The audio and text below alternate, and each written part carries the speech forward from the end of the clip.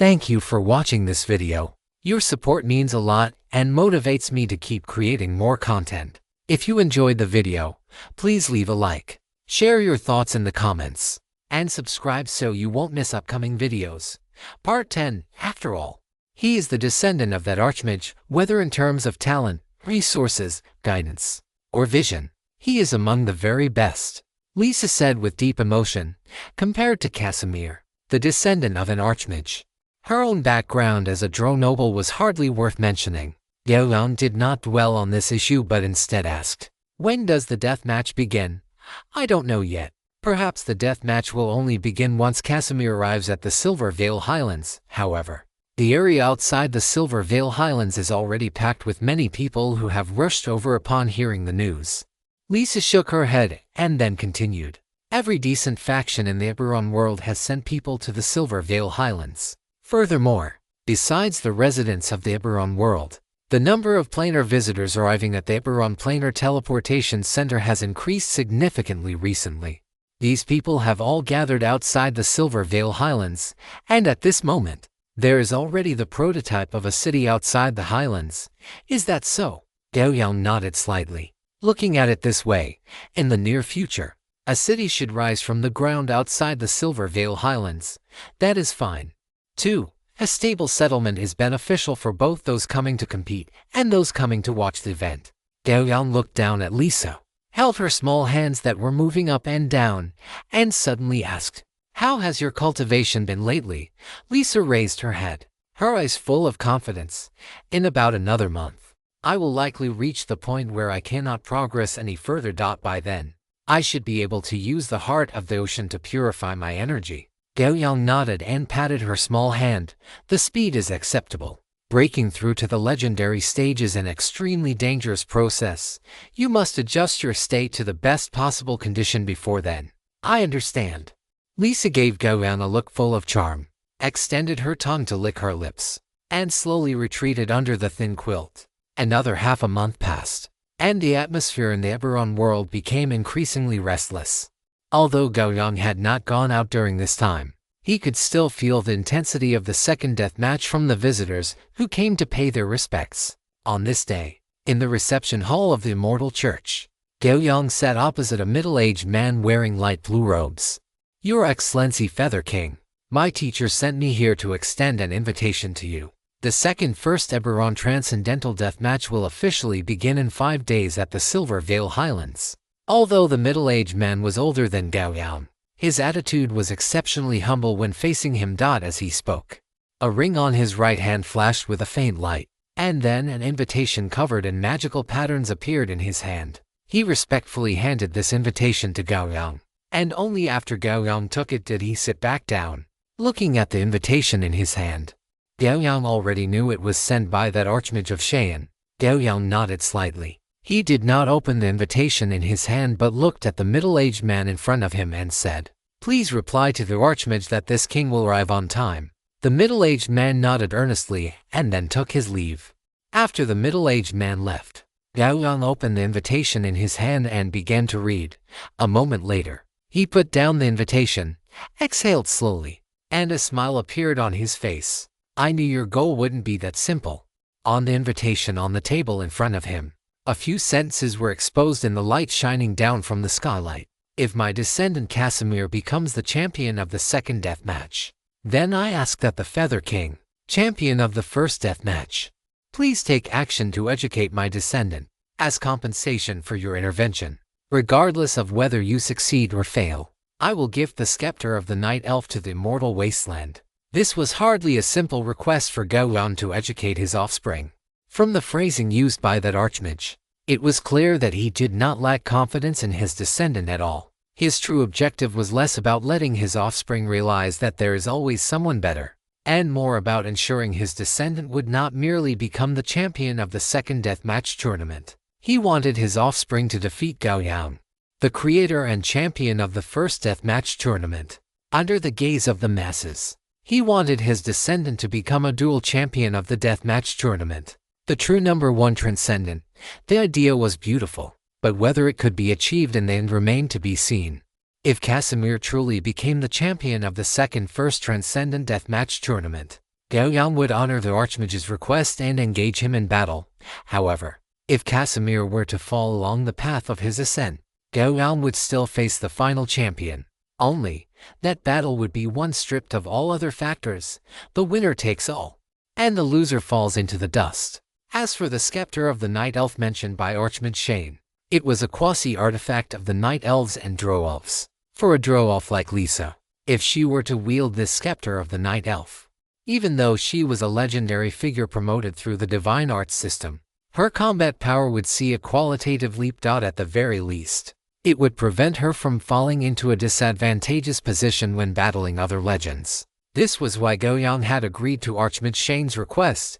If nothing else, this legendary Archmage was truly generous. So generous, in fact, that Gao Yang could not even find a reason to refuse. This was the benefit of controlling a major faction and having lived long enough. Such a foundation was not something Gao Yang, who had only been a player in the comprehensive network for a mere few years, could possess. Perhaps he was a formidable fighter, but that was his only advantage. When it came to resources, insight, and heritage, he was still lacking by a wide margin. Gao Yang folded the invitation again and tucked it into his inventory. He rose to leave the reception hall and returned to his cultivation chamber to continue his practice. 2 days later, in the Immortal City, squads of Spider Knights and Drow Guards stood on both sides of the Immortal Temple. At the very front of the Spider Knights and Drow Guards stood Spider Commander Sophia and Guard Captain Huikui. At the main entrance of the Immortal Temple stood Lisa, dressed in bishop robes. As for Gao Yang, he did not appear there. Instead, he sat on the back of Odelavir, slowly ascending from the rear of the Immortal Temple. The deathmatch tournament was about to begin. As the Feather King of the Immortal Wasteland, and with the Immortal Wasteland acting as a major power, it was naturally impossible for him to simply fly over to the Silver Frost Highlands on the back of Odelavir as he had done before. After all, at this moment, he was not representing himself, but the face of the entire Immortal Wasteland. Without any wasted words, Odelavir flew directly above the temple, a majestic dragon oar spread out, causing all life in the Immortal City to look on in awe. A staircase condensed from ice extended to Lisa's feet. Under the watchful eyes of the various factions in the Immortal City, Lisa stepped onto the ice stairs and walked slowly to Gao Yang's side. The next moment, Odelavir flapped his wings with force, suddenly accelerating as he charged toward the Silver Frost Highlands. Below, the Spider Knights and Drow Guards, led by Sophia and Huikui, followed closely in the direction of Odelavir. The Silver Frost Highlands were not far from the Immortal Wasteland. By the morning of the next day, Gao Yang and Lisa had already arrived. Beneath them were the Spider Knights and Drow Guards who had been traveling at full speed the entire way. Gao Yang stood on Odelavir's back, looking down at the Silver Frost Highlands below. At this time, the central area of the Silver Frost Highlands remained largely unchanged from when he had last left, still filled with the scars of battle. However, on the easternmost periphery of the Silver Frost Highlands, a prototype of a massive city had appeared. Why say it like that? Because at this very moment, that legendary Archmage Shane was standing in midair, holding his staff. With immense magic power radiating from his body, the earth below was undergoing changes under his control. The hard ground turned into flowing mud, eventually forming buildings that slowly rose from the earth. In no time at all, giant structures about 100 meters tall stood upon the land. Under the gaze of Gao Yang and the numerous spectators who had arrived, a city was born from nothing, bit by bit, through the hands of the Archmage. Gao Yang watched the Archmage, who looked like a human-shaped neon light, and observed the great power he displayed, his heart trembling slightly. The magic the other party used was merely stone to mud and mud to stone, but in his hands, these two simple spells were enough to create a city out of thin air. It was enough to show that his comprehension, understanding, and control of magic had reached an incredibly exaggerated level. One could only say, as expected of a mage, as expected of a legendary Archmage. In just half an hour, a large area of flat land on the eastern outskirts of the Silver Frost Highlands had been transformed into a complex of gray-white city buildings. Compared to the city the Archmage had molded with his bare hands, the rudimentary city formed spontaneously by the spectators who had arrived early seemed somewhat unsightly. Just then, Archmage Shane's voice resonated throughout the entire Silver Frost Highlands. Since you have all come from afar, please stay in this city of deathmatches for the time being. 3 days from now, the deathmatch tournament will officially begin. The city of deathmatches, is it? Gao Yang raised an eyebrow, then urged O'Delivere to fly toward the newly born city of deathmatches. As he flew over the city of deathmatches, the Archmage had already looked over. Lord Feather King, Mr. Archmage. After the two nodded slightly in greeting, the Archmage looked toward the eastern center of the city of deathmatches, where a group of large, detached villas stood. He pointed to the only villa building in the very center of this villa area and said, Lord Feather King, as the champion of the first deathmatch tournament, this is a building I have constructed specifically for you. I am sorry to trouble you, Master Mage. Gao Yang nodded in thanks. I have already received your invitation. If Casimir can truly become the champion of the second deathmatch tournament, I will fight him with all my strength. Upon hearing this, a trace of a smile appeared on the mage's calm face. He looked at Gao Yang and gave a slight nod of acknowledgement. After Gao Yang finished speaking, he urged O'Delivere to descend toward the villa, and the mage vanished into thin air. With the establishment of the city of deathmatches, spectators and contestants alike began to converge on this city from all corners of the Silver Shroud Highlands. As this fresh blood poured in, the newly emerged city began to brim with vitality at an astonishing speed. As the Mage Shane, who had created the city of deathmatches, it was only natural that he became the ruler of this city.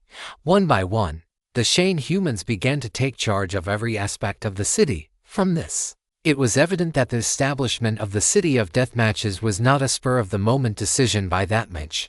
He had been prepared for a long time, and even the management staff had already been arranged. Chapter 652. The mage's invitation and the rules of the deathmatch. In just 2 days, the city of deathmatches was already more than 90% full, and the name of Mage Shane had become the most resounding name in the city of deathmatches over these 2 days. This city of deathmatches was not a chaotic pile of buildings under the mage's control. The residential areas, commercial districts, and even the lodgings for the contestants were all crafted and generated by him one by one. The contestants' lodgings were located in the eastern region of the entire city of deathmatches, which was exactly where Gao Yang was currently staying. Inside Gao Yang's residence at this moment, all the furniture and decorations had been neatly arranged, and these items had been brought by Matthew. In the reception room, Gao Yang and Matthew sat opposite each other. On the table in front of them were some dried fruit snacks and drinks, which were specialties of the Eberron world. Feather King, tomorrow is the day the deathmatch tournament officially begins. Matthew swirled the jade teacup in his hand and looked at Gao Yang opposite him with a smile. Seeing the smile on his face, Gao Yang knew that he and Giuliano had gained quite a lot from this deathmatch tournament. He raised his teacup and gestured toward Matthew.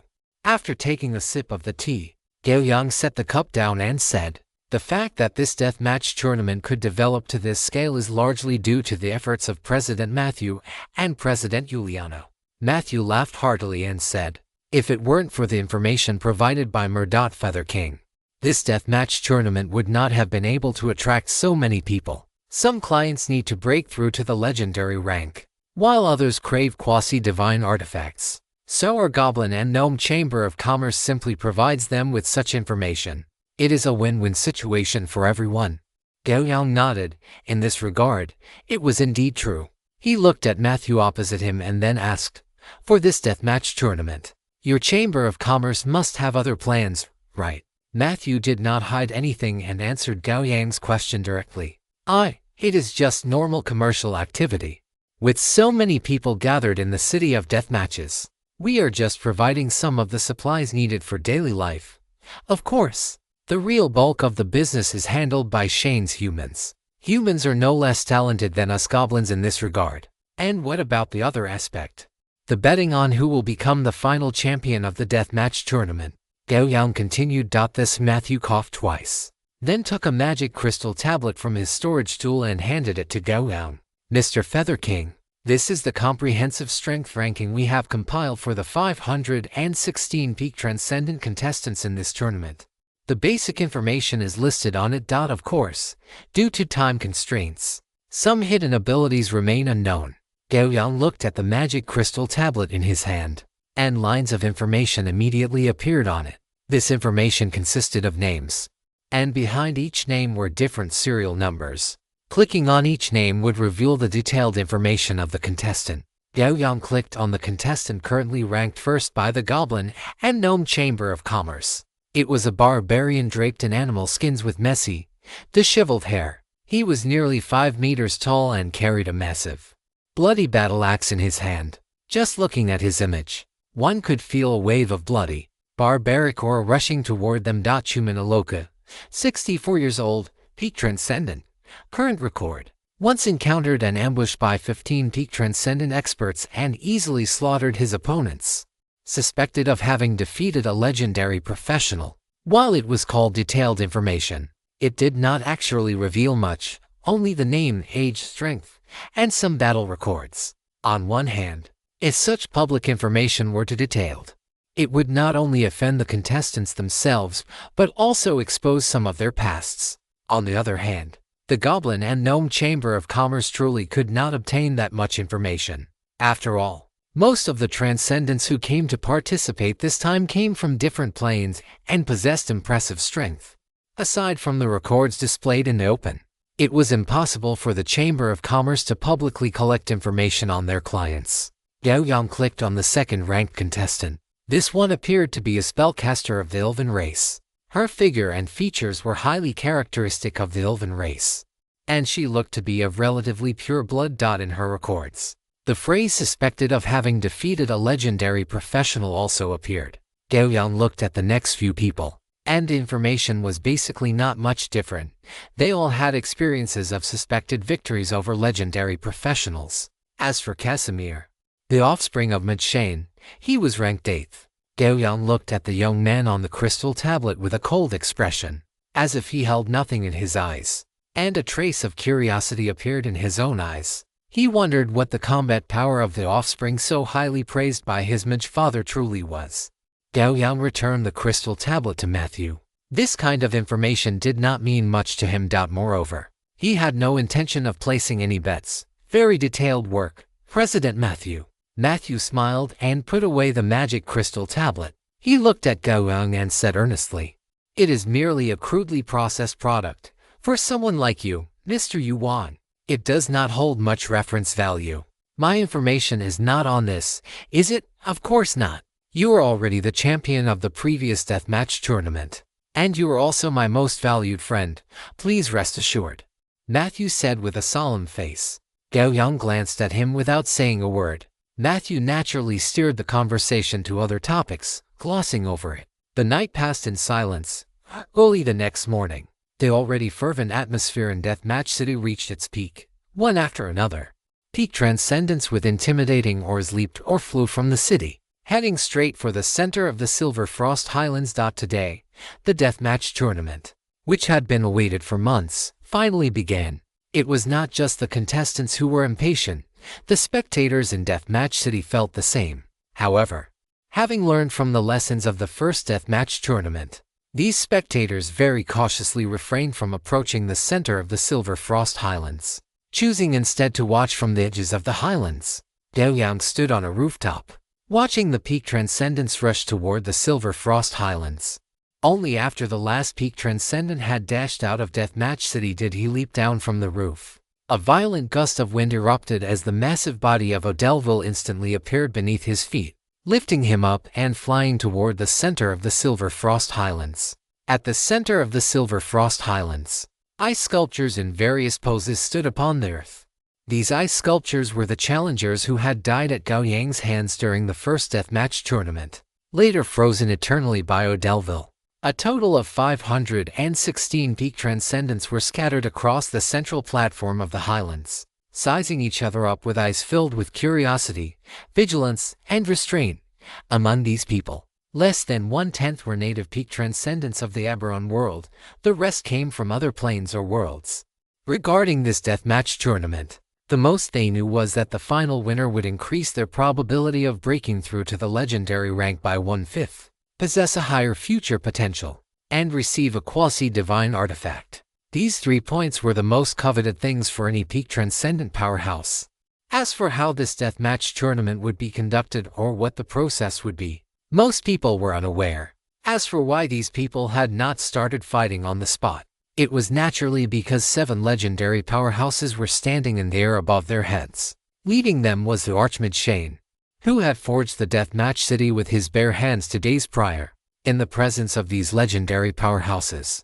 Even though those present were peak transcendents just 1 step away from the legendary rank, no one dared to be presumptuous. If it were a one-on-one fight, a peak transcendent might still have a chance to kill a legendary, but when the numbers became 2-on-2, a peak transcendent would be no match for 2 legendaries. And when that number increased by 1 more, even if the number of peak transcendents increased tenfold, they would not be able to stop 3 legendary powerhouses. When 7 legendaries joined forces, the 500+ peak transcendents present could only compete to see who was faster. Those who ran slowly would be the ones forced to face the 7 legendaries in the front row. Suddenly, the 7 legendaries, led by Archmage Rhine, looked up toward the direction of Deathmatch City. The many peak transcendents all turned their heads, and then they saw a ferocious and massive 2-headed ice dragon flapping its wings as it flew toward the Silver Frost Highlands. On the back of this giant dragon, a young man sat casually on a wide ice chair, beside the Archmage. A middle-aged man with golden hair, wearing pitch-black armor and carrying a greatsword on his back, gazed at Gao Yang and suddenly asked, "Is this the king of death matches who founded the tournament, the first transcendent, the immortal Yuan of the immortal wasteland?" After speaking, he did not wait for anyone else to answer and continued to himself.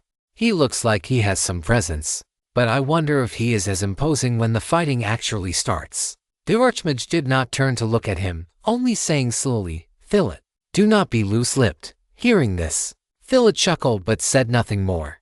Gao Yang flew to the space above the center of the Silver Frost Highlands, stood up, and nodded to the 7 legendaries in mid-air before directing Odelville to descend toward the large platform below. Odelville's massive body landed aggressively in the very center of the platform below. This action caused a flash of madness and bloodlust to erupt in the eyes of the barbarian human, who was standing there. He picked up his bloody giant axe and aimed it at Odelville as it descended. The surrounding peak transcendents immediately showed expressions of interest and moved away, as if to clear the battlefield for the 2 of them. Such movement startled human. He glared at Gao Yang in anger, and then his massive, 5-meter-tall body suddenly appeared 100 meters away. The moment after he left, Odelville's strong and powerful dragon claws slammed into the ground, and its 2 dragon heads rose to let out a domineering and one dragon roar. An ice staircase extended from Odelville's back to the ground in front, and Gao Yang walked down slowly, looking at the peak transcendents around him. A fighting spirit surged in the depths of Gao Yang's eyes. With so many peak transcendents, there were bound to be some who could put up a fight. Now, he only hoped the battle would begin soon. Seeing that Gao Yang had arrived at the battlefield, Archmage Shane tapped his staff slightly in front of him. The next moment, a surging magical fluctuation erupted from his body. Amidst this violent magic, outside the central platform of the Silver Frost Highlands, -1 high platform slowly rose from the ground, turning into 6 pillars of heaven that surrounded the central platform. Each platform was dozens of meters high and a square of 1,000 meters in length and width. For many peak transcendents, this area could be crossed in the blink of an eye. But for these peak transcendents, it was enough to serve as a starting point for the battlefield. As for where they fought once the battle began, as long as they did not affect others, there would be no problem. This was the rule of the Second Aberon First Transcendent Deathmatch Tournament, 6 platforms, and the first to ascend them would be the 6 challengers, waiting for others to attack the platform. The winner holds the platform, and the loser bites the dust. Until the final 6 survived, the king of the death match for the second tournament would be born from among them. And Gao Yang's goal was precisely these 6 who would ultimately remain standing. Of course, if Casimir became one of these 6, then he would have to wait a little longer. Chapter 653 The Deathmatch begins, and the multiverse players. After the 6 massive high platforms appeared, the Archmage flipped his palm, and a 5-foot-long, deep blue staff appeared in his hand. He gripped the staff and looked down at the many transcendents below. his voice not loud, yet it reached everyone's ears. This is the quasi-artifact, the Staff of Loader, and it is the prize for the king of the deathmatch in this tournament. The rules for this deathmatch tournament are that 6 people will hold the platforms, while the others take turns attacking. The winner stays, the loser falls, and you are responsible for your own life and death. A maximum of half a day of rest is allowed between each battle. You must judge for yourselves. After speaking, the quasi-artifact staff in the Archmage's hand was lifted by an invisible force, hovering at the very top of the central platform, falling into the eyes of every transcendent. Having done this, he withdrew his hands and said calmly, "The deathmatch begins." As his voice fell, a stir immediately broke out among the many transcendents standing on the platform. Gao Yang stood where he was without moving, simply watching these people quietly. Suddenly, a faint shimmer of teleportation flashed through the crowd, and a figure vanished from the spot. Gao Yang saw it clearly. That person was undoubtedly the Archmage's offspring, Casimir. The next moment, Casimir appeared on one of the high platforms, looking up at the 7 legends in midair. As Casimir was the first to stand on a platform, the barbarian Chuman in the crowd below bent his legs slightly, then exerted force with a boom, his entire body shooting toward another platform like a cannonball. In the blink of an eye, 2 platforms were already occupied. Those who dared to come to Eberron to participate in this deathmatch tournament were all peak transcendent powerhouses who possessed absolute confidence in their own combat strength. If they lacked such confidence or such combat power, these transcendent powerhouses would not have come to participate in this deathmatch tournament with its exceptionally high mortality rate. After Casimir and Chuman each occupied a platform, the crowd that had been watching suddenly moved. The auras of numerous peak transcendent powerhouses exploded instantly, and one after another, they began to rush toward the other 4 platforms. There were too few targets, and too many transcendents with extreme self-confidence. So before they even climbed onto the platforms, battles had already erupted. When they stepped onto this silver-clad highland, they had already realized that the struggle had begun the moment they set foot here. And so, now, everywhere they looked, there were enemies. Continuous roars and angry shouts exploded instantly, and ability systems from hundreds of different planes were revealed here in an instant. And in the next moment, the smell of blood began to spread in the air. Gao Yang had long been accustomed to such situations. After just one glance, he withdrew his gaze and looked at the approximately 300 or so participants still remaining on the platform. He could sense that among these participants, quite a few hostile gazes were cast toward him. Among them, there were also a few gazes with unclear intentions. To this day, Gao Yang's perception was no longer low, so he could slightly sense the emotions within these gazes. This discovery made Gao Yang raise an eyebrow slightly. He scanned the entire platform calmly, but he could not find the owners of those few gazes with unclear intentions. Gao Yang shook his head slightly, then sat down toward the back. Following his movement, an ice chair quickly took shape. By the time he was fully seated, the ice chair had completely formed. After Olivia finished doing this, just like in the previous deathmatch tournament, she lay down behind Gao Yang and began to doze off. The battle lasted only a few minutes before it ended.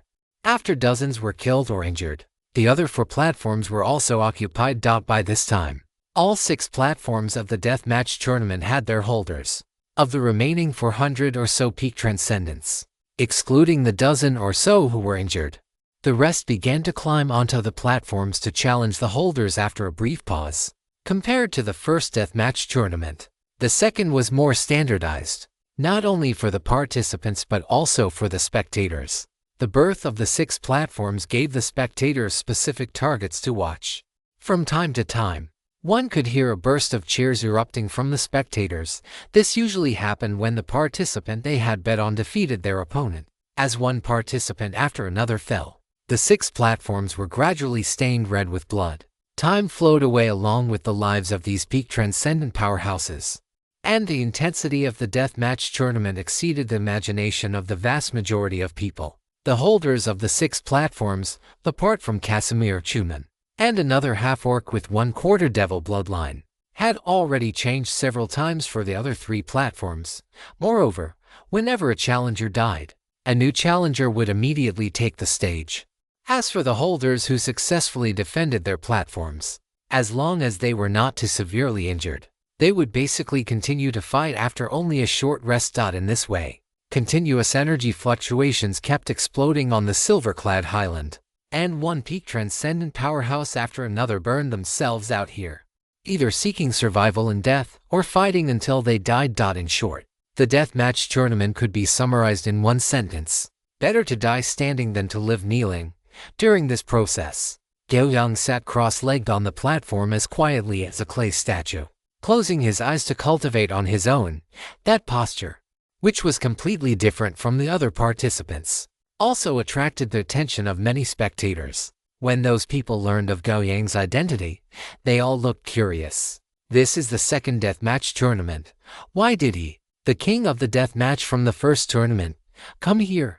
Could it be that he intends to participate in this second deathmatch tournament as well? Perhaps, after all, he is still a transcendent and has not yet advanced to a legend.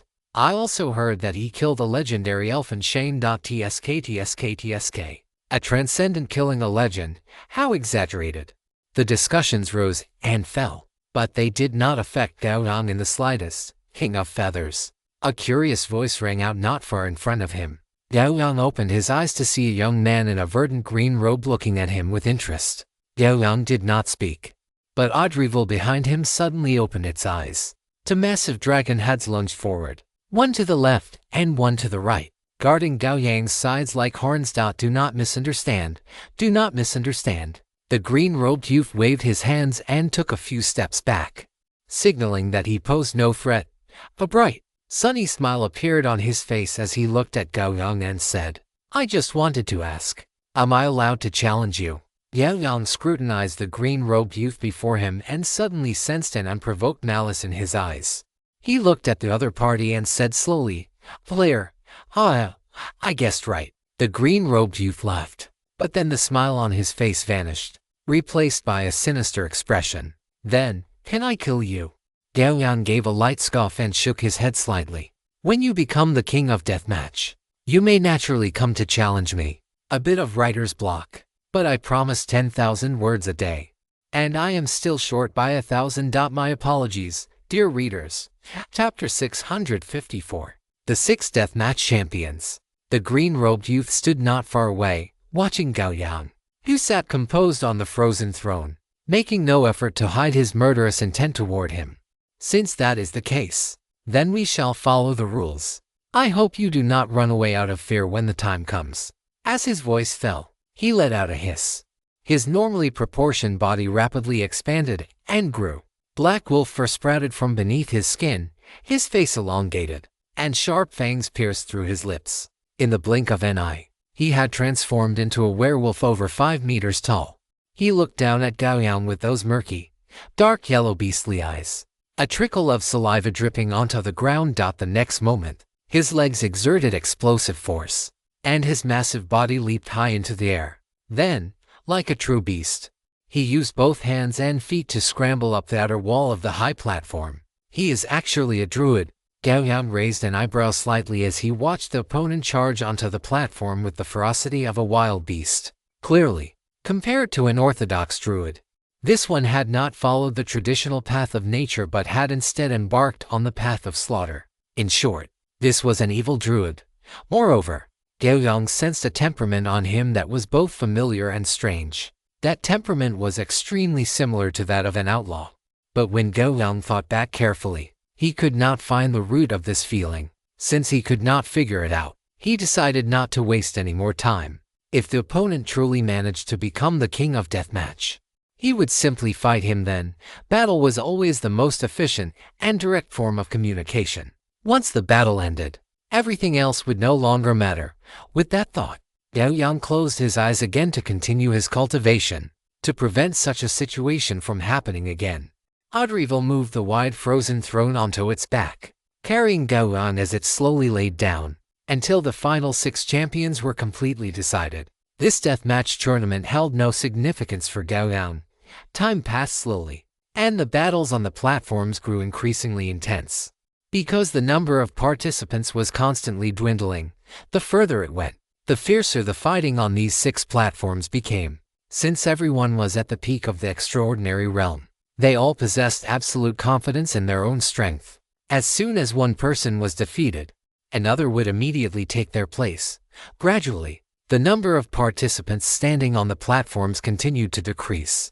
When the last participant climbed onto the platform and had their skull split open by a blood-stained axe, this deathmatch tournament, which had lasted for 20 full days, finally reached its final moment. Over the past 20 days, nearly 100 battles had taken place on each platform, leaving the once smooth surfaces riddled with holes and scarred with the marks of combat. Of the original 516 participants, only 6 remained. Each of them occupied a platform, their bodies surging with bloody, violent auras. Among them, Casimir, the descendant of the Archmage, and Schumann the Barbarian had maintained their status as champions from the very beginning.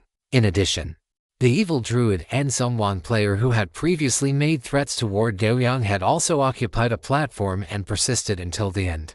Beyond them, the champions of the other 3 platforms were Marcus Iron Axe, a giant dwarf 5 meters tall and 3 meters wide, Hannah Kane, a vampire with blood-red energy surging around her, and Mo, a bold female martial artist with a calm aura. The 6 champions, having defeated all their opponents, stood up after half a day of adjustment, as if in resonance, and looked at one another. After a brief exchange of gazes, they each selected their next opponents. Schumann looked toward the giant dwarf Marcus Iron Axe and raised the blood-stained axe in his hand high. The evil druid looked toward the female martial artist Mo, his sharp beastly claws clashing repeatedly. As for the vampire Hannah Kane, she looked toward Casimir. Their auras clashed continuously. And amidst this confrontation, Audrival, carrying Gao Yang, slowly took flight. Soon, Audrival flew out of the area and hovered in midair, watching the scene. It was clear that Gao Yang was clearing space for the upcoming battle. As the two-headed ice dragon flew into the sky, only 6 people remained in the center of the silver-clad highlands. A thick intent to battle erupted from the 6 of them, their powerful wills causing even the heavens and earth to fall silent. The next instant, Schumann moved. He let out a wild roar, his tempered body instantly turning blood red, thick blood vessels pulsing across the surface of his muscles, and wisps of high-temperature steam diffusing from his body. In his berserk state, Schumann stomped down, the surging power instantly destroying the ground within a 20-meter radius beneath his feet. Gravel flew everywhere, and his body suddenly turned into a streak of scarlet lightning, vanishing from where he stood. On the other side, Marcus tilted his head back to chug an entire barrel of strong liquor, let out a burp, and then, laughing heartily, raised his single-edged battle axe and charged toward Schumann. Both of them were massive in stature, and both were power-type superhumans who excelled in close-quarters combat. The distance between them constantly shrank, yet the momentum they accumulated grew ever heavier. When the 2 of them sprinted to the edge of the high platform, they leaped toward each other almost simultaneously. Under the gaze of everyone present, the 2 gargantuan bodies collided in midair between the platforms with a thunderous boom, as if a comet had struck the earth. The entire Silver Frost Highland fell silent for a moment.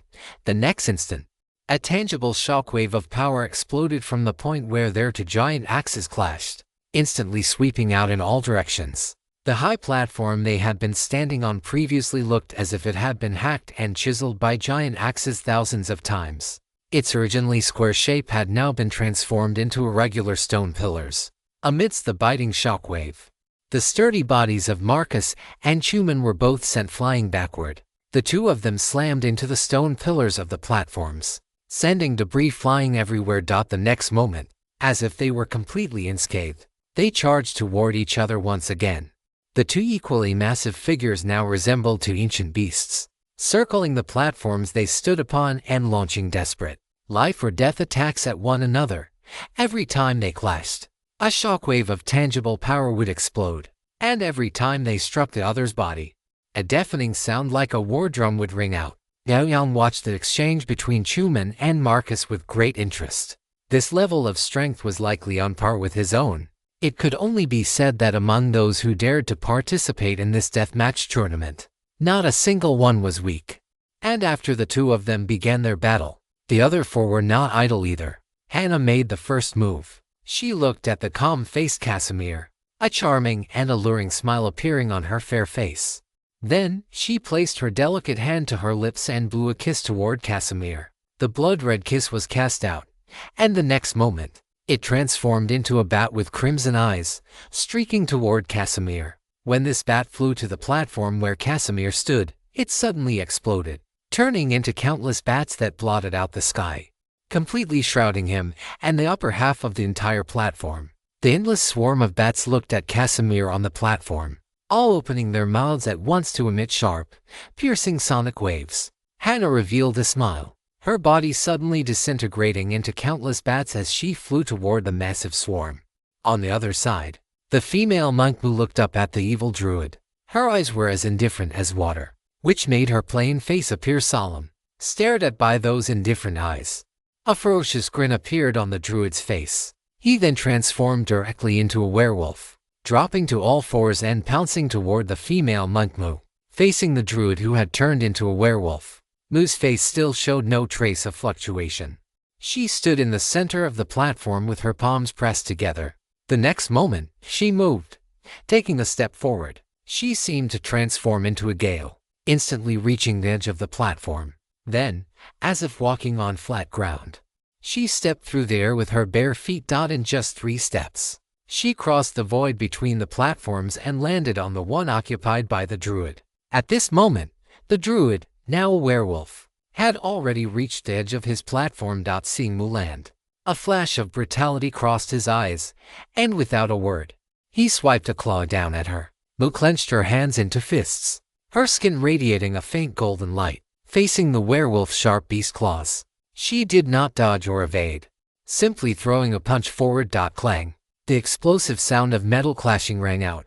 Fist and claw collided, then rebounded from each other. Mu's body paused slightly. Then she transformed into a violent wind once more, instantly surrounding the werewolf and raining down countless fist shadows from all directions. Facing this attack, which was like a gale, the werewolf's speed clearly could not keep up.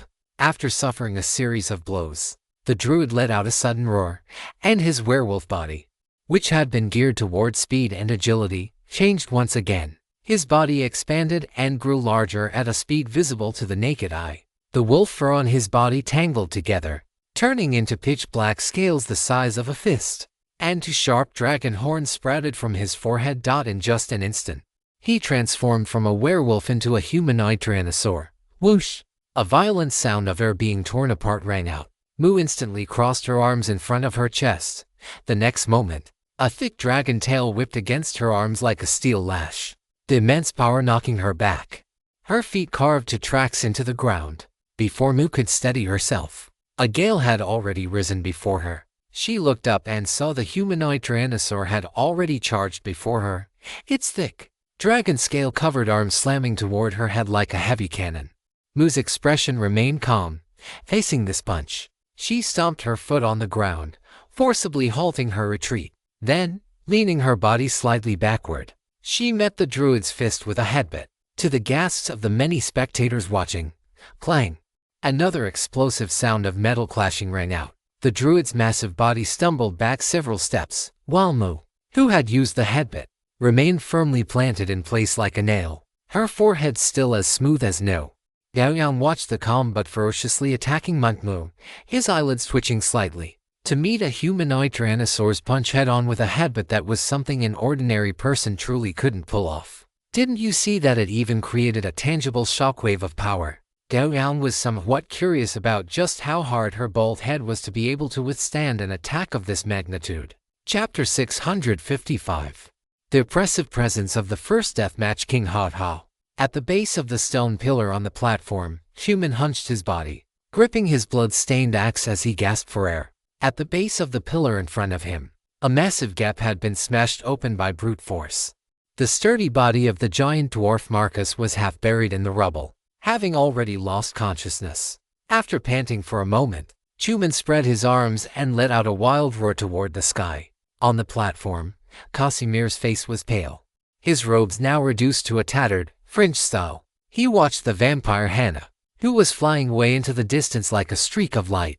A flicker of anger appearing in his arrogant eyes, he wiped his mouth, and after taking several deep breaths, He returned to his previous expression of indifference. As for the other high platform, the female Manhwa had already appeared in the center of the Silver Shroud Highlands.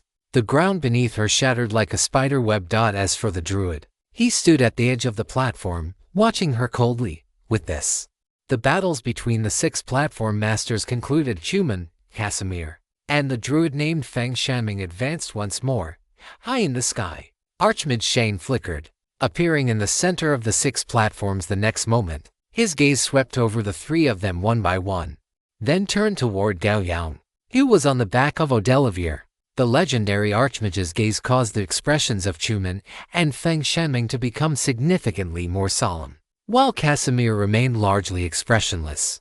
Archmage Shane looked at Gao Yang. His voice calm yet clearly transmitted into the ears of everyone present. Your Excellency, King of Feathers, there are only 3 people left now. A bye would not be appropriate.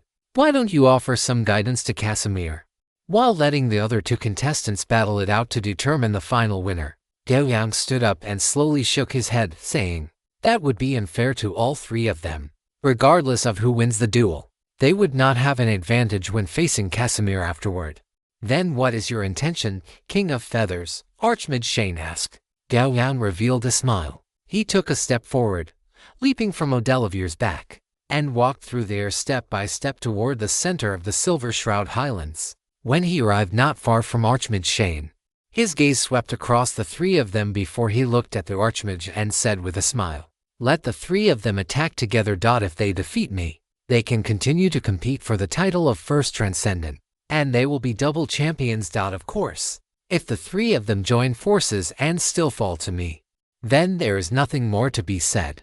Gao Yang's smile was gentle, but his words caused Archmage Shane to pause slightly before he suddenly chuckled. He looked at Gao Yang, as if seeing through his thoughts, and said with a smile, Your Excellency, King of Feathers, you are truly confident in your own strength. If one has reached this stage and still harbors doubts about oneself, one will not go far.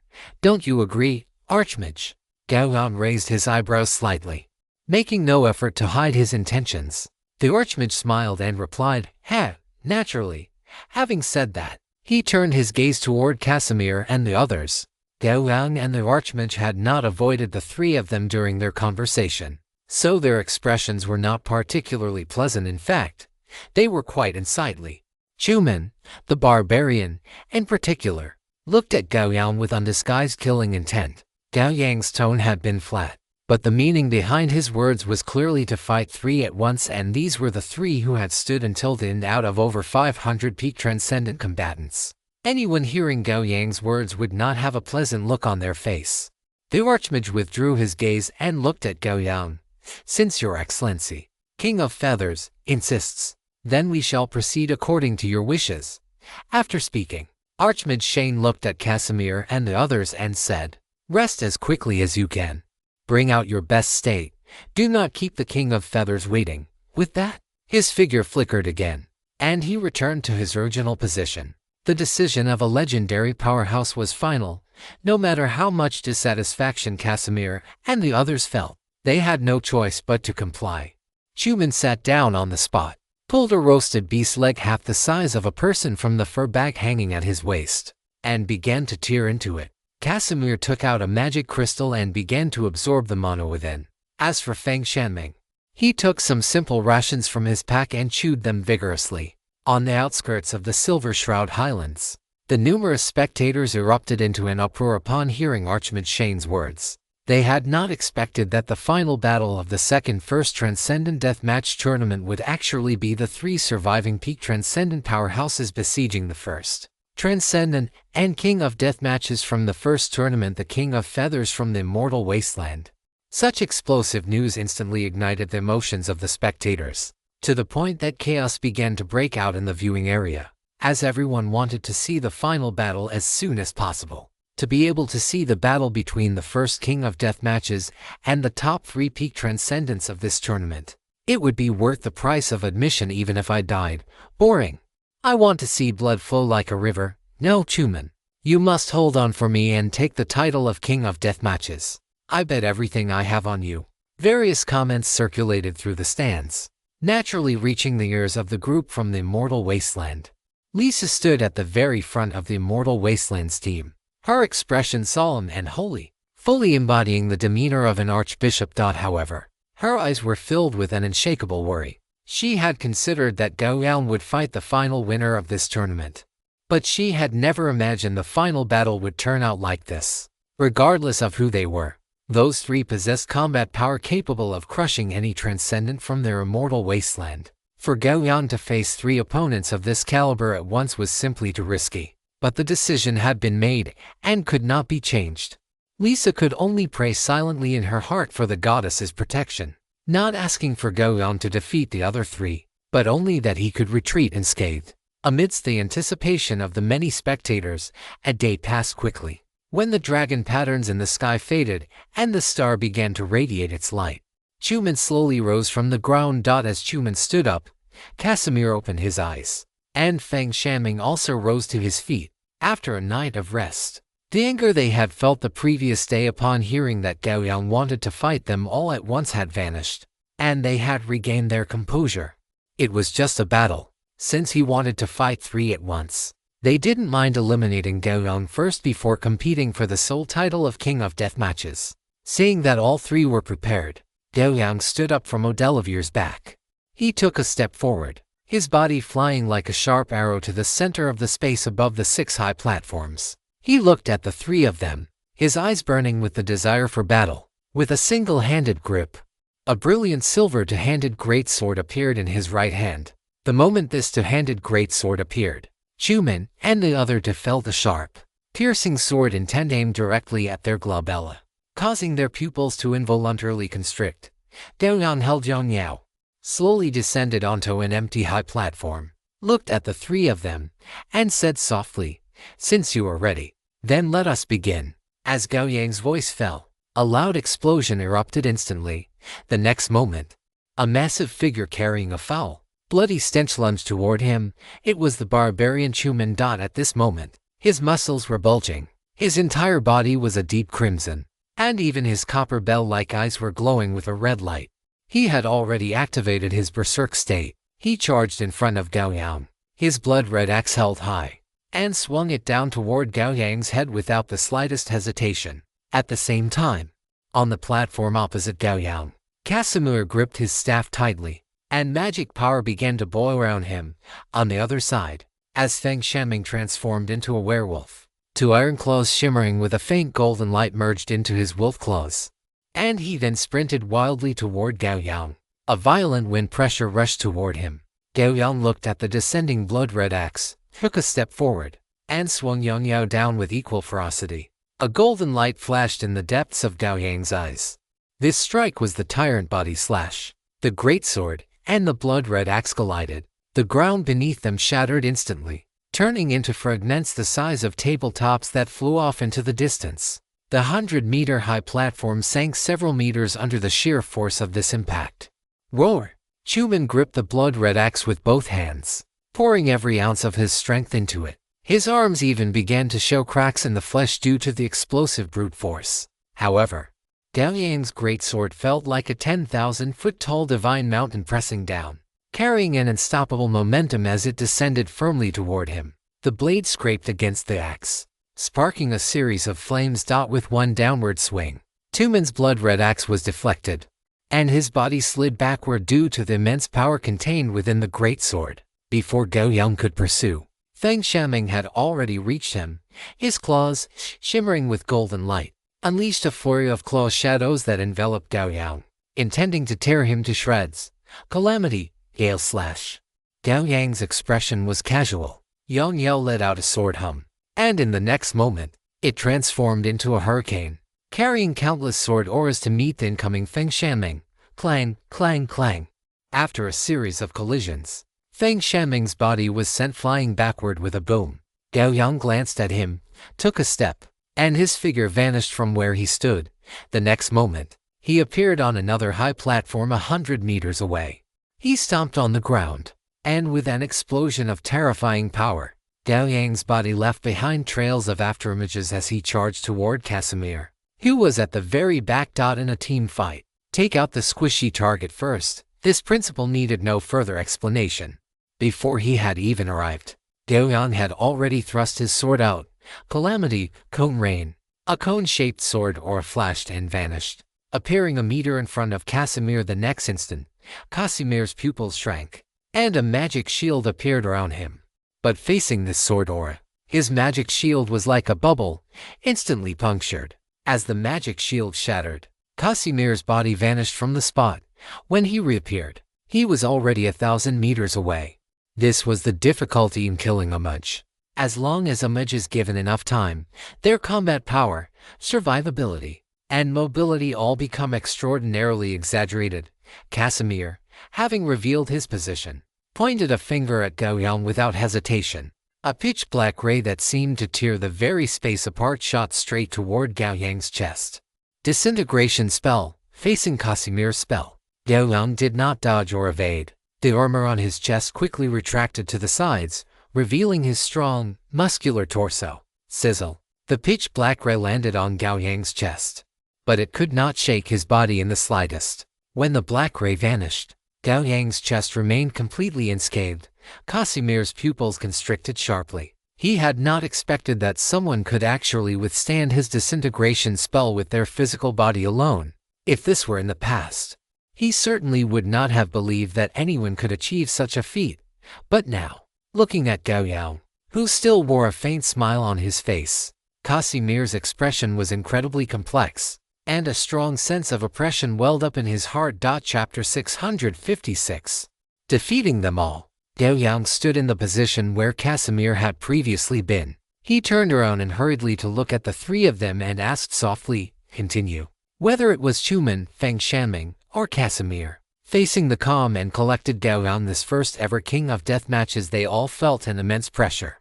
This pressure was heavier than any opponent they had faced before. It was the kind of oppression one feels when standing at the foot of an ancient, eternal divine mountain, looking up at the massive peak that seemed to touch the sky, especially just now, when facing Casimir's disintegration spell.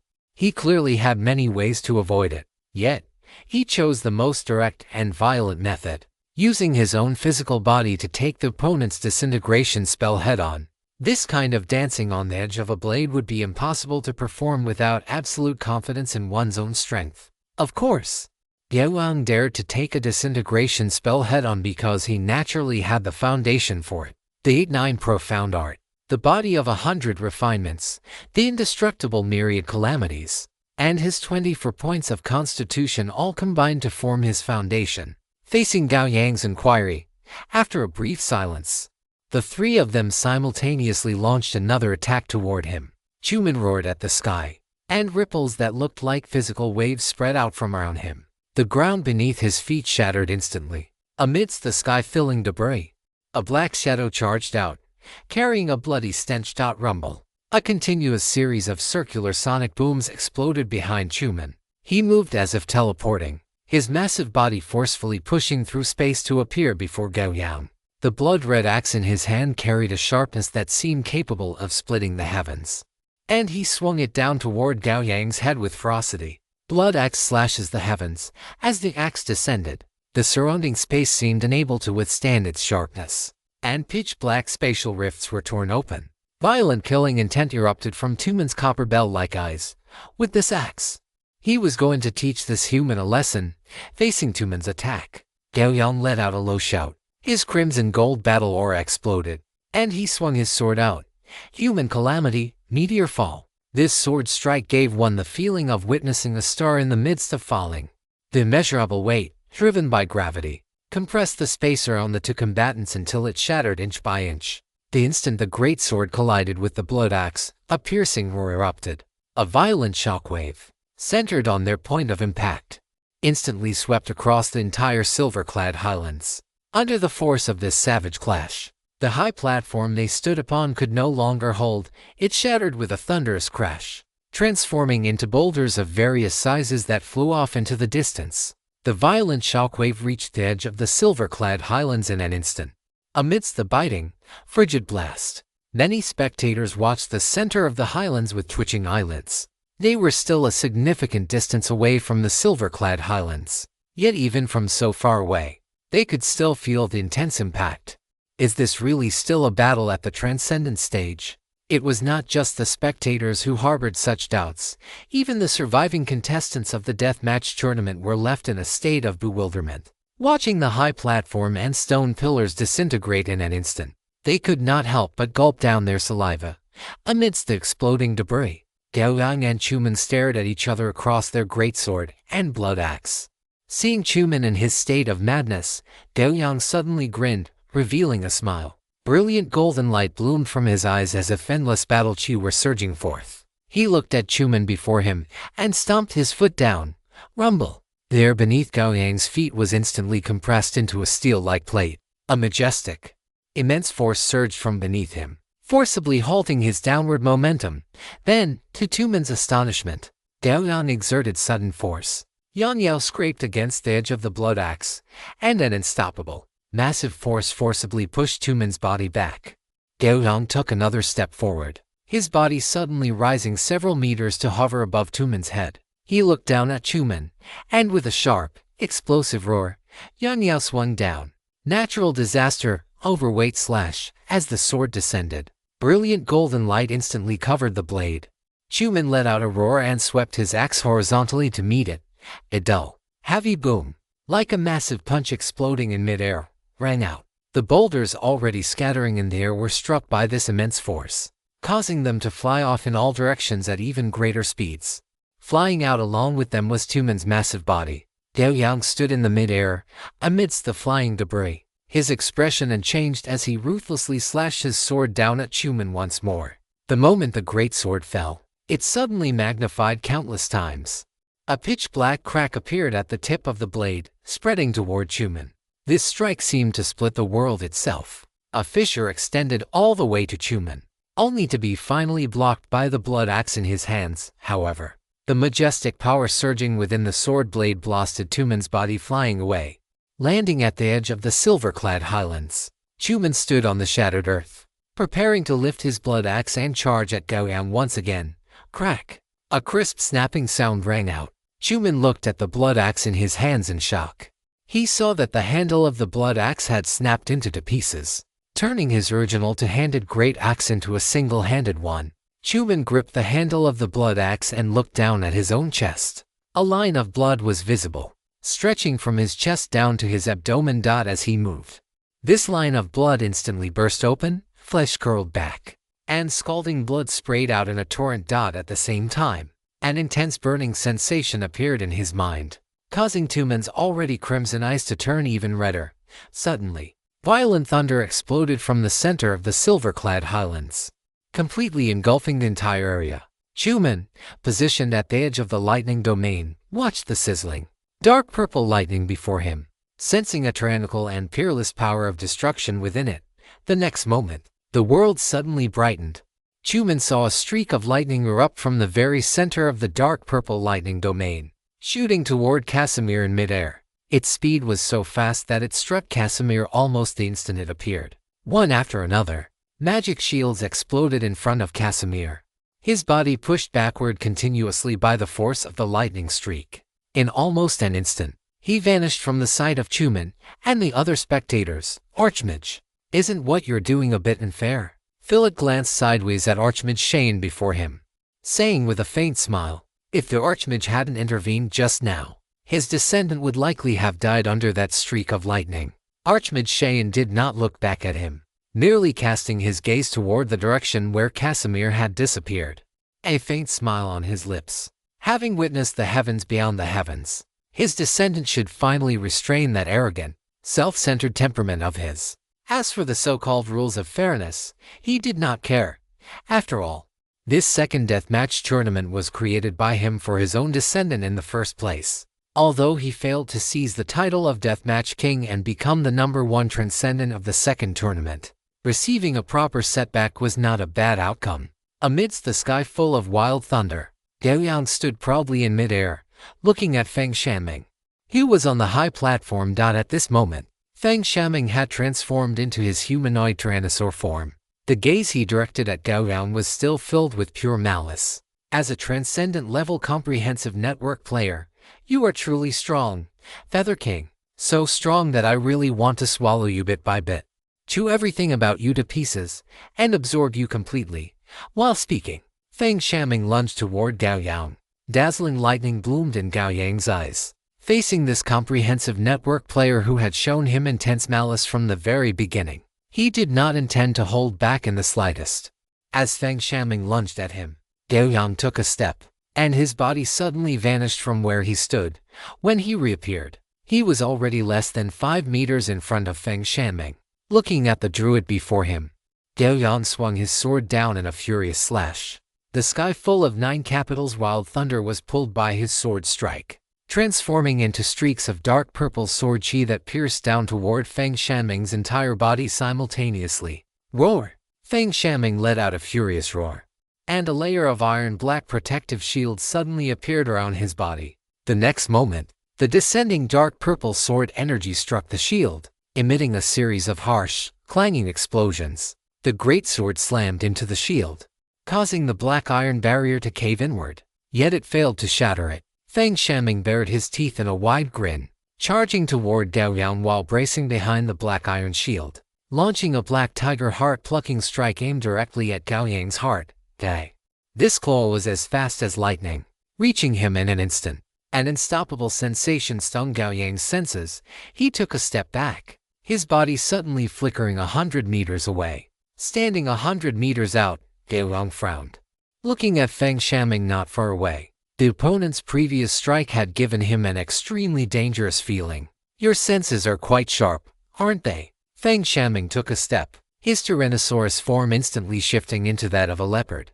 And with a fierce pounce, he vanished from the ground. In a mere instant, he lunged out from the shadow in front of Gao Yang, his sharp claws glinting with a cold light, swiping toward Gao Yang's throat.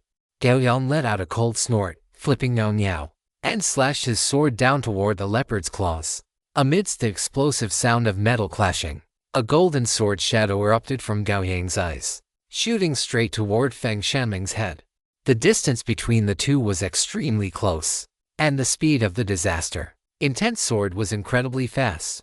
Caught off guard, it instantly pierced into Feng Shaming's skull. Feng Shaming's body stiffened abruptly. In that moment, the thunder filling the sky converged onto the blade of Yongyao, and scorching red gold battle aura surged wildly, instantly manifesting a massive thunderfire greatsword in Gao Yang's hands.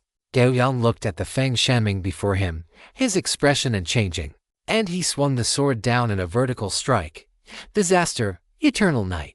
The thunderfire sword energy erupted, and the area instantly plunged into a deathly silence as a 10,000-meter-long thunderfire giant sword suddenly appeared between heaven and earth. Subsequently, under the horrified gazes of the many spectators, the thunderfire giant sword crashed into the earth. Amidst the violent roar, the ground split open, the fissure spreading until it reached the edge of the Silver Shroud Highlands before finally coming to a halt. And in front of Gao Yang, there was no longer any figure to be seen. A trace of anger flashed in the depths of Gao Yang's eyes, for he had not actually struck Feng Shaming with that sword. The moment before the Eternal Night strike landed, the opponent had vanished from this world. Chapter 657, The Double Crown King. Under the violent thunderfire sword energy strike, Feng Shaming's expression remained very calm, as if the lethal blow about to descend upon his head did not exist at all. He merely looked at Gao Yang mockingly and opened his mouth to say, "We will meet again, Feather King." As his voice fell, a ripple of spatial fluctuation instantly spread out, and the thunderfire sword energy that was crashing down also stagnated for a brief moment. By the time the thunderfire sword energy slashed down, the opponent had already disappeared without a trace. Gao Yang recalled Feng Shaming's expression and words, slowly calming the anger in his heart, as a legendary greatsword technique. And with his own augmentation, the power of disaster, Eternal Night could be considered extremely exaggerated, given the suppression and destruction Eternal Night exerted on the surrounding space. The fact that Feng Shaming could still escape from such a hostile environment was enough to prove that the escape tool he used was of a very high rank. Or perhaps, the opponent possessed an extremely powerful ability capable of forcibly tearing through space and stabilizing spatial turbulence to perform teleportation. However, this conjecture only passed through Gao Yang's mind before he dismissed it. If one truly possessed such a cheat-like ability, then regardless of combat power, their survivability would be absolutely maxed out. Slowly exhaling the turbid air from his chest, Gao Yang sheathed Yao. After this battle, Gao Yang's understanding of himself became even clearer. Although Chuman, Casimir, and Feng Shanming were all absolute peak transcendent powerhouses in Gao Yang's view, even if they encountered some newly ascended legendary grade powerhouses who had not yet mastered their own domains, they might not necessarily fall behind. But the three of them appeared less formidable, perhaps even somewhat weak, in front of Gao Yang. This made Gao Yang recall the situation during the first Transcendent Deathmatch tournament, where he had struggled immensely during his fights. Especially the final green-skinned orc, who was almost half a step away from the legendary rank. In that battle, Gao Yang could be said to have exhausted every means before finally managing to kill him with great difficulty. Compared to that battle, today's fight could simply be described as easy.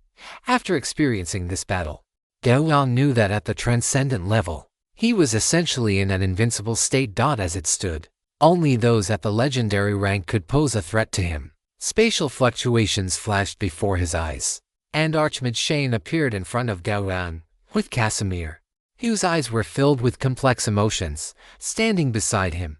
Archmage Shane looked at Gao Yang with a smile and spoke slowly. As expected of the first Deathmatch King, the Feather King's strength has truly opened my eyes. Your Excellency Archmage is too kind, it was merely an insignificant little scuffle. Gao Yang looked at Archmage Shane and shook his head slowly, listening to the two of them. A trace of anger and helplessness flashed in Casimir's eyes. For him, he hadn't even used his full strength in the previous battle, yet he had almost been killed instantly by a single sword strike from the man before him.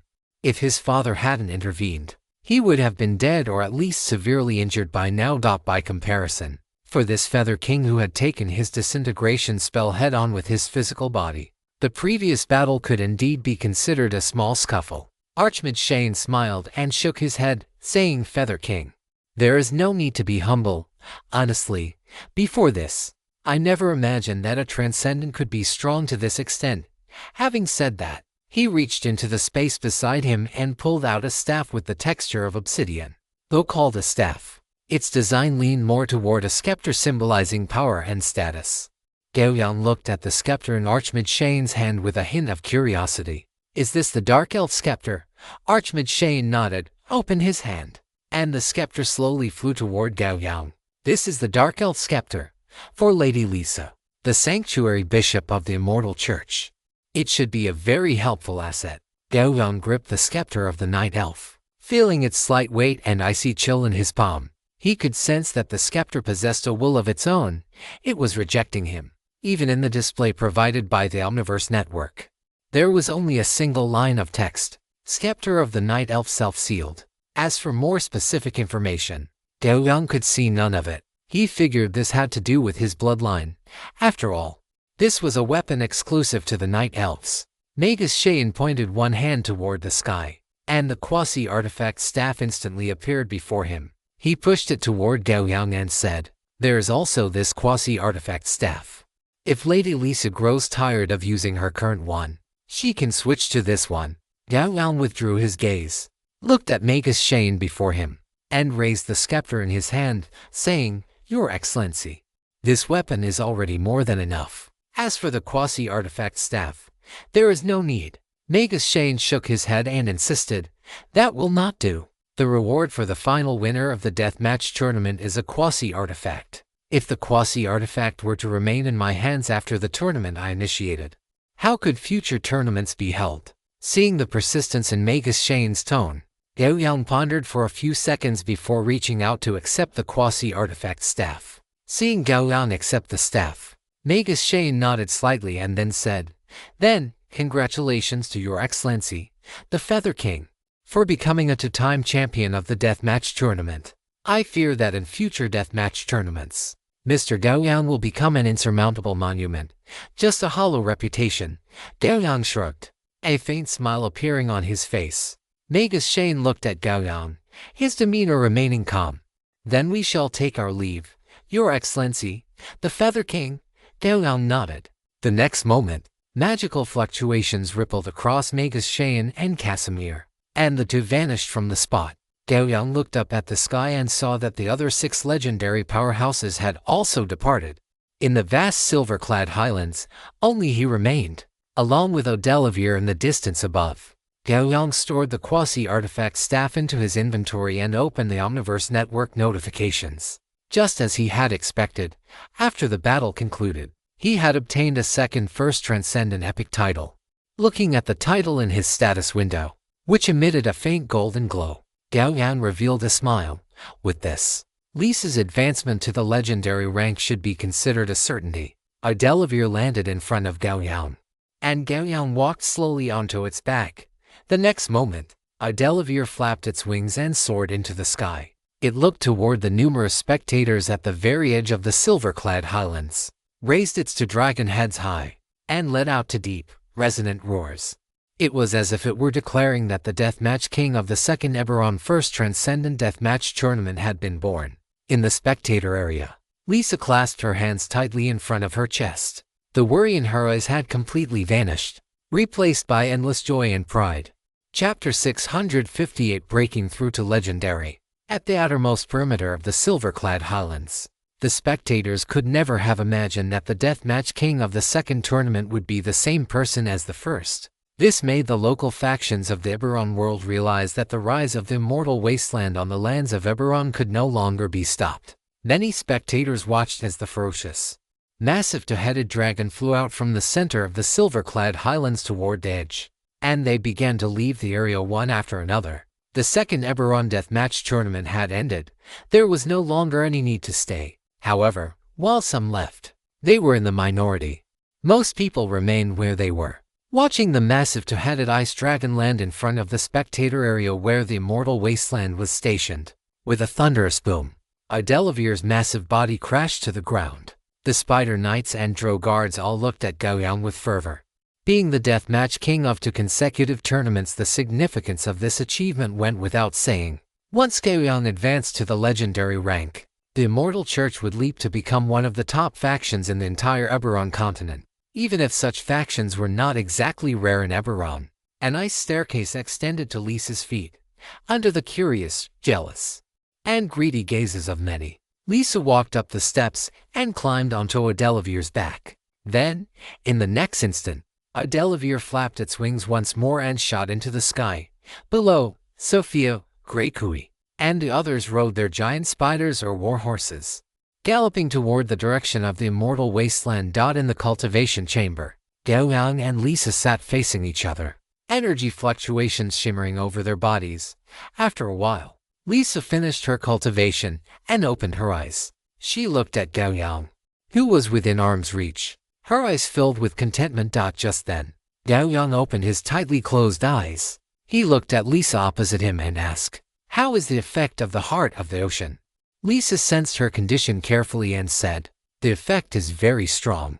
The energy within my body is much purer than before, and there is a gap of about 30% in the energy that previously filled my entire body." After Lisa finished speaking, she looked at Gao Yang with excitement. A 30% gap meant that the quality of her energy was much higher than before she had consumed the heart of the ocean. And it also meant that when she refilled her body with energy, she would be able to utilize 30% more than before. Furthermore, because of the high quality of the energy, the amount consumed when she cast divine spells would also be reduced. Gao Yang nodded slightly. In this way, once Lisa replenished her body's energy, it meant she would be able to begin her breakthrough to the legendary rank. And now, more than half a month had passed since the second Eberron First Transcendent Deathmatch Tournament. Gao Yang's time spent in the Eberron world had also exceeded for months. Do not be too anxious about replenishing your body's energy. Just follow the process step by step. Once everything is ready, you can attempt the breakthrough to the legendary rank, Gao Yang said softly, looking at Lisa. Lisa watched Gao Yang's expression, and the smile on her face slowly faded. She naturally understood the meaning behind his words. He had already stayed in Eberron for too long. Once she advanced to the legendary rank, he would leave again. For a brief moment, Lisa even considered remaining at the transcendent level forever. However, as soon as this thought appeared, Lisa extinguished it. She nodded slowly, offered Gao Yang a smile, and said, "I understand." 3 days later, inside the sanctuary of the Immortal Church, Lisa knelt beneath the statue of the spider goddess, her hands clasped tightly against her chest, praying with a devout expression. A faint, ethereal chanting echoed throughout the sanctuary. Gao Yang sat cross-legged outside the sanctuary, keeping the entire building within his field of vision. Suddenly, a wisp of aura rose from within the sanctuary. Upon sensing this aura, Gao Yang opened his eyes, stood up slowly with a solemn expression, and gripped Yong Yao, which had appeared in his hand at some point. Because inside the sanctuary, Lisa's advancement had begun. From the moment Lisa began her advancement until it concluded, Gao Yang would not allow anyone to appear within the vicinity of the Immortal Church. As time passed, Lisa's aura within the sanctuary grew increasingly intense, followed by the emergence of a faint, intangible pressure. Gao Yang looked down at the sanctuary below. Although thick walls stood in the way, his gaze seemed to pierce through everything. Seeing Lisa kneeling devoutly before the goddess statue, the energy within Lisa's body surged like a tide, as if it were launching an assault against something. Beyond the surging energy tides, divine power also began to bloom slowly within her. That was the goddess's gift, which would be of great help to Lisa in advancing to the legendary rank. Suddenly, a flash of golden light bloomed within Lisa's body. This wisp of golden light was both dazzling and incredibly condensed. Anyone who saw this golden light could feel the condensed conviction of invincibility and the courage to forge ahead. This was precisely the effect of the epic title First Transcendent. This conviction would transform into the sharpest blade, sword edge, or heavy hammer, helping the user break through the barrier between the transcendent and legendary realms, allowing them to step into the legendary domain. As time went on, the energy fluctuations on Lisa's body became more violent, and the pressure belonging to a legendary grew increasingly thick. Outside the sanctuary, various auras emerged throughout the Immortal City, and the owners of these auras began to extend their perceptions toward the Immortal Church. Clang! A piercing sword hummed soared into the sky. In a trance, a 10,000-meter-long sword appeared above the Immortal Church, manifesting within the perceptions of those prying eyes, making it feel as if their senses had been pierced by sword chi. For a moment, cries of pain rang out from every corner of the Immortal City. However, after Gao Yang's warning, those prying perceptions retreated tactfully. Seeing this, Gao Yang retracted his own aura and continued to watch the sanctuary below. When the golden dragon patterns appeared in the sky, the pressure inside the sanctuary suddenly climbed to a limit. Then, beyond that limit, it surged upward once more by a significant margin. Gao Yang raised an eyebrow, a smile appearing on his face.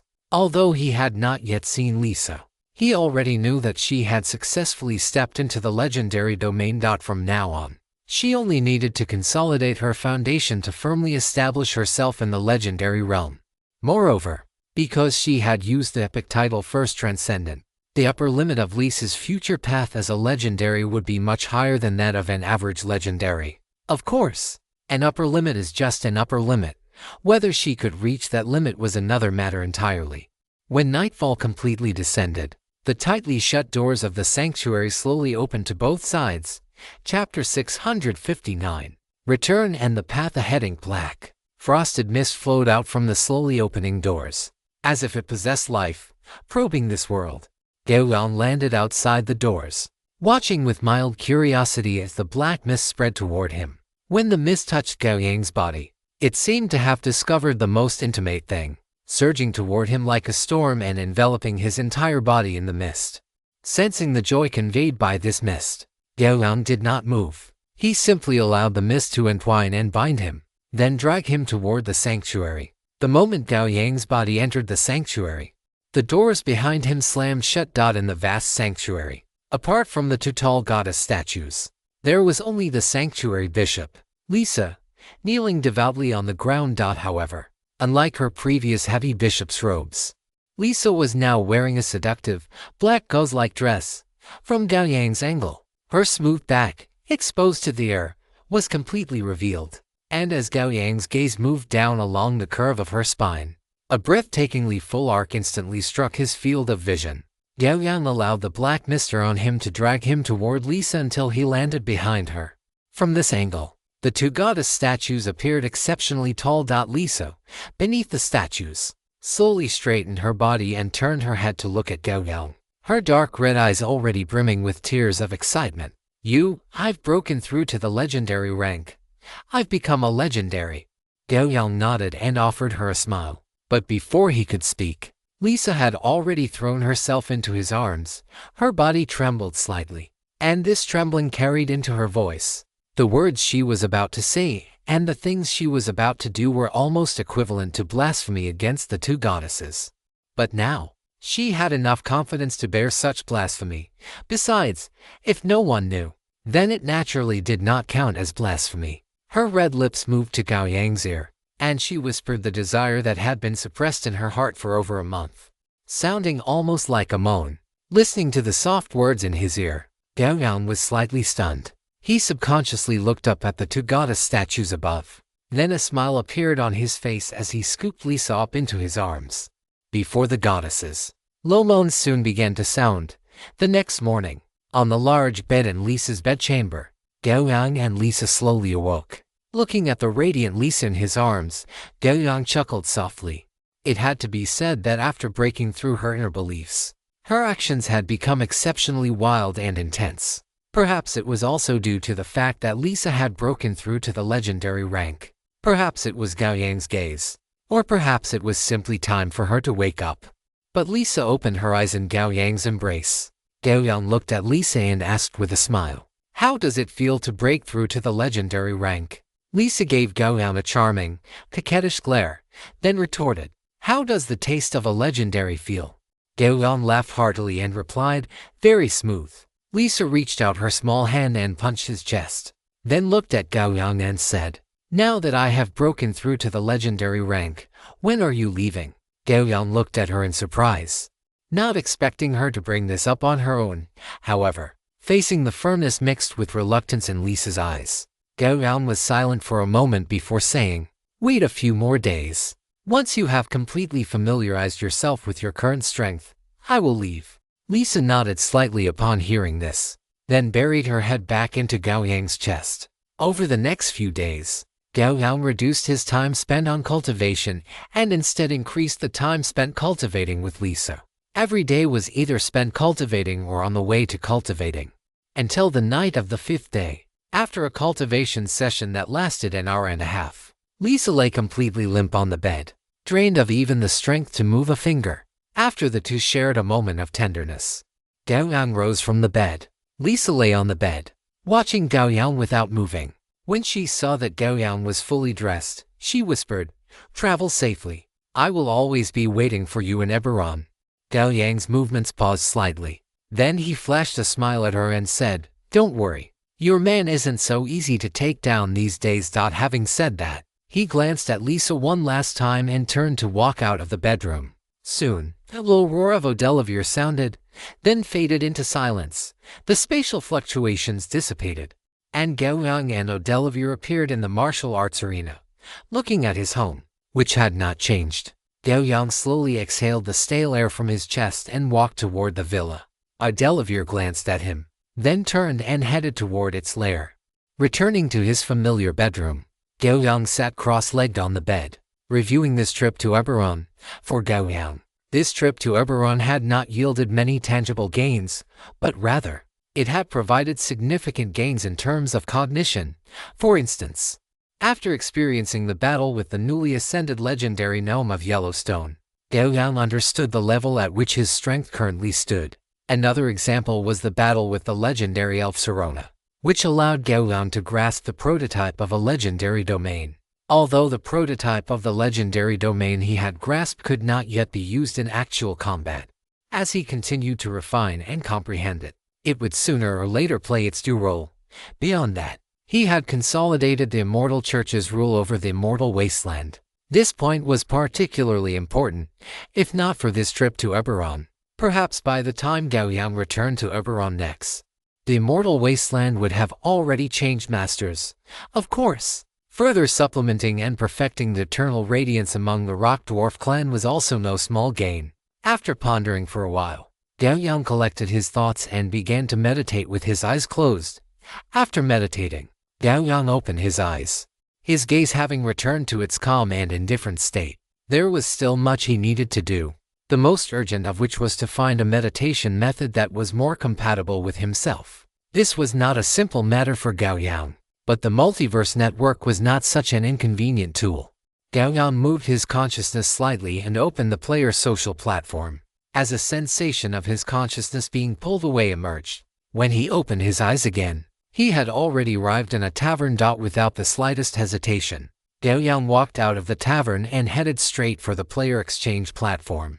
The player exchange platform seemed to have many players queuing at all times. After arriving, Gao Yang had no choice but to find a line with relatively fewer people, stand at the very back, and wait slowly. After waiting for about 10 minutes, it was finally Gao Yang's turn. Standing in front of the display, Gao Yang thought for a moment and entered self-created meditation method. The next moment, a stream of related information immediately appeared before his eyes. Chapter 660. The Origin of Meditation, Osmic. On the relationship between meditation and mental power. The definition of meditation. The mark of an expert. The importance of self-created meditation methods. Looking at the top few entries, Gao Yang silently activated the filter conditions. After some filtering, the originally exaggerated number of results was streamlined by 90%. Half an hour later, Gao Yang stared at the screen in front of him, lost in thought. In front of him, the screen displayed the origin of meditation. Osmic. Exploring the origins of meditation. Having practiced meditation for so long, Gao Yang truly did not know where the origin of meditation methods came from. Looking at the information on the screen, Gao Yang turned to search for this so-called origin of meditation. Osmic. As he searched, information about Osmic appeared before his eyes. Osmic was a place name. It was rumored that the oldest meditation methods were passed down from Osmic, and after generations of improvement and development, they eventually formed the prosperous meditation schools of today. If one wanted to create a meditation method that was most compatible with oneself, going to Osmic would definitely not be a mistake. Of course, Osmic was not a place one could enter or leave at will. As the birthplace of meditation, it enjoyed a very high status in the Multiverse. After all, one of the main groups that practiced meditation was mages. Compared to other professionals who could only gain mental growth through meditation, a mage's meditation could truly increase their own mana and mental power. This was the primary power that allowed mages to improve rapidly. It could be said that meditation methods were one of the cornerstones of a mage's path of cultivation. Without meditation methods, the strength of mages would undoubtedly decrease significantly. The most crucial point in wanting to head to Osmic is obtaining a pass to enter the city. Regarding this, Gao Yang planned to take a look at the multiverse trading platform.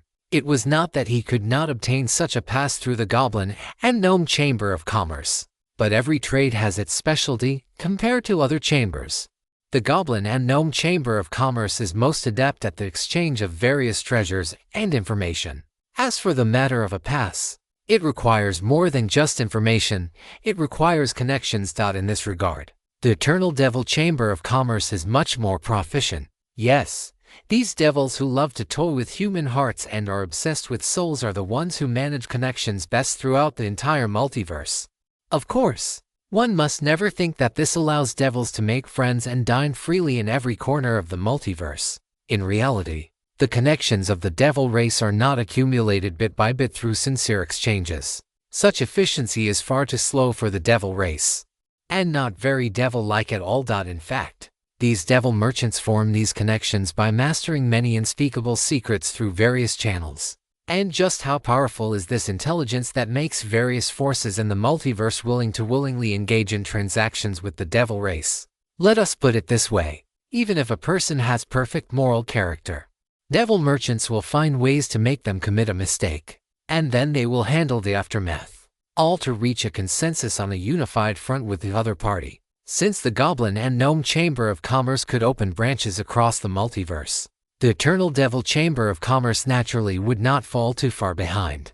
After returning from the player communication platform, Gao Yang did not stop and immediately entered the multiverse trading platform again. This time, he did not head toward the Goblin and Gnome Chamber of Commerce, but instead turned and walked in another direction. Soon, he arrived in front of a tall, ancient castle. This castle was roughly the same height as the branch of the Goblin and Gnome Chamber of Commerce, but its style was vastly different. The guests coming and going from the Goblin and Gnome Chamber of Commerce had very natural and calm expressions, while those arriving at the Eternal Devil Chamber of Commerce had faces showing more or less a hint of helplessness and urgency. This is the Eternal Devil Chamber of Commerce, even if one is unwilling to deal with devils. There are many times when one has no choice but to do so. This guest, please, this way. As soon as Gao Yang walked into the Eternal Devil Chamber of Commerce, a human female attendant with a pleasant appearance walked up to him. Gao Yang looked at her, and she showed no surprise, simply meeting his gaze. Soon, he nodded slowly and followed her into a reception room. Inside the reception room, an old man with a goatee was already waiting. Upon seeing Gao Yang, he stood up, first flashed a smile at him, then invited Gao Yang to take a seat, and finally asked with a beaming smile, "Does this guest have any difficulties that need resolving by coming to my Eternal Devil Chamber of Commerce?" Yes. The old man with the goatee was so certain that Gao Yang had difficulties, because if there were no difficulties, who would come to the Eternal Devil Chamber of Commerce? Gao Yang raised an eyebrow and then spoke directly. "I need to go to Osmig." Osmig. The old man with the goatee looked at Gao Yang with curiosity, then realized, no wonder the guest would come to our Eternal Devil Chamber of Commerce. You have come to the right place. You would likely not be able to obtain a way to enter Osmig at other chambers, but at our Eternal Devil Chamber of Commerce, there is no such worry. However, going to Osmig is not cheap. Having said this, the old man looked at Gao Yang, sized him up, and said, "Guest, 50,000 Multiverse Network disaster coins for one ticket, no bargaining." Gao Yang nodded. As long as he could reach Osmig, he did not care much about the amount of Multiverse Network disaster coins. Straightforward. Seeing Gao Yang agree so readily, the old man with the goatee stroked his beard and praised him. "I have not encountered a player as straightforward as you in a long time. Please wait a moment, guest."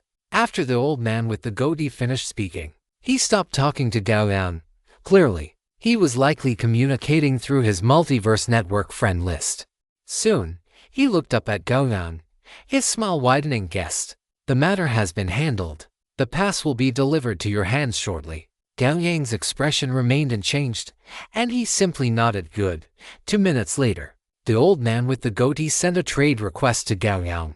Gao Yang accepted, and he saw a card resembling an ID card, shimmering with colorful halos, appear before his eyes.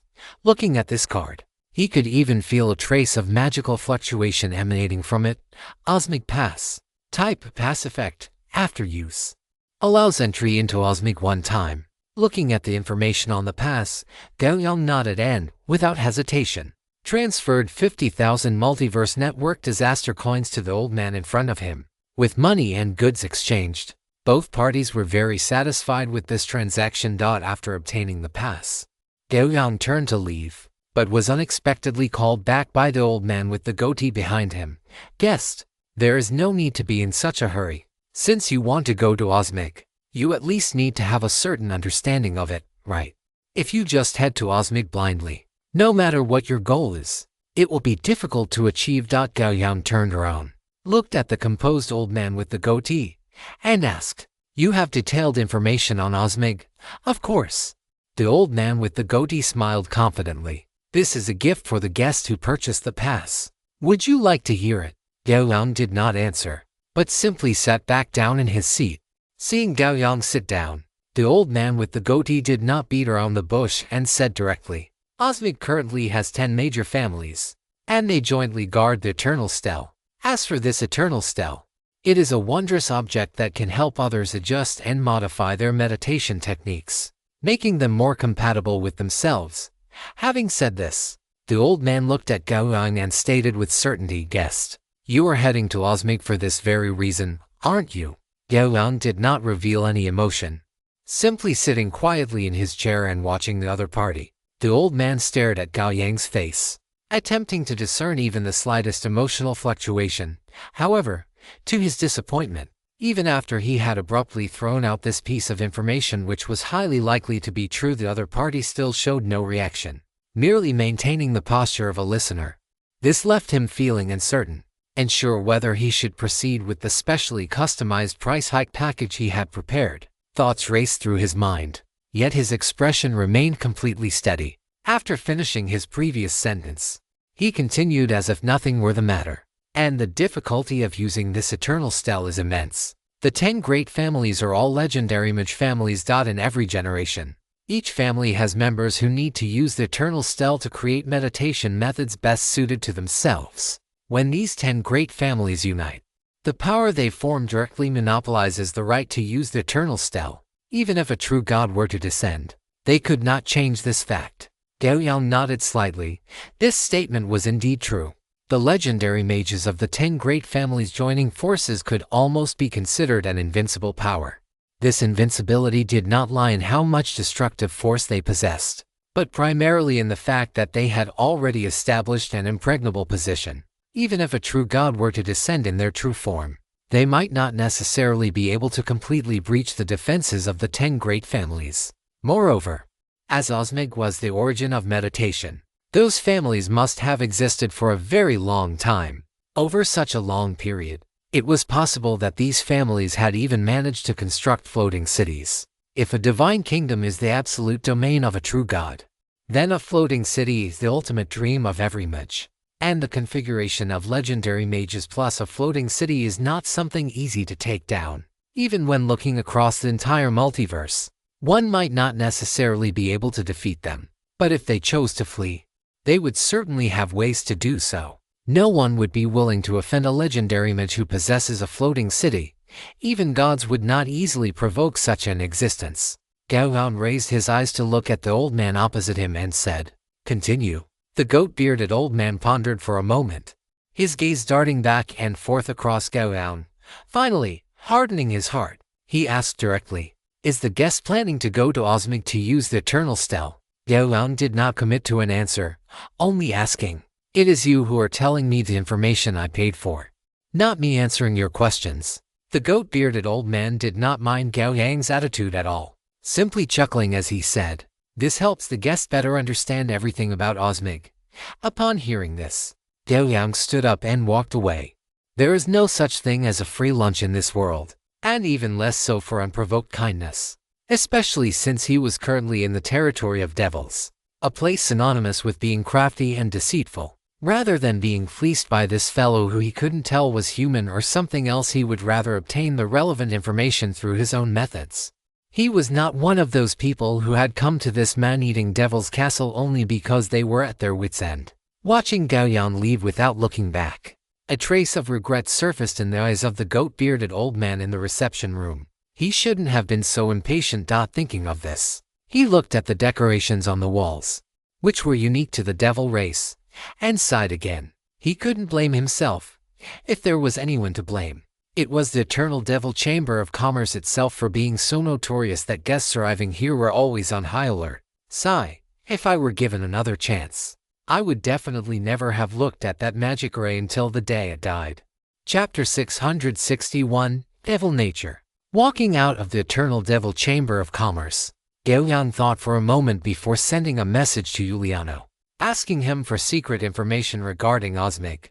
After the message was sent, Giuliano replied very quickly, "Lord Gao Yang, Osmig is too mysterious. They never cast their gaze upon us dirty goblins and gnomes. My apologies." Gao Yang looked at Giuliano's reply, feeling somewhat surprised. The Goblin and Gnome Chamber of Commerce was able to become the top-tier commercial power in the multiverse in every respect. It possessed sufficient weight and foundation. Yet, even with such weight and foundation, in the eyes of the mages of Osmig, they were still considered unworthy of notice. They were not even willing to communicate. This was truly exaggerated. This made Gao Yang's mood somewhat heavy. Under these circumstances, if he went to Osmig, would he still be able to get what he wanted? He walked slowly along the street while deep in thought. Just as Gao Yang was considering whether to contact the legendary figure Yun Shengshan to inquire for information, he heard rapid footsteps behind him. Gao Yang turned his head and saw that the goat-bearded old man from earlier had run out of the Eternal Devil Chamber of Commerce and was running in his direction. Gao Yang raised an eyebrow slightly, looked at the goat-bearded old man who had run up to him, and asked, "Something else?" The guest moves too fast. My old bones really couldn't keep up with you. The goat-bearded old man took a few exaggerated, heavy breaths before looking at Gao Yang and continuing, guest. I can guarantee that only our Eternal Chamber of Commerce has specific information on Osmic. How about we go back and have a frank and open discussion? Gao Yang turned around, stood in place, and looked at him for a moment before nodding slightly. Seeing this, the goat-bearded old man hurriedly led Gao Yang back toward the entrance of the Chamber of Commerce. Returning to the reception room, the goat-bearded old man stopped playing games and said straightforwardly, among the 10 great families of Osmic, our Eternal Chamber of Commerce has had contact with 3 of them. No matter what you want to do in Osmic, having a local family to help will make things much simpler, don't you think? Gao Yang nodded slightly. This statement was correct. The goat-bearded old man looked at Gao Yang and suddenly gritted his teeth, saying, let me put it this way for you, guest. If you want to head to Osmic to use the Eternal Stele, for 300,000 Omninet disaster coins, our Eternal Chamber of Commerce can secure a spot for you. That is merely the qualification to enter the Eternal Stele. 500,000 Omninet disaster coins, and we can elevate your priority to the top 20 among the 10 great families. 1 million Omninet disaster coins, and we can send you directly into the final 10 candidates who will enter the Eternal Stele. 2 million Omninet disaster coins, and we can guarantee that you will be able to use the Eternal Stele. Gao Yang looked at the old man, who had suddenly become tight-lipped and straightforward, his expression remaining blank while his heart felt a touch of surprise. On one hand, he was surprised by the price of the Eternal Stele. On the other, he was surprised by the methods of these devils. He pondered for a moment before asking, then, before that, I need to understand the usage process and the qualifications for the Eternal Stele. Upon hearing this, the goat-bearded old man finally revealed a look of relief. He looked at Gao Yang, his demeanor relaxing, and after gathering his thoughts, he spoke slowly. As a wondrous item capable of helping people perfect their own meditation techniques, the Eternal Stele is exceptionally rare. However, as a wondrous item, the Eternal Stele has limited energy, even if it can recover itself over long periods of time. This dictates that the number of people who can use the Eternal Stele each time is limited. Therefore, in Osmic, every time the Eternal Stele's energy is fully restored, each of the 10 great families will send one person to go to the Eternal Stele to perfect their own meditation techniques. This is also the reason why the number of extraordinary mages and legendary mages in Osmic far exceeds that of other places. Gao Yang nodded slightly upon hearing this. For a mage, a meditation technique that perfectly suits them is worth no less than a mage tower. Perhaps even more significant. The goat-bearded old man paused for a moment before continuing. And among these 10 great families, every time the Eternal Stele is opened, they hold a competition within their families, and only the final winner gains the opportunity to enter the Eternal Stele. Furthermore, after the 10 great families select their 10 candidates, they must hold another competition to determine the order of usage for the Eternal Stele. The energy of the Eternal Stele is limited.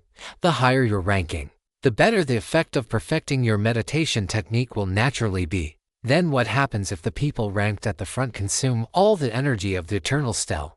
Gao Yang asked. What else could happen? They just wait for the next time the stele opens. The goat-bearded old man said as if it were obvious. How long is the interval between each opening of the stele? The goat-bearded old man shook his head slightly and said, that is not entirely clear. But the information our Chamber of Commerce has received is that in less than a month, the Eternal Stele will open once again. Oh? Gao Yang raised an eyebrow. Not expecting such a coincidence, he asked again, then how is the competition among these 10 great families conducted? Naturally. The strong rise and the weak fall, the goat-bearded old man said matter-of-factly. Gao Yang nodded to show he understood, then looked at the goat-bearded old man. So, in reality, you have only provided 2 options from the beginning. One is to spend 300,000 Omninet disaster coins to obtain the qualification to compete, and the other is to spend 2 million Omninet disaster coins to take a shortcut and obtain the qualification to use the Eternal Stele. Correct. The goat-bearded old man revealed an awkward yet polite smile and did not speak. In fact, Gao Yang was wrong about one thing. From start to finish, there was only one option. spending 2 million Omninet disaster coins to directly obtain the qualification to use the Eternal Stele. This was because those mages from the 10 great families were all monstrously talented, and their strength was not something an ordinary person could compare to. As for the so-called qualification to compete, in reality, the vast majority of people at the extraordinary stage had no qualification to compete with them at all. Even if they truly participated, they would most likely be crushed out, of course. The goat-bearded old man did not say any of this. Only after the guest chose an option other than the 2 million would he reveal the true situation, then proceed to guide them step by step, ultimately leading the guests to pay the 2 million Omninet disaster coins to obtain the qualification to use the Eternal Stele. By then, it would be a case of one willing to pay and the other willing to accept, with no disputes whatsoever. As for what to do if they didn't have that many Omninet disaster coins, couldn't they go and mortgage something or borrow money? What? They didn't have much left to mortgage and couldn't borrow any more money. That would be perfect. Take a look at the loan contracts of the Eternal Chamber of Commerce. Once signed, they would be required to work for the Eternal Chamber of Commerce for anywhere from several years to several decades, or even hundreds of years, depending on their strength. Such contracts carry extremely high authority, while the possibility of violating the contract exists. The cost of doing so is exorbitant. This is the operating model of the Eternal Devil Chamber of Commerce. They provide various services, and at the same time, they are in the business of lending money. And behind all of this lies the fanatical pursuit of high-quality souls by those devils. This is the true reason why the Eternal Devil Chamber of Commerce is so feared and avoided. Gao Yang looked at the goat-bearded old man before him, watching the faint smile on his face, and understood in his heart that this old man, whether human or devil, was already silently calculating against him. However, since the channel was already laid out before him, he naturally had no intention of letting it go. He looked at the goat-bearded old man and said, "Understood. I only need the qualification to compete. As for the rest, I will handle it myself." Just as expected, the goat-bearded old man felt no ripples in his heart. He furrowed his brows slightly, putting on a troubled expression, and said, "Guest, you may not know this, but the 10 great families of Osmic all have long-standing legacies. Although those participating in the Eternal Stele are all young people at the extraordinary stage, these mages are one more formidable than the next. If you only choose the qualification to compete, I am afraid you will not be able to compete against them, and in the end, you will only end up with nothing. In my opinion, you should just..." Before the goat-bearded old man could finish his sentence, he was interrupted by Gao Yang raising his hand.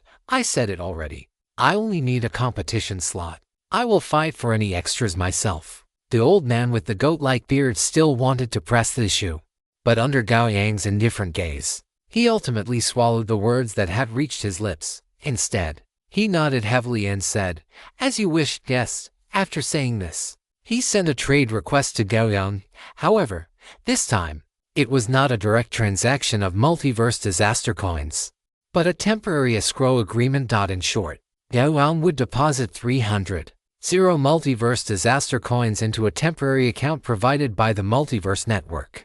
Once the Eternal Devil Chamber of Commerce fulfilled their promise, Gao Yang would provide active confirmation, and only then would the coins be transferred to the Eternal Devil Chamber of Commerce. If the Eternal Devil Chamber of Commerce failed to complete the commission, the money would be returned to Gao Yang. Gao Yang carefully read through the agreement, and after confirming it was issued by the Multiverse Network, he deposited the 300 multiverse disaster coins into it. After depositing these 300,000 coins, he only had a few tens of thousands of multiverse disaster coins left on him. These disaster coins could not be spent recklessly. They were reserved for emergencies. Chapter 662 Elemental Fruit Wine and Enlightenment Potion. Seeing that the transaction was complete, the old man's face, which was covered in deep wrinkles, bloomed like a chrysanthemum. He looked at Gao Yang with a smile and asked, "Guest, do you wish to head to Osmic now, or in a few days?" This question was very calculated. If Gao Yang answered that he wanted to go now, then the old man and the higher-ups of the Eternal Devil Chamber of Commerce behind him would have plenty of time to maneuver, to try and extract the money from Gao Yang's pockets, or even entice him into signing a contract. If Gao Yang waited until the last few days to head to awakens, then the opportunities for such maneuvering would be much fewer. Gao Yang thought for a moment, then said, I still have some matters to attend to. I will return here in 3 hours, and we will head directly to awakens then. Then this old man will wait here for the guest's return. The old man immediately agreed. After Gao Yang walked out of the Eternal Devil Chamber of Commerce, he first headed to the Goblin and Gnome Chamber of Commerce to purchase a batch of materials to accelerate the growth of his fat-headed kun. And then he contacted the proprietress, Mulan. He had spent so much time in the Eberron world that Mulan had long since finished processing the ice moon cold toad into various types of food, just waiting for Gao Yang to contact her. Therefore, upon receiving Gao Yang's message, she replied very quickly. More than 10 minutes later, in the Multiverse Trading Center Hall, at the same shop belonging to the proprietress, Gao Yang pushed the door open and walked in. Mulan was wearing an apron, carrying steaming dishes that emitted a faint glow as she walked toward the customers in the shop. Seeing Gao Yang walk in, a warm, eager smile appeared on her face. Sit for a moment. I will be right with you. Gao Yang nodded slightly and sat down on a stool at the bar. There were 7 or 8 tables of guests in the shop at the moment, all with different appearances. But every single guest was showering the proprietress with endless flattery, to the point where they were praising her culinary skills as if they were unmatched in heaven or on earth. The proprietress did not keep Gao Yang waiting long. She soon arrived in front of him. What would you like to drink? Anything is fine. The proprietress rolled her eyes in a charming way, then turned and took a bottle of wine from the cabinet behind her. Gao Yang looked at it with curiosity, as the liquid inside the bottle was actually emitting a 5-colored glow, which looked quite peculiar. This is a fruit wine I specially brewed using 5 types of fruits that grow in different elemental lands. Have a taste. As she spoke, the proprietress took out a glass, filled it, and pushed it toward Gao Yang. Gao Yang looked at the colorful liquid in the glass and took a small sip. Immediately, a rich, fragrant aroma of wine permeated his mouth, followed by the unique spicy kick of alcohol. Yet, after that spiciness, there was an endless, sweet aftertaste. Even someone like Gao Yang, who did not particularly enjoy drinking, could not help but want another sip. Consequently, he immediately downed the rest of the wine in the glass. Feeling the flavors explode in his mouth, his spirit was lifted, and he couldn't help but praise, excellent wine. Hearing Gao Yang's praise, a proud smile appeared on the proprietress's face. Do you have more of this wine? Gao Yang looked at the proprietress and asked. The proprietress nodded. I do, but not much, you know. Gathering the 5 elemental fruits isn't difficult, but the price is not cheap. I will take it all. Gao Yang waved his hand, speaking quite generously. Wine of this quality could already be called top tier. Since he had encountered it, he naturally had to secure it. Besides, the proprietress had said there wasn't much left. Since he was taking care of an old acquaintance's business, there was nothing inappropriate about it. Upon hearing this, the proprietress's eyes lit up instantly. She pressed her hands together in front of her chest as if praying to the god of wealth, bowed toward Gao Yang, and said, 20 barrels in total. 10,000 multiverse disaster coins per barrel. Thank you. But then again, acquaintances are acquaintances. But how could he enjoy such fine wine all by himself? Of course, he had to let more people taste its deliciousness. I will take it all. I am afraid that might not be appropriate, proprietress.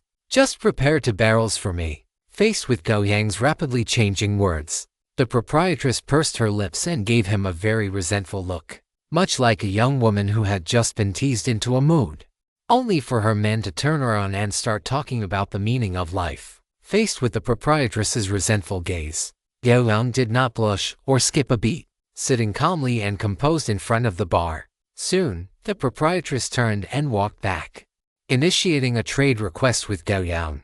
This transaction included not only the 2 barrels of elemental fruit wine Gao Yang had just bought but also the 1,000 sets of meals he had previously commissioned, with the ice moon cold toad as the main ingredient. Of course, the cost of the other ingredients in the set meals was covered by the proprietress herself. After all, she hadn't used up all of the ice moon cold toad, and the remainder was her payment. The transaction was completed, and Gao Yang did not linger. He said a word to the proprietress, turned, and pushed the door open to leave. As he walked out, Gao Yang opened the friend list on the Multiverse Network to ask Agnia about the potion made from the ice moon cold toad. Soon, Agnia replied, "The potion has been completed. I am sending it to you through the Multiverse Network now. Many thanks." Gao Yang looked at Agnia's reply and offered a simple word of thanks. A moment later, an email arrived from Agnia. Gao Yang clicked on it and saw sets of ice blue potions neatly arranged before his eyes. Gao Yang swept his gaze across them. There were 120 bottles in total. With a thought, one bottle of the ice blue potion appeared in his hand. Enlightenment Potion Ice Moon Cold Toad Quality Type. Potion Description: a top-tier magical potion crafted by a master alchemist using a descendant of a divine beast, one only a step away from becoming a legendary creature, supplemented with various rare raw materials. It maximizes the abundant energy contained within the divine beast descendant's bloodline. Special effects: 1. Consuming 20 bottles increases intelligence by 1 point and permanently grants the calm thinking effect, can increase intelligence by a maximum of 2 points. 2. Consuming 40 bottles increases extraordinary intelligence by 1 point and permanently grants the cold thinking effect, only increases extraordinary intelligence by 1 point. P.S. Calm thinking. You can remain calm in daily life and combat. Come 1 to confusion checks, willpower checks, and mental checks. P.S. Cold thinking. Your mind will remain absolutely calm during combat, and your mental threshold is slightly increased. P.S. The effects of calm thinking and cold thinking do not stack. Gao Yang looked at the specific information of the enlightenment potion in his hand. His brows raised slightly, feeling very satisfied. The effect of this enlightenment potion was very strong.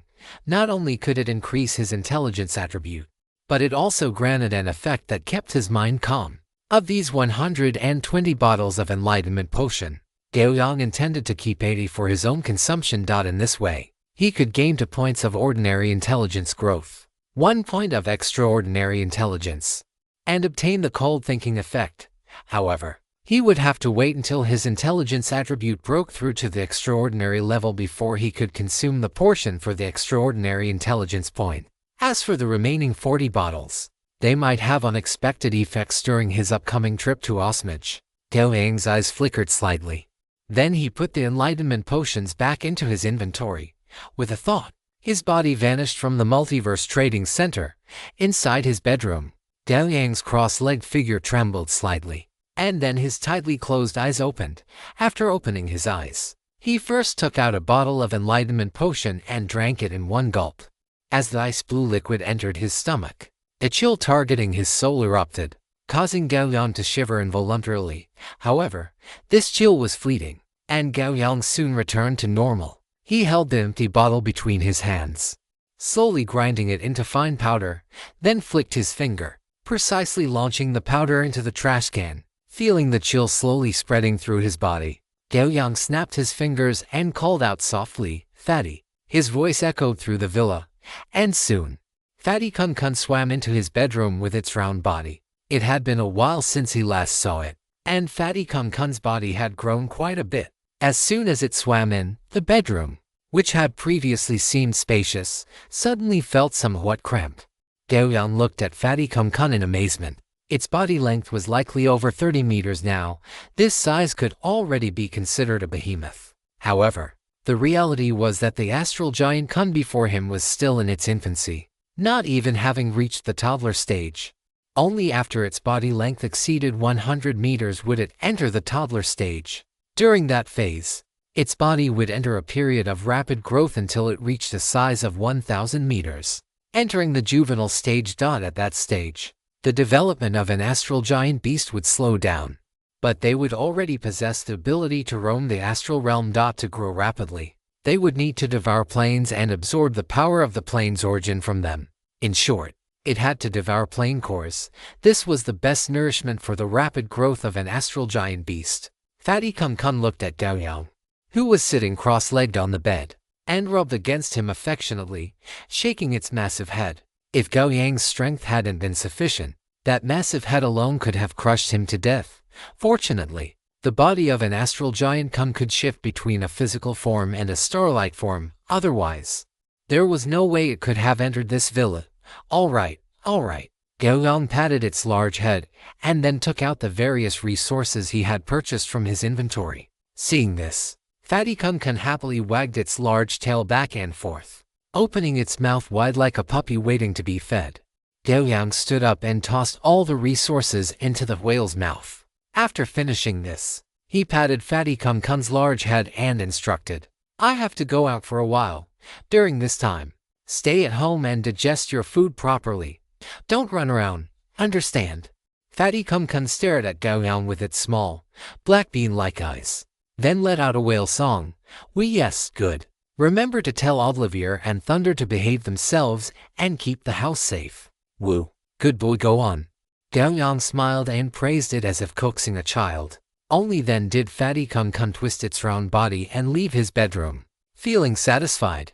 Once Fatty Kun had left, Gao Yang sat cross-legged in the bedroom again. He focused his mind on his inventory, looking at the usmage pass inside. He would not take this pass out. Heaven knows if those black-hearted devils had left any marks on it. If they discovered Earth, it would be a disaster. But keeping it in his inventory would avoid such problems. Although the multiverse network did not always seem reliable, in the vast majority of cases, it was very dependable. At the very least, he didn't have to worry about items stored in his inventory being swallowed or encountering other issues. Withdrawing his gaze, Gao Yang shifted his focus, and his figure instantly reappeared within the multiverse trading platform. Gao Yang did not waste any time, heading straight to the Eternal Devil Chamber of Commerce to find the old man with the goat-like beard. However, when he found the old man, he discovered him standing respectfully beside a large chair.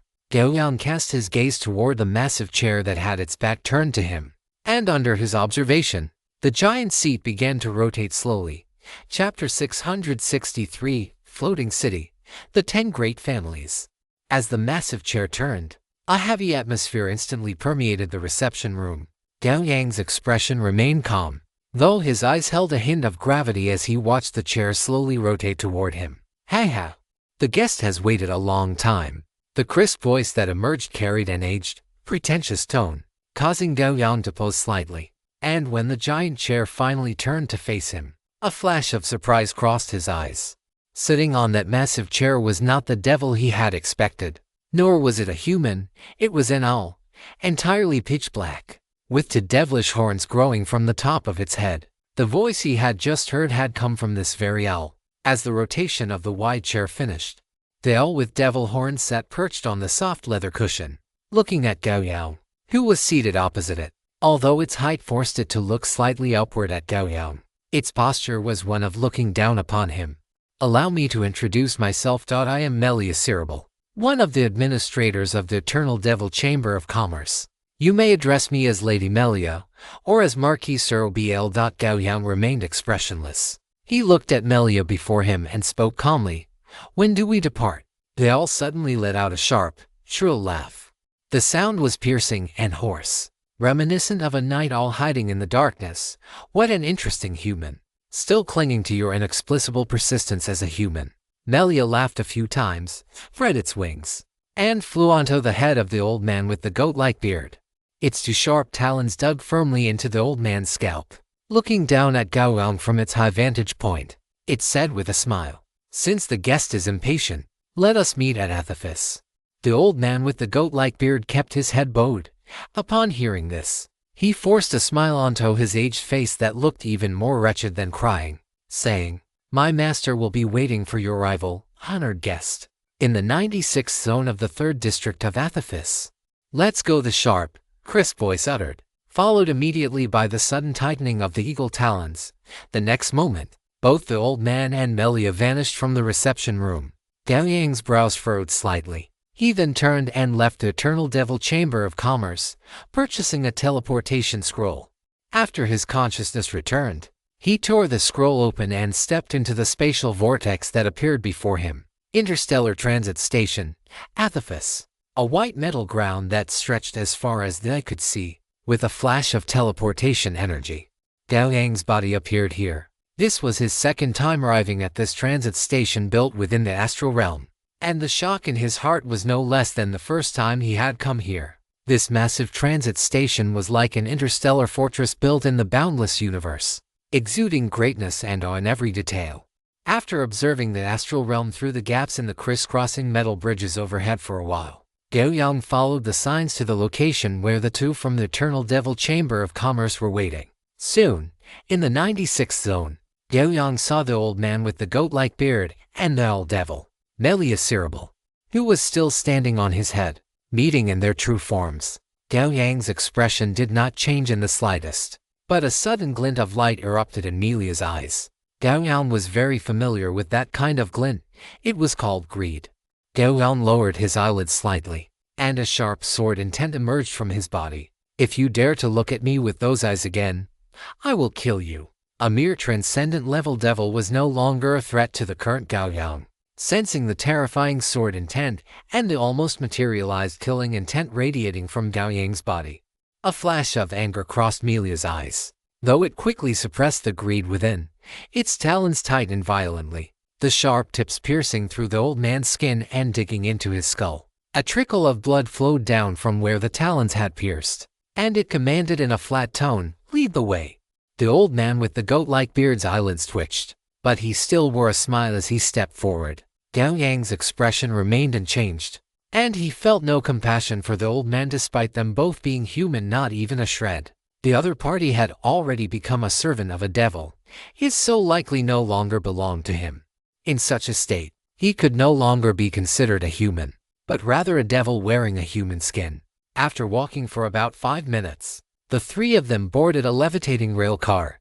10 minutes later, the three stepped off the rail car. After walking a short distance, they stopped in front of a massive building that stood 10,000 feet tall. The old man introduced it to Gao Yang. This is the dedicated directional teleportation zone of Athafis. After communicating with Osmig, Osmig will briefly open the teleportation permissions, and we will be able to teleport to Osmig. As he spoke, the three walked into the giant building before them. The interior of the building was magnificent, bright as day, and filled with a sense of technology. After the old man with the goat-like beard explained their purpose, the staff member asked them to wait a moment before turning and leaving. After a long while, the staff member returned and said, "Osmig has agreed. Please follow me." The three of you. After some maneuvering, the three arrived at the central part of the giant building and stopped in a room over 1,000 square meters in size. In the center of this room lay a massive teleportation array. The three stepped onto the array, and the staff member standing outside activated it.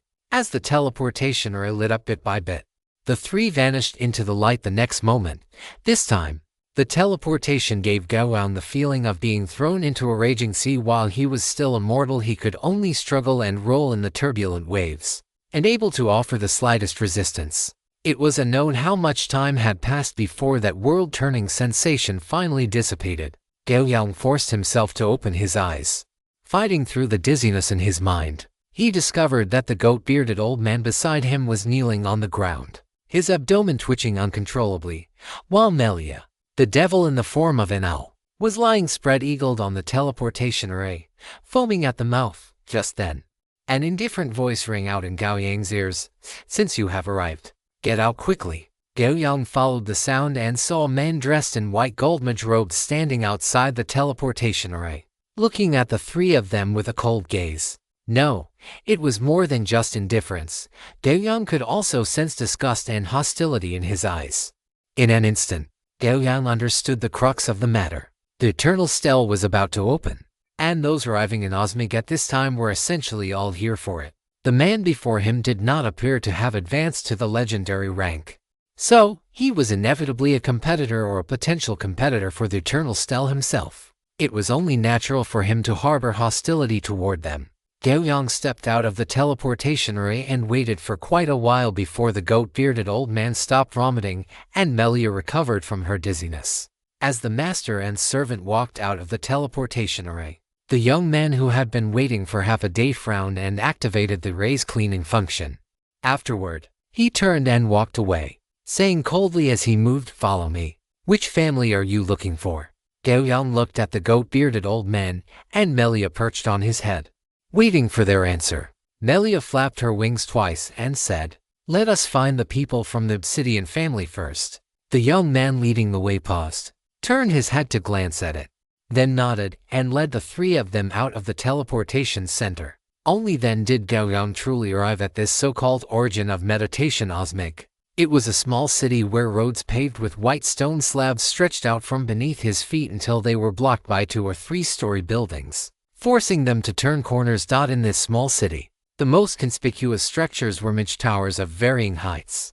Gao Yang made a rough count and was instantly shocked. Just from this casual glance, he had seen more than a dozen midge towers. He dared not imagine how many midge towers there actually were in the city of Osmic. What shocked Gao Yang even more was that in the sky above this small city, there were 10 floating castles the size of islands. The moment he saw these castles, Gao Yang realized what they were: floating cities. Atop these castles, several more midge towers stood tall. Beyond these 10 floating cities, shimmering magical shields flickered with light: white, gold, pitch black, crimson, orange, deep blue, emerald green, off-white, ice blue, flesh pink, and dark gold. The magical shields outside the 10 floating cities shimmered with 10 different colors, connecting this to the 10 great families mentioned earlier. The white gold midge robes worn by the midge before him, and the obsidian family mentioned by Melia. Gao Yang roughly guessed that the colors of the magical shields outside these floating cities basically represented a family. Between these floating cities and Osmic, there were also magical tethers connecting them. It looked as if these 10 floating cities were carrying the city of Osmic as they flew through the astral realm. Walking along the streets, Gao Yang observed everything around him with great interest. There were not many pedestrians in the small city of Osmic, aside from a few people maintaining production and daily life. Most were mages wearing midge robes. Those wearing solid-colored midge robes like the one before them were basically from the 10 great families. If one saw those not wearing the aforementioned 10 colors of midge robes, it could basically be determined that they were visiting mages here for study and exchange. While Gao Yang was sizing them up, others were also silently observing their group. Soon, the group crossed the street and arrived in front of a 2-story building with a black exterior. The obsidian family has arrived. Go in yourselves. After saying this, the young man walked away without looking back. Melia crouched on the goat-bearded old man's head and commanded indifferently, "Go in." The goat-bearded old man then took a step forward and walked into the small building, with Gao Yang following behind them. Upon entering the building, a huge desk was placed in the back left corner of the first floor. Behind the desk, an old man in black midge robes was carefully reading through a tome. When he saw the 3 of them enter, the old man frowned slightly. He put down the tome and asked, "Who are you? And what are you doing at the obsidian family's residence?" Facing the black-robed old mage's question, Melia was not intimidated in the slightest and replied directly, "The Eternal Devil Chamber of Commerce. Here specifically to visit the patriarch of the obsidian family." The Eternal Devil Chamber of Commerce.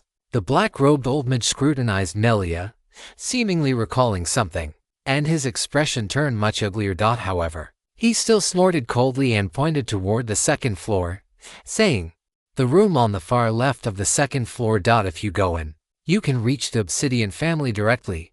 Let's go."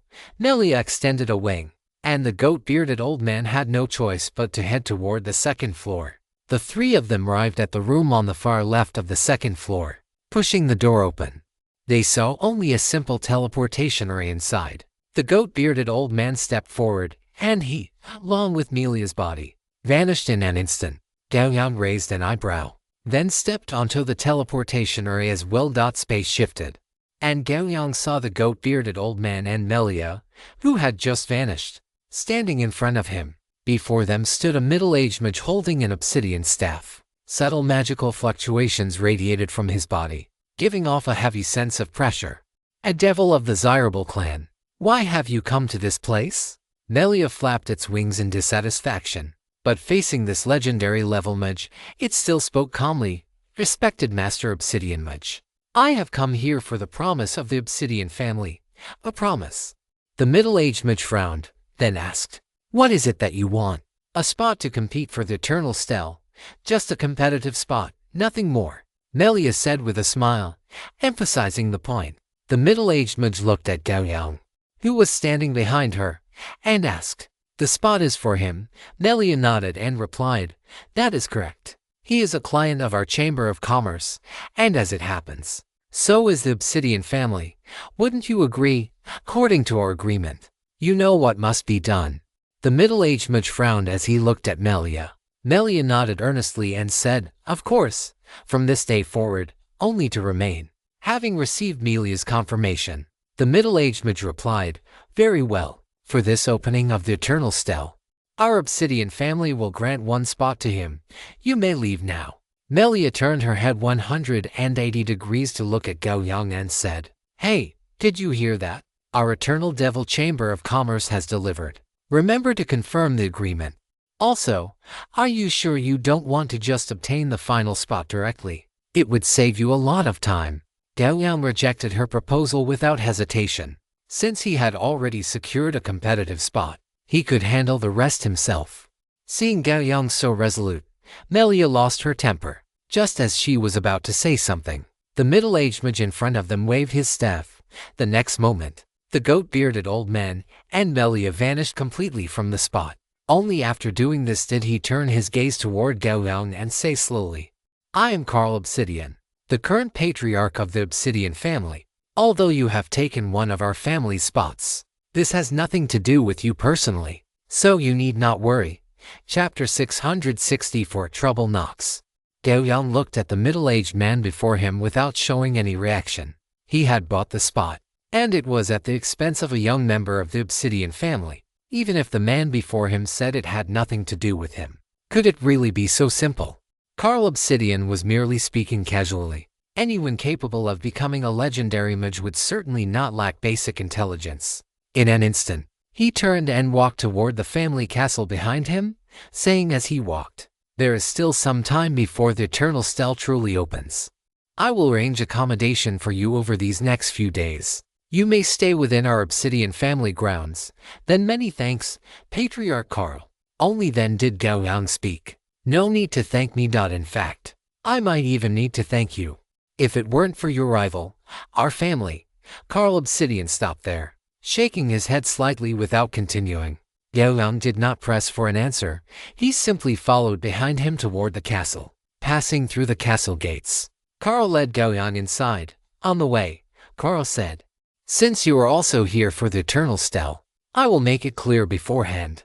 Our Obsidian family has 5 people who will compete for the family's single spot. With your addition, there will now be 4.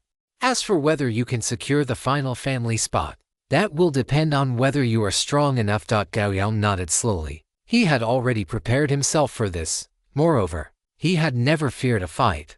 While they were talking, Carl had already led Gao Yang through the main body of the castle and arrived at a cluster of detached wooden cabins further back.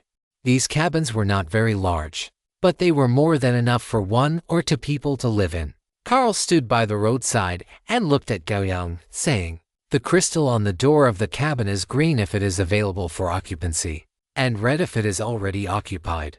You may choose a suitable cabin for yourself. During this period, the Obsidian family will not provide you with any assistance, so do not harbor any further illusions. If you can win the final spot, then you will be the one to go to the Eternal Stele. If you fail the competition, then leave as soon as possible." After Carl finished speaking, he gestured for Gao Yang to choose a cabin. Gao Yang did not feel even a shred of emotion regarding Carl's attitude of wanting to have no connection with him. To him, this way of handling things without entanglements suited him perfectly. All he needed to consider now was waiting here for a few days, then participating in the Obsidian family's internal competition to secure their sole qualification, and finally participating in the competition among the 10 great families to ensure his ranking was high enough to use the Eternal Stele. Although he had wanted to take a look at the records regarding meditation within the Obsidian family, for the time being, that seemed unlikely. He picked a cabin at random, pushed the door open, and walked inside. Seeing that Gao Yang had made his choice, a flash of light crossed Carl's body, and he vanished from the spot the next instant. The cabin was about 40 square meters, and all the facilities were quite complete. Gao Yang was very satisfied. He then sat down on the single sofa in the room, closed his eyes, and began his cultivation. Gao Yang had originally thought that his time in the Obsidian family would be very quiet, but only a day later, the door to his cabin was lightly knocked upon. When he opened the door, He saw 3 young people, 2 men and 1 woman, standing outside. They were wearing pure black robes identical to Carl Obsidian's. The only difference being that Carl's robes were covered in magical patterns, while theirs lacked such mysterious markings.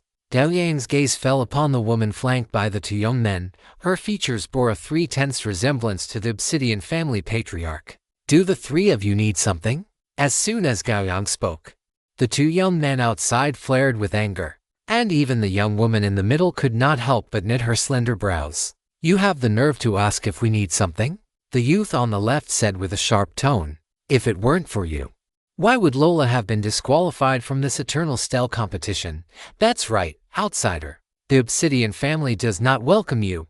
Please leave immediately, right now." The youth on the right followed up.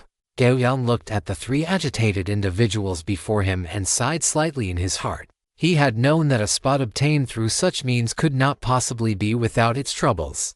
He looked directly at the 3 people in front of him, his voice calm. "I will not leave this place unless your clan leader, Lord Carl, tells me so himself. Furthermore, if there is nothing else, do not disturb me." Is this how the Obsidian clan treats its guests? As soon as these words were spoken, the resentment on the faces of the 3 young people intensified, to the point where faint magical fluctuations began to emanate from their bodies. Clearly, after being rebuffed by Gao Yang in such a flat tone, all 3 of them had the intention to take action. "If I were you, I would not choose to make a move at this time. Whether you can win is one thing, but more importantly, the reputation of your Obsidian clan would be tarnished by your actions." Gao Yang stood just inside the wooden door, looking at them as he spoke. "Although you cannot represent the entire Obsidian clan in major decisions, you are fully capable of upholding the face of the entire Obsidian clan when it comes to reputation. If you cannot stand the sight of me, then simply defeat me during the internal clan competition." After saying this, Gao Yang turned and walked into the room, closing the thin wooden door behind him, blocking the predatory gazes of the 3 people outside. The 3 of them looked at the tightly shut wooden door, but they dared not make any further moves. A moment later, the youth on the left snorted coldly and turned to look at Laura in the middle. "Laura, doesn't your brother, Wu Xing, also participate in this competition? Let's go find him and tell him not to hold back at all." Laura glanced at him, her thoughts, which had been somewhat clouded by anger, now completely calmed down. She did not speak, but simply turned and walked toward the castle. She had already understood why her father had asked her to withdraw from the competition for the Eternal Stele. It was because their family already had 1 spot. Although her strength was no worse than her brother, who was only 10 minutes older than her, the clan only had 5 spots in total. If the clan leader's family took 2, it was indeed a bit too much. Or perhaps the arrival of this outsider had provided a perfect excuse. Young Laura thought to herself, losing the desire to continue pestering him. Rather than lingering here, it would be more useful to return to her room and study more magic tomes. Besides, her purpose in coming here was actually more about wanting to see who exactly had squeezed her out of her spot. She just hadn't expected Gao Yang's tongue to be so sharp. After the 3 of them left, Gao Yang's life became completely quiet. This silence lasted for 3 full days before it was finally broken by a knock on the door. Gao Yang opened the door and saw a magic puppet standing outside that looked almost identical to a human. Upon seeing Gao Yang, the magic puppet bowed slightly in a gentlemanly manner, then spoke in a measured tone. "Greetings, respected guest. My master invites you to his midge tower to participate in the competition for the soul spot." Although the one before him was a magic puppet, Gao Yang subconsciously said thank you before adding, "Lead the way." Gao Yang followed behind the magic puppet for a few minutes until they arrived in front of the tallest midge tower in this floating city. This midge tower was about 100 meters tall. At this moment, the gate of the tower was wide open, and men and women of various ages, all wearing black midge robes, were walking into the tower. When they saw Gao Yang behind the magic puppet, their expressions revealed a hint of curiosity and resistance. However, they said nothing and simply walked into the midge tower in silence. Gao Yang followed the magic puppet into the midge tower, and then, with a flash of light, he appeared in a vast circular space. Gao Yang looked around and saw Carl, the leader of the Obsidian clan, standing not far away. Besides him, Other members of the Obsidian clan wearing black mage robes were also present. He withdrew his gaze and looked at his surroundings. He then discovered that the diameter of this circular space was at least over 1,000 meters, and the height was around 300 meters, which was completely inconsistent with the size of the mage tower seen from the outside. Is this the power of magic? Have we been shrunk? Or has this space been expanded? A flash of doubt crossed Gao Yang's mind, but he dismissed it in an instant. What it was did not matter. What mattered was that the battle before him was about to begin. Gao Yang was the last person to arrive. Once he had arrived, the venue, which had previously had some murmurs, fell completely silent. Everyone turned their gaze toward Carl Obsidian. Under the watchful eyes of the crowd, Carl Obsidian walked to the center and spoke slowly. The Eternal Stele will open in 5 days. According to past custom, each of the 10 great clans sends one person to use the help of the stele to comprehend their own unique meditation method. The internal competition of our Obsidian clan begins now. Having said this, he paused, then continued, "The 5 competitors, come forward to me." As his voice fell, 4 youths walked out from the crowd and stood before Carl. Seeing this, Gao Yang also stepped forward and, under the gaze of everyone, stood in a row with the other 4. Carl looked at the 5 people in front of him, his gaze lingering on Gao Yang for a moment before he continued. The clan's competition mode is very simple. Whoever among you 5 can hold out until the end in this arena will be the final winner. I will cast a teleportation spell on each of you. When you suffer a life-threatening danger, it will automatically teleport you out of the arena. Afterward, he looked at Gao Yang and added an explanation. The competition mode of the Obsidian clan has always been like this. It is not directed at you. Gao Yang nodded slightly without responding. Chapter 665, 1 against 4. After Carl finished speaking, he waved his staff, and magic surged upon it. Then, Gao Yang felt a layer of faint, translucent light envelop the 5 of them. This faint glow did not possess any intense energy fluctuations, nor did it seem to have any defensive capabilities. Gao Yang watched the light slowly fade from his body, thinking to himself, "So, is this divination-type magic? When it predicts that we are about to suffer fatal damage, it automatically activates to teleport us away from this arena." Although he did not know much about magic, having fought so many people, he was very clear about the classification of magic: evocation, divination, illusion, conjuration, abjuration. These all belong to the schools of magic.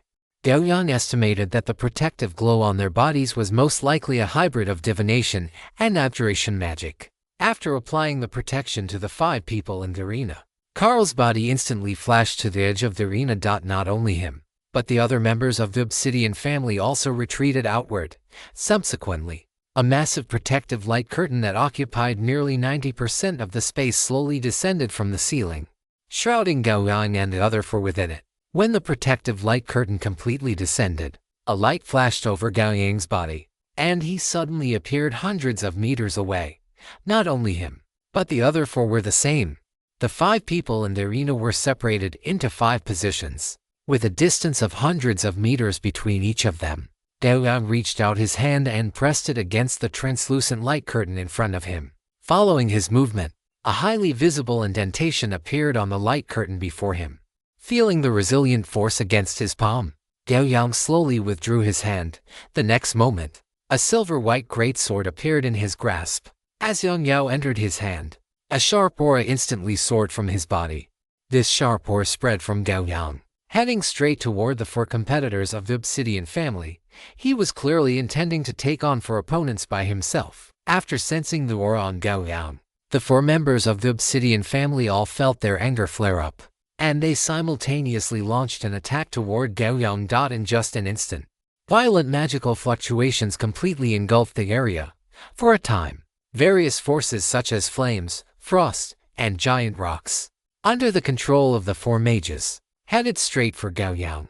Golden red battle chi soared into the sky. Gao Yang, bathed in the almost tangible battle chi, watched the magic bombarding him and slashed down with his sword. As Yang Yao slashed down, 100-meter sword chi was instantly generated, sweeping across the 100-meter area in front of him with the force of a thunderbolt. With just a single strike, the terrifying sword chi extinguished all the magic of the 4 people.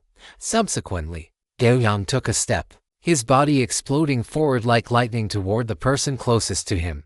Before he even arrived, he had already thrust his sword out. The next instant, a cone-shaped sword chi flashed by, appearing instantly in front of that person. A pitch-black magic shield exploded from the surface of his body, barely blocking the sword chi Gao Yang had thrust. Following this, he spat out several syllables, and wall after wall of rock broke through the ground, blocking Gao Yang's path. At the same time, the attacks from the other three had arrived once again. A thick earth spike suddenly erupted from beneath Gao Yang's feet, and simultaneously, a scorching white lightning bolt blasted toward his head. Gao Yang did not even look at the incoming lightning. He gathered his battle chi at the soles of his feet and stumped down on the earth spike that had erupted beneath him. With a loud boom, the obsidian-like earth spike that had erupted from beneath his feet was shattered directly by his stump. That was not all. After shattering the earth spike, Gao Yang's right foot continued its momentum, slamming into the ground of the arena. The next instant, a terrifying force erupted. Dense spiderweb cracks suddenly appeared on the ground around him, spreading toward the four people at an extremely fast speed. Gao Yang let out a cold snort, and the battle chi he had poured into the earth erupted violently. Boom, boom. The ground for hundreds of meters around instantly shattered, with debris flying and dust rising everywhere. In this instant, Gao Yang had already slashed his sword toward the mage he had locked onto. Even though he could not see the opponent, even though there were several rock and earth walls blocking them, and even though the distance between them exceeded 100 meters, Gao Yang still slashed his sword without hesitation. The 100-meter-long crimson gold sword chi slashed down with a roar. Wherever it passed, whether it was rock walls or flying sand and stones, everything was instantly obliterated. As the sword chi swept past, the mage Gao Yang had locked onto suddenly disappeared. At the same time, the scorching white lightning bolt slammed into Gao Yang's shoulder. This strike, however, did not even make Gao Yang frown, compared to the backlash he suffered when casting Eternal Night and Thunderclap. The damage from this lightning bolt was truly a bit low. Furthermore, during his long-term practice of the Heavenly Thunder Seal, his lightning resistance had already been raised to a very high level. This bolt of lightning was truly not much to look at. Gao Yang swung his sword, Yang Yao turning into an afterimage, and several sword chi flew toward the other three. Afterward, he took a step, intending to continue pursuing the previous person, but the moment he took his step, a massive gravitational force suddenly bloomed from the earth beneath his feet. In that instant, his body became dozens of times heavier. As the massive gravity descended, Gao Yang's movement of lifting his foot paused slightly, and his figure stumbled forward. Gravity field. Gao Yang let out a cold snort and stomped heavily on the ground, the blood within his body accelerating its circulation. The next moment, his body rushed out violently, his speed not decreasing in the slightest. The four people besieging Gao Yang showed surprise. They truly had not expected that Gao Yang's speed would not decrease at all within the gravity field. What a formidable physique, and what powerful magic immunity. Under the gaze of the four, Gao Yang's body suddenly turned into a golden lightning bolt, and in the blink of an eye, he rushed out of the range of the gravity field, facing Gao Yang, who was charging wildly like a god of war. The mage he had locked onto immediately shouted to join forces, Earth Swamp. As his voice fell, the staff in his hand erupted with dense magical fluctuations, and the earth in front of him rapidly softened, turning into a vast swamp. Hearing this, the other three waved the staves in their hands, pointing at the ground on Gao Yang's path. Almost instantly, the 100-meter area where Gao Yang was located turned into a flowing swamp. Gao Yang stepped onto the swamp, and immediately felt as if there was no resistance beneath his feet, as if he were treading on cotton. At the same time, there was a sticky sensation, attempting to drag him down into the depths of the mire. Gao Yang chuckled, and his battle aura instantly spread out from the soles of his feet, covering the entire surface of the swamp within a radius of over 10 meters. Following that, he stood firmly and steadily atop the churning, flowing swamp. Watching Gao Yang standing on the swamp, the expressions of the four people turned ugly, and a heavy pressure bore down upon them. For a warrior who could not be restricted, was uncontrollable, and possessed such formidable attack power, his performance in a battle with such limited terrain was truly exaggerated. Chapter 666 Earth Elemental Lord. In the vast circular arena, four young men in black robes holding magic staves surrounded a warrior clad in silver-white armor and wielding a silver-white greatsword. Beneath this warrior's feet, there was a churning, restless swamp of mud on the surface. It was clearly the warrior who was in a difficult and disadvantageous position. Yet the expressions of the four mages were becoming increasingly grim. Suddenly, one mage gave a low shout. "Do not hold back anymore. Kick him out first." The other three seemed to implicitly follow his lead, so when he spoke, they completely cast aside their inner concerns and began to cast their spells. Dense magical fluctuations rippled out, and Gao Yang discovered that the swamp beneath him had stopped churning. In its place, it felt as if some massive entity was rapidly rising from the bottom of the mire. The mage to Gao Yang's left waved his staff, and the magical fluctuations on his body suddenly diminished by a large margin. Subsequently, the swamp not far to Gao Yang's left exploded with a roar. Yellow mud splashed down like a torrential rain, and amidst this dense downpour of mud, a giant standing 30 meters tall, constructed entirely of black rock, appeared in Gao Yang's field of vision. Its massive body carried a sense of solidity, thickness, and even invincibility. This was the Conjuration School of Magic, also known as the Summoning School. What he had summoned was an Earth Elemental Lord from the Earth Elemental Plane. The Earth Elemental Lord did not possess eyes, ears, a mouth, or a nose in the conventional sense. It was built from piled-up rocks, and naturally, it had no vital points in the conventional sense. Furthermore, the rocks that composed its body possessed extremely high physical and magical resistance, making its performance in battle exceptionally strong. After this Earth Elemental Lord was summoned, the two mages standing in front of and behind Gao Yang simultaneously waved their staves, and beams of light flew one after another toward the Earth Elemental Lord.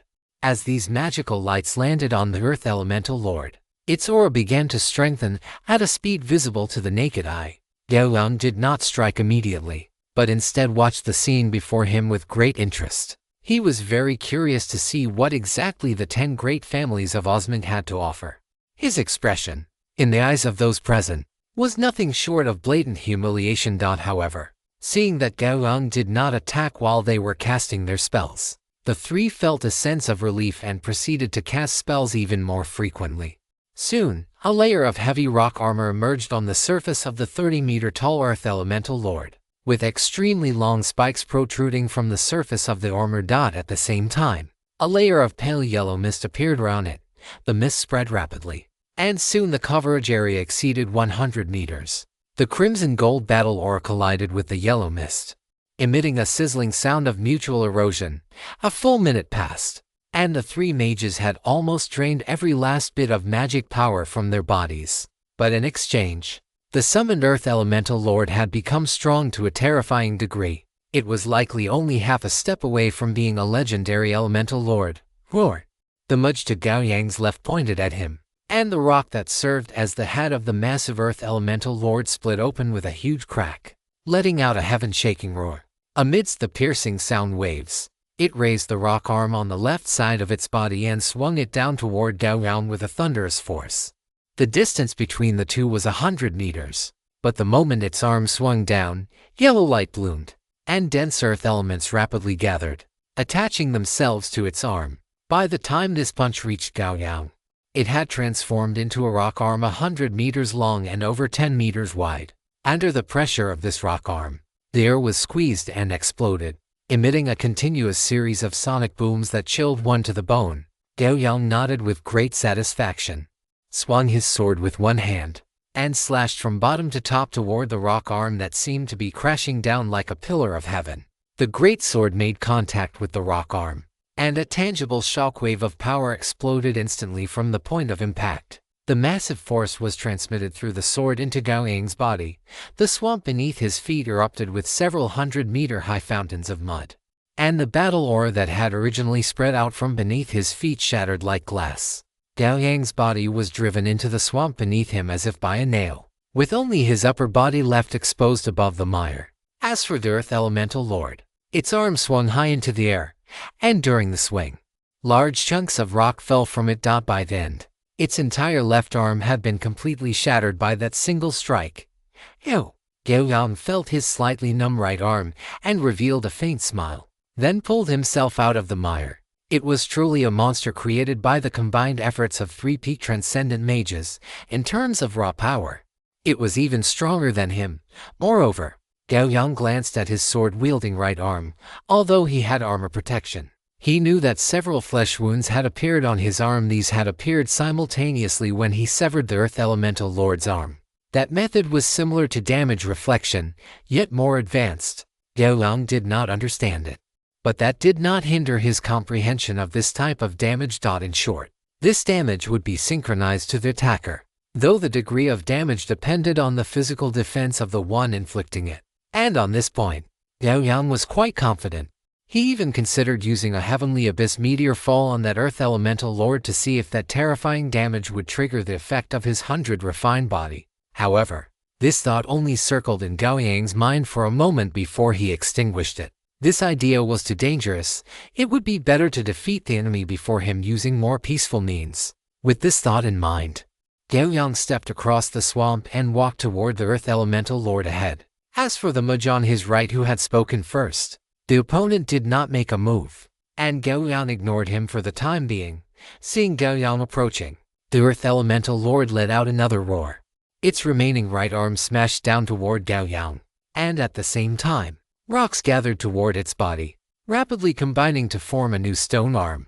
The greatsword collided with the stone arm once more, but this time, Gao Yang was not driven into the earth, nor was the Earth Elemental Lord's arm shattered by the sword energy. However, the Earth Elemental Lord seemed as if it had been struck by a heavy hammer, its massive body continuously retreating backward. Gao Yang acted as if nothing had happened, stepping forward again and slashing with his sword, strike after strike. No matter how furiously the Earth Elemental Lord roared, it could not shake off the immense force behind Gao Yang's slashes and could only continue to retreat. During its retreat, rubble constantly fell from its body. By the time it reached the edge of the arena, its body was only a few meters tall. With a flash of sword light, the Earth Elemental Lord's body turned into a pile of gravel, completely losing its life force. Gao Yang looked at the rubble before him and sighed in disappointment. Afterward, he turned his gaze toward the last mage still in the arena. Chapter 667. Mana boiling, overclocked spellcasting. As for the other three mages, they had consciously exited the arena the moment Gao Yang hacked the Earth Elemental Lord into gravel. After all, this battle of the Obsidian family was merely to select the final winner. There was no life or death enmity between them. Their clear rationality gave them a level of thinking and logic that ordinary people could hardly reach. Knowing that Gao Yang was stronger than them, they naturally would not continue to entangle themselves in the fight. Moreover, as previously mentioned, the arena environment was not suitable for mages to display their full capabilities. Compared to this petty squabbling that wasted time and mana, if they were to truly go all out, their methods would be far more violent than they were now. At the very least, they had not used a single one of the various scrolls they had transcribed, not to mention their various magical equipment. As for now, they would leave the spot to this outsider and the strongest among the younger generation of their Obsidian family. Gao Yang's gaze turned to the man who had been standing in place without moving since the beginning. On him, Gao Yang saw mana surging crazily like boiling water. That mana was not out of control, rather, it was in a state activated to a certain degree, capable of responding rapidly to the master's will. Not to mention, surrounding him were large amounts of various elements that had also fallen into an active state. When Gao Yang looked at him, he also looked toward Gao Yang. You are strong. You could be said to be the strongest warrior I have ever seen. However, you are also too arrogant, allowing me to fully activate my current mana boiling state. Even though the distance between them was over 500 meters, his voice was transmitted into Gao Yang's ears with absolute clarity. Gao Yang looked at him and closed the distance to within 100 meters in a few leaps. He looked at the mage opposite him and asked, "It doesn't matter. What should I call you, Nelson Obsidian?" The mage opposite him raised his head slightly, saying with a hint of pride. Gao Yang nodded casually, a glimmer of interest appearing in his eyes as he said, "Can we begin?" Nelson was startled, then revealed a smile. "Anytime." The moment his voice fell, a black-gray ray shot out from his fingertip, heading straight for Gao Yang. The ray was extremely fast, It had barely left his fingertip before it reached Gao Yang's front. Swoosh! The ray pierced through his chest, turning into a large patch of black-gray haze that clung to Gao Yang's body. The next moment, Gao Yang's body shattered into crimson gold battle chi, and the black-gray haze disappeared along with it. Gao Yang appeared 10 meters away, looking at Nelson. It had to be said that Nelson in this state was truly terrifyingly strong. Even he had almost failed to react to that ray just now. Fortunately, his speed was fast enough. Seeing Gao Yang dodge his finger of death, Nelson did not pause in the slightest. The mana fluctuations around his body becoming even more violent. In the blink of an eye, 2 clusters of mana light flew out instantly, sinking into Gao Yang's body at an even faster speed. This time, Gao Yang did not dodge. The speed was simply too fast. Comprehensive network prompt. Feeble mind has hit you. Performing check passed. You have successfully resisted the effect of this spell. Comprehensive network prompt. Polymorph has hit you. Performing check passed. You have successfully resisted the effect of this spell. 2 comprehensive network prompts appeared before his eyes and then instantly faded away. Gao Yang did not pay them any mind. For him now, he was basically able to immunize himself against various forms of control. To fight him, one could only engage in a direct, head-on confrontation with real blades and guns. He thrust his sword, and a flash of lightning sword energy streaked through the air, appearing before Nelson the next moment and transforming into a dark purple thunder sphere 1 meter in diameter, attempting to envelop him. A flash of light passed, and Nelson disappeared from his spot instantly. And the moment he reappeared, icon-shaped sword energy had already flown toward his brow. Clang! The sword energy struck Nelson, and a dazzling golden light burst forth from his body, revealing the outline of a faint golden bell. Nelson's face turned slightly pale. The next moment, he gritted his teeth and pointed at Gao Yang again. As his finger pointed at Gao Yang, a rainbow light erupted from the staff in his hand. This rainbow light carried unparalleled lethality. Wherever it passed, space was sliced open, revealing a pitch-black spatial rift in its wake. Gao Yang's expression turned stern. This rainbow light carried a thick aura of death. He could not take it head-on. With a shift of his will, he took a step forward, and his body instantly vanished. Nelson felt a blur before his eyes, and he saw a large, silver-gleaming sword already descending upon his head. It was Gao Yang, who had vanished, now appearing directly before him. This strike was too swift and carried such immense power that it seemed to faintly suppress the surrounding space. A multicolored magic shield appeared in front of Nelson. After establishing his defense, the magic around him surged, and dark red elements rapidly gathered before him. The blade struck the magic shield, but instead of shattering it, it seemed to engage in a test of strength, pressing downward bit by bit. In that instant, a giant hand, seemingly composed of magma, appeared in front of Nelson. The giant hand clenched into a fist and smashed fiercely toward the Gao Yang standing before it. Gao Yang clenched his left fist, thick battle aura coating his knuckles, and then threw a punch. The 2 fists, completely disproportionate in size, collided in mid-air. To Nelson's shock, the magical giant hand he had conjured was shattered by Gao Yang's plain and remarkable punch. Following this, Gao Yang exerted a slight force with his right hand holding the sword, and the magic shield instantly disintegrated. Nelson gripped his staff with both hands, wielding it as if it were a longsword, and swung it toward Yang Yao. Violent magical fluctuations erupted once more, following Nelson's movements. Purple-black energy gathered between his hands, instantly forming a purple-black greatsword. The purple-black blade collided with the silver-white blade, and the purple-black greatsword was violently knocked backward. Nelson's face showed signs of pain. Although he had applied a series of buff spells to himself and even summoned the demonic sword of destruction, it was still too much of a stretch to engage in direct melee combat with a pure warrior. Having repelled Nelson with one strike, Gao Yang pressed forward again, and Yang Yao descended once more without mercy. Nelson gritted his teeth, holding the magic sword with both hands, and forcibly blocked Yang Yao. However, the moment the 2 great swords collided, Nelson's expression changed drastically. His hands were knocked aside uncontrollably. His body fell into a state of paralysis, and he could no longer muster a shred of strength. Even his magic fell into a momentary stagnation.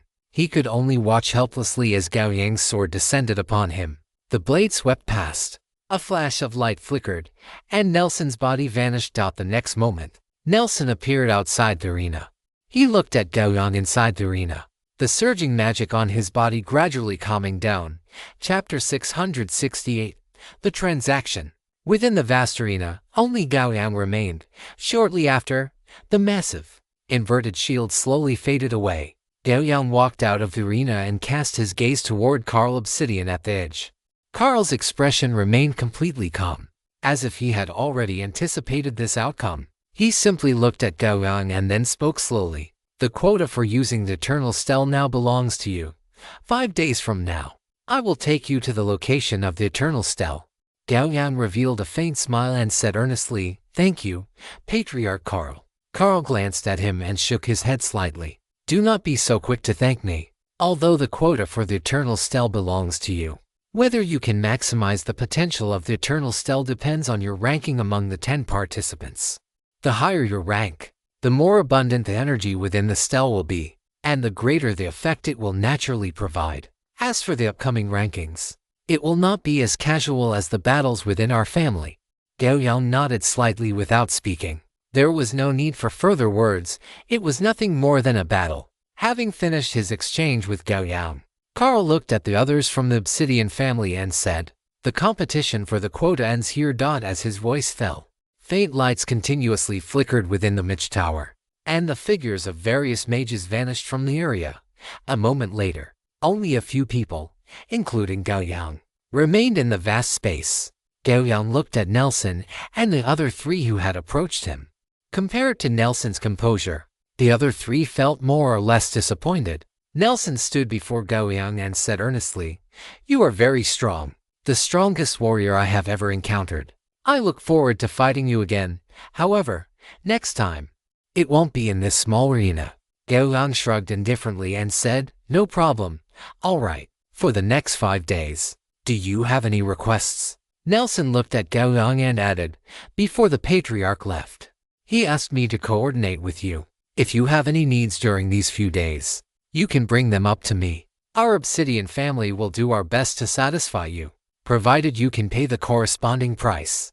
Gao Yang raised an eyebrow slightly. If that was the case, there were indeed some things he wanted to understand. "Regarding the meditation texts of your Obsidian family, may I borrow them for a look?" Nelson nodded slightly, not at all surprised that Gao Yang would make such a request. After all, the other party had come specifically for the Eternal Stele, so naturally, he would want to create a meditation method perfectly suited to himself. Under these circumstances, borrowing their Obsidian family's relevant texts was reasonable. As for the payment, this should suffice. After Gao Yang finished speaking, an ice blue potion appeared in his palm. It was the enlightenment potion he had previously crafted using the ice moon cold toad as the main ingredient. "This is?" Nelson looked at the ice blue potion in Gao Yang's hand. He could feel the rich magical fluctuations contained within the potion, along with an unknown quality, an enlightenment potion. Drinking 20 bottles can increase one's current intelligence attribute by half and keep the drinker's mind calm, provided they have not yet stepped into the transcendent realm. Gao Yang casually pushed the enlightenment potion in his hand toward Nelson and continued, "If you drink 40 bottles, it can increase the current intelligence attribute of a powerhouse like you by half as well." Nelson's hand, holding the enlightenment potion, tightened slightly. He looked at Gao Yang and said, "There is no need to be so complicated. We understand both transcendent intelligence attributes and standard intelligence attributes. That makes things much easier." Gao Yang nodded. In this way, the other party should be able to better understand the preciousness of this enlightenment potion. "How much of this enlightenment potion do you have? Or rather, do you possess the formula for its creation?" Nelson's expression was solemn, and the look he gave Gao Yang was extremely serious. Gao Yang looked at him with a faint, inscrutable smile. He did not answer the question, but instead said, "We are currently only conducting a transaction, and the object of this transaction is the collection of books regarding meditation within your noble family. As for anything else, it is outside the scope of this trade." Nelson felt a bit disappointed, but he recovered almost instantly. He nodded and said, "How much of this magic potion can you provide?" If it is merely a single bottle, its value is insufficient. You should be aware of this. As he spoke, he did not wait for Gao Yang to respond and took the initiative to continue. If there are 20 bottles, the Obsidian family's collection of books regarding meditation can be opened to you in its entirety. If there are 40 bottles, then the experiences of past generations of Obsidian family members regarding the use of the eternal stell will also be open to you. Is that so? Listening to what Nelson said, Gao Yang quickly made a decision. He took 39 bottles of enlightenment potion from his inventory, which, combined with the one in Nelson's hand, made exactly 40 bottles. Seeing this, Nelson collected all the enlightenment potions and said, "Follow me." After saying this, he turned and walked away, and Gao Yang stepped forward to follow. Soon, the two left the Midge Tower and headed toward the castle that served as the facade of the Obsidian family. Entering the castle, the two went straight to the 3rd floor. Nelson had no intention of making small talk, and Gao Yang was not a talkative person either. So in this relatively silent atmosphere, the two arrived before a pair of double doors. These doors were made entirely of stone, and the textures on them were dense, containing intense fluctuations of magic power. Nelson took out a palm-sized stone tablet made of obsidian and pressed it against the center of the stone doors. The next moment, the textures on the stone doors seemed to fade, rapidly disappearing. Once the textures had finished fading, Nelson reached out and pressed his hand against the doors. Amidst a rumbling sound, the stone doors slowly opened to both sides. Rows of bookshelves, so massive they looked like load-bearing pillars, appeared in Gao Yang's field of vision. These shelves were filled with all kinds of books. Standing at the entrance, it felt as if one were standing on a beach, facing the vast and boundless sea. Nelson walked into the library first and headed toward its depths. After walking for about 5 minutes, the two stopped in front of a bookshelf. Nelson pointed to the massive wooden bookshelf in front of them, which was over 10 meters tall, and said, "This bookshelf contains the collection of books related to meditation gathered by our Obsidian family. You may browse them at your leisure." Then he turned and looked at a small bookshelf against the wall that was only 3 meters high, saying, "The books on this one contain the insights of our Obsidian family members regarding the use of the Eternal Stell. From now until the Eternal Stell is activated, you may borrow books here." Gao Yang looked at the bookshelves before him and nodded with great satisfaction. Up until now, the only books on meditation he had come into contact with were the basic meditation method he started with and the heart-tempering fire. If he wanted to create a meditation method that was perfectly suited to himself, these two books were far from enough. Simply put, barren soil cannot produce beautiful flowers. If he wanted to create a meditation method that suited him, although the Eternal Stell would provide the majority of the help, this did not mean he had nothing to do. On the contrary, he needed to raise his own knowledge base as much as possible. Just like practicing the sword, he needed to see and learn more sword techniques and styles so that he could create stronger sword moves. Creating a meditation method was the same. Therefore, before coming here, Gao Yang had already planned to make use of the 10 great families' collections to enrich his own understanding of meditation. And his bargaining chip was the enlightenment potion. These enlightenment potions, let alone ordinary mages, could provide corresponding improvements even for legendary spellcasters like Carl.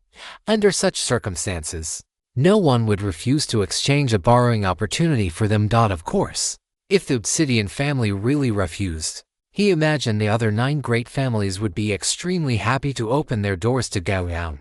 Nelson knew this situation, so he agreed to Gao Yang's trade without hesitation. Gao Yang took a book with a purple gold cover from the shelf in front of him. After opening it, he discovered that he did not recognize the characters inside. He put the book down, looked at Nelson, and said, "Give me a comprehend languages spell, or one for the specialized language used in these books." Nelson nodded, waved his staff, and soon a ball of light fell onto Gao Yang's body. Gao Yang turned his gaze back to the book in his hand. This time, the characters that had seemed like heavenly scripts to him gradually transformed into a language he could understand. Gao Yang sat down, and battle aura formed a translucent white chair beneath him. Seeing this, Nelson did not linger any longer and turned to leave the library. After Nelson left, Gao Yang tapped his chest with one hand. and a trace of dark purple lightning instantly spread throughout his body. Sacrifice, time acceleration. With a low shout, the time in which Gao Yang existed began to accelerate crazily, one-fold, two-fold, five-fold, tenfold, until the ratio between his own time flow and the outside world reached an exaggerated 17:1. Gao Yang stopped accelerating time. This rate of time flow was just enough to be on par with his battle or recovery speed. In other words, staying in this library for 5 days was equivalent to about 3 months of time. Feeling the fluctuation of battle aura within his body, Gao Yang slowly exhaled the stale air from his chest, and then turned his gaze toward the meditation book in his hand. Chapter 669. Eternal Stele. Ranking in the dim library. Steady footsteps landed on the black floor tiles, making a dull sound. This sound was not loud, but falling in this library where there was almost no sound at all, it still sounded like a thunderclap. Gao Yang slowly lowered the scroll in his hand and tilted his head slightly toward the direction of the approaching footsteps. This outsider, the 5 days are up. Patriarch Karl is ready to set off for the Eternal Stele. The person who arrived was a middle-aged man still wearing black robes. His expression was very calm, as if everything in the world had little to do with him, or rather, nothing was worth his concern. Such people were clearly spellcasters intoxicated by the world of magic. They dedicated their entire lives to the study of magic. Although they appeared ordinary, they would become terrifying once they revealed their true strength. Gao Yang cast his gaze toward the scroll in his hand. As he unfurled it to its maximum extent, he engraved every record on it into his mind. Although only 5 short days had passed in the outside world, 3 months had already gone by in Gao Yang's world. Over these 3 months, Gao Yang had seemingly transformed into a giant sponge, soaking in an ocean of knowledge and frantically absorbing every drop of moisture from it. By now, he had carefully read through all the classics regarding meditation here. He had even read and memorized the experiences and insights of the Obsidian family members. Slowly closing the scroll, Gao Yang stood up and placed it in the bottom right corner of the 3-meter-tall bookshelf against the wall. Only then did he turn to look at the middle-aged man in front of him, nodding as he said, "Thank you. We can set off now." Upon hearing this, the middle-aged man turned and walked outside. A moment later, the two arrived outside the main gate of the Obsidian family castle, where Karl was already waiting. "How was the reading?" After Gao Yang arrived, Karl asked casually. The corners of Gao Yang's mouth curled up slightly. "Very good. It far exceeded my expectations." Karl looked at Gao Yang with surprise. He could sense that the other party was not lying, but was instead genuinely satisfied from the bottom of his heart. He nodded and said, "Then let us go. Do not keep the other families waiting." Gao Yang did not speak again, but stepped forward to stand on the same line as Karl.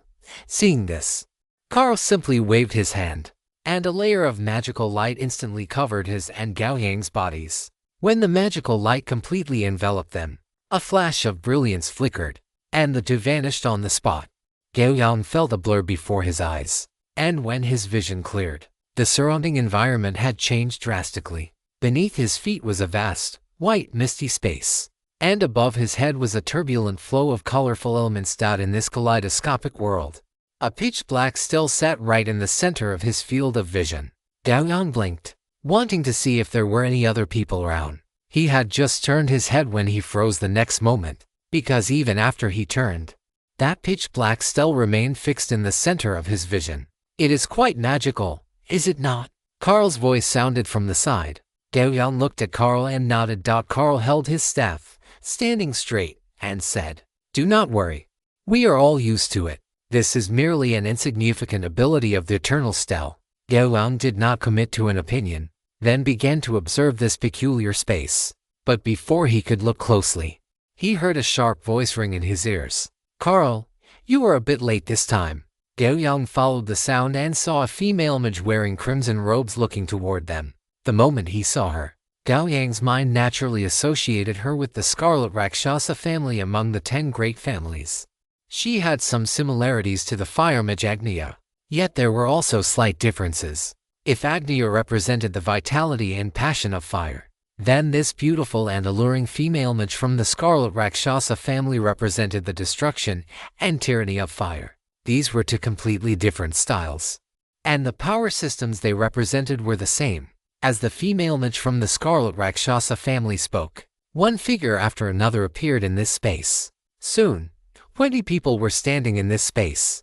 The 10 patriarchs of the 10 great families, and 10 transcendent-level youths waiting to use the eternal spell. "Carl, who is this beside you?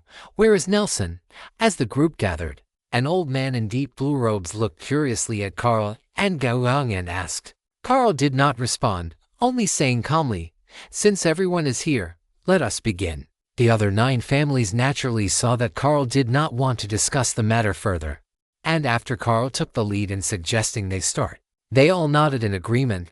However, during this process, Gao Yang could still feel many curious gazes landing on him, as the 10 patriarchs raised their staves and injected a stream of magic into the colorful sky above. The eternal stele, which always remained in the center of their vision, slowly fixed into place. It was as if these 10 patriarchs had used some unknown method to forcibly pin the eternal stele to that spot. The sorting rules have actually changed this time. When the eternal stele was completely fixed, the mage wearing off-white robes suddenly spoke in surprise. At the same time, everyone in the space became aware of the sorting rules. Gao Yang's expression was strange, because the sorting rule this time was not decided by combat, but rather by a simpler and more brutal method, using each person's strongest ability as the judging criterion. Of course, the judge was the eternal stele.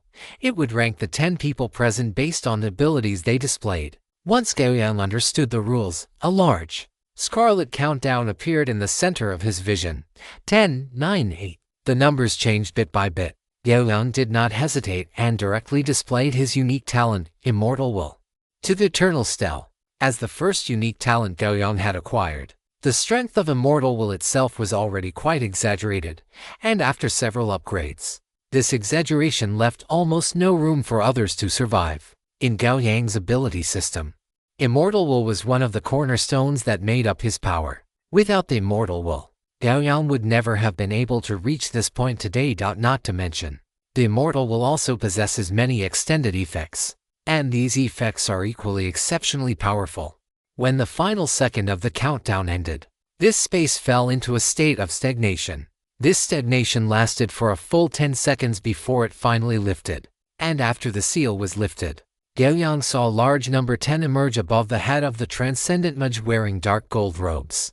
Then came 9, 8. One number after another appeared above everyone's heads. Soon, the number 3 appeared above the head of the female mage from the Red Rakshasa family. Now, the only ones left without numbers appearing above their heads were the Obsidian family and the Emerald family. After everyone waited for a few seconds, a large number 2 appeared above the head of the young man from the Emerald family. The moment the number 2 appeared above his head, everyone turned their gazes toward Gao Yang. Although Carl did not say it, the people of the 10 great families were not opening the eternal stele for the first time. They naturally knew what had happened to the Obsidian family. But precisely because of this, they felt surprised, because an outsider had actually ranked first. Chapter 670, Breaking the Record. Gao Yang looked up at the large number above his head and raised his eyebrows slightly. He withdrew his gaze and looked at the others, because he had just felt several extremely malicious gazes. But when he looked toward them, the owners of those gazes had already retracted them, and, seeing this, Gao Yang paid no more attention and turned to look at the eternal stele fixed in the center of this space. As for how to use the eternal stele, he had already understood it thoroughly while at the Obsidian family library. Patriarch Carl. Thank you. Gao Yang looked at Carl Obsidian beside him and thanked him softly. Carl looked at Gao Yang with a slightly complex expression, then nodded slowly. No need to thank me. It was merely a transaction. Besides, we did not provide you with any assistance. Gao Yang did not speak again. He looked at the eternal stele in the center of his field of vision and, under the gaze of the others, walked toward the massive stele that stood like a pillar supporting the sky. As Gao Yang drew closer to the stele, the colorful hues above everyone's head seemed to drape down from the sky like tassels, enveloping Gao Yang and the eternal stele completely like a curtain, cutting off the view of the others. Gao Yang walked toward the eternal stele, and with every step he took, this massive monument seemed to expand in his eyes. By the time Gao Yang reached the front of the eternal stele, This pitch-black monument stood before him like a wall of heaven. He slowly reached out his hand and pressed it against the cold surface of the stele. The next moment, a strange ripple spread out, and the luster in Gao Yang's eyes suddenly vanished. When he regained his senses, Gao Yang was already amidst a sea of iridescent colors. He looked curiously at the colorful liquid that surrounded him like seawater, then extended a finger and tapped into the liquid in front of him. The moment his fingertip touched the colorful liquid, an invisible ripple was transmitted through his finger into his mind. In that instant, a vast amount of insights and thoughts related to meditation emerged. Gao Yang immediately sat cross-legged, closed his eyes, and entered a state of meditation. As he entered the meditative state, the surrounding colorful liquid began to pour into Gao Yang's body from all directions. The influx of these colorful liquids made Gao Yang's spirit increasingly active. In this active mental state, his thinking began to accelerate, and the various meditation classics and experiences he had viewed in the Obsidian family library began to merge and collide within his mind. Every bit of nourishment was squeezed out through this collision, and then integrated into the basic meditation method that Gao Yang practiced. And with the intake of these nutrients, his meditation method began to change bit by bit. This change was not obvious and was very slow, but it was steadily and unswervingly undergoing a transformation. Patriarch Carl, it has already been 10 days. Why hasn't that outsider come out yet? The female patriarch of the Red Rakshasa family frowned as she looked at Carl and issued a challenge. Facing this interrogation from the Red Rakshasa, Carl's expression did not change in the slightest. He simply said with indifference, "If Patriarch Alisaya is impatient, you are welcome to go in and see for yourself. Patriarch Alisaya is just jealous. After all, the Obsidian family's person has been inside for 10 days now, and for every day he stays inside, everyone else has 1 day less." The patriarch of the Emerald family, wearing emerald green robes, chuckled. After all, his family was ranked second, and after Gao Yang came out, it would be his family's turn to use the eternal stele. No matter what, his family would always get to use the eternal stele. Alisaya snorted coldly, her gaze sweeping over the Emerald Patriarch like a bone-scraping knife. "If he has the ability, let him stay inside for the full 70 days. I want to see if he has that kind of capability." Hearing Alisaya's words, the others all smiled and shook their heads. Since the eternal stele began to function, the record for the longest duration for a single person in a single session was 43 days. And that existence, even to this day, still has a name that resonates throughout the entire multiverse. Even true gods must show that existence the corresponding respect. After a brief conversation, the place fell into silence once again. In this silence, time flowed away bit by bit. On the 20th day, Alisaya's brows furrowed even tighter, because Gao Yang had still not emerged from the eternal stele. On the 30th day, it was not just Alisaya whose expression was ugly. Even the patriarch of the Emerald family could not help but feel a touch of restlessness in his heart. If this continued, their family would not have enough time left. On the 39th day, apart from Patriarch Carl, the other 9 families could no longer hold their composure. Fiery red, volatile magic power surged on Alisaya. She glared at Carl and shouted sternly, "Carl, you must make it clear today. Where does that person come from? It has already been 40 days. Why hasn't he come out yet?" "Indeed, Patriarch Carl, what exactly is this person's background? You must at least give us some mental preparation." The patriarch of the Platinum family followed up immediately, a warm smile on his face. With the patriarchs having spoken, the others could no longer restrain themselves and chimed in one after another. Facing the interrogation from the other 9 family heads, even with his legendary level strength, Carl could not help but frown slightly. He sighed softly and then said, "I do not know." Alicia laughed instantly, glaring at Carl. "You brought him here, and you say you do not know? It has already been 40 days. I do not believe that young man is still perfecting his meditation technique." "I said, I do not know." A trace of anger appeared in Carl's eyes, but facing the fury of the other 9 families, he took a deep breath and said, "He came to my Obsidian family through the channels of the Eternal Devil Chamber of Commerce. Do you understand now?" When the words Eternal Devil Chamber of Commerce left Carl's lips, the expressions of the other 9 patriarchs froze. and the anger that had been surging within them turned into dejection. Sooner or later, I will completely destroy the entire devil race. Alicia gritted her teeth, her delicate face twisted by rage. Clearly, as members of the 10 great families, they all knew what the arrival of the Eternal Devil Chamber of Commerce signified. On the 43rd day, the Eternal Stell still showed no fluctuations. For the 10 great families present, this calm day was anything but peaceful, because this meant that the young man currently inside the Eternal Stell had already surpassed the previous record holder. Did this mean his potential was even greater than that of the record holder? This development made the 10 patriarchs present look grave. From this moment on, what they needed to consider was no longer just the opening of the Eternal Stell, but something far more important. What attitude they should adopt toward Gao Yang, who was still inside, whether friend or foe. It had to be determined before Gao Yang emerged from the Eternal Stell. Chapter 671. The Eternal Undying Meditation Technique. Gao Yang was unaware of what was happening in the outside world while inside the space of the Eternal Stell.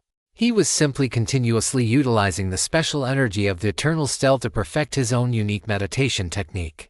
During this process, one system prompt after another appeared before his eyes, which was the reason why he had spent so much time.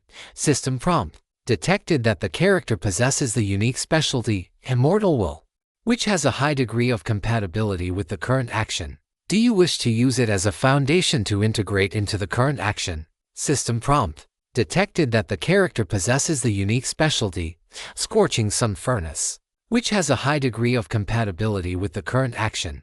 Do you wish to use it as a foundation to integrate into the current action? System prompt detected that the character possesses the unique specialty, Body of 100 Refinements, which has a high degree of compatibility with the current action. Do you wish to use it as a foundation to integrate into the current action? Warning: when the character's foundation is too complex and vast, there is a certain probability of interrupting the current action, leading to failure. Please choose carefully.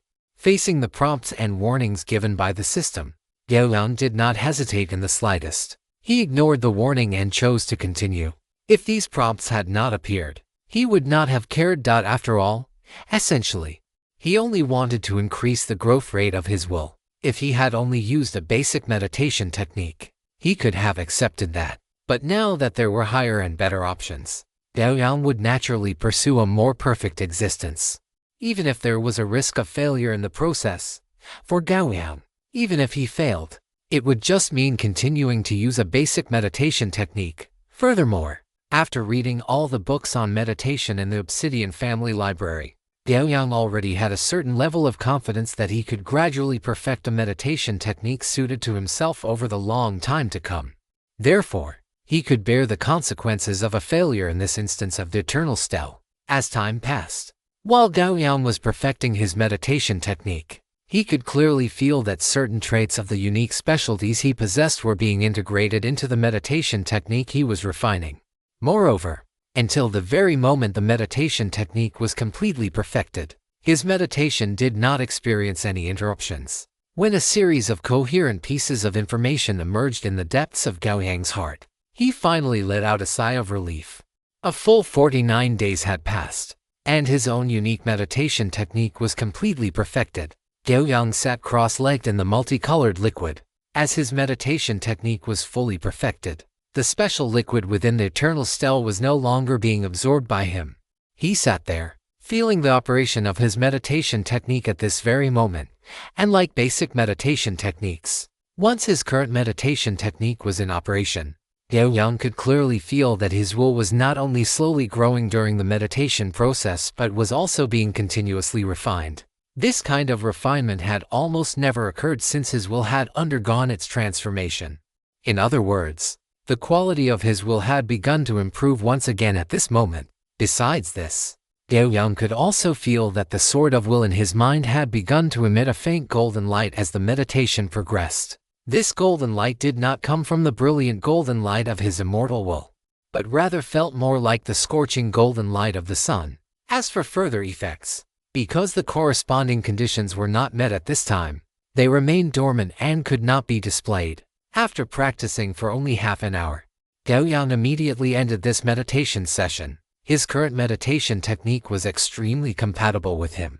So although the meditation time had shortened, the efficiency of the meditation had increased exponentially. This increase was so rapid that Gao Yang had to impose restrictions on himself to adapt to the rapid progress of his will.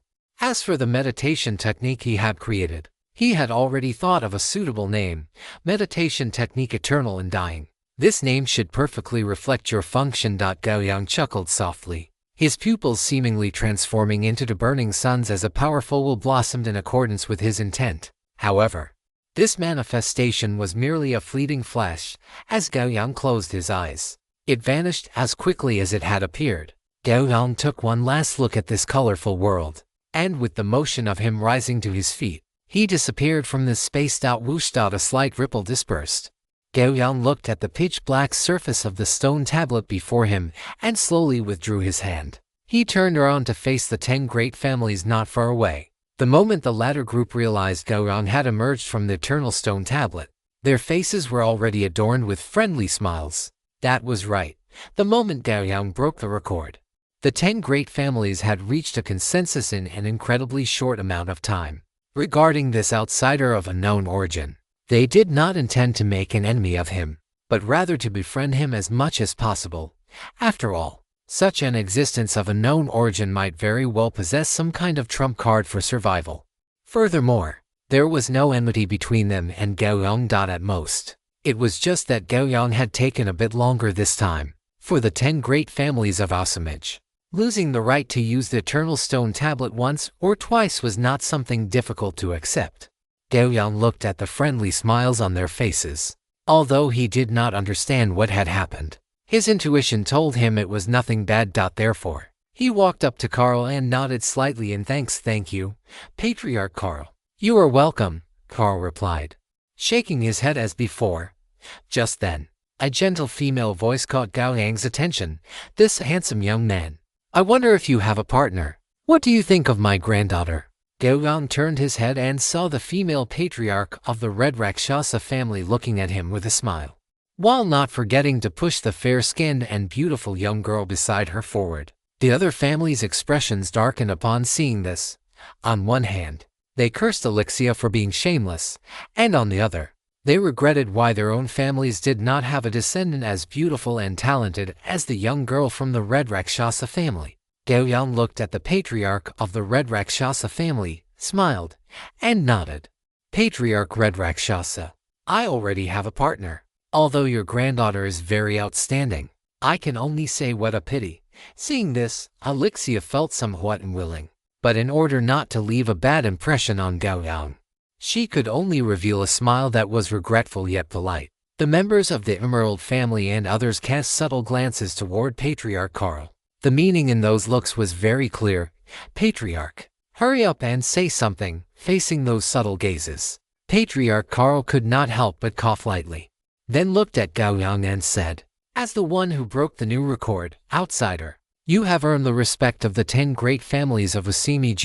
In the future, the gates of Awakens will always be open to you. As he spoke, Patriarch Carl took out a fist-sized piece of obsidian and handed it to Gao Yang. Chapter 672. The Quest Invitation from the Lucky Boy. Gao Yang looked at the obsidian handed to him, then shifted his gaze to Patriarch Carl's face. Seeing the slight trace of discomfort in his micro-expressions, he smiled, nodded, and accepted the obsidian. Clearly, his performance in the Eternal Stone Tablet just now had far exceeded their expectations, to the point that they converted this performance into his potential, prompting these powers to show goodwill. This was not a bad thing, and Gao Yang was not a fool who could not read the situation. Being able to establish a certain level of friendship with a top-tier power that possessed 10 or even more floating cities was far better than having one more such enemy. Seeing Gao Yang accept the token of the Obsidian family, the other 9 patriarchs also stepped forward one after another to hand their own tokens to Gao Yang. Gao Yang did not refuse anyone, accepting them all and engaging in a brief exchange with them. When the exchange concluded, Gao Yang looked at the 10 gems of various colors in his inventory, a hint of a smile on his lips. The others still needed to continue using the Eternal Stone Tablet, but for Gao Yang and the Obsidian family, the event had come to an end. Thus, under the watchful eyes of the other families, Carl and Gao Yang disappeared from this space. In the obsidian floating city, still outside that castle, the figures of Gao Yang and Carl materialized from the spatial ripples. Gao Yang looked at Patriarch Carl beside him and said, "Thank you for your care during this time, Patriarch Carl. I won't disturb you any further." Regarding Gao Yang's farewell, Carl did not show any surprise. After all, in essence, the two of them only had a transactional relationship. This could be seen from the fact that they had not even asked for Gao Yang's name until now. Although the 10 great families of Asamaj had shown goodwill toward Gao Yang, it did not mean they would act like sycophants, fawning over a record breaker like Gao Yang without any bottom line. After all, the 10 great families of Asamaj could be ranked highly across the entire multiverse. To others, Asamaj was an unreachable existence. Not to mention that there were at least 10 floating cities here. Therefore, regarding Gao Yang's farewell, Patriarch Carl simply said, "Very well. We shall meet again if there is an opportunity." After speaking, a surge of magical power erupted from the staff in his hand. "All right. I have temporarily lifted the spatial lockdown. If you wish to leave, you can now depart via the teleportation array." Hearing this, Gao Yang decisively tore open a teleportation scroll and stepped into the spatial vortex, disappearing from sight. After stepping into the spatial vortex, it was once again a dizzying spin.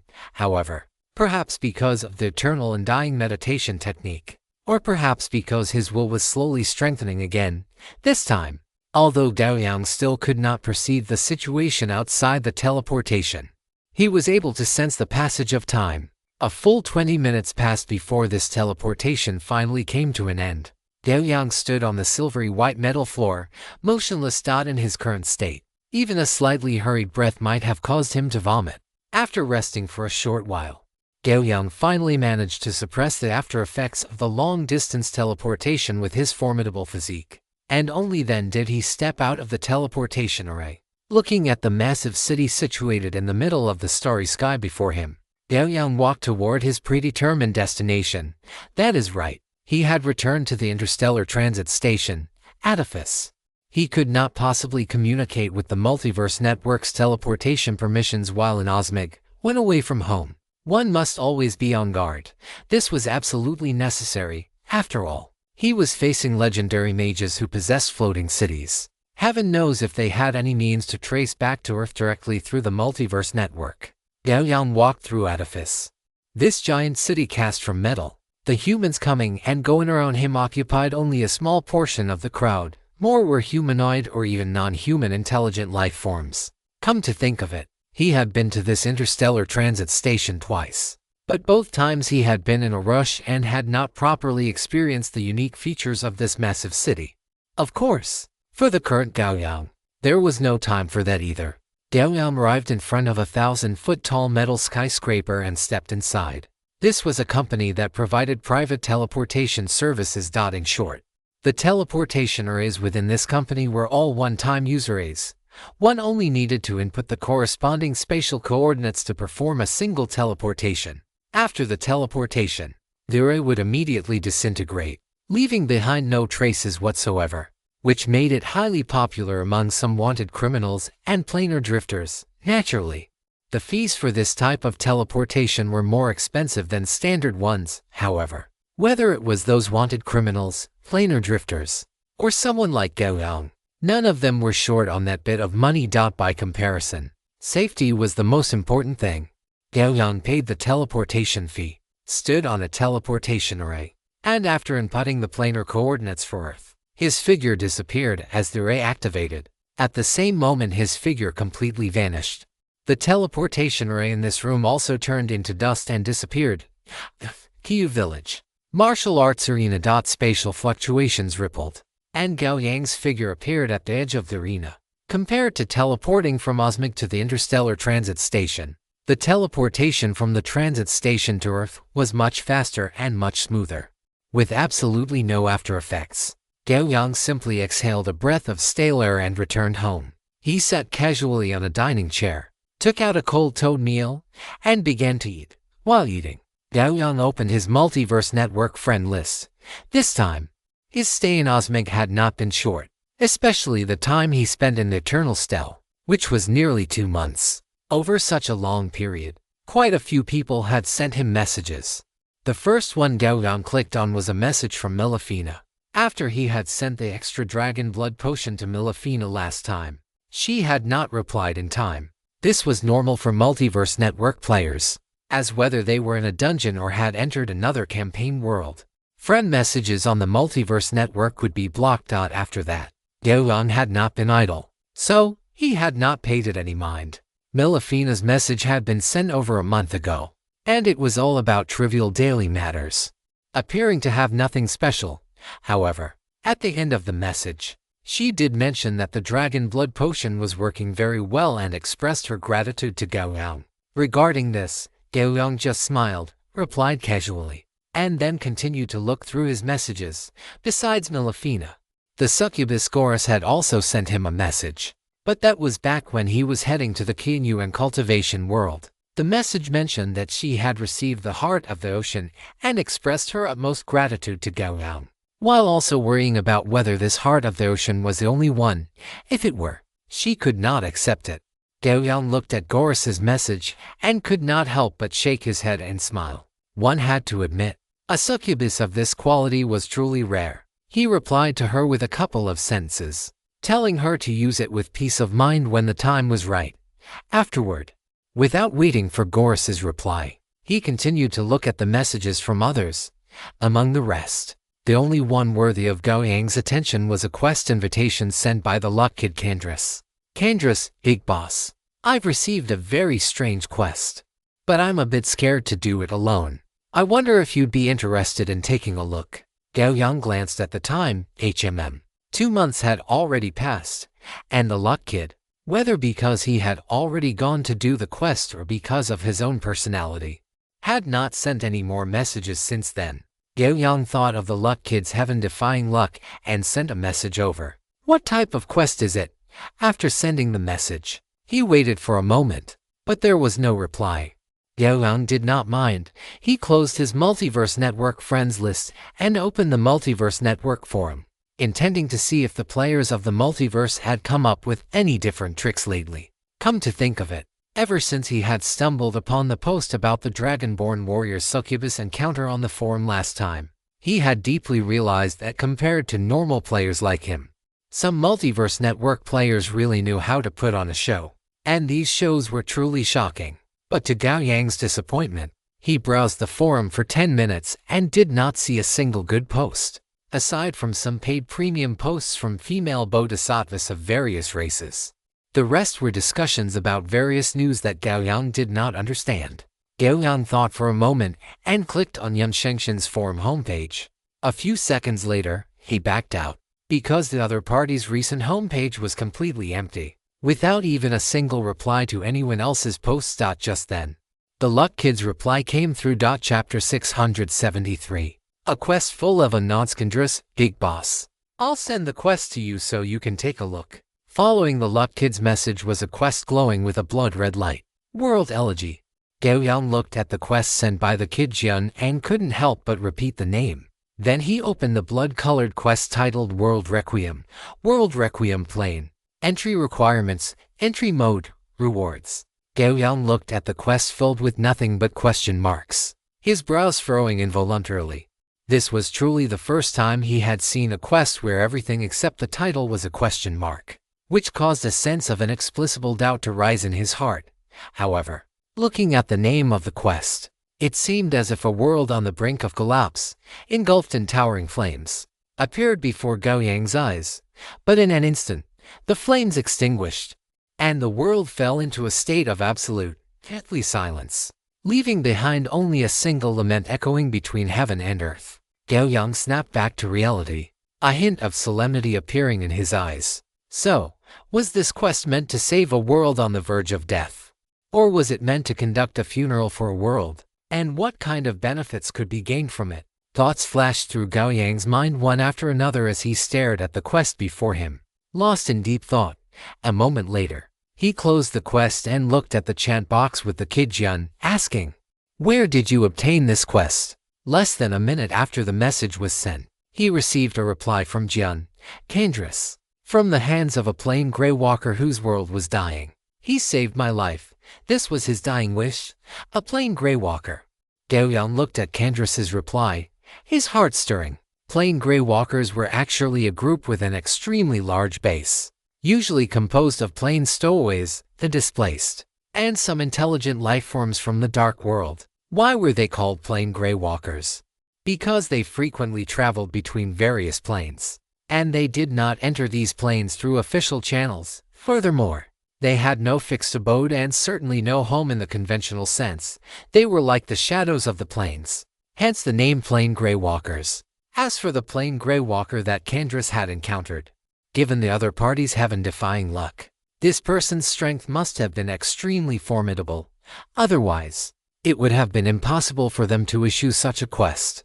Based on Gao Yang's current perspective, perhaps in some aspects, they could be mentioned in the same breath as Santas. However, given Candras's heaven-defying luck to actually be saved by this plain gray walker, perhaps this outcome was, in some mysterious way, beneficial to both parties. Thinking this, Gao Yang began to reply, "It's been quite a while.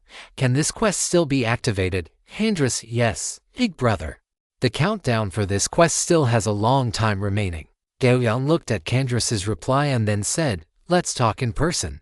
Come to my place. You have the coordinates. Knd Russ. All right, big brother, wait a moment. I'll be there. After Candras said this, he did not reply again.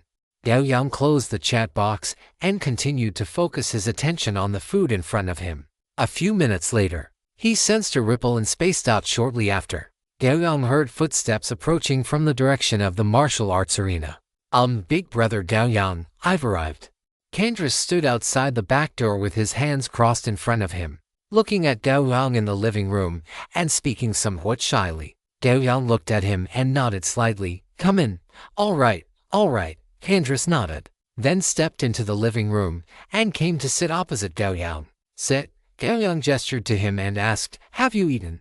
Candras instinctively shook his head, then nodded in embarrassment, looking somewhat awkward.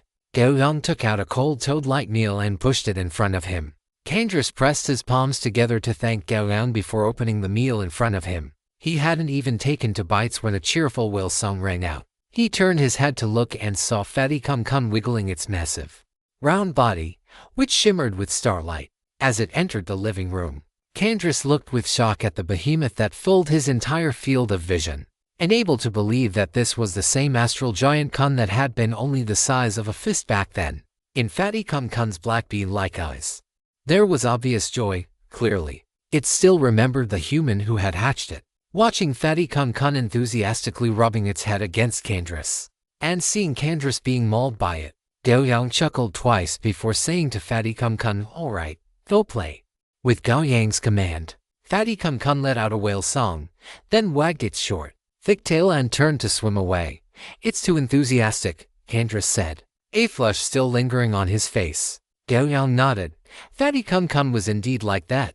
He looked at Candras, who was eating in small bites across from him, and said, "Tell me about that quest. Under what circumstances did you meet that plain gray walker?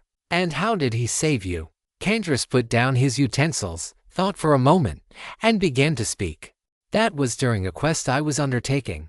3 minutes later, Candras finished his story. The story was not complicated. First, Candras had saved the other party, and the other party had followed him during the subsequent process, finally sacrificing his life to save Candras when they encountered danger. In short, it could be called a journey of conscience awakening for a plain gray walker. And before the other party died, he had entrusted his final wish to Candras. So, what we need to do this time is to go to his hometown and completely send the plane where his home was located into eternal darkness. Gao Yang looked at Candras expressionlessly. This was the conclusion he had reached after hearing the story. In Candras's account, that plain gray walker was clearly a displaced person who had voluntarily fled his home because his home plane was about to be destroyed. Perhaps at the beginning, his goal was to find a way to save his home in the multiverse.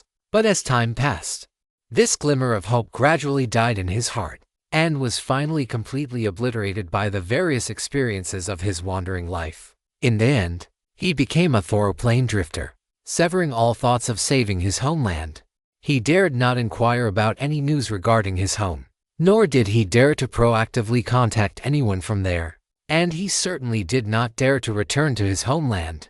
Like a ghost who had lost everything, he wandered through the vast universe, leaping continuously between one plane and another. Candace looked at Gao Yang with a blank expression. Clearly, he did not know the ultimate goal of the named plane drifter's request. Perhaps in his view, the other party's request was more about wanting him to save that plane on the verge of destruction. Big boss, are we still going to take on this mission? Facing Candace's inquiry, Gao Yang nodded quite naturally. Not to mention anything else, this mission was extremely consistent with his legendary promotion quest, Compassionate Redemption. Now, it was just a matter of heading to that plane, which was about to step into total death, to see what the situation actually was. The worst-case scenario was simply that the world had reached the end of its life, and they would just leave. But this mission didn't provide any hints at all. Isn't the risk a bit too high? Candace was somewhat worried. Gao Yang glanced at him and then shook his head. This can only be called special, not risky. Besides, aren't you here? Me? Candace pointed at himself, somewhat confused, not quite understanding what Gao Yang meant. That's right. With you here, there won't be any major problems. You need to have confidence in yourself, Gao Yang said casually. This was not an exaggeration on his part. It was just that the luck of this kid with extreme fortune was simply too exaggerated. Gao Yang estimated that any situation in front of him would ultimately have one outcome: turning danger into safety, and then surviving a great disaster, surely to have future blessings. This kind of person was practically a textbook protagonist. It was a pity that his personality had significant issues. Otherwise, relying on this heaven-defying luck, he would definitely stand at the pinnacle of the multiverse in the future. Chapter 670 for the plane that stopped falling golf course. Although Candace's luck was extremely strong, Gao Yang had never felt envious. So-called luck was merely the icing on the cake for him, not a timely help in a moment of need. Furthermore, being able to become friends with him. Wasn't that also the luck of this kid with extreme fortune? Candace. But I'm not good at fighting either. Candace shrank his neck and said in a low voice. Gao Yang shook his head without explaining. This was where Candace's personality problem lay, however. This was also fine, although he was a bit weak-spirited. Being able to maintain this humble mindset meant he wouldn't die so easily. The two chatted for a while longer, and Candace finished the light meal in front of him. I'm full, big boss. Candace blushed slightly. After all, it had been a long time since they last met, and having his first meal at Gao Yang's place made him feel a bit embarrassed. Gao Yang nodded and said casually, then get ready to go. Let's see what this World Requiem mission is all about. All right. I'll share the mission with you, big boss. After Candace finished speaking, it wasn't long before the mission acceptance prompt for World Requiem appeared before Gao Yang's eyes. Without hesitation, he chose to accept it. Subsequently, the mission World Requiem, with its blood-red text, appeared in his mission list. Come to think of it, in his current mission list, besides World Requiem, the other few missions each had their own unique characteristics. The bright gold in Santas's Last Wish unique, the dark gold with a hint of blood in Redemption of the Holy Gold World, and the pale, translucent plea of the Soul Master Saigu. These missions all carried their own obsessions. Of course, for Gao Yang, the most important one was the Redemption of the Holy Gold World mission. This was Yedlet's dying wish, and also the shared hope of the Holy Gold World's plane consciousness and Yedlet. However, for now, Gao Yang still had not come into contact with a plane suitable for the people of the Holy Gold World to multiply and thrive. But this point should not be too far off, and the Holy Gold World still had enough time to wait for his growth. Closing the mission list, Gao Yang walked toward the back mountain, with Candace following behind him. Arriving at the back mountain, Gao Yang snapped his fingers. Audrivier, who was resting in the woods, raised its head and looked at him curiously. The two locked eyes, and Audrivier's massive body moved with a rumble. It consciously walked toward the training grounds. Gao Yang withdrew his gaze and walked toward the clove fruit tree. When he reached the thick trunk of the clove fruit tree, the tree shook its canopy, which resembled a magnificent parasol. For a moment, the rustling sound of leaves colliding echoed in the ears of Gao Yang and Candace. Gao Yang reached out and stroked the bark of the clove fruit tree, which felt like dragon scales, and then said, "Give me a few live fruits." As his voice fell, the clove fruit tree stopped shaking. Then, under Candras's curious gaze, a thick yet flexible vine, like a snake, slowly descended from the massive canopy until it stopped steadily in front of Gao Yang. On this vine hung 4 emerald green fruits, each the size of a watermelon. Just by looking at them, Candras could feel the astonishing life essence contained within. Undoubtedly, when one was in critical condition, these life attribute clove fruits could save a life. Just as Candras felt a surge of envy, another vine descended from the canopy and landed in front of him, with 2 live clove fruits of the same size hanging from it. Is this for me?" Candras looked at the vine in front of him, his face full of surprise. Gao Yang glanced at him, gaining a clearer understanding of the other party's extreme luck.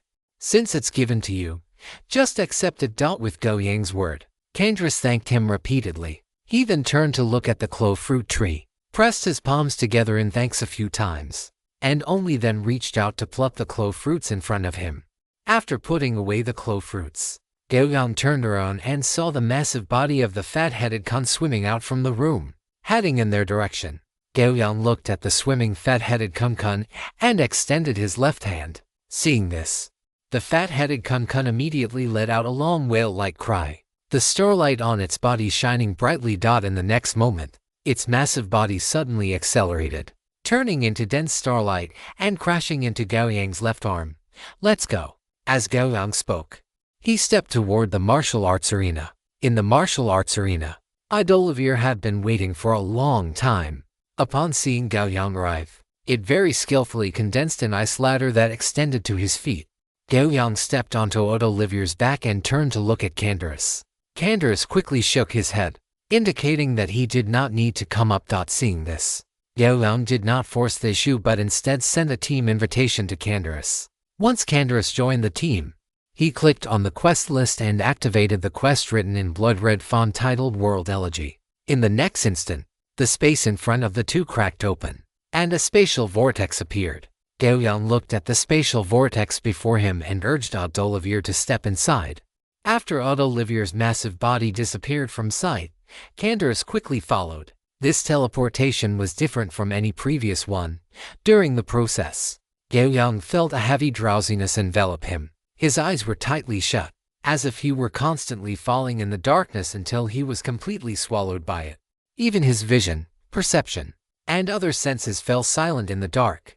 Suddenly, Gao Yang opened his eyes. He sat up from a patch of soft green grass, and beside him was Idolivier, letting out earth-shaking snores.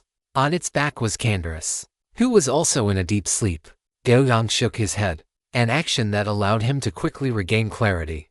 He looked at his current location. He was surrounded by green grass, with a dense forest further away. Through the gaps in the trees, he could vaguely hear rough beast roars and crisp bird calls.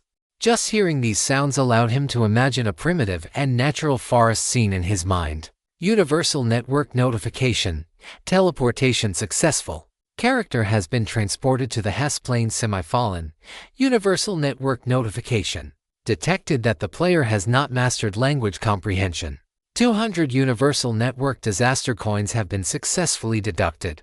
The multi-language translation system has been successfully activated. Universal Network notification. This plane is currently in a state of fallen stagnation. Any of your actions in this plane have a certain probability of affecting the stagnation state of this plane. Please choose carefully. 3 Universal Network notifications appeared before Gao Yang, allowing him to quickly regain his ability to think. First, he had arrived at a plane called Hess, and this plane was in a semi-fallen state. This caused Gao Yang to involuntarily look up at the sky. Above the firmament was a pitch-black coldness that looked like a curtain. The sky of a normal plane did not look like this. No matter what, one should be able to see celestial bodies. If a plane were to fall, it was actually in the process of destruction, constantly dropping toward the lower parts of the astral realm, eventually being decomposed into countless basic materials by the surging power of the astral realm and returning to the entire astral void. Gao Yang stood up and lightly tapped his hands together. As he clasped his hands, an imperceptible ripple spread out from his hands in waves. In the next moment, He slightly closed his eyes, and his perception swept out in all directions along with the ripples of battle chi. It wasn't that he couldn't directly release his perception to understand the surroundings, but through the linkage of battle chi, his perception could be more precise and thorough. In just an instant, Gao Yang opened his eyes, a hint of doubt appearing in the depths of his gaze. Just now, his perception had spread out at least 6 or 7 kilometers from him as the center, yet he still hadn't sensed the boundary of this forest. Within this forest, various creatures existed, but the behavior of these creatures was somewhat eerie. He saw wild chickens as strong as bulls pecking at a fierce tiger, and he saw red-eyed rabbits leaping from treetops, their bloodshot flat teeth biting ferociously at birds flying through the air. This scene, which completely violated the normal food chain, caused Gao Yang's heart to sink. Most importantly, he sensed an almost imperceptible stench in this plane. That stench could not be smelled through the nose, it was only noticed by his perception when he spread it out. He withdrew his perception and then concentrated his spirit to carefully sense this world. As Gao Yang concentrated his spiritual will, a thick stench, as if a corpse had been rotting for 1,000 years, suddenly filled his soul, making him dizzy. Gao Yang's body swayed, and he quickly withdrew his perception. A familiar smell. After taking several deep breaths, Gao Yang opened his eyes and whispered to himself, if he breathed directly, although he could still smell that slight stench, it was undoubtedly many times lighter compared to directly spreading his perception.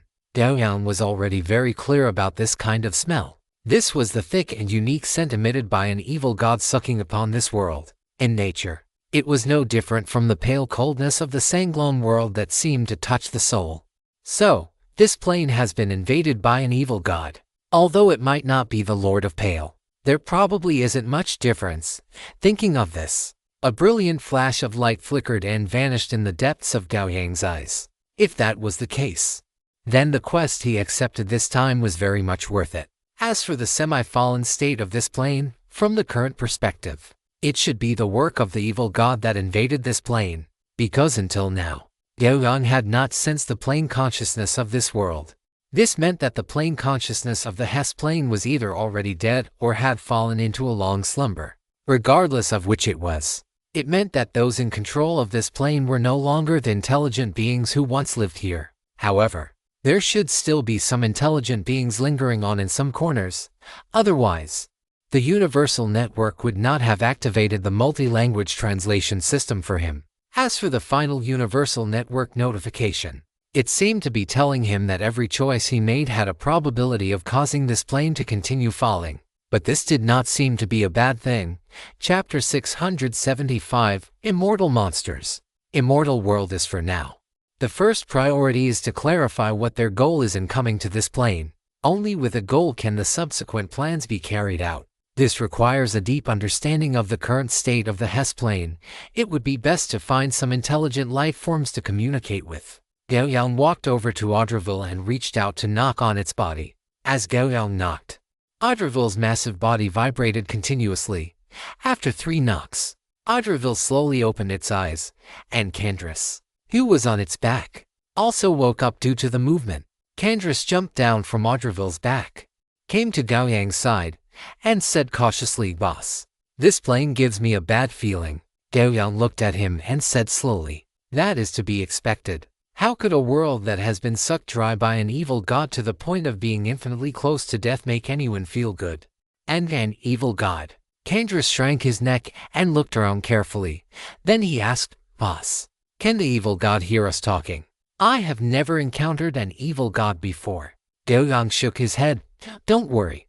As long as we don't call it by its name directly, we won't be perceived." Candrace breathed a slight sigh of relief and then asked, "Boss, what do we do now? I noticed that after arriving here, this mission still hasn't provided any other hints." Gao Yang stepped onto Audreville's back and said while walking, "Let's first understand the situation of this plane and look for the intelligent life forms here." Hearing this, Candrace nodded, then took out a half-meter-long staff from his inventory, which had a bright green gem embedded at the top. Without any visible energy fluctuations, he flew into the air and arrived next to Gao Yang's ice chair, extending a thread of green energy to link himself to the chair. After Audreville let out a hiss, It flapped its wings with a boom, kicking up a sky full of gale force winds, and suddenly soared into the fire as the altitude increased. The field of vision became increasingly broad, but when Gao Yang saw the area they were in clearly, his heart grew heavier. At this moment, Audreville was already nearly 1,000 meters in the air, but as far as the eye could see, there were still vast stretches of primeval forest, as if this entire plain had been occupied by this kind of vigorous, primitive vegetation. Boss, this forest must have an end, right? Candris clearly discovered this problem as well, turning his head to ask Gao Yang. Gao Yang did not express an opinion, only letting Audreville fly forward in a straight line. As Audreville's massive body flew over the forest, it immediately attracted the attention of some powerful creatures within, accompanied by roars. One after another, massive and hideous figures burst out from the forest, charging toward Audreville. Those hideous figures were not common fierce beasts like lions, tigers, or bears, but rather domestic animals like pigs, dogs, and chickens, all magnified several times in size. Of course, their level of ferocity at this moment was even more exaggerated than that of ordinary wild beasts. Audreville looked on with disdain, and a large amount of ice mist spread from its body. The moment those charging fierce creatures touched the ice mist, they turned into ice sculptures and fell powerlessly. The strength of these fierce creatures generally had not reached the extraordinary level. To Audreville, they were no different from ants. When these ice sculptures fell into the forest below, something unexpected happened to Gao Yang. He saw that those fierce creatures, which should have been dead, actually rushed out from the forest once again. Their bodies were still covered in lingering frost. Some had shattered into pieces during the fall, yet they were now piecing themselves back together, rushing toward Audreville like immortal monsters. What is this? Candris's pupils constricted. He looked at the fierce creatures charging up from below, his voice trembling slightly. Gao Yang watched the creatures charging up from below, his eyes showing no fluctuation. These guys were no different from the old-day believers simulated by the Pale Lord in the Sanglong world, except that the ability of this evil god in the Hess plane was slightly different from that of the Pale Lord. However, looking at those fierce creatures below that had clearly died yet were still gluing their bodies back together to charge up, a realization suddenly flashed in Gao Yang's mind. So, is the reason the Hess plane hasn't completely perished and fallen to the bottom of the astral realm because of that evil god? If viewed from this perspective, is the so-called world requiem meant to save this world, or to grant this world eternal peace? Compared to the former, Gao Yang was more inclined toward the latter, because this plane had basically lost all hope of rebirth, and the reason it hadn't vanished was likely due to the meddling of the evil god that was secretly sucking the life out of it, rather than forever maintaining this half-dead state of being endlessly squeezed. He believed this plane would prefer to turn into astral dust and, after countless years, recondense into a new world. However, these were just his own inclinations. To truly judge the real situation of this plane, he still needed to communicate with the intelligent life forms within it. Of course, if there were no intelligent life forms left in this world, then the subsequent matters would naturally be left for Gao Yang to decide himself. As for what his decision would be, it was already basically clear. Above the boundless sea of forest, Audreville continued to speed along, flapping its wings. Beneath it, and behind it, a tide of crazed, various fierce creatures surged in anger. Even though some of them had missing limbs and others had decaying bodies, they still seemed to possess an endless, vigorous vitality, continuously pursuing Audreville. The feeling was as if they held an unparalleled murderous intent toward a living being like Audreville, wanting to drag it from the sky down to the earth, tear it apart, and devour it, making it an existence just like them. However, the gap in strength between them and Audreville was too great, so much so that even though they tried their best, they couldn't even touch Audreville's scales. As Audreville galloped forward, the ferocious creatures behind them were continuously left in the dust until their figures were no longer visible. The sky of the Hess plain was pitch black, and time seemed to have become insignificant in this desolate, dead plain. After flying for over 5 hours, Audreville finally flew out of the boundless sea of forest and charged into a black-yellow desert. Up until now, Gao Yang had yet to see a single intelligent life form. Gao Yang had once chatted with Candrass, the plane walker who had sacrificed himself to save him back then was also a human. Therefore, if there were any intelligent life forms surviving in this Hess plane, they would most likely still be human. Gao Yang did not know how large this plane was, but given Odelivir's speed, the time required to fly across the entire plane would certainly not be long. He had enough time to search. Chapter 676, The Foul-Smelling Undead. In the middle of the endless black-yellow desert, Odelivir's massive body streaked across the low altitude, wherever it passed. It stirred up a sky full of yellow sand and froze the countless arthropod creatures hidden within the sand into ice sculptures. If the previous forest was a paradise for wild beasts and ferocious creatures, then this black-yellow sea of sand was a breeding ground for poisonous arthropods like scorpions and centipedes. These creatures were no different from the ferocious beasts Gao Yang had encountered earlier. Their souls were forever imprisoned within their flesh. Even when frozen into ice sculptures, they could still drive their dilapidated bodies to relentlessly chase after living life. In this process, their physical bodies would gradually recover, but as a price, their souls would become increasingly twisted, emitting an ever-intensifying foul stench. Every day in this state was a torture for them, 1,000 times more painful than having one's heart pierced by 10,000 arrows. Gao Yang could hear the endless agony contained within the roars emanating from the depths of their souls. However, he did not take action to resolve all of this. He knew that even if he were to hack these ferocious creatures into dust, their souls would only become more twisted and rotten, rather than returning to peace. Amidst the unwilling roars of countless arthropods, Odelivyr flapped its thick, massive dragon wings, flew past this black-yellow sea of sand, and charged into a lush, verdant grassland. After the grassland came high mountains. After the mountains came hills. And after the hills came plains. Upon seeing the buildings unique to intelligent life standing on that plain, both Gao Yang and Candrass felt their spirits lift. They had already been flying in the Hess plane for a full 10 days. If they still could not see any leads, Gao Yang would not waste any more time. Of course, this did not mean leaving this place, but rather adopting more extreme and violent methods to forcibly complete this mission. At Gao Yang's signal, Odelivyr flew toward the buildings at the edge of their vision. A quarter of an hour later, when Odelivyr flew above the structures, a patch of long dilapidated buildings appeared before the eyes of Gao Yang and his companion. Gao Yang tapped the ice throne lightly, and Odelivyr immediately plummeted toward the city below. Amidst a sky full of dust and smoke, Odelivyr landed in a ruin, kicking up a massive cloud of debris. The buildings here had endured who knows how many years. Odelivyr's mere gentle landing caused the structures within several hundred meters to collapse entirely. The billowing dust and smoke were about to roll and spread toward the sky when they suddenly paused. Then, an invisible giant hand enveloped the area, forcibly pressing the churning dust down and making it firmly adhere to the surface of the building ruins. Only after finishing this did Gao Yang stand up from the ice throne and look at the ruins before him. The architectural style here leaned somewhat toward medieval Europe, but the scale was overall about twice as large. This meant that the intelligent life forms that once lived here were somewhat larger in size compared to humans. It seems this place has been abandoned for a very, very long time.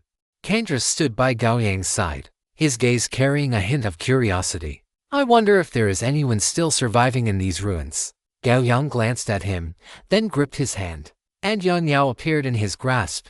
Remember to crouch down. After Gao Yang finished speaking, he walked toward the sky under Candrass's watchful gaze. After taking a few steps, Gao Yang stopped ascending. He looked at the surrounding ruins and took a deep breath. The next moment, crimson gold battle chi surged suddenly from his body.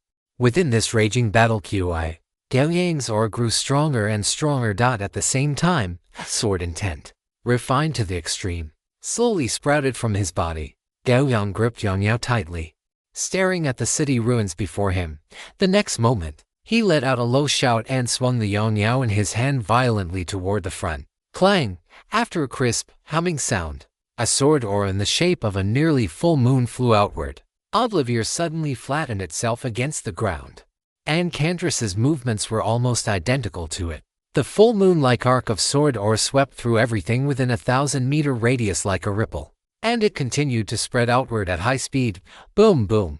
The arc of sword aura, carrying an incomparable and terrifying impact. Devoured everything it touched until the edge of the horizon. Yang, which had instantly expanded to 1,000 meters in size, returned to its original state and was held in Gao Yang's hand with one strike. This city ruin had been completely razed to the ground, let alone humans. Not even a single ferocious creature appeared. Gao Yang landed on Odelivir's back and signaled that it could continue to take off. The dragon wings flapped, and Odelivir soared back into the sky. For the next period of time, they encountered more and more city ruins. And every time they encountered a city ruin, it was ruthlessly destroyed by Gao Yang. Boss, we have already stayed in this world for half a month. Do we still need to continue? On the dragon's back, Candace asked Gao Yang, who had just destroyed the city before them with a single sword strike. Gao Yang was about to speak when he suddenly turned his head to look into the distance. There, a burst of life fluctuations had just erupted. Finally found one. Gao Yang raised an eyebrow, took a single step, and in the next instant, he had arrived at the location where the life fluctuations had erupted. This was a ruined building. Its outer walls were solid, but the interior was a pitch-black, hollow space, similar to the structure of a skylight. At the bottom of this hollow, over a dozen mangled human bodies were slowly squirming and stitching themselves together. Gao Yang frowned slightly. When he had watched creatures of other races stitching themselves into monsters earlier, he hadn't felt much. But at this very moment, watching humans, those of his own race, slowly stitching their bodies together, a nameless rage surged from the depths of his heart. He stood in midair, making no move. After a few minutes, the humans inside the building had finished their reconstruction. They were draped in tattered rags, some even completely naked. Their skin possessed an eerie, ashen gray hue. Their flesh was withered and decayed, and their eyes were pitch black. Like wild beasts, they crawled on all fours, looking up at Gao Yang above. They opened mouths filled with black, sharp teeth and let out a series of hisses and roars, accompanying their roars. A streak of sword light descended abruptly. The crimson gold sword light mercilessly tore all of the dozen monsters with human bodies in the hollow to shreds. Piercing, miserable wails erupted from the bottom of the pit. These wails gradually weakened until they became imperceptible and vanished without a trace. System notification. You have killed the foul undead. You have gained 5 general EXP. System notification. You have purified the foul undead. You have gained the blessing of the residents of the Hess Plain. Gao Yang looked at the charred, withered bones left behind below, as if consumed by a raging fire, and fell into deep thought. The moment he had used his sword to erase them from their physical bodies down to their souls, one of the souls seemed to have regained consciousness before death. It had looked at Gao Yang and pointed in a certain direction before being completely swallowed by the sword energy. Although it was only for a fleeting moment, Gao Yang could feel that they had no complaints about being completely erased by him. One could even say it was what they had longed for. Gao Yang withdrew his gaze and looked in the direction the soul had pointed. That direction was one they had not yet traveled toward.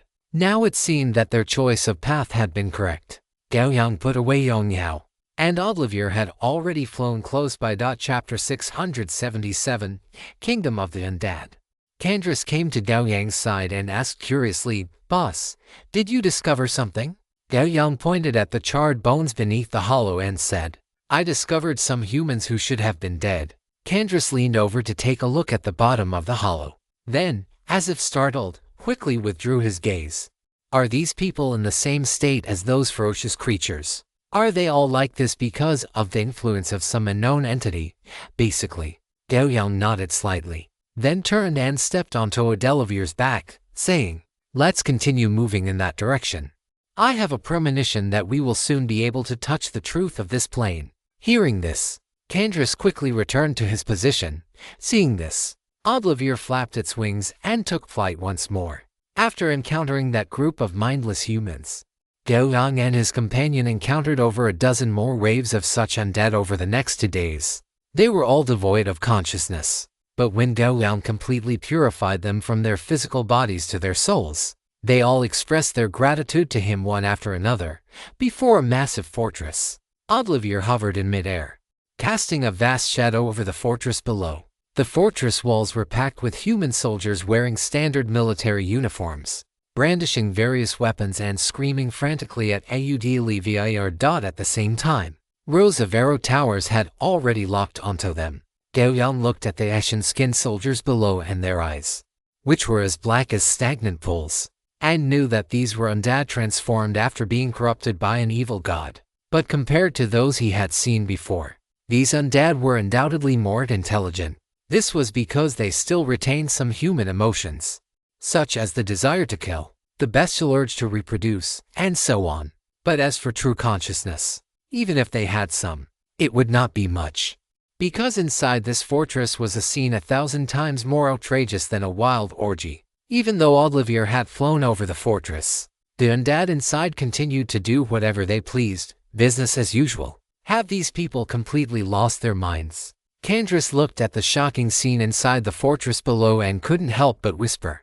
Gao Yang gave him a strange look, his voice calm. What gave you the illusion that they hadn't lost their minds? Candace was stunned by these words, then immediately understood what Gao Yang meant. He looked at the fortress below and then said, "Boss, what should we do? Shall we destroy it?" Gao Yang did not answer his question, but simply leaped from Audlivir's back. The next moment, a 10,000-meter-long great sword of thunder and fire manifested from the sky. In Candace's horrified gaze, this great sword of thunder and fire crashed down toward the fortress below.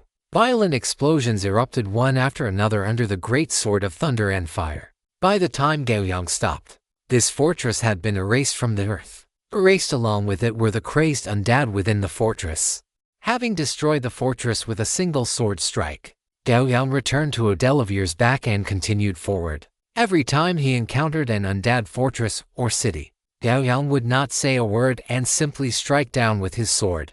After destroying 10 cities in succession, Audlivir stopped outside a massive and prosperous city. Gao Yang stood on the dragon's back, looking at the undead soldiers on the walls and at the gates of the giant city, who were gripping their weapons and watching them with vigilance. A hint of surprise appeared in his eyes. The undead in this city seemed to have regained their sanity. They appeared to have returned to a normal life. Gao Yang stepped down from Audlivir's back and walked right up to the guards at the city gate. He looked at the soldier gripping his weapon in front of him, then asked, "Can the undead also possess reason?" Faced with Gao Yang's question, the city gate guard's expression suddenly tightened. A faint trace of anger surged within his pitch-black eyes. He looked at Gao Yang and said meticulously, "I do not know what an undead is. In our great kingdom of Nolan, there are only citizens known as Nolan. Nolan." Gao Yang repeated the word in the Hess plane. This term meant to rise from the dead. The guard before him did not seem to know the true meaning of the word. He acted like a normal human being, doing his utmost to maintain and protect his kingdom. Gao Yang looked at the guard, at his pitch-black eyes filled with anger, and suddenly shook his head. Yang Yao appeared in his hand. The undead are the undead after all, although you are unwilling to admit it. The stench in your souls has reached an uncontrollable point. In a little while, you will all be corrupted into twisted soul monsters. The city gate guard gripped his spear tightly, shouting in a deep voice as he stepped forward, "What are you doing? Drop your weapon. I repeat, drop your weapon." Seeing that battle aura was already rising around Gao Yang, the guard immediately roared enemy attack, and then thrust his spear toward Gao Yang's chest. Gao Yang did not move at all. This kind of attack, which had not even touched the level of the extraordinary, posed no threat to him. He simply looked at the undead guard before him and continued, "The undead can also build a kingdom, but your souls will constantly twist and rot. When your souls rot to a certain degree, what will you become?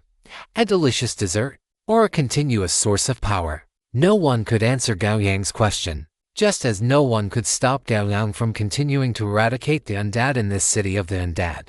A 10,000-meter-long greatsword of thunder and fire hung over the city. The undead within the city watched this scene, all stunned into a daze. But the next moment, as the greatsword of thunder and fire descended toward their city, the city was instantly plunged into boundless panic. Stop! Just as the greatsword of thunder and fire fell, a thunderous shout erupted from the center of the city.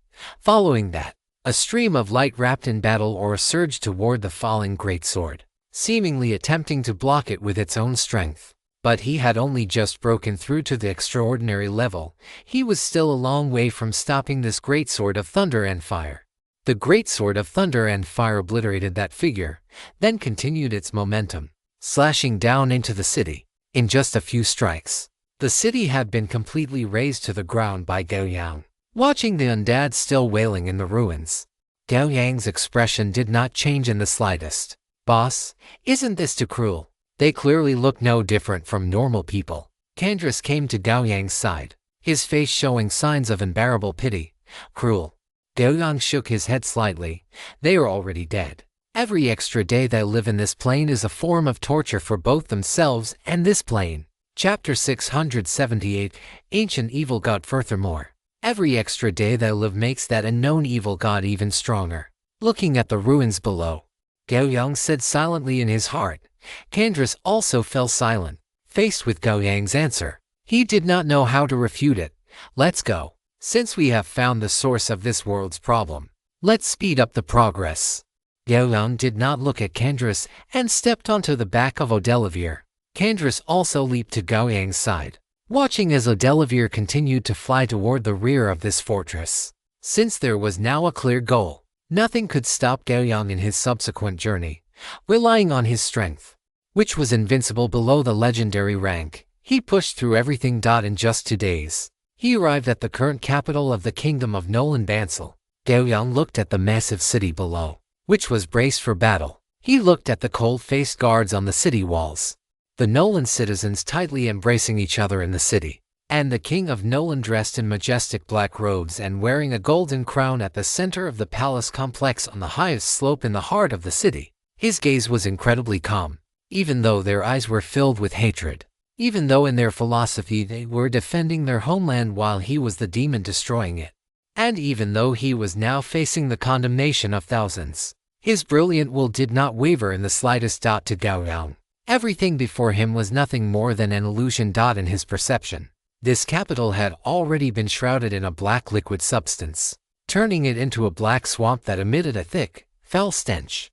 Above this foul swamp, a massive phantom was perched in midair, wantonly absorbing the energy radiating from it. That was the culprit behind all of this. Seemingly sensing Gao Yang's gaze from the void, the massive phantom appeared to look toward Gao Yang, revealing its eyes filled with malice. There was nothing left to say. Gao Yang suddenly looked up at the pitch-black sky. Yang Yao held in his hand, clang. A sword soared into the sky, resounding through the universe. Gao Yang had already leaped from the back of Odelivere, transforming into a scorching fireball as he rushed toward the sky. Crimson gold battle ore erupted from his body, making him appear like a rising sun. Infinite battle ore transformed into scorching sunlight, wantonly spilling down upon the capital of Nolan below and the bodies of millions of undead. The next instant, endless, painful wails erupted in the city of Bansal. Every undead touched by the radiance of Gao Yang's battle aura fell to their knees. Under the illumination of the battle aura's brilliance, their gray-white skin developed large patches of burn marks, which then rapidly peeled away, revealing the bloodless, pale flesh beneath their skin. Threads of black mist escaped from every part of their bodies, transforming into the most foul and filthy filaments as they converged toward the sky above Bansal City. Under the radiance of the battle aura, these undead began to struggle violently like fish out of water, until the black mist on their bodies completely vanished. In that instant, the pitch-black pupils of countless undead restored into normal, clear black and white eyes. This signified that they had broken free from the erosion of the evil god and regained the sanity they possessed in life. But the price for this was that within the next few seconds, their souls would collapse and they would die. They had been forced to contribute their strength to that evil god, causing their souls to endure too much erosion, leaving them riddled with holes long ago. Countless undead looked up at the scorching sun that had dispelled the dark night. There was not a trace of resentment in their eyes, but rather, they were filled with gratitude. Their previous state as undead was as if their souls had been imprisoned within these bodies, unable to move, unable to speak, and even unable to communicate with one another, only able to watch helplessly as their bodies moved according to a fixed trajectory. Like crops in a field, they had repeatedly contributed their strength to that evil god. In the palace on the mountaintop, The king of the Nolan Kingdom was already kneeling on the ground, a trail of black, bloody tears flowing from his eye sockets. He looked up at the scorching sun flying toward the firmament, his lips trembling incessantly. Finally, looking at the sun transformed by Gao Yang, he whispered, "Thank you." As the words fell, his body completely turned into fly ash, dissipating into the air. Gao Yang felt something in his heart.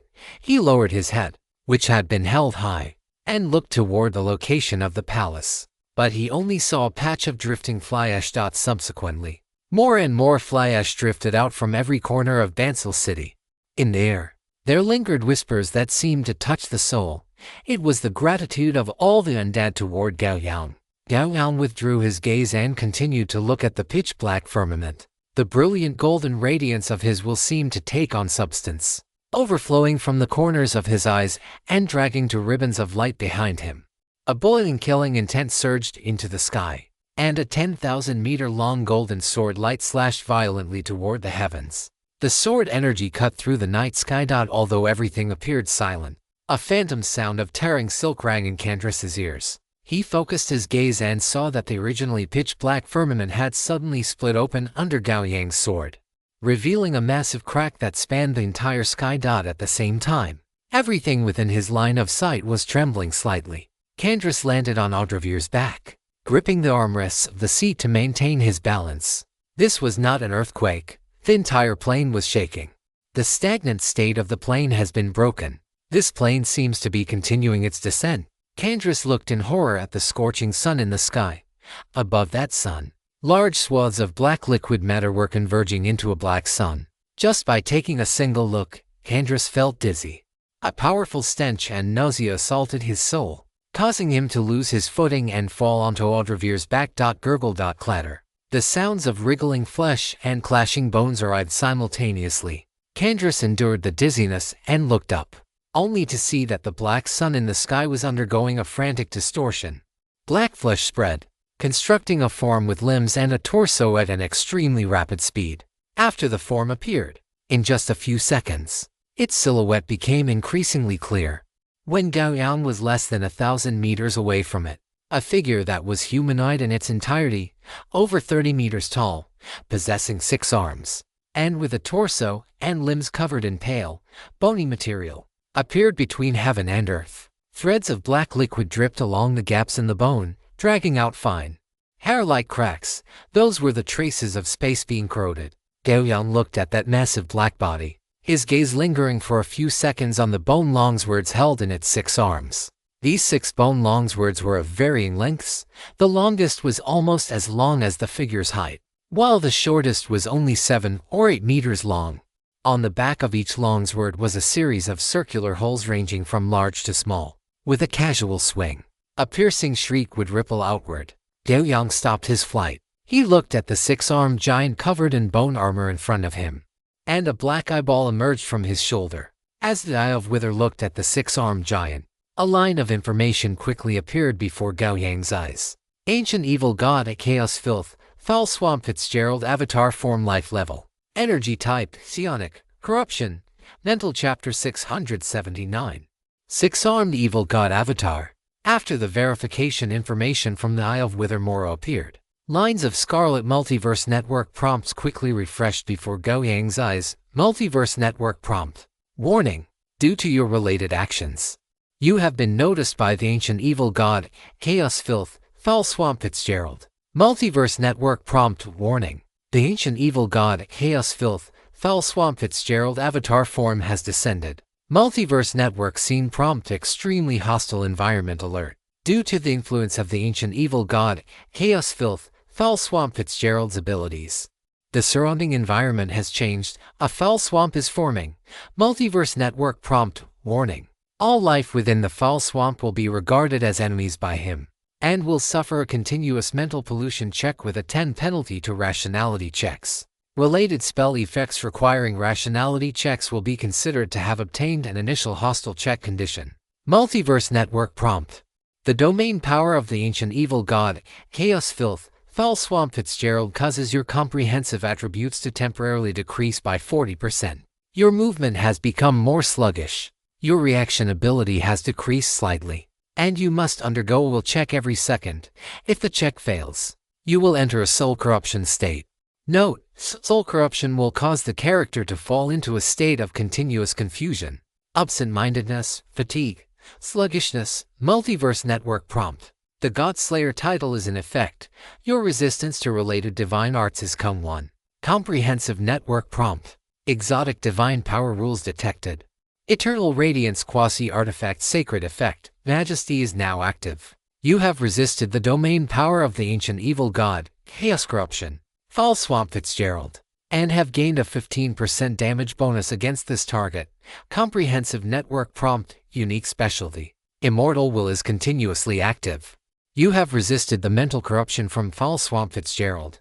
Comprehensive Network prompt. Unique specialty. Refined Body is continuously active. You have resisted the movement slowing effect from Fall Swamp Fitzgerald. Gao Yang closed the comprehensive network prompts before him and refocused his gaze on the avatar of the ancient evil god hovering above. This ancient evil god, known as Fitzgerald, was currently enveloped in a black, viscous substance, appearing from afar like a patch of black swamp hanging in the sky. Gao Yang stood within this black swamp, but due to the effects of his unique specialties, his movements and senses were not affected in the slightest. He continued to fly upward until he was eye level with the evil god. 13 pitch black eyeballs were densely packed across the center of Fitzgerald's torso. At this moment, all of them were fixed on Gao Yang, filled with the cold indifference and disregard characteristic of a deity, as well as a trace of anger at being looked at as an equal by a mortal. For a mortal to look a deity in the eye, this was blasphemy against the divine. Clang! 6 bone-like long blades clashed in front of it, amidst the sharp, ear-piercing sonic boom. Layers of air ripples expanded outward. Waves of mental shock were embedded within the air currents, rushing toward Gao Yang. A fierce wind pressure hit him head-on. A shield of battle aura blocked Gao Yang's front, and through the translucent crimson gold aura, he stared at the ancient evil god that had unleashed such a mental shock. A hideous, massive maw suddenly split open on the upper part of Fitzgerald's torso, letting out a wild roar. At the same time, its 6 arms swung violently, and arcs of blade energy sliced through the black swamp, surging toward Gao Yang. Facing the violent blade energy that surged like a tidal wave, Gao Yang took a deep breath, and his body suddenly expanded to a size of 20 meters. Gao Yang clenched his fist slightly, feeling the surging power within his body, and tightened his grip on eternal radiance. Standing like a giant within the black swamp, he then swung his sword downward in a simple and adorned strike. Swoosh! A streak of sword light that pierced through heaven and earth appeared. The next moment, the patch of black swamp was split into by this single strike. Through the rift, one could clearly see the ruins of the city on the ground below. The 13 eyeballs of the ancient evil god, Fitzgerald, suddenly constricted. The look it directed at Gao Yang no longer held the feeling of being blasphemed. Instead, a hint of gravity emerged. In its perception, the giant before it now possessed the power to threaten it, but it was merely a threat. As an ancient evil god, the means it possessed were beyond the imagination of a mortal with a mere 100 years of life. The next moment, following Fitzgerald's will, the black swamp gathered once more. Its body vanished from its original spot and instantly appeared in front of Gao Yang. One long end to short bone blade struck down ferociously toward the top of Gao Yang's head. Gao Yang was not afraid in the slightest. He swept his greatsword horizontally, colliding with them amidst a piercing sonic boom. Clang! Amidst the ear-piercing explosion, the remaining 3 bone blades stabbed toward Gao Yang's body from 3 different directions. Gao Yang took a step, and his body appeared 100 meters away. He had used sword step without a moment's hesitation. Standing 100 meters away, Gao Yang's expression was calm. He had a premonition that if he had been pierced by those 3 bone blades just now, his body would have been corrupted in an instant. Being corrupted by the abilities of an ancient evil god was definitely not a good thing. Seeing Gao Yang escape the attack, Fitzgerald let out a hiss of dissatisfaction from its hideous maw. Then, the black swamp surrounding it trembled again, and its body flashed in front of Gao Yang once more. Its 6 arms spread to their limit, and the 6 bone blades seemed to form a giant web, enveloping Gao Yang within it. Clang, clang, clang, clang. The 6 bone arms swung, creating layers of afterimages. and streaks of pale white blade light continuously slashed at every part of Gao Yang's body. The speed was so fast that although there were countless blades, they all struck Gao Yang at the same time. Crack! Under this dense barrage of blade light, Gao Yang's body was shattered into countless fragments of crimson gold battle aura, dissipating into the air before Fitzgerald could react. Eternal radiance had already descended upon it, carrying terrifying wind pressure. With blinding golden radiance blooming in its eyes, Tyrant Strike. The unstoppable strike landed on one of Fitzgerald's thick, broad blades. The terrifying force of the blow pressed the blade back against its own body at high speed, simultaneously shattering the counterattack it had planned. Under Gao Yang's unstoppable, terrifying strike, Fitzgerald was forced to halt its intended counterattack. The black swamp beneath it vibrated again, causing it to vanish from its spot instantly. Its body flashed 100 meters away, and the next moment, as if time were flowing backward, it appeared in front of Gao Yang again. This time, its 6 arms suddenly appeared on the same side of its body, lined up from top to bottom, and slashed horizontally toward Gao Yang with a boom. Golden light bloomed in Gao Yang's eyes, and his battle aura surged violently, facing this terrifying attack that tore through space. He did not hesitate to swing his sword horizontally as well. Lethal strike. A small portion of his battle aura was consumed, traded for a sudden, several-fold increase in violent power. With a thunderous boom, the space where the two stood shattered into countless fragments, revealing the boundless astral realm beyond this plane. The silver-white greatsword and the 6 long blades collided. Fitzgerald, who was 1/3 taller than Gao Yang, found its body uncontrollably pushed backward, and a crack appeared across its torso. This had been carved out by the sword energy released from Gao Yang's previous strike. Watching the ancient evil god retreat, Gao Yang did not pause for even a second. He surged forward again and delivered another powerful downward slash. Clang! The instant before the greatsword reached it, a bone blade blocked its path, stopping the strike with no room to spare. But as the price for this, the bone longsword shattered instantly, and the escaping sword she left yet another wound upon its body. Chapter 680. The soul lock of the ancient evil god for K combined roar. Fitzgerald let out a violent roar, and layers of mental shockwaves exploded outward in the form of sound. Gao Yang's pupils constricted sharply, with a buzzing sound. His brain felt as if it had been struck heavily by a hammer. By the time he regained his senses, he was already amidst a sea of ruins, his body half buried under a massive pile of rubble.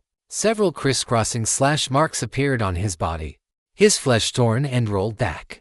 The exposed flesh was already turning pitch black, and a sensation of mixed numbness and stinging pain radiated from the wounds. It was clear that this ancient evil god's bone blades did not merely inflict physical damage, just as the prefix of this Fitzgerald suggested. This was chaotic corruption. His flesh had been tainted by the opponent's power. Crimson gold battle chi ignited on Gao Yang's body, covering the surface of the slash marks. As the furnace battle chi covered them, his wounds began to hiss, and drops of blood as black as ink dripped down from the cuts. Clearly, the sun furnace battle chi, which had fused with the essence blood of the 3-legged golden crow, already possessed an incredibly exaggerated power. It was a power capable of purging even the corrupting force of an ancient evil god. Gao Yang looked up toward the sky, where a vast expanse of black mire hung. It was evident that Fitzgerald's mental shockwave from just a moment ago was not aimed at the mind, but was a solid, physical attack. This explained why his immortal will had not played its intended role against such a mental shock. Fitzgerald stood within the black mire, looking down at Gao Yang in the city ruins below. As Gao Yang stood up, it roared in anger and slammed its 5 bone blades into the black mire beneath it, pouring surging spiritual energy into the sludge. With injection of spiritual energy, the black mire began to tremble violently. These black liquid substances seemed to come alive, clinging to the 5 bone blades. Soon, 5 exaggerated black bone blades, ranging from several hundred to over 1,000 meters in length, appeared high in the sky. The figure of the ancient evil god expanded once more, its body now nearly 1,000 meters tall. Gripping the 5 black bone blades, it struck down ferociously toward Gao Yang on the ground. A piercing shriek exploded. Under the strike of the 5 bone blades, space shattered instantly like glass, and black spatial rifts spread rapidly. Facing such a strike capable of tearing through space, Gao Yang did not hesitate for even a second. Leaping up from the ground with a boom, his battle chi boiled, and he accelerated step by step as he charged toward Fitzgerald in the sky. When the distance was sufficient, Gao Yang gripped the Yongyao sword and slashed out ferociously. Human calamity, meteor. Yongyao suddenly transformed into a silver-white greatsword 1,000 meters long. Its gleaming blade now covered in a layer of golden patterns. Before this sword even struck the bone blades, the mere diffusion of its slashing pressure caused the space within 100-meter radius of the greatsword to shatter inch by inch. Unable to withstand such weight, clang, clang, clang, clang, clang. The pitch-black bone blades struck the greatsword, emitting a dense series of metallic explosions. Facing the strikes of all 5 bone blades, the trajectory of Yongyao did not waver in the slightest, continuing along its original path to strike the opponent. Fitzgerald's 13 pupils stared at the greatsword that was slashing toward it with unwavering resolve. It held the 5 bone blades in front of itself, the blades and edges grinding together to create a massive shower of sparks. The terrifying, immense force transmitted from the greatsword forced Fitzgerald's 1,000-meter-tall body to retreat involuntarily. In this instant, Gao Yang had already surged into the high sky, rising even higher than the opponent's head. Natural disaster, intense sword. Gao Yang thrust his sword out. A 1,000-meter-long golden sword shadow followed his movement, instantly piercing toward Fitzgerald. A translucent black barrier suddenly appeared in front of Fitzgerald, the black mist radiating from the barrier constantly twisting the surrounding space. This was a combination of corruption and mental power, possessing extremely high defense against various mental and willpower attacks. Sing! The golden sword shadow pierced the black barrier, shattering it almost instantly, and then continued on with undiminished momentum to strike Fitzgerald's body. The moment the intense sword touched Fitzgerald's body, it shattered into countless tiny sword shadows, instantly enveloping its body within them. A storm of golden sword shadows filled the sky, continuously stabbing at every part of Fitzgerald's body. Taking this opportunity, Gao Yang slapped his chest, and dark purple 9-capital wild thunder surged out, forming a thunderous purgatory around him in the blink of an eye. The thunderous purgatory seemed to breathe, in just 2 expansions. It had encompassed Fitzgerald's body. Gao Yang stared at Fitzgerald opposite him, and a massive amount of 9-capital wild thunder began to converge toward Yongyao. Natural disaster, thunderclap. The moment lightning covered the blade, Gao Yang did not hesitate, thrusting his sword out directly. Zzzzzt. A deafening sound like tearing silk exploded. A violent streak of lightning burst forth, like an unstoppable greatsword of lightning, instantly piercing through Fitzgerald's body. Even as an avatar of an ancient evil god, after facing this combined strike of lightning, battle chi, slashing, and soul power for types of power in total, it still let out a piercing roar of rage. Fitzgerald's 13 eyes looked at Gao Yang simultaneously, a near irresistible might contained within their blood-red pupils. Its eyes seemed to transform into bottomless whirlpools, intending to extract the souls of any existence that dared to meet its gaze. System prompt: you have been subjected to the ancient evil god's soul extraction. Immortal will is in effect. You have resisted this soul extraction. A trace of confusion flashed in Fitzgerald's eyes. It had just attempted to use its psychic power to extract Gao Yang's soul directly, but it felt as if it had grabbed onto a city wall. Other than shattering its fingernails and grinding its palms to shreds, it had achieved no effect at all. How is this possible? A flicker of doubt emerged within the long-since thoroughly corrupted will of Fitzgerald. It stared at the tiny mortal not far away, observing a mortal with such formality for the very first time. Enter its gaze. Those purple thunderbolts that even made it feel uncomfortable gathered frantically upon the mortal's body. The materialized plasma submerged the mortal's form, then spread to the quasi-divine artifact held in his hand. Gao Yang held Yongyao high with both hands. Dark purple lightning mixed with furnace battle chi erupted with a roar, transforming into a giant dark golden thunder sword that pierced the firmament. Looking at that dark golden giant sword that occupied almost his entire field of vision, Fitzgerald felt for the first time that the power of a mortal could also be so vast. An attack of this magnitude could not be dodged by its current avatar. Yet, it did not have the slightest intention to dodge. Looking at that dark golden giant sword, A thought suddenly emerged within its will which had long since fallen into chaos and been corrupted for countless eons, a thought of engaging in battle with it. This thought appeared so inexplicably, making it seem to recall the time when it was still a mortal named Moj, challenging those stronger than itself time and time again, and the trembling and excitement that came from the depths of its heart. That was one of the few situations, aside from corrupting and polluting planes, that would make its will feel pleasure. How nostalgic! Fitzgerald's 5 pitch-black bone blades instantly turned into a liquid state and converged, subsequently transforming into a single, equally massive black bone blade. The dark golden greatsword and the pitch-black bone blade stood tall between heaven and earth simultaneously. The appearance of these two terrifying weapons caused this already crumbling plane to shake even more violently. Space shattered continuously, and large swathes of land were stripped from the plane, dissipating into the astral realm. Amidst the collapse of the Hess plane, Gao Yang and Fitzgerald simultaneously slashed at each other with their strongest attacks to date. The dark golden thunder sword that filled the field of vision and the pitch-black bone blade clashed in an instant, and the world fell silent. No, this was not just the world of this region. The entire Hess plane fell into a deathly silence following this clash. The next moment, endless sword chi and blade chi surged frantically against each other, wherever they passed. Space was torn to shreds, revealing the astral void beyond the plane. SSS. Young Yo's sword chi continuously pierced through Fitzgerald's 1,000-meter-tall body. Every time a strand of sword chi penetrated it, its will weakened by a fraction. As for Gao Yang, he was much more composed under the impact of the pitch-black blade chi, although he could not avoid being pierced by the blade chi. The attacks he sustained were far less than those suffered by the ancient evil god opposite him.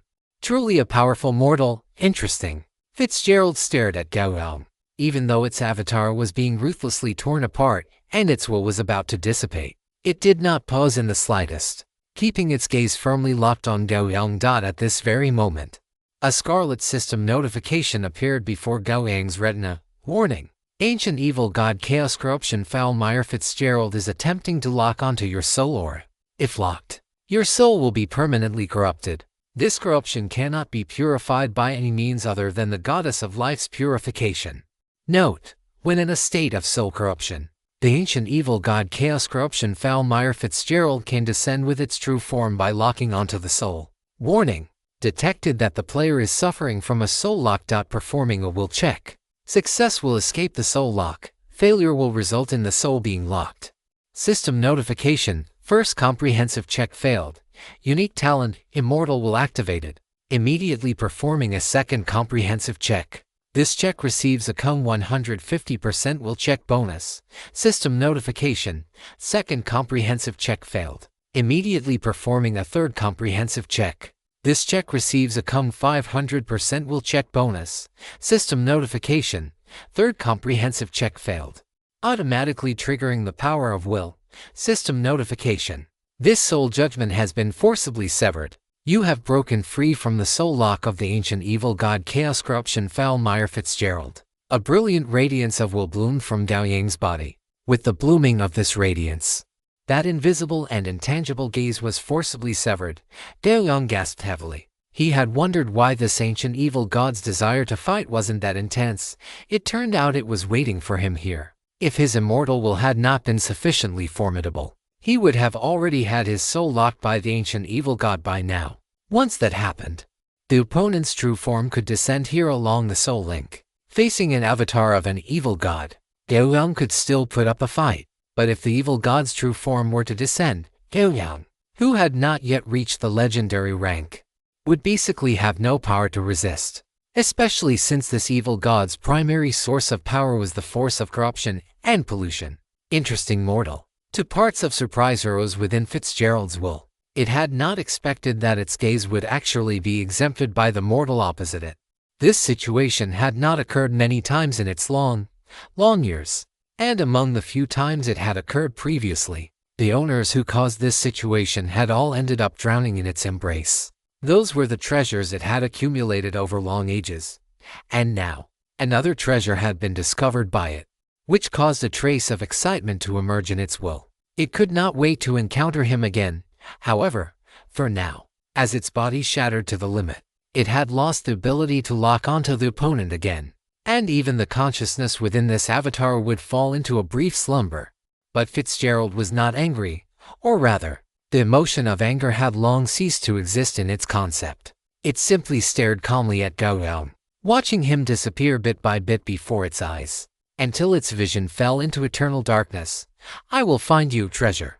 As for this completely corrupted plane, for Fitzgerald, it no longer held much value, other than continuing to suckle on it for a few hundred or thousand years more. However, time held no meaning for it, even if it were allowed to suckle for another 1,000 or 10,000 years.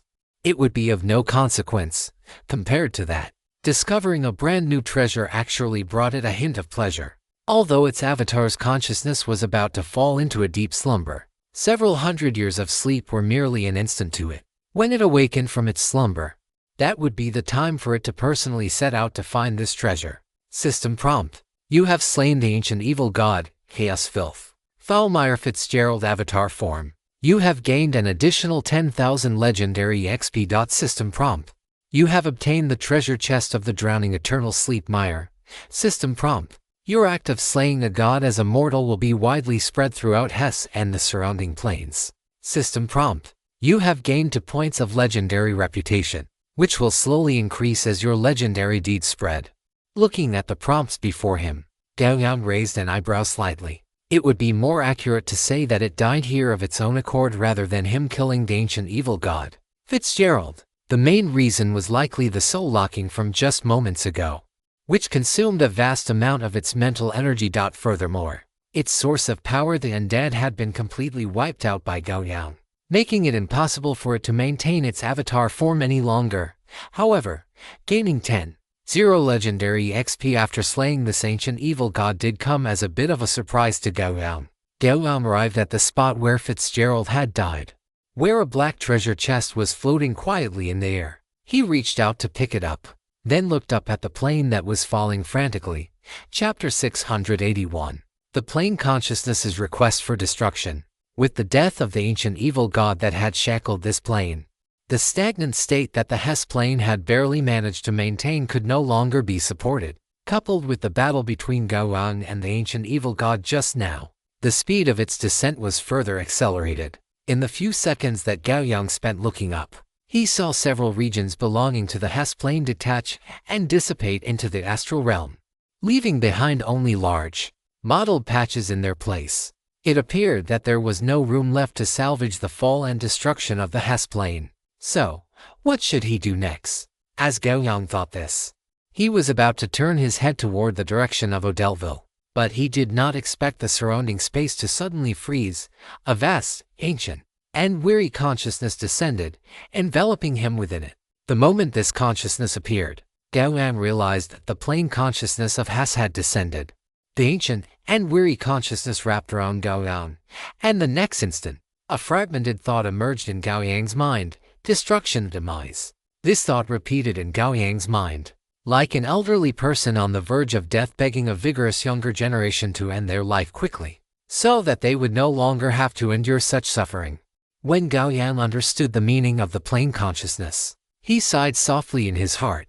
This plane had been stuck here for far too long, so long that even the plane consciousness, which originally lacked much autonomous emotion, had developed the desire to end itself. Given the situation of the Hesse plane, there was no longer any possibility of recovery for a plane that had been suckled upon by an ancient evil god for countless ages.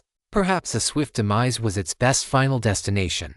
As for whether Gao Yang had the ability to help this plane accelerate its demise, he certainly did. Gao Yang nodded slightly, looked at the void in front of him, and said softly, "I agree to your request." As his words fell, the plane consciousness seemed to find solace and quickly vanished. Gao Yang looked at Odellville and Candris on its back, and beckoned to them. Afterward, he patted his left arm, waking up the Fatty Kun Kun residing within it. In this situation, he needed to utilize Fatty Kun Kun's abilities as an astral behemoth. After Fatty Kun Kun appeared, it let out a melodious wail song, then opened its black bean-like eyes to look at Gao Yang. "Starshine, I will need your help later to take us into the astral realm for a brief stay." Upon hearing this, Fatty Cum Cum let out an excited wail song, then twisted its round body to come beneath Gao Yang, constantly nudging him with its broad back. This meant, "Master, you can get on now. I will take you to fly." Gao Yang looked at the slightly excited Fatty Cum Cum, smiled, and landed on its back. Fatty Cum Cum looked up and let out a long cry, preparing to fly out of the plane through the fractured hole in the firmament. "Wait, there are still Odelville and the others." Gao Yang stomped his feet and said to Fatty Cum Cum. Fatty Cum Cum's small black bean eyes looked at Odelville. Then it obediently flicked its short tail and flew toward Odelville's position. Odelville and Candrace had already been rushing over when they saw Gao Yang beckoning earlier. However, because the previous battle between Gao Yang and the ancient evil god had been too exaggerated, they had been forced to retreat to a very distant location. Although they saw Gao Yang's signal, it would still take some time to get there. A dozen seconds later, Gao Yang stood on Fatty Cum Cum's back and reunited with Odelville. Candrace transferred onto Fatty Cum Cum's back, while Odelville transformed into ice blue energy and merged into the magic circle on the back of Gao Yang's left hand. That's right, Odelville had voluntarily signed a master-servant contract with Gao Yang. This time, no one had forced it. When Odelville transformed into an ice blue stream of light and merged into Gao Yang's arm, Fatty Cum Cum exerted force, its round and massive body quickly rushing toward a spatial tier at the highest point. Candrace looked at the pitch-black astral realm getting closer and closer before his eyes, gripped his hands nervously, and couldn't help but look at Gao Yang and ask, "Boss, are we going to rush out of the plane's protection and be directly exposed to the astral realm? Can this well withstand it?" Gao Yang looked at him and nodded with a calm expression. As an astral behemoth, the fat-headed cum possessed an innate ability to roam the astral realm, although it was still in its juvenile stage. This ability was as instinctive to it as eating or breathing is to a human infant. Although the fat-headed cum could not remain in the astral realm for too long, nor could it perform long-distance astral travel, appearing in the astral realm for a short duration was not a problem. Upon receiving Gao Yang's affirmative reply, Candrace did not speak further. He took several items out of his inventory, tucked 4 of them onto his own person, and handed to Gao Yang. Gao Yang took the items from Candrace, confused, and his brows twitched uncontrollably. Looking at the jade pendant and the long shuttle in his hands, he gained an even deeper understanding of Candrace's luck. Both the jade pendant and the long shuttle in his hands were extremely precious life-saving items. Both were capable of performing a single cross-plane teleportation, and they also possessed powerful defensive effects before the teleportation was initiated.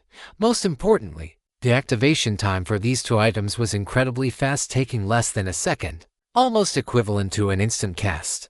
Gao Yang looked at the jade pendant and the long shuttle in his hands, thought for a moment, and then stored them both in his inventory. He would not need such life-saving items for now. As the fat-headed cum drew closer to the astral realm, wisps of starlight emanated from its body, enveloping both it and the 2 people on its back. The next moment, amidst this brilliant starlight, the massive body of the fat-headed cum leaped out from the enormous hole. Unlike the last time they arrived in the astral realm from the Kalisai semi-plane, this time, the moment they leaped out from the planar breach, a vast expanse of light appeared in Gao Yang's eyes. These lights carried a hazy halo, manifesting within Gao Yang's perception. In that instant, Gao Yang seemed to perceive more companion planes located outside the Hess plane, such as the elemental plane, the shadow plane, and the spirit realm. Gao Yang saw that these planes had all been reduced to ruins, with no life surviving within them. Whoosh! An illusory sound of water echoed in Gao Yang's mind. His vision blurred, and the scene before him changed. Under the thin layer of starlight outside his body, Gao Yang stood on the edge of the fat-headed cum's back, looking down at the Hess plane, which was plummeting wildly below. Unlike the violent collapse of the Kalisai semi-plane, the destruction of the Hess plane was quiet and silent. It fell frantically downward through the astral realm. During this descent, small fragments of the plane peeled off, turning into streams of light that dissipated into the astral realm without external help. This falling process might have continued for a very long time before coming to an end, and this was a duration that the planar consciousness of the Hess plane could no longer wait for. After breaking free from the suppression of the ancient evil god, Its only thought was to complete its self-destruction as quickly as possible. Gao Yang looked at the massive plane below, and Yang Yao appeared in his hand. The next moment, Yang Yao transformed to a size of 1,000 meters, and crimson gold battle aura burned fiercely from Gao Yang's body. A massive amount of battle aura condensed rapidly, and a battle aura phantom standing 1,000 meters tall appeared behind Gao Yang. Chapter 680 To Destroying a Plane with His Own Hands. 1,000-meter tall giant stood outside the plane. Compared to the entire plane, 1,000-meter tall giant was not particularly prominent, but when it swung the 1,000-meter-long silver-white greatsword in its hand, slashing out waves of 10,000-meter-long, majestic sword aura, its existence could no longer be ignored. Waves of crimson gold sword aura were like a torrential downpour, continuously slashed by Gao Yang toward the Hess plane below. The violent sword aura bombarded the surface of the plane, easily tearing through the planar protective layer, striking into the interior of the plane, and ripping open enormous cracks. Kandris stood at the tail of the fat-headed Kun, looking at Gao Yang with terror. This was the first time he had seen Gao Yang so violent, no, so brutal. Those waves of sword aura being unleashed symbolized the destruction of a plane. The overwhelming aura of destruction and cruelty made him feel as if he were meeting this usually peaceful powerhouse for the first time. The sky was torn apart by the sword aura, the earth shattered, seawater splashed, mountains collapsed, and the traces of intelligent life vanished at an extremely rapid speed under the devastation of these 10,000-meter sword strikes. Gao Yang's battle aura seemed endless. Kandris just watched him slash continuously, each strike being a 10,000-meter-long wave of sword aura. Boom boom. Deafening roars echoed continuously in this part of the astral realm. Under Gao Yang's relentless attacks, the Hess plane began to accelerate its collapse. Large swaths of planar debris were stripped from the plane under the bombardment of the sword aura. It was like a failed spacecraft, as it fell from high altitude. The various materials composing the ship disintegrated and burned under intense friction, blooming with the final radiance of a plane in the astral realm. Beneath Gao Yang, the fat-headed Kun was devouring the floating planar fragments of the Hess plane with great excitement. The power contained within these planar fragments was top-tier nourishment for all astral behemoths. While swinging his sword, Gao Yang glanced at the fat-headed Kun. He had a feeling that after this, the growth of the fat-headed Kun would likely undergo earth-shaking change. This was a good thing. Gao Yang was not a pedantic person. The collapse of the Hess plane was already destined. So why not let its remains serve as nourishment to nurture the fat-headed Kun? Withdrawing his gaze, Gao Yang focused once again on the destruction of the Hess plane.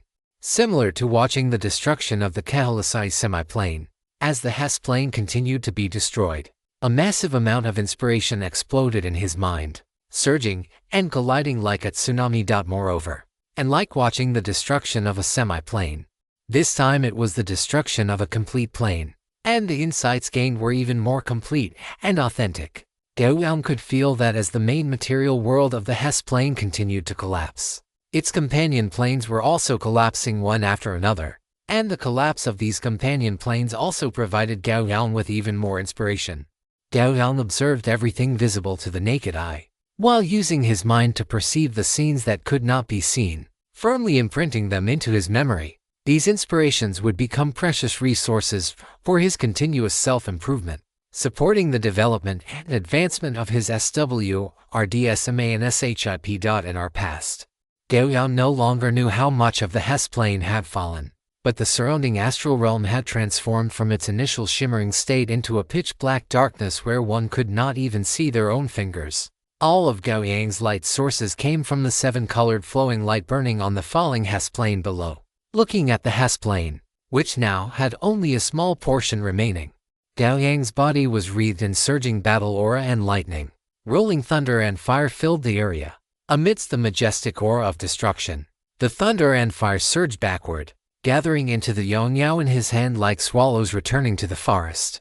Even the 1,000-meter tall phantom of battle aura behind him transformed into pure energy and merged into Yang Yao.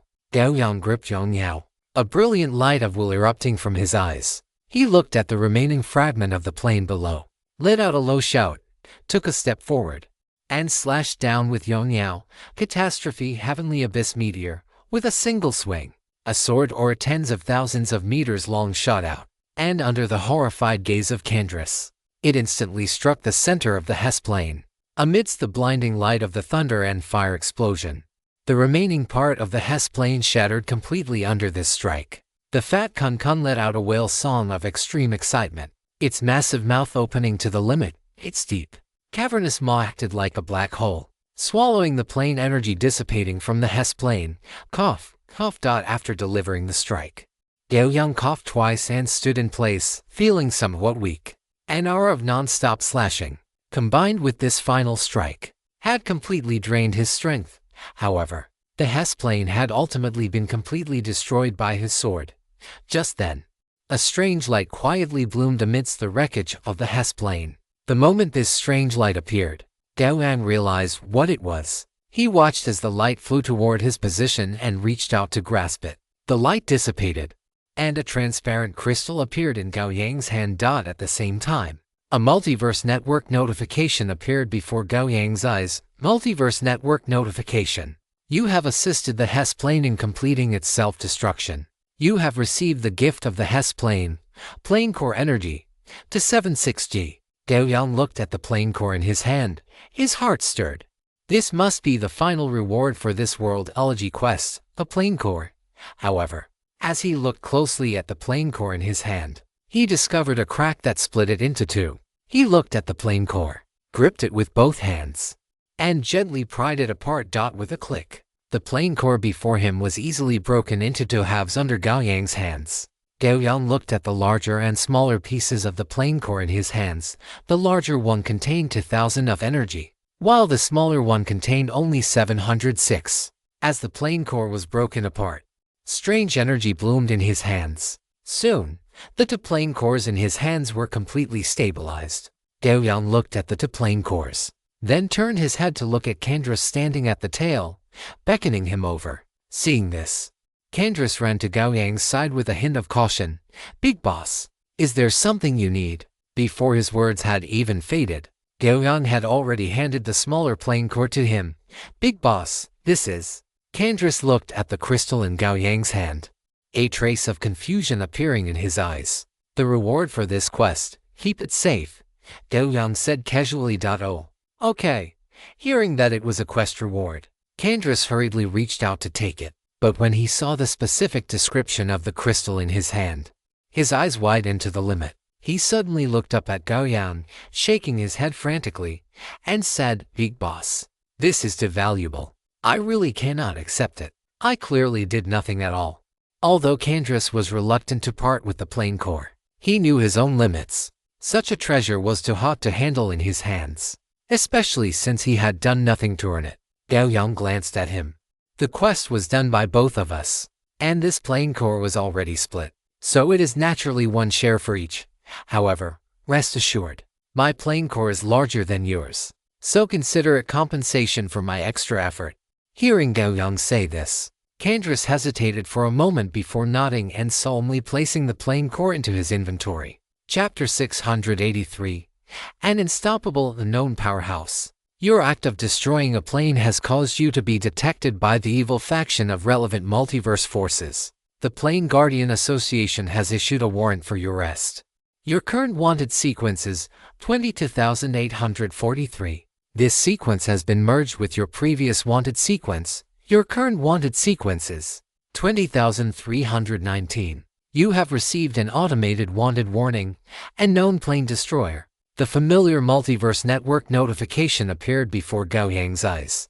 It was another warrant from the Plane Guardian Association, but Gao Yang did not have any particular thoughts about it. One could tell from this wanted sequence that since he destroyed the Callus semi-plane until now, more than 2,000 other plane destroyers had appeared. The Plane Guardian Association only had so many legendary powerhouses. If they had to capture them one by one and bring them back to the association for trial, by the time it was his turn, he might have already reached the end of his lifespan. Furthermore, the planes he destroyed were not those vibrant, complete planes. Whether it was Callus or the current Hess plane, they both had various problems of their own. Callus was the lair of the devil Duke Mephitos. Destroying a semi-plane that housed a lawful evil devil's lair was perfectly fine. Moreover, the situation at the time was that if Gao Yang did not do so, he would have been killed by the opponent. To save his own life, he had no choice but to do so. As for the Hess plane before them, it was even more justified. This was a case of the Hess plane's consciousness actively seeking death. Gao Yang's act of destroying the plane was, to put it bluntly, merely fulfilling a promise made to the Hess plane's consciousness.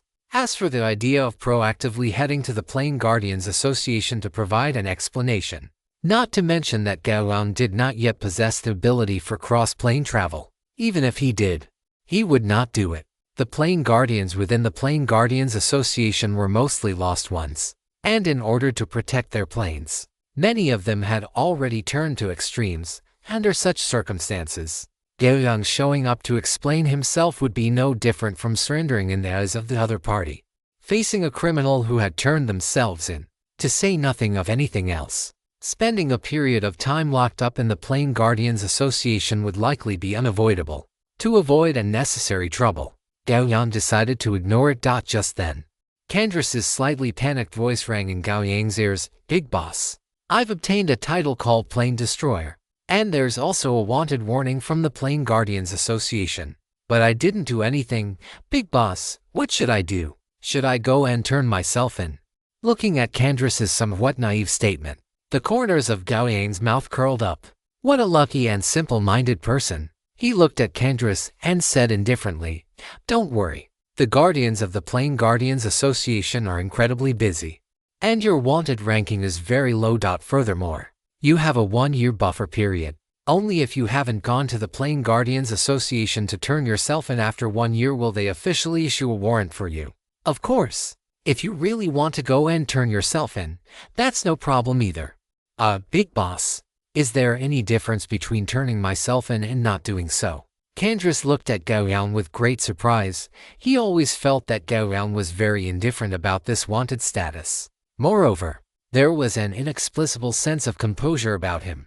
Of course there is a difference, and a big one at that. Perhaps because he had just harvested a plane core with 2,000 of energy, Gao Yang was in a very good mood. He looked at Candras and said, "If you don't turn yourself in, you can continue your normal life, but if you do, you'll end up being imprisoned or something by the Plane Guardians Association."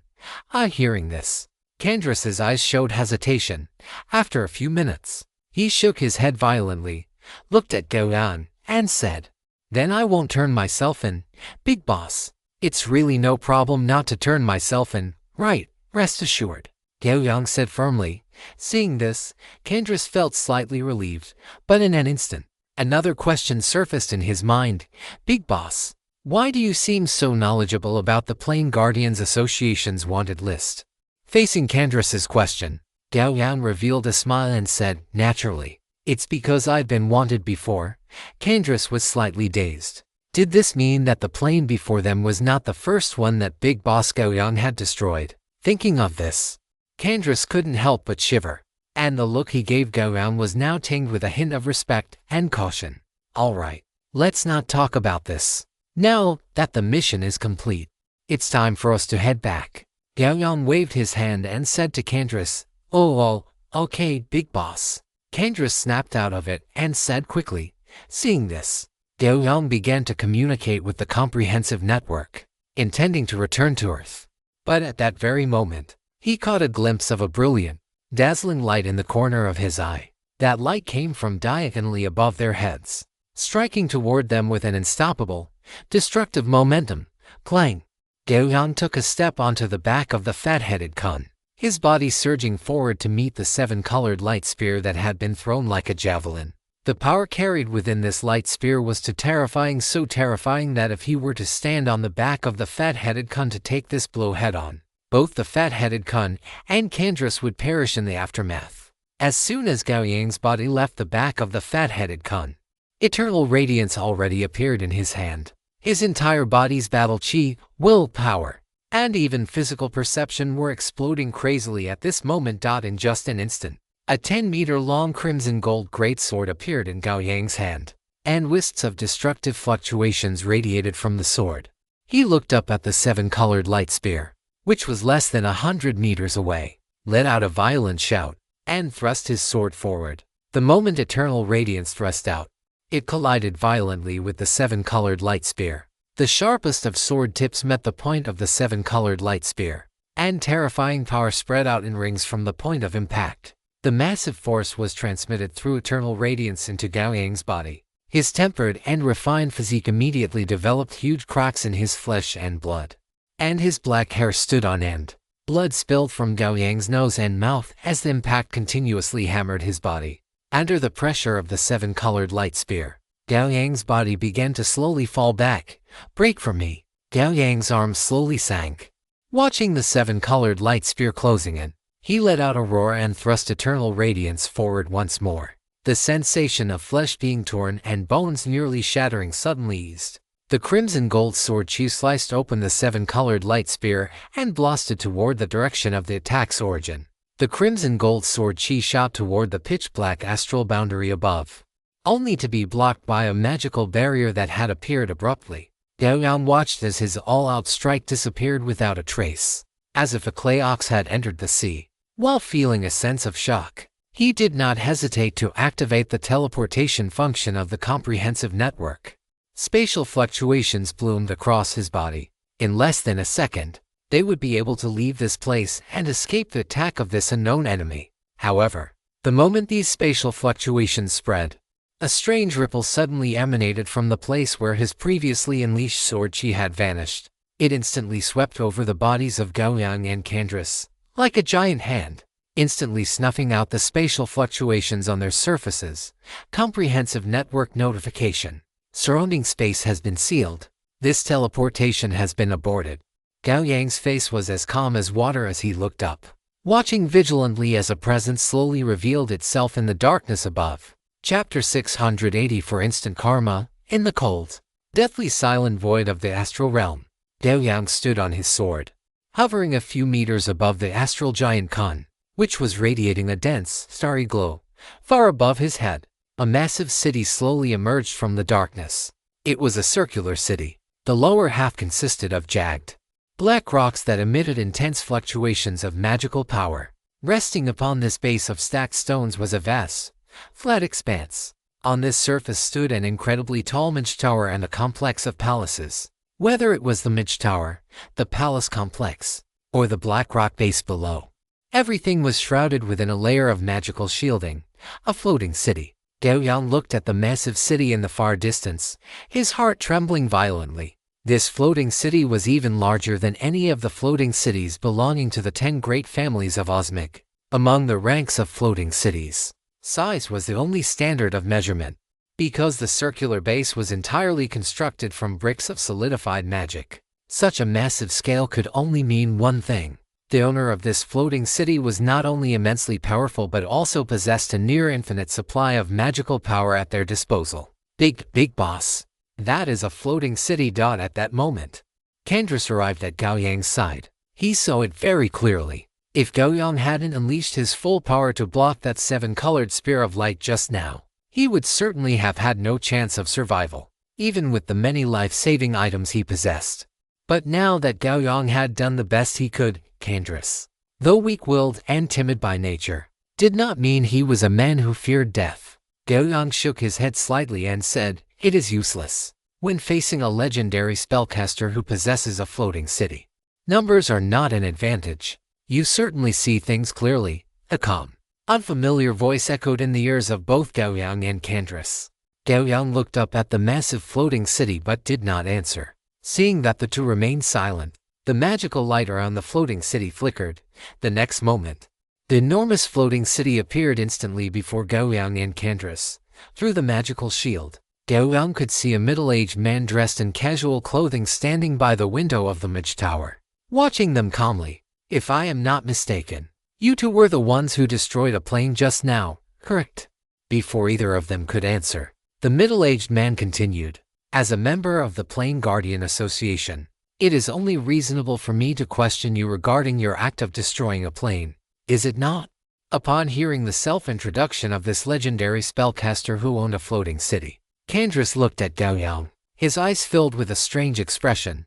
Just a moment ago, he had said that members of the Plane Guardian Association were too busy hunting down wanted criminals across the multiverse to come looking for them so easily. As it turned out, they had barely finished destroying a plane before the Plane Guardian Association had arrived right on their doorstep. It was hard for Kandris to believe that there was nothing suspicious about this.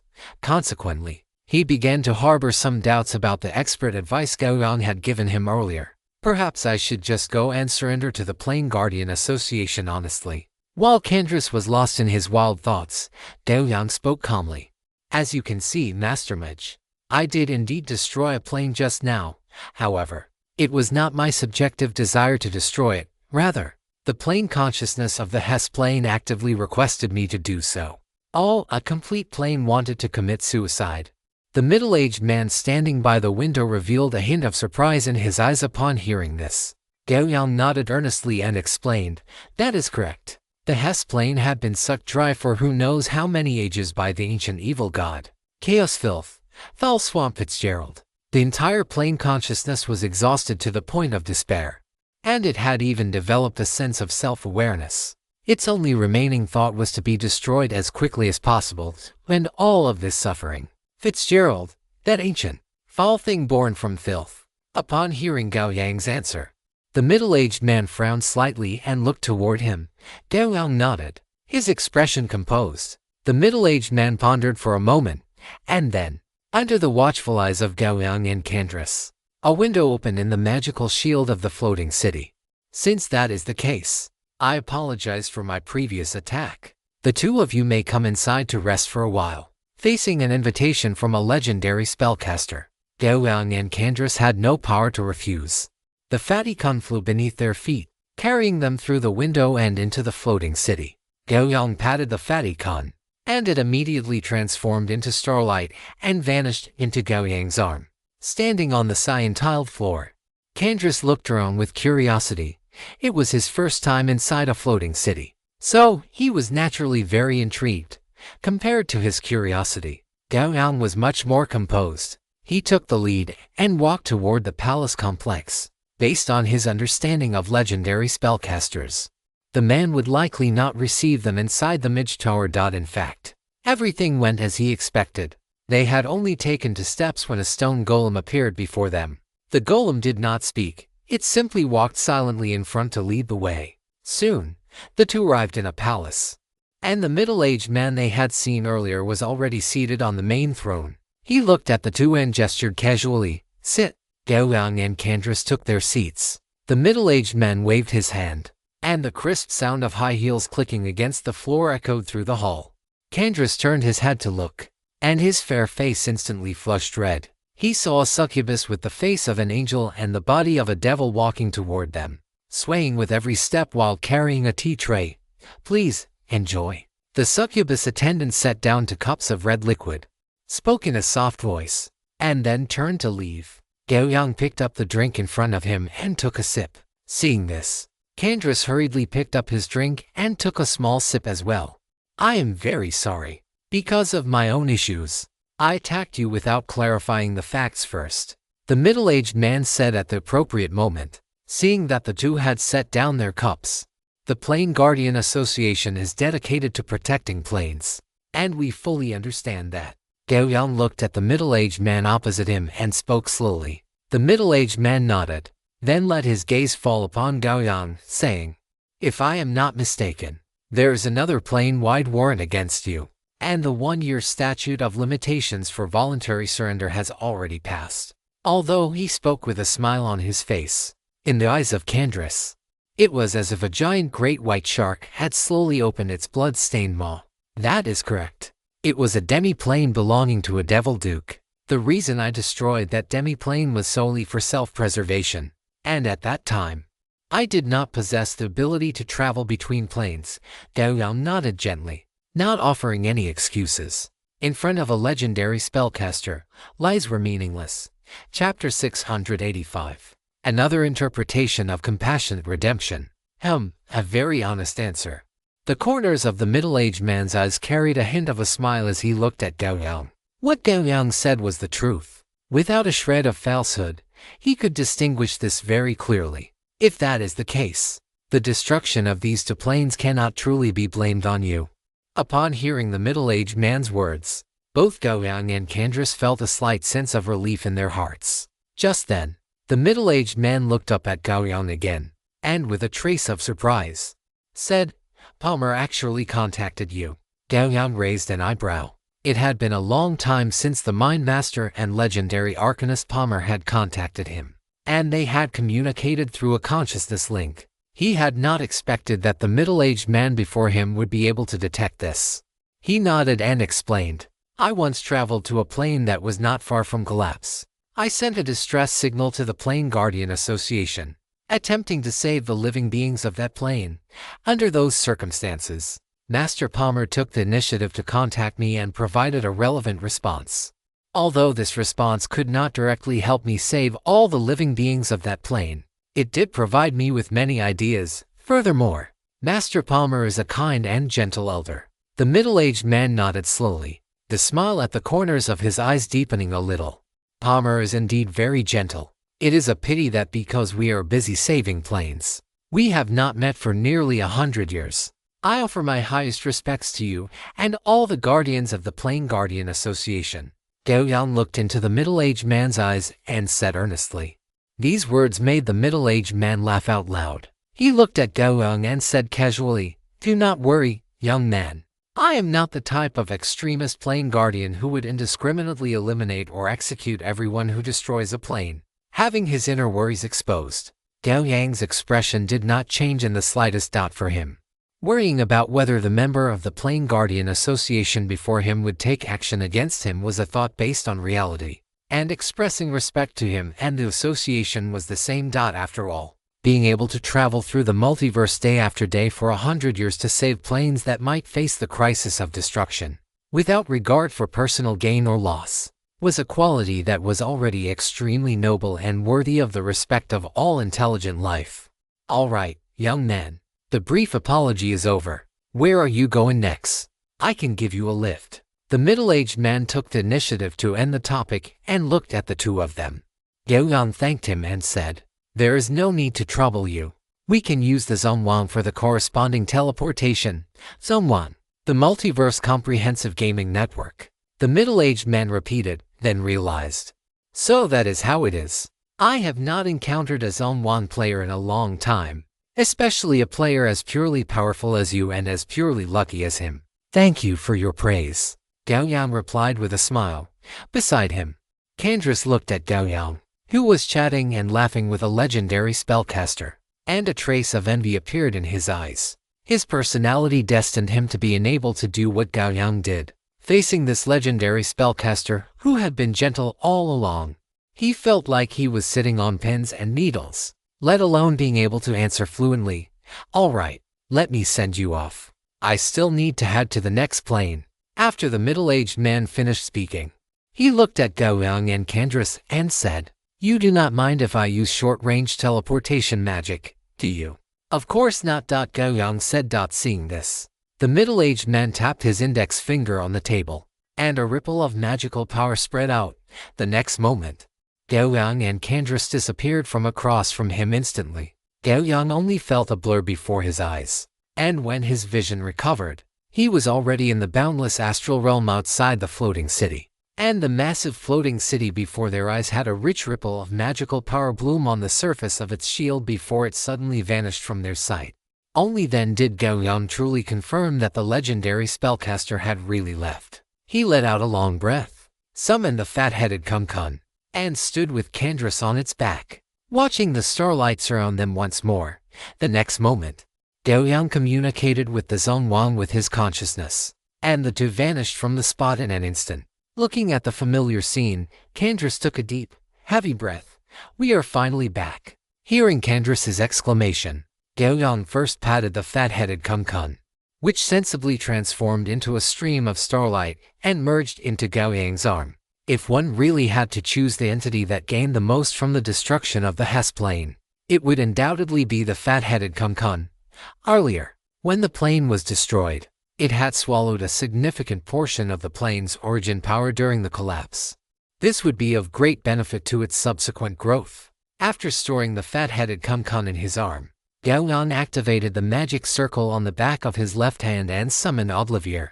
After doing this, He nodded at Candace and turned to walk toward the villa. Candace followed behind Gao Yang and entered the room with him. Still at the dining table, Gao Yang took out 2 portions of cold toad light meals and handed one to Candace. "Thank you." Candace took it, opened it with practiced ease, and began to enjoy his meal. After experiencing such a fright, good food was undoubtedly a great comfort. Gao Yang watched Candace enjoying the food, shook his head, and summoned the Multiverse Network with a thought. After the plane was destroyed earlier, several Multiverse Network notifications had appeared before his eyes. But because he had encountered an attack from that legendary existence, Gao Yang had not had the time to check them. As Gao Yang summoned them with his mind, a series of Multiverse Network notifications appeared before him.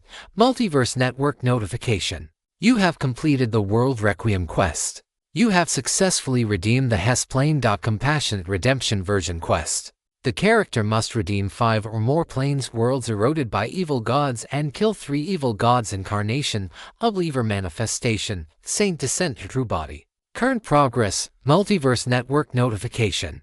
Your act of destroying the plane will spread widely around the Hess plane. You have gained 1 point of legendary reputation. Looking at the notifications on his retina, Gao Yang could not help but raise his eyebrows slightly. So, destroying a plane in accordance with the plane's consciousness can also count as redemption.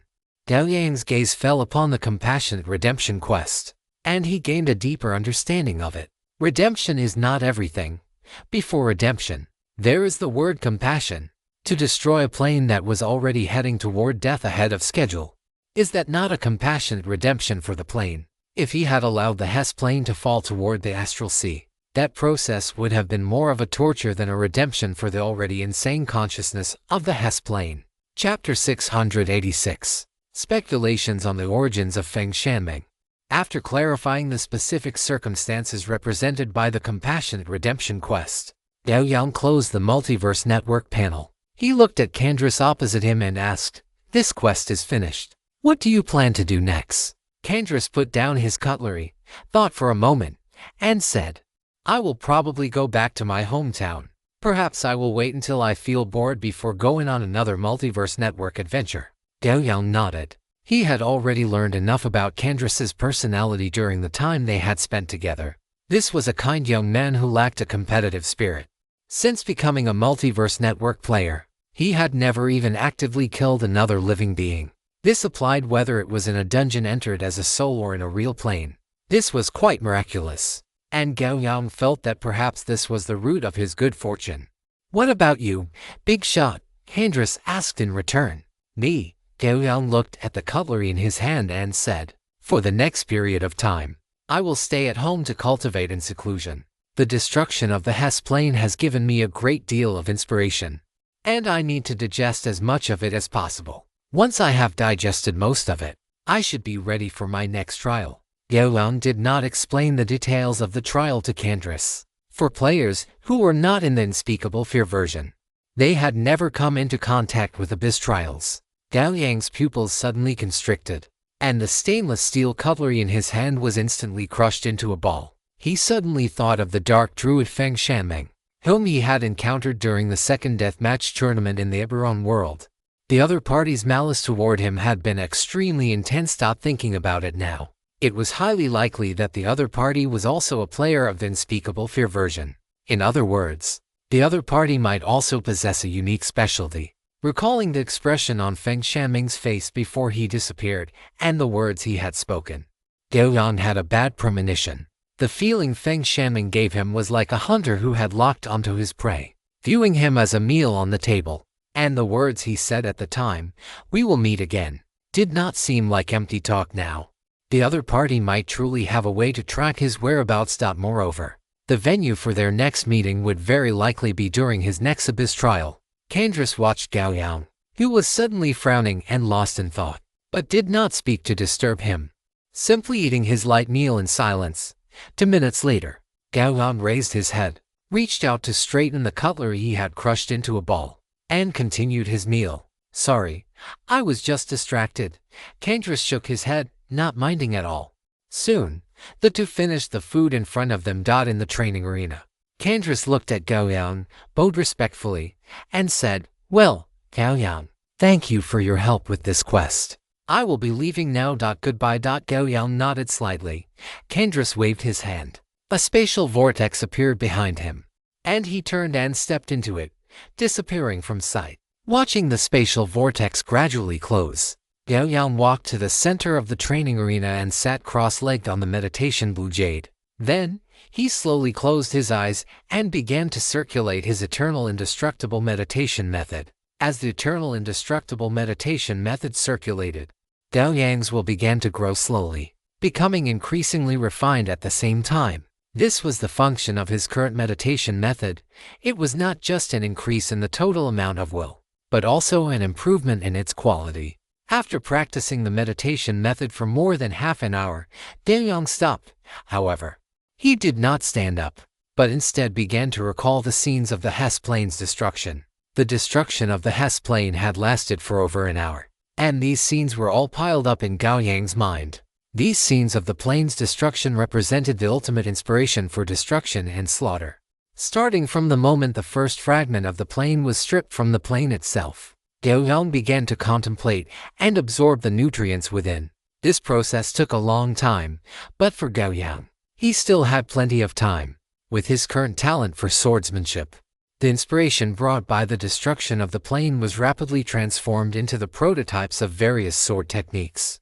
After contemplating for a full 3 hours, Gao Yang rubbed his throbbing temples and ended this session of contemplation. Although the scenes of the plane's destruction contained high-quality inspiration, they also placed a heavy burden on his spirit. Being able to meditate for 3 hours was only possible because Gao Yang's willpower was sufficiently strong. Gao Yang stood up, Yang Yao appearing in his hand, and he began to swing his sword slowly within the martial arts arena. During the process of practicing swordplay, Gao Yang only needed to follow his body's muscle memory. There was no need to think. For the current Gao Yang, this counted as an extremely good way to relax. As he practiced, his spirit also slowly recovered. Once his mental state had recovered sufficiently, Gao Yang sat cross-legged on the meditation jade, his consciousness entering the cultivation space to begin sparring with the Sacrificial Tower Master. To this day, the Sacrificial Tower Master remained the strongest opponent Gao Yang had ever fought. At the very least, Gao Yang had yet to defeat the Sacrificial Tower Master even once. One must realize that this was merely a simulation calculated by the comprehensive network based on the scene of the battle between the Sacrificial Tower Master and Gao Yang. Gao Yang guessed that perhaps the Sacrificial Tower Master in his prime was among the very top tier of individuals within the legendary realm. However, such a powerful Sacrificial Tower Master had perished along with the fall of the Yan Kingdom, and it was unknown what the true reason for that was. Time flowed by day after day during Gao Yang's cultivation, and soon a month had passed. During this month, Gao Yang spent every day in cultivation. Occasionally, when he felt bored, he would browse the comprehensive network forums or chat with Milifena, Ruan Xiaoyu, and others, living a very fulfilling life. As for entering dungeons, Gao Yang did not venture into them rashly without any specific needs. During this process, the consumption of the Enlightenment Potion had not ceased. Up until now, following the rate of 1 bottle per day, he had already consumed a full 40 bottles of the Enlightenment Potion.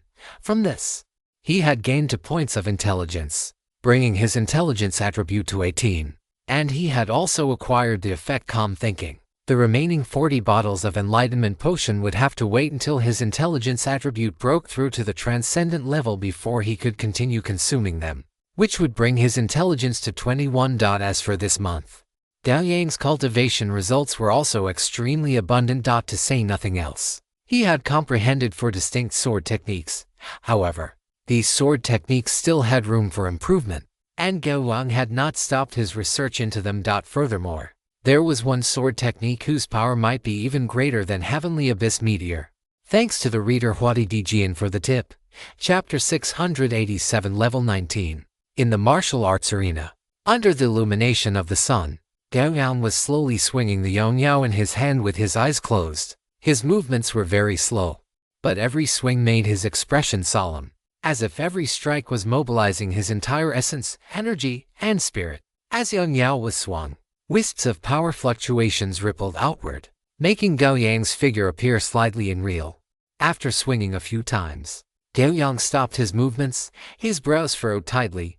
During this period, he had been constantly contemplating the feeling of catching the 7-colored light spear cast by that middle-aged spellcaster that day. He clearly remembered that in that urgent moment, that single sword strike had not only utilized all the remaining power, willpower, and physical strength in his body, but even his perception, reaction speed, and so on had been preliminarily integrated into that strike. It could be said that that strike was absolutely the strongest blow Gao Yang had delivered to date. If it hadn't been for that, he would not have been able to block that 7-colored light spear. However, trying to replicate that peak combat power, which had erupted under circumstances infinitely close to death, now seemed to offer not even a glimmer of hope. If he could integrate all of his attributes into his attacks, his attack power would see an explosive increase. But that eruption was not without its benefits, at the very least. Now that Gao Yang had fused his power and willpower together, his physique attribute had finally broken through its initial bottleneck and begun to integrate into his attacks. Although it was not as highly fused as his power and willpower, this was already an extremely good breakthrough, because this meant that the path of fusing 3 attributes had been opened by Gao Yang, and there would no longer be any obstacles in the way. He only needed to practice and fuse them step by step to complete the integration of his power, willpower, and physique attributes. When that time came, Gao Yang's attack intensity would also see a significant increase. This would not take too long. Gao Yang estimated that he could complete it within half a year. Yes, Gao Yang did not intend to undergo any comprehensive network training, or rather, any comprehensive network adventures related to battle or war, during these 6 months. His current foundation was already more than enough to support him in a long period of deep cultivation. In fact, it had even overflowed significantly.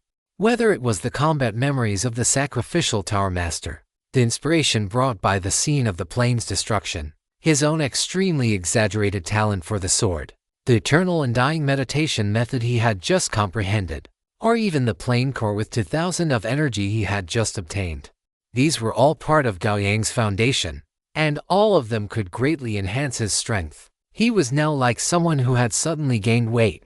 His original muscles and body could not perfectly exert all their power due to the obstruction of the fat. What he needed to do now was to use enough time to digest the fat on his body and convert it all into his own strength. And when he had finished converting all of his fat, his strength would see an extremely exaggerated increase. This required time. And from now until the arrival of the next Abyss trial, that was the time Gao Yang had given himself. There were 9 months left until the next Abyss trial, and a feeling from the depths of his intuition was reminding him that if his strength did not achieve a leap, he had a very high probability of failing this Abyss trial. This was not only because of comprehensive network players of the same version as Feng Shanming, but also due to the inherent danger of the 4th Abyss trial itself. As the time for the Abyss trial gradually shortened, this feeling became increasingly severe in his perception. Gao Yang, who possessed the talent of destiny choice, naturally would not go against his own decisions. After clearing his thoughts, Gao Yang sat cross-legged. Having digested the power for such a long time, his class level was ready to be raised further. Exhaling a breath of stale air, Gao Yang opened the Multiverse Network panel and summoned the General EXP module. The amount of General EXP he currently possessed was 13 million, which was more than enough for his current consumption. As his thoughts shifted, a Multiverse Network notification appeared before his eyes. Multiverse Network notification. Based on the player's comprehensive quality assessment, raising your warrior level this time will consume 1,500,000 General EXP. Do you wish to proceed? Gao Yang raised an eyebrow. Ever since his class level exceeded 15, the EXP required for each level up had increased by 500,000. Now, reaching level 18 required 1.5 million points, which meant that reaching level 19 would require 2 million General EXP. And if there were no surprises, rising from level 19 to level 20 would likely require 10 million General EXP. It had to be said that this amount was truly a bit too exaggerated.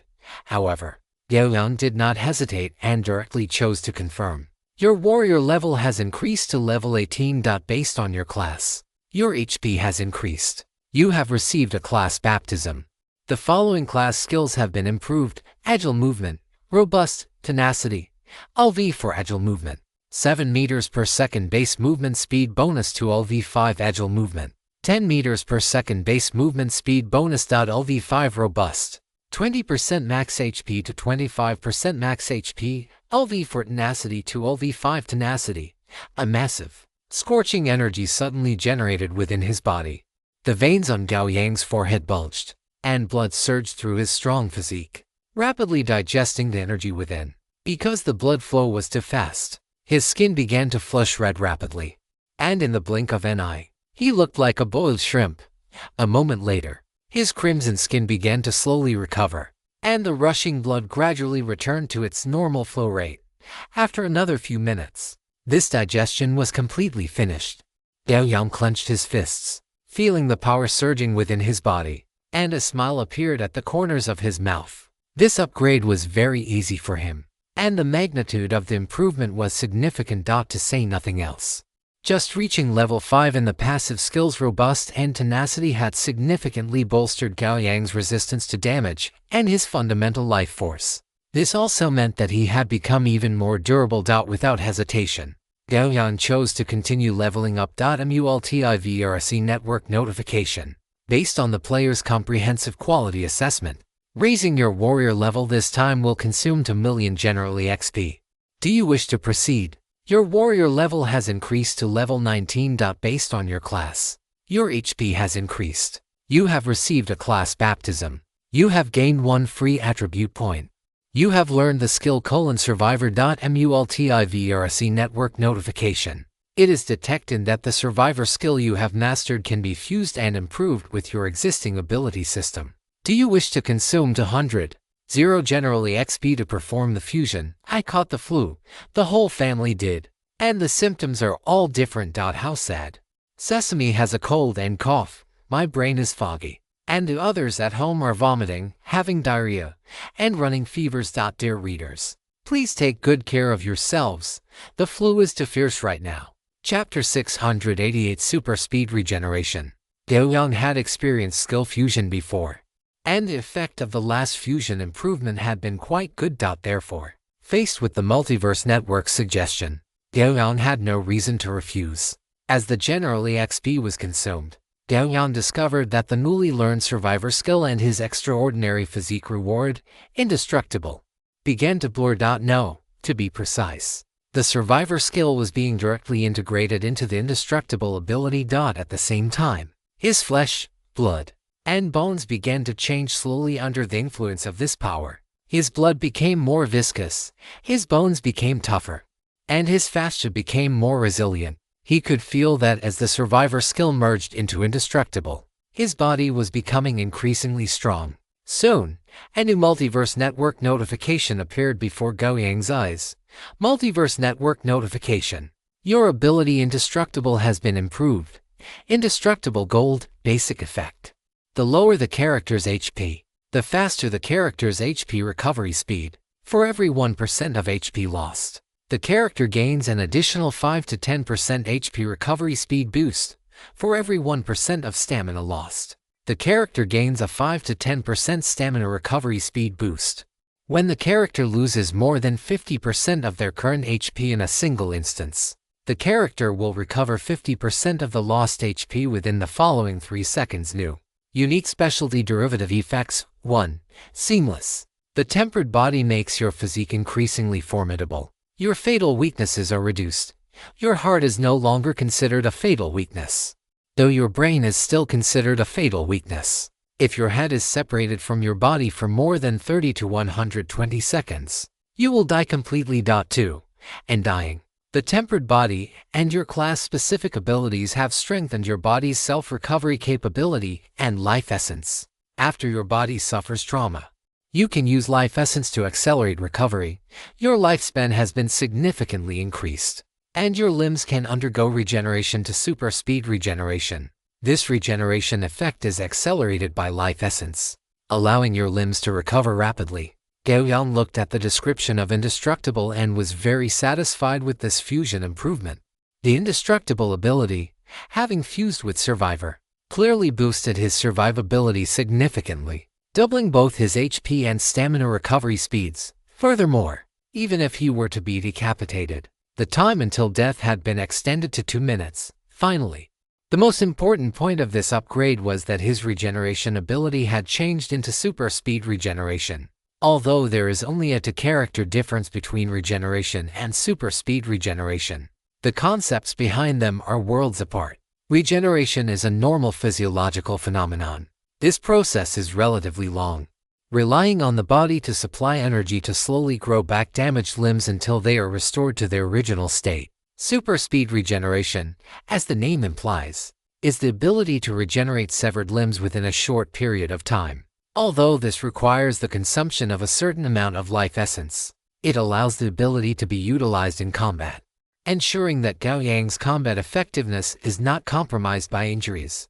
For instance, he no longer needs to worry about the body tearing that previously resulted from using various sword techniques. Once his body is torn apart or charred by electricity, he can directly consume life essence to complete the repair of his body, ensuring his combat effectiveness remains intact. In short, possessing the ability of super speed regeneration means that no matter the situation, Gao Yang can face his enemies in his optimal physical state until his vitality is exhausted and he can no longer repair his wounded body. Gao Yang closed his skill list. This career level up was extremely important to him as it stood. With this level up, he also gained 1 free attribute point. Looking at his current status, Gao Yang thought for a moment and added it to his intelligence, which was currently the closest to reaching the extraordinary threshold. Following Gao Yang's intent, the free attribute point transformed into silver light and merged into his body. The next moment, a tidal wave of cold sensation submerged him. This was the normal reaction to an increase in the intelligence attribute. This cold sensation did not last long. After only a few minutes, the feeling slowly receded like a receding tide. Intelligence, 18 to 19.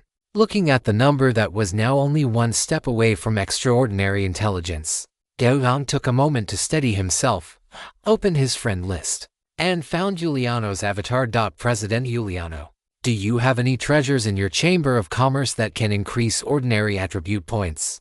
3 minutes after the message was sent, Giuliano replied, Lord Gao Yang, to be honest, the frequency of such treasures appearing is even lower than those that can increase extraordinary attribute points. Which specific attribute do you need? I can help you check. However, there is one thing I must tell you. The price of such treasures is no lower than those for extraordinary attribute points, and may even be more exorbitant.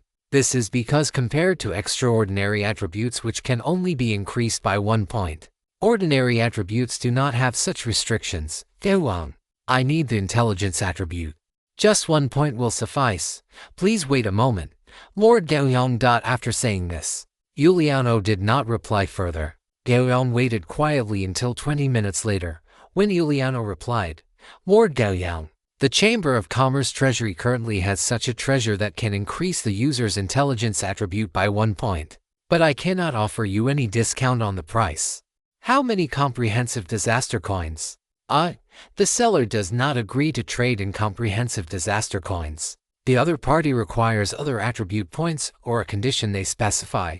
Giuliano replied quickly. Gao Yang looked at Giuliano's reply and did not intend to ask about the seller's conditions. Instead, he said, President Giuliano, can a plane core with 100 of energy resolve this matter? A plane core, 1 OG of energy. Lord Gao Yang, please believe me, this does not require a 100 energy plane core. Giuliano replied even faster this time. Almost the instant Gao Yang sent his message. You decide how much is specifically needed. I will give you a 100 energy plane core. Gao Yang's tone carried an unquestionable weight, but to Giuliano, it sounded better than the most beautiful love words in the world. Lord Gao Yang, you will always be the most important friend of the Goblin and Gnome Chamber of Commerce. Giuliano replied, and then did not continue the conversation. Gao Yang closed the dialogue box. He trusted Giuliano's efficiency, especially with a treasure like a plane core as payment. As for where the 100 plane core would come from, it would naturally come from the 200G plane core he had just obtained. Ever since he witnessed the splitting of a plane core with his own eyes, Gao Yang had gained some insight into how to divide one. It was nothing more than a matter of a single sword strike. Chapter 689, Immortal Executioner. A diagram. A plane core is easy to separate, but there is a more thorny problem now. How to ensure he is not detected by the Earth's heavenly Tao while he is separating the plane core. In the past, whenever Gao Yang took a plane core out of his inventory, the Earth's heavenly Tao would descend the very next second. That feeling was like a ginger cat hearing the call of cat food, or a great white shark smelling blood, and it would show up with such a shameless, dazed expression that Gao Yang would feel embarrassed to refuse it, especially since, after feeding the Earth's heavenly Tao, it was truly generous in giving back good things. However, Gao Yang had more important uses for this particular plane core. As an extremely rare resource, the plane core itself represents energy that is universal to the extreme. Gao Yang's plan was to see if he could absorb the energy within the plane core himself. He had a feeling that he could achieve this, but for the time being, he had not yet found the correct method. Once it was confirmed that he could absorb the plane core, Gao Yang was also curious about what level of benefit the energy of the plane core would bring him. Gao Yang thought for a moment and decided to feed a little bit of the plane core to the Earth's heavenly Tao. On one hand, after the Earth's heavenly Tao absorbed the plane core, his connection with Earth would become increasingly tight. On the other hand, devouring the plane core could promote the growth of the Earth. Of course, the Earth's heavenly Tao would also be sensible enough to give him some very good items in return. With this thought in mind, Gao Yang took a deep breath and held Yang Yao in his hand, wisps of sword chi flickering on the blade of the sword. The next moment, with a thought, he took the plane core out of his inventory. The moment the plane core appeared, two sword lights descended. Clang, clang. After two sword hums so faint they were nearly imperceptible, Gao Yang gripped the largest piece of the plane core and stowed it back into his inventory. The entire process was completed in a single instant. Once Gao Yang finished, a vast consciousness, carrying a hint of joy and intimacy, enveloped the area. If the Earth's heavenly Tao had self-awareness and could speak, Gao Yang estimated it would definitely say something like, "Hey, hey, hey, I'm back again, buddy." After the Earth's heavenly Tao appeared, it targeted the two plane cores in front of Gao Yang. They were the same size, but the energy density of one was several times greater than the other. Gao Yang reached out and grasped the plane core on the left.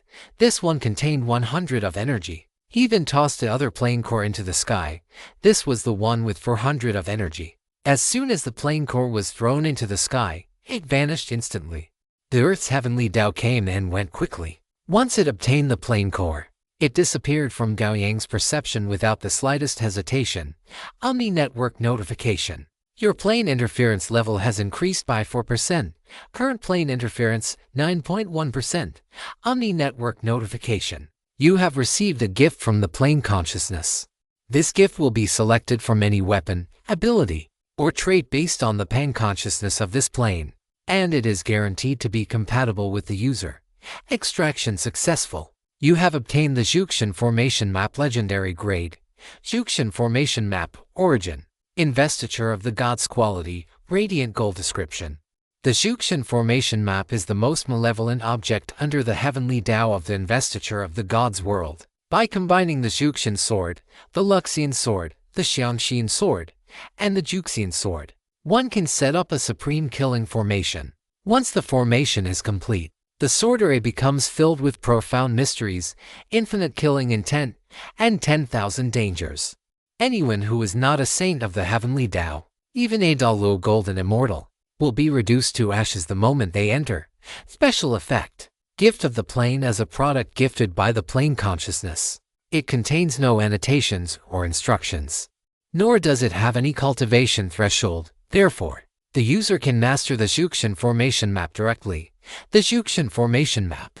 Gao Yang's heart shook violently. He immediately looked at the gold-white scroll in his inventory, which was radiating infinite killing intent and an aura of destruction. He never expected that this gift of a plane core would yield such a heaven-defying item as the Juxian Formation Map. One must know that in the investiture of the gods, this was known as the #1 killing formation of the heavenly Tao and the foundation of the supreme ray that governs the slaughter of the heavens. Once combined with the 4 Juxian swords, it could immediately form the ultimate killing ray of the heavenly Tao. Just as the description stated, those who were not saints of the heavenly Tao, even Dalu golden immortals, would be reduced to ashes in an instant upon entering. In Gao Yang's understanding, a Dalu golden immortal corresponded to a true god in the multiverse, while a saint of the heavenly Tao likely corresponded to the level of a greater deity or even the head of a pantheon.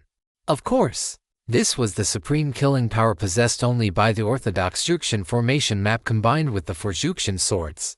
As for the legendary Great Juxian formation map he had obtained now, its effects would likely be significantly reduced. The most critical point was that he did not possess the so-called four Juxian swords. He didn't even have the slightest clue where to obtain them. Gao Yang frowned. Looking at the gold-white scroll in his hand, he could feel the infinite killing intent emanating from the scroll. It felt as if, once unfurled, infinite killing intent would erupt from it, slaughtering every living thing between heaven and earth. Gao Yang examined the scroll carefully, then reached out and slowly tore open a corner. The next moment, a terrifying killing intent that would make anyone change color surged out from the torn corner, heading straight for Gao Yang's face.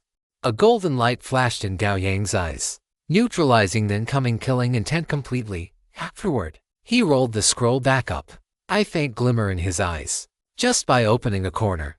Such terrifying killing intent had dispersed. If it were fully unfurled, its power would be unimaginable. Looking at the scroll in his hand, Gao Yang had a new idea. If he could refine this Juxian formation map into his sword intent domain, which had only just taken shape, and use the map as the foundation of the domain, the strength of his legendary domain would definitely become incredibly exaggerated. Using the Juxian formation map as the foundation and himself as the four Juxian swords, the destructive power he could unleash would surely reach the limits of his imagination. Especially since Gao Yang didn't have much knowledge of sword arrays. The more Gao Yang thought about it, the more he felt this path was feasible. If he could make it work, his sword intent domain could be applied to combat without needing to wait until he reached the legendary stage to continue perfecting it. Thinking of this, Gao Yang's eyes grew a bit more fervent. However, he didn't act immediately. On one hand, Yuliano's reply should arrive soon, and on the other, he himself was not yet prepared. Wanting to refine the Juxian formation map into his own domain wasn't something he could just talk about. He needed a certain level of understanding of both the legendary domain and the Juxian formation map before he could proceed. A heavy cold has left my head feeling foggy, and my writing efficiency is extremely low. Chapter 690, Life Spirits and Wisdom 20 corrected. Gao Yang put the Juxian formation map back into his inventory and then sat cross-legged on the ground, waiting quietly for Yuliano's reply. A few minutes later, Yuliano finally replied, "Lord Gao Yang, the other party has agreed to your request. Do you think it would be appropriate for me to deliver the items to you personally?" "That is fine," after Gao Yang replied. He closed his eyes and continued to wait. He naturally knew that Yuliano's purpose in coming here was the plain core in his possession. As for the treasure that could increase 1 point of wisdom, that was merely incidental. Before the spatial fluctuations could even spread, Gao Yang suddenly opened his eyes, because he sensed that in his dojo, at a certain spot in the martial arts arena, a spatial fluctuation was about to ripple out. If he wished, he could forcibly extinguish this spatial fluctuation. In other words, all teleportations attempting to reach the earth where he resided required his consent. Gao Yang pondered for a moment, concluding that this must be a reward or perhaps a privilege granted after his degree of plane interference increased following his contribution of the plane core to the Earth's heavenly. Sensing this spatial fluctuation, Gao Yang shifted his intent slightly and consented to the spatial transmission. Following Gao Yang's consent, a spatial vortex quickly appeared in the martial arts arena, and the figure of Yuliano stepped out from within. Just as he emerged from the spatial vortex, Yuliano quickly locked his gaze onto Gao Yang, who was sitting cross-legged on the ground. He took 2 quick strides to reach Gao Yang's side, a warm smile on his face. "Lord Gao Yang, you look even stronger than the last time we met." Gao Yang stood up, nodded slightly toward him, and then took the prepared plane core out from his inventory and tossed it to the other party. Watching the plane core being tossed toward him, a trace of nervousness flashed in Yuliano's eyes. He hurriedly reached out with both hands and lunged forward 2 steps, only then managing to catch the plane core firmly. Giuliano looked at the plain core in his hands, gripping it tightly. Before reaching up to wipe the cold sweat from his forehead, he said with a forced smile, "Lord Gao Yang, it is better to be careful with such precious items." Gao Yang's expression remained calm. He had no particular thoughts on the matter. After all, a plain core was an incredibly durable object, let alone dropping it on the ground. Even if it were to appear at the Earth's core, it would suffer no damage unless it were directly snatched away by some plane consciousness. Giuliano did not immediately store the plain core in his inventory. Instead, he kept one hand clutching the core while using the other to take out the items Gao Yang required from his own inventory. "Lord Gao Yang, this is called a crystal of wisdom. You can wrap it in your battle aura to refine it, and you will be able to increase your intelligence attribute by 1 point. Gao Yang reached out and took the crystal of wisdom handed over by Giuliano. After glancing at it to ensure there were no issues, he placed it into his inventory. Seeing Gao Yang accept the crystal of wisdom, the smile on Giuliano's face widened by 3 degrees, and only then did he store the plain core into his item inventory. After putting it away, he did not immediately bid farewell. Instead, he moved several wooden barrels, each nearly as tall as himself, out from his inventory. Before Gao Yang could ask, Giuliano pointed to the 10 large wooden barrels he had brought out and said, "Lord Gao Yang, this is a fine wine specially brewed by our goblin lineage, named Life. It has just reached the right age, so I brought some for you to taste." Gao Yang raised an eyebrow slightly, feeling a bit of interest in the 10 large wooden barrels before him. As for fine wine, whether for personal consumption or social use, it could be considered a hard currency. Giuliano knew that the value of a single crystal of wisdom was far from comparable to a plain core with 100 of energy. The former had a price and a market, while the latter had a price but no market. However, if he were to offer treasures to compensate Gao Yang, the nature of the interaction would become a purely transactional one. As a guild leader capable of managing a massive branch, Giuliano naturally possessed the necessary tact. He understood that rather than gifting Gao Yang treasures he might not need, it was better to offer things that, while not of immense value, were exceptionally difficult to obtain, such as the fine wine brewed by his own goblin race. Gao Yang condensed a cup made of battle ore in his hand and unscrewed the bung at the bottom of the barrel. Immediately, a pale golden liquid flowed slowly from the spout into the battle ore cup in his hand. Gao Yang swirled the cup, then downed it in one gulp. It was strong and spicy. Drinking this fine wine gave him a genuine sense of reality, a feeling that he was truly alive. Gao Yang tossed the battle ore cup aside and looked at Giuliano with a smile. "The stuff is good. I'll accept it. I am glad you are satisfied, Lord Gao Yang." Giuliano did not say anything like "come find me when you finish it," but instead offered a polite, slightly reserved remark. After saying this, Giuliano took his leave. Once Giuliano had departed, Gao Yang returned to the first floor of the villa, took out a simple meal of dragon meat and a bottle of elemental fruit wine, and began to eat. After he was full, he returned to his bedroom, lay down on the bed, closed his eyes, and began to sleep. For some time now, the interval between Gao Yang's periods of sleep had exceeded 5 days. As his strength grew and his energy became more abundant, his need for sleep had correspondingly decreased. Of course, this did not mean he did not need sleep at all. On the contrary, ensuring a certain amount of sleep every day allowed Gao Yang to keep his spirit in a state of peak fullness. However, sleeping once every 5 days as he did now did not place any burden on his spirit. The main reason for doing this was that Gao Yang needed to ensure he had enough time for cultivation. Whether it was meditation, battle aura, or swordsmanship, all required a significant amount of time. Moreover, there were many times when Gao Yang would even actively initiate time acceleration to increase his cultivation time. Everything he did was to improve his own strength as stably and efficiently as possible.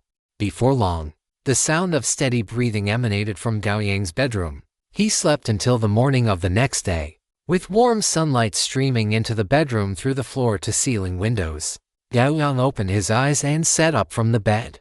Over 10 hours of deep sleep left him feeling incredibly energetic. He took out the newly acquired crystal of wisdom and wrapped it in a wisp of crimson gold battle ore.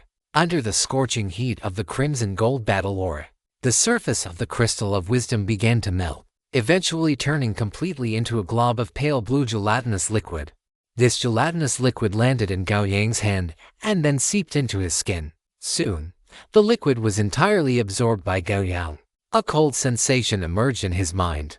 But Gao Yang was already able to remain immune to this level of chill. As the cold sensation slowly faded, it signaled that the energy of the crystal of wisdom had been fully absorbed by Gao Yang. When the cold feeling vanished completely, a multiverse network notification appeared before Gao Yang's eyes. Multiverse network notification. You have gained 1 point of intelligence attribute. Intelligence, 19 greater than 20. Chapter 691 Extraordinary Wisdom Reward. Touching the power of taboo. Previous chapter corrected as the numbers flickered. Gao Yang's wisdom attribute officially broke through the boundaries of mortal limits, reaching the extraordinary realm.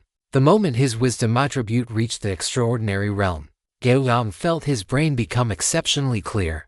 Every matter could be processed rapidly within his mind. Principles or sword intents that once required a vast amount of time to comprehend began to be digested by him instantly.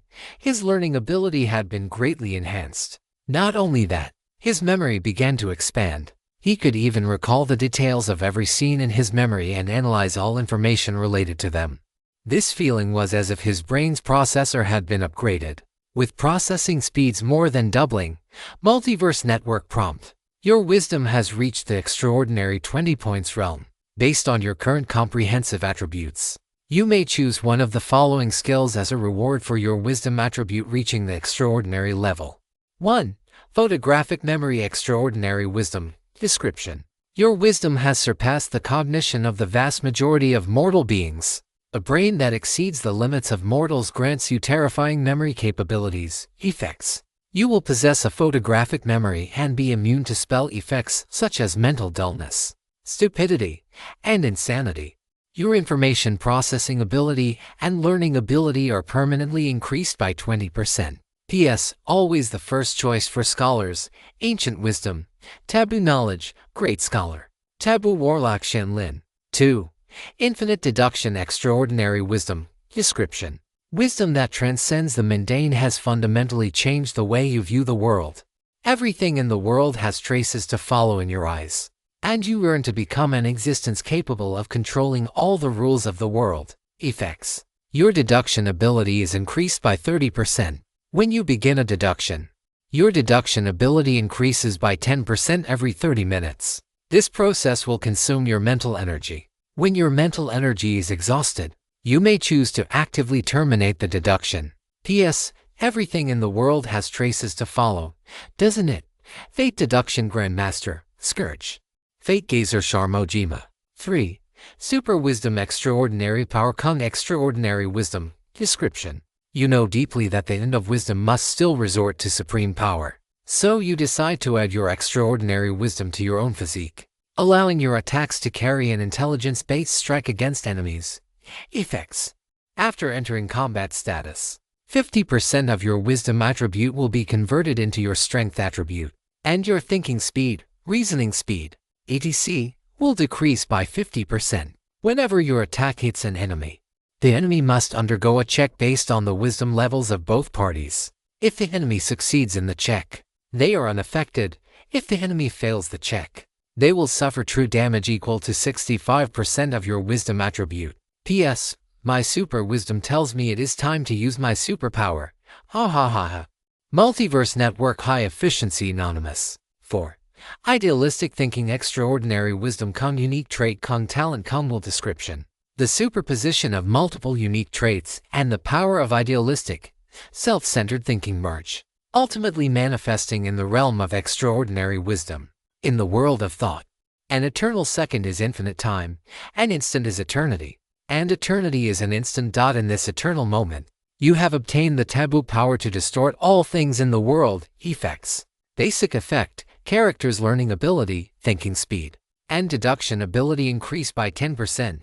Derivative effect. Idealistic self. At any time, you may enter the idealistic self state. Upon entering this state, you will fall into a state of instant eternity, where time will have no meaning to you. In this state, your learning ability, thinking speed, and deduction ability will receive a massive boost, and you will conduct unlimited analysis, learning, and deduction regarding the cause that led you to enter this state. Each time you enter this state, it will consume 95% of your essence, energy, and spirit, and you must fully replenish them before you can enter this state again. P.S. Impossible. There is no such thing as impossible in this world. I think, therefore I am. Gao Yang looked at the 4 extraordinary wisdom rewards appearing one after another before him and chose the last one without any hesitation. As Gao Yang made his selection, a new multiverse network prompt appeared before his eyes. Selection complete. You have obtained the extraordinary ability, idealistic thinking. This choice did not mean the first 3 options were poor, but rather that once the final option appeared, the first 3 lost their comparability. What is idealistic thinking? What is instant eternity? When Gao Yang saw the 4th option, he understood everything. The idealistic thinking reward granted by extraordinary wisdom was essentially a special reward derived from the condensation of everything he was. In short, idealistic thinking was a special state of epiphany. In this state, his speed of comprehension would increase tremendously, that is, his enlightenment would be greatly heightened, thereby allowing him to derive a solution for whatever he was contemplating. This solution might not be perfect, but it was absolutely the one most suited to him at this moment. Moreover, idealistic thinking had an extremely exaggerated concept, which was the so-called distorting all things in the world. This was the pure manifestation of idealistic power. Simply put, it meant if I believe this is reasonable, then it is reasonable. With such an exaggerated ability, what else would he choose if not this? Having chosen idealistic thinking as his extraordinary wisdom reward, Gao Yang knew he had gained another trump card to deal with his next abyss trial. The reason was simple.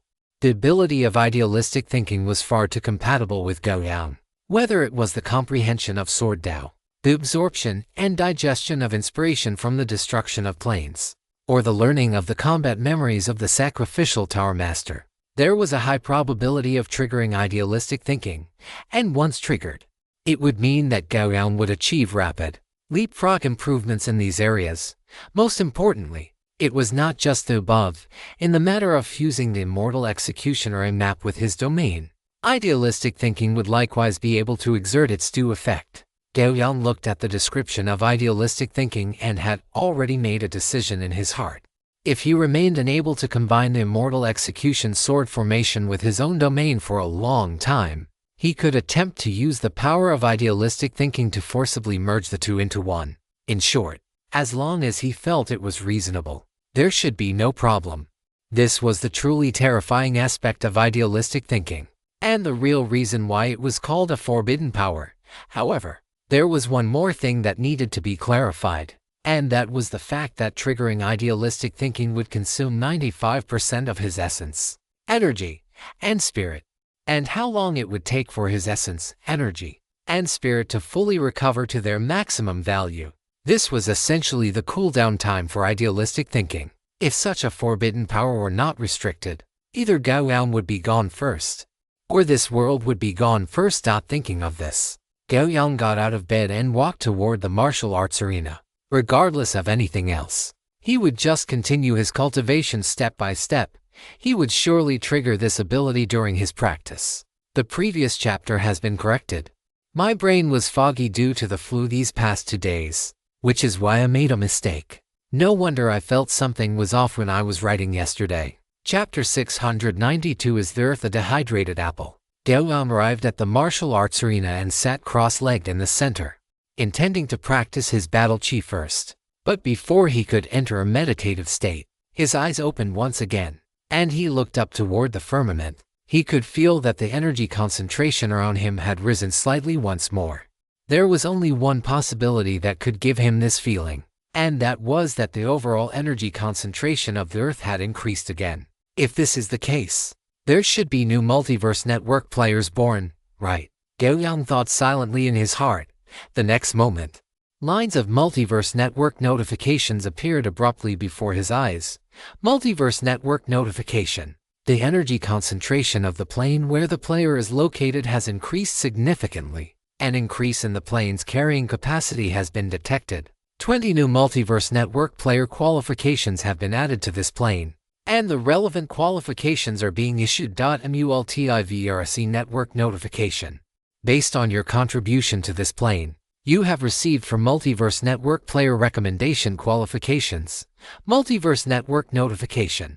Based on the current comprehensive status and general environment of this plane, and based on the protection and survival mechanisms for Multiverse Network players in the apprentice stage, the alignment selection for Multiverse Network players on this plane is restricted to non-evil alignment. Multiverse Network Notification. Current number of Multiverse Network players on this plane 34, and activated qualifications.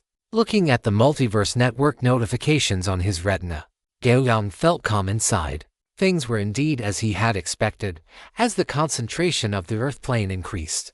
The number of players obtaining Multiverse Network qualifications would gradually rise, and as the concentration of the Earth plane continued to rise, eventually, this world would become like Zakaria, a plane deeply integrated with the Multiverse Network. As Gao Yang thought this, before he could even stand up, he suddenly felt a slight tremor beneath him. This tremor was not a shaking of a single place or region.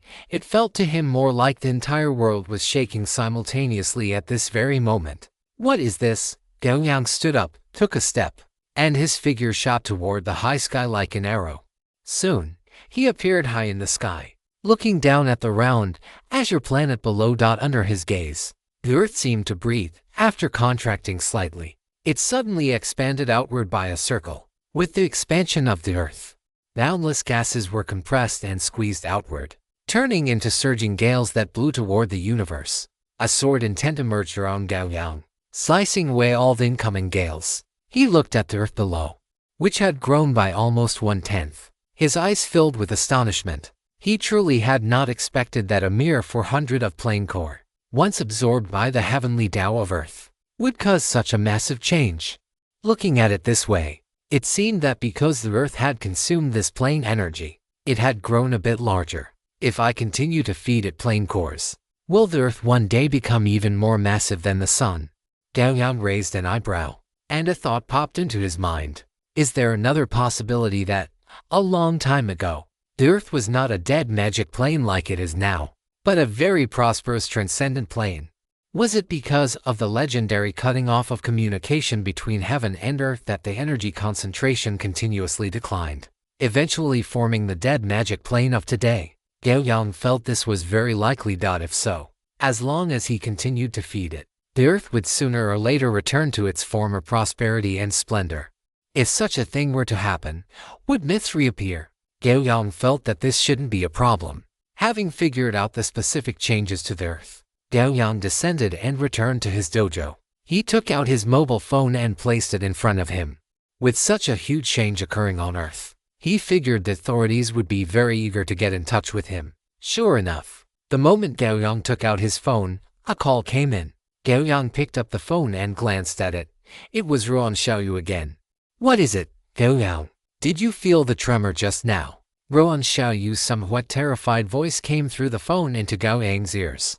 According to official statistics just now, the Earth has expanded by a circle compared to before, with its radius increasing by a full 1/20th. We have thought it over and over, and perhaps only you know the changes best. This is because the Earth's energy concentration is rising, or rather, recovering. So, with sufficient energy support, the Earth is restoring its previously compressed size. Gao Yang told Ruan Xiaoyu his speculation. Ruan Xiaoyu was stunned. The reply from Gao Yang caused her brain to lose the ability to think instantly. It was buzzing and in a state of chaos. It wasn't just her, in the room where she was. Everyone who heard Gao Yang's explanation fell into unparalleled horror. What did he mean by the Earth restoring its previously compressed size? What did he mean by the Earth recovering? At the critical moment, the middle-aged man standing to the side with his hands behind his back was the first to react. He looked at Ruan Xiaoyu and quickly whispered a few words into her ear. Only then did Ruan Xiaoyu snap back to reality and hurriedly ask, "You mean to say that the Earth is recovering? Could this be what is known as the spiritual energy recovery in novels? But why would the Earth grow larger?" Gao Yang thought for a moment and explained, to use an analogy, imagine the Earth is an apple and the energy is the juice inside it. When the juice evaporates and drains away, what does the apple become? It shrivels. Ruan Xiaoyu replied quickly. Then, As if a bolt of lightning had struck her mind, she gasped. You mean the Earth shriveled into its current state because of the loss of energy? That is roughly the idea. Now that the energy concentration is increasing, this apple called Earth is gradually becoming plump again. By the time Gao Yang finished speaking, even he was amused by his own analogy. Incredible, simply incredible. In the room where Ruan Xiaoyu was located, someone was muttering to themselves, all right, the Earth's energy concentration will continue to rise, and the Earth's volume will keep increasing. Tell the authorities to try and arrange for residents to settle in open areas. Furthermore, they should be mentally prepared for the destruction of basic infrastructure, and never mind. Those people should be able to figure that out on their own. Gao Yang shook his head and did not continue. If the Earth undergoes a drastic change, the original terrain and urban layouts will no longer be applicable. Communications, transportation, and every industry will undergo violent changes under this impact. In such a situation, if things go poorly, chaos will inevitably erupt. Now that Gao Yang had informed the authorities of this most likely scenario in advance, they would surely make the most comprehensive preparations. So there was no need for him to nag them further. I understand. Thank you, Gao Yang, Ruan Xiaoyu replied solemnly. All right.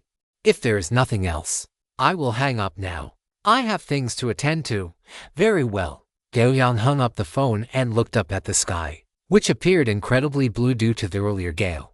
A faint sense of anticipation rising in his heart. Chapter 693 The Terrifying Idealistic Thinking. Once the Earth truly completes its spiritual energy recovery, what kind of landscape will its future hold?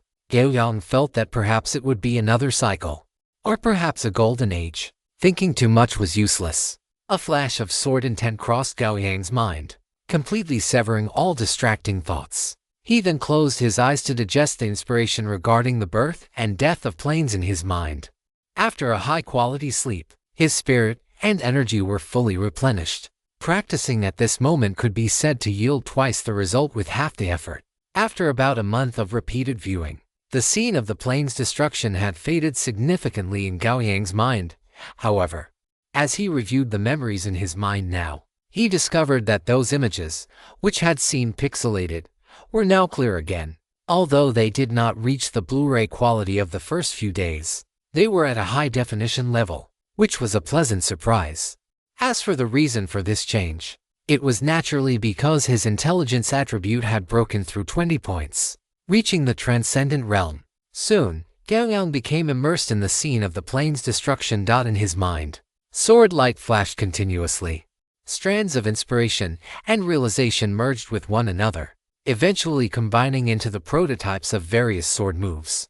One particular sword move appeared most frequently, possessed the greatest power, and was practiced the most in his mind. This was the sword move that Gao Yang had been pondering for a month, but had yet to complete. It fused the destructive power unleashed during the collapse of the plane, the seven-colored light spear from that floating city archmage that had instantly crossed space and time, and all of Gao Yang's current insights into the sword Dao. The three different manifestations of power made the development of this move extremely difficult. However, this time, when Gao Yang began his research, he found that the progress was much faster than usual. He soon understood why. His intelligence attribute had become transcendent, making his own thinking and learning abilities much stronger than before. That is not bad. This thought surfaced in Gao Yang's mind, and he buried himself in research once again. I do not know how much time passed, but suddenly, a hum echoed in Gao Yang's mind. Gao Yang's thoughts stalled for a brief moment, and then his perception suddenly plunged into a state of chaos. He turned to look around and found himself sitting cross-legged in this chaos. He could not distinguish up from down or left from right, nor could he perceive changes in time, space, or gravity. In an instant, a realization dawned upon Gao Yang. This was the effect of idealistic thinking. After realizing this, Gao Yang did not stand up but instead continued to develop the sword move from before. This time, he could feel that there was an endless supply of inspiration in his mind, gushing out with the speed of a volcanic eruption. Like in the past, he was no longer helpless in the face of this infinite inspiration. On the contrary, his learning and deduction speed had also increased to an exaggerated degree. No matter how much inspiration there was, He could complete the deductions rapidly. Under this powerful thinking ability that rivaled the gods, the sword move that Gao Yang had not yet perfected began to advance steadily. 3 months later, the basic framework of this sword move was determined by Gao Yang. 6 months later, the rough prototype of this sword was already formed. 2 years later, Gao Yang officially began to perfect this sword move. He built upon the prototype, bit by bit incorporating his own insights into the sword Dao. 10 years later, Gao Yang rose from his cross-leg position. He gripped the air with his right hand, and Yang Yao appeared in his grasp. He began to practice his sword move in this land of chaos, one sword strike after another. He swung the greatsword continuously as if he did not know the meaning of fatigue. As he swung the greatsword, a breeze began to be born in this chaotic space. It was the wind stirred up by his sword. 30 years later, Gao Yang no longer swung his sword. He simply stared blankly at the greatsword in his hand, as if he had turned into a stone statue. 60 years after observing the sword, Gao Yang's body trembled slightly. He finally lowered the greatsword and sat on the ground, his expression weary.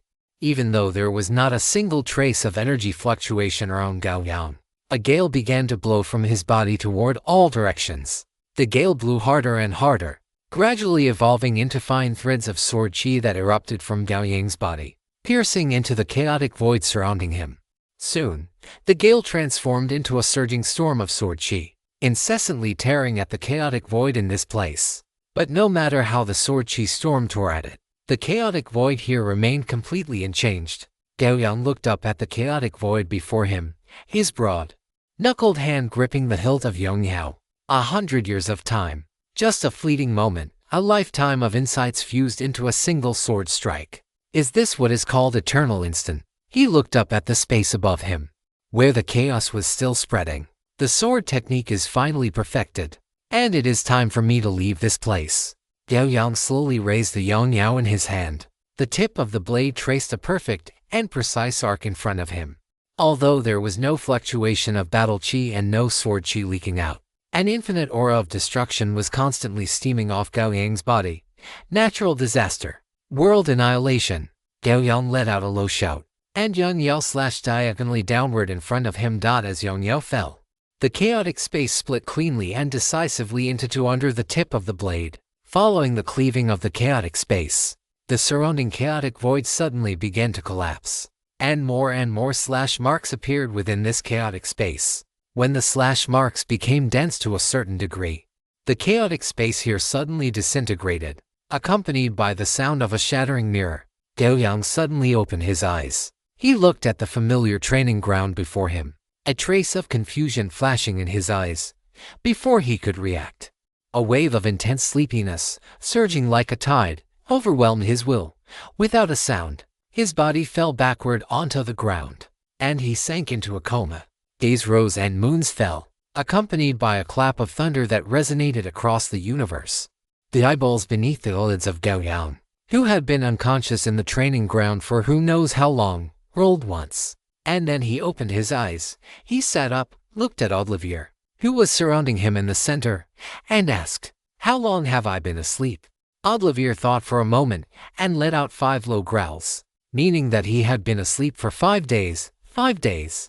Gao Yang muttered to himself. His brows furrowed tightly as a violent sense of hunger instantly swept through his entire body. It was a feeling as if there were no food to put into his stomach lining would devour all of his internal organs. Gao Yang took out a portion of cold toad meal, tore open the packaging, and swallowed it in large gulps.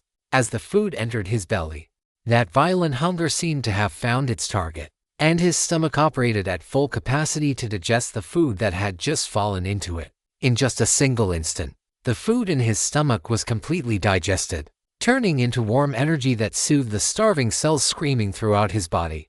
Gao Yang did not pause. He ate 10 portions of cold toad meal and 3 kilo fruits in a row before that sense of hunger gradually subsided. Gao Yang threw down the empty food containers, sighing with a mix of satisfaction and lingering fear.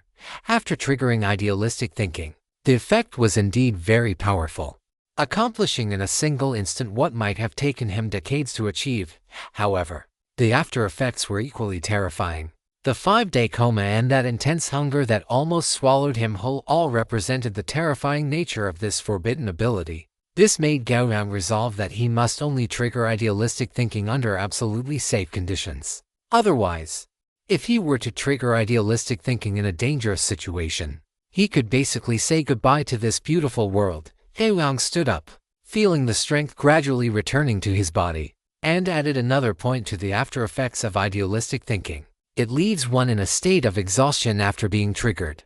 Thank you for your hard work, go and rest yourself. Gao Yang patted O'Delivere's strong and powerful body and walked toward the villa. By the time he entered the living room from the back door, a torrential downpour had also arrived right on cue. Having triggered idealistic thinking once, Gao Yang had a rough understanding of this ability. Overall, this ability absolutely cannot be used in combat, but the effect is truly powerful. The Sword Strike Natural Disaster. World Annihilation was definitely the most powerful move Gao Yang had possessed so far. Chapter 694. Natural Disaster Sword Technique and Ruan Xiaoyu's visit with one strike. It could directly slash at the absolute origin of the target. For anyone, the threat posed by such a move was exaggerated enough. Gao Yang sat down on the sofa in the living room and habitually summoned the General Network panel.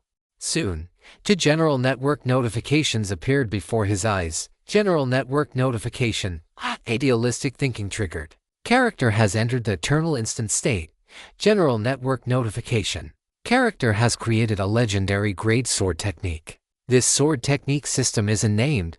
The character may name this sword technique system. After glancing at the notifications, Gao Yang closed them. He knew about triggering idealistic thinking even without the General Network notifications. However, the second notification was quite interesting. Before this, none of the sword techniques he had created had ever triggered a General Network notification. Did this mean that a sword technique must contain a move with legendary grade power to be acknowledged by the General Network? The power of natural disaster.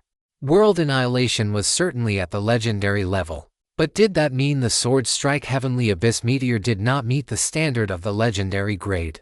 Gao Yang did not think so. He had absolute confidence in the sword techniques he created. The Sword Strike Heavenly Abyss Meteor must have reached legendary grade power. Otherwise, he would not have used it as his absolute trump card. Therefore, it could be assumed that Heavenly Abyss Meteor was a prerequisite for reaching a self-created legendary grade sword technique system. Only after creating one legendary grade sword move and then continuing to create a second one would there be a General Network notification, that is, receiving the recognition of the General Network. Otherwise, a single move alone would not trigger a General Network notification. Thinking about it this way, it made sense. After understanding the key to it, Gao Yang did not hesitate and directly named his self-created sword technique system Natural Disaster Sword Technique. General Network notification. Character has created a legendary grade sword technique system Natural Disaster Sword Technique. The character may add corresponding sword moves to this system. Gao Yang opened his skill list, and at the very top was the Catastrophe Sword Technique he had created himself. After clicking on it, only World Annihilation and Heavenly Abyss Meteor appeared. There was nothing else. Gao Yang edited all the sword techniques with the catastrophe prefix one by one and added them into the list. The entire process did not take long, as it was all completed directly through his thoughts. Once finished, Gao Yang leaned back and threw himself onto the sofa, letting the soft cushions envelop him. The after effects of triggering idealistic thinking were not so simple. Aside from the unconsciousness and hunger, Gao Yang could still feel that his limbs were somewhat weak and his mind was exhausted. This situation would likely require some time to alleviate before he could slowly recover. Fortunately, he still had that time. Half a month later, Gao Yang was practicing his sword techniques in the martial arts arena, holding Yang Yao. At this moment, he was full of energy, and every movement was filled with a sense of power. That was right.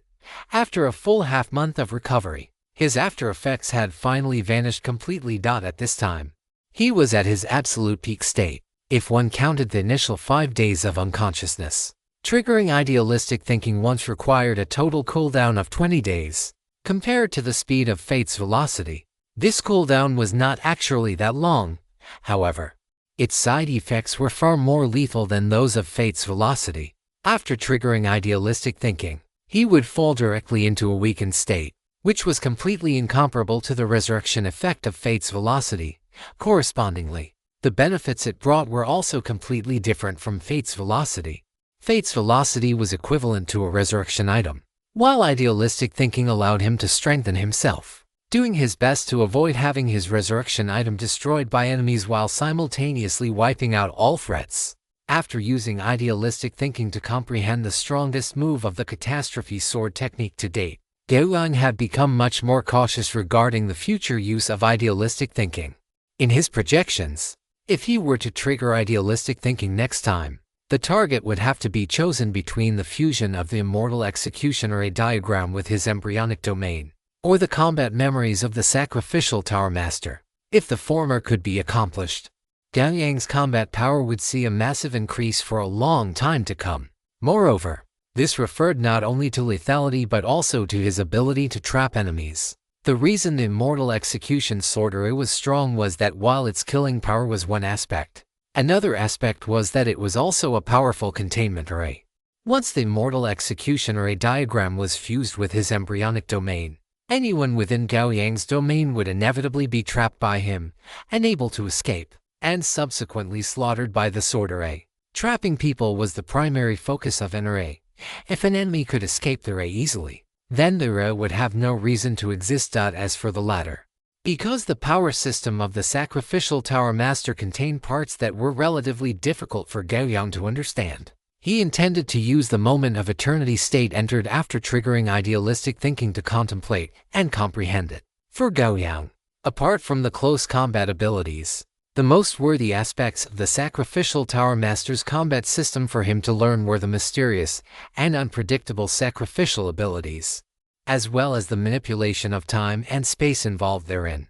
If he could fully grasp the sacrificial abilities of the sacrificial Tower Master, he could then utilize time and space accordingly. Time and space, no matter the circumstances, were extremely important factors in battle, and if Gao Yang mastered these 2 points, he could almost be said to be invincible in combat. Gao Yang swung his sword once more, then stopped and looked toward the main entrance. In his perception, at this very moment, 2 people were standing there. Ruan Xiaoyu was about to reach out and knock on the door when she heard Gao Yang's voice ring in her ears. "I am in the martial arts arena. You two can come straight in." Ruan Xiaoyu withdrew her hand, first glancing at the tall young man beside her, and whispered a warning. "Do not speak out of turn. Only speak when you are told to. Remember that." The tall young man nodded vigorously, then followed a step behind Ruan Xiaoyu as they walked through the main gate and into the courtyard. Soon, the 2 passed through the living room, went through the back door, and arrived at the backyard.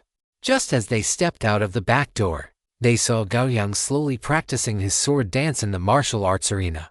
"It has been a long time. What made you think of coming to see me today?" Seeing the 2, Gao Yang stopped his sword dance and looked at Ruan Xiaoyu with a smile on his face. As for the tall young man beside her, Gao Yang had seen him once before. He was the very person who had obtained the Omniverse player qualification from him last time. Counting it up now, he had been an Omniverse player for quite some time, and the fact that Ruan Xiaoyu could bring him to find him today clearly was not just to thank him. "I haven't seen you in a long time. Is it not allowed for me to miss you?" Ruan Xiaoyu's dark, beautiful eyes blinked rapidly, and a blush appeared involuntarily on her jade-like face. "Of course it is allowed. Sit down first." Gao Yang's expression remained unchanged as he spoke with a smile, and then, battle chi manifested beneath the 3 of them, constructing 3 chairs. Chapter 695 Gao Yang's attitude. Ruan Xiaoyu sat down naturally, but when she lowered her head, a trace of disappointment flashed in her eyes involuntarily. Sometimes, many things can only be said through jokes. Just like Ruan Xiaoyu, though her words did not receive a response from Gao Yang, the 3 sat down, and Gao Yang took out a bottle of elemental fruit wine, pouring a glass for both Ruan Xiaoyu and her companion. The elemental fruit wine had a relatively mild flavor, so even for a woman like Ruan Xiaoyu, it would not be too harsh to drink. Ruan Xiaoyu took a sip of the elemental fruit wine, surprised by its wonderful taste, and then looked at Gao Yang and said, "You Mao went to Southeast Asia some time ago. Gao Yang raised an eyebrow slightly and asked curiously, "Oh, what did he go there for?" It was one of his roommates who was deceived and taken to Southeast Asia. After Yu Mao learned of this news, he went there alone and bloodied every gang, large and small, in that area before he finally rescued his roommate. Ruan Xiaoyu spoke softly, her tone devoid of much fluctuation. Gao Yang raised an eyebrow and drank the elemental fruit wine in his glass. Though in his view, there was nothing wrong with Yu Mao's actions. "Since you already know about this matter, why didn't he come with you?" Ruan Xiaoyu turned her head to glance at the back mountain, then said, "He was seriously injured and is still receiving treatment at the hospital. Someone has the strength to severely injure him." Gao Yang was somewhat puzzled. One had to know that although Yu Mao was only a third-batch Multiverse Network player, it had been nearly a year since he became one, especially after he had led everyone through a special dungeon during the Spring Festival, and had taken Yu Mao on a mission alone. Yu Mao's strength was definitely no weaker than a second-batch Multiverse Network player. According to common sense, a Multiverse Network player with this level of strength should be considered a Superman on Earth. As a result, Yu Mao had actually been beaten into critical condition, which forced Gao Yang to harbor some doubts. It was to fourth-batch Multiverse Network players from the Inven region. They ambushed Yu Mao during the process. Gao Yang nodded. That made sense, however. What he hadn't expected was that the two from the Inven region had actually received the news and even come to ambush Yu Mao. Their goal couldn't have been to protect the so-called gang. So were they eyeing the equipment on Yu Mao? Facing Gao Yang's question, Ruan Xiaoyu nodded and said, "That is indeed the case. If it weren't for Yu Mao holding back his trump card, those two might have actually succeeded." "What about those two? Are they still alive?" Gao Yang asked, setting down his wine glass. "They were killed by Yu Mao. Now, the nation of Inven is lodging a stern protest with the authorities regarding this matter, demanding that the murderer be handed over." A flash of anger appeared in Ruan Xiaoyu's eyes. There was anger at the shamelessness of the Inven nation, but there seemed to be something else as well. Seeing her expression, Gao Yang roughly guessed the crux of the problem. He lowered his eyelids and looked at Ruan Xiaoyu with a smile that didn't quite reach his eyes. "What? Are there different voices within the authorities regarding Inven's demands?" Ruan Xiaoyu nodded heavily, her voice laced with anger. "You know, no matter what happens, the diversity of humanity will always be displayed to the fullest." She spoke very tactfully, but Gao Yang already understood. It was nothing more than a bunch of clowns hiding behind high-sounding slogans while acting like spineless cowards. "So, you came to find me this time because of this matter, and the authorities want to know my stance on it." Gao Yang looked at Ruan Xiaoyu. Although it was a question, his tone was very certain. Ruan Xiaoyu nodded with a hint of helplessness, even though, based on her understanding of Gao Yang, she knew very well that this matter had absolutely no room for discussion.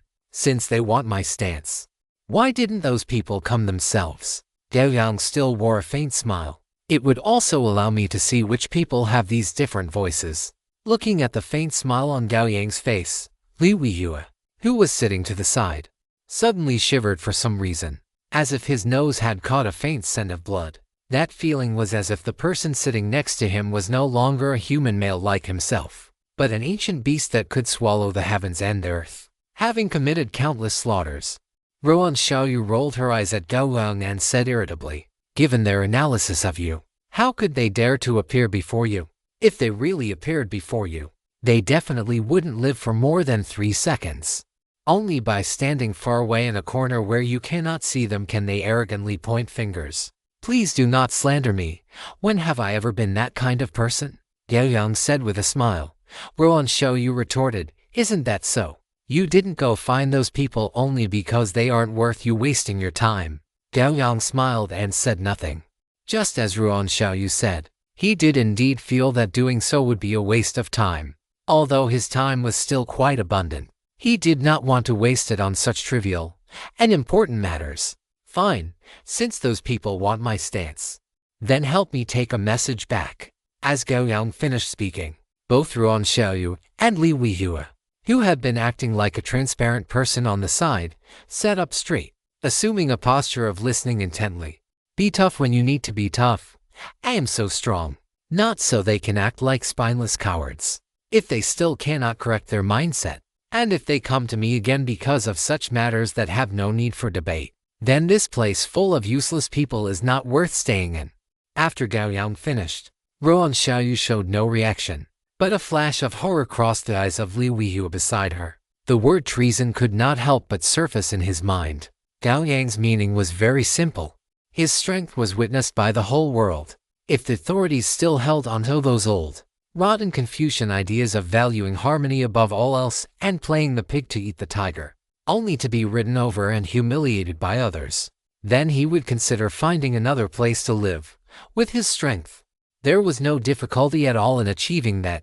All right, I will convey your words to those people and the authorities in their entirety. Ruan Xiaoyu nodded casually. As she spent more time as a multiverse network player, Ruan Xiaoyu gradually realized the importance of strength. An existence with strength like Gao Yang's was already able to transcend the mundane. Now, rather than saying he was Chinese, it was more that this land still held some attachments for him. If one day those attachments were severed, she had no doubt that Gao Yang would turn and leave this land. Gao Yang nodded, then looked at Li Weihua to the side and said, "All right, let's end this matter here. Now, let's talk about his business. You should tell it yourself." Ruan Xiaoyu looked at Li Weihua.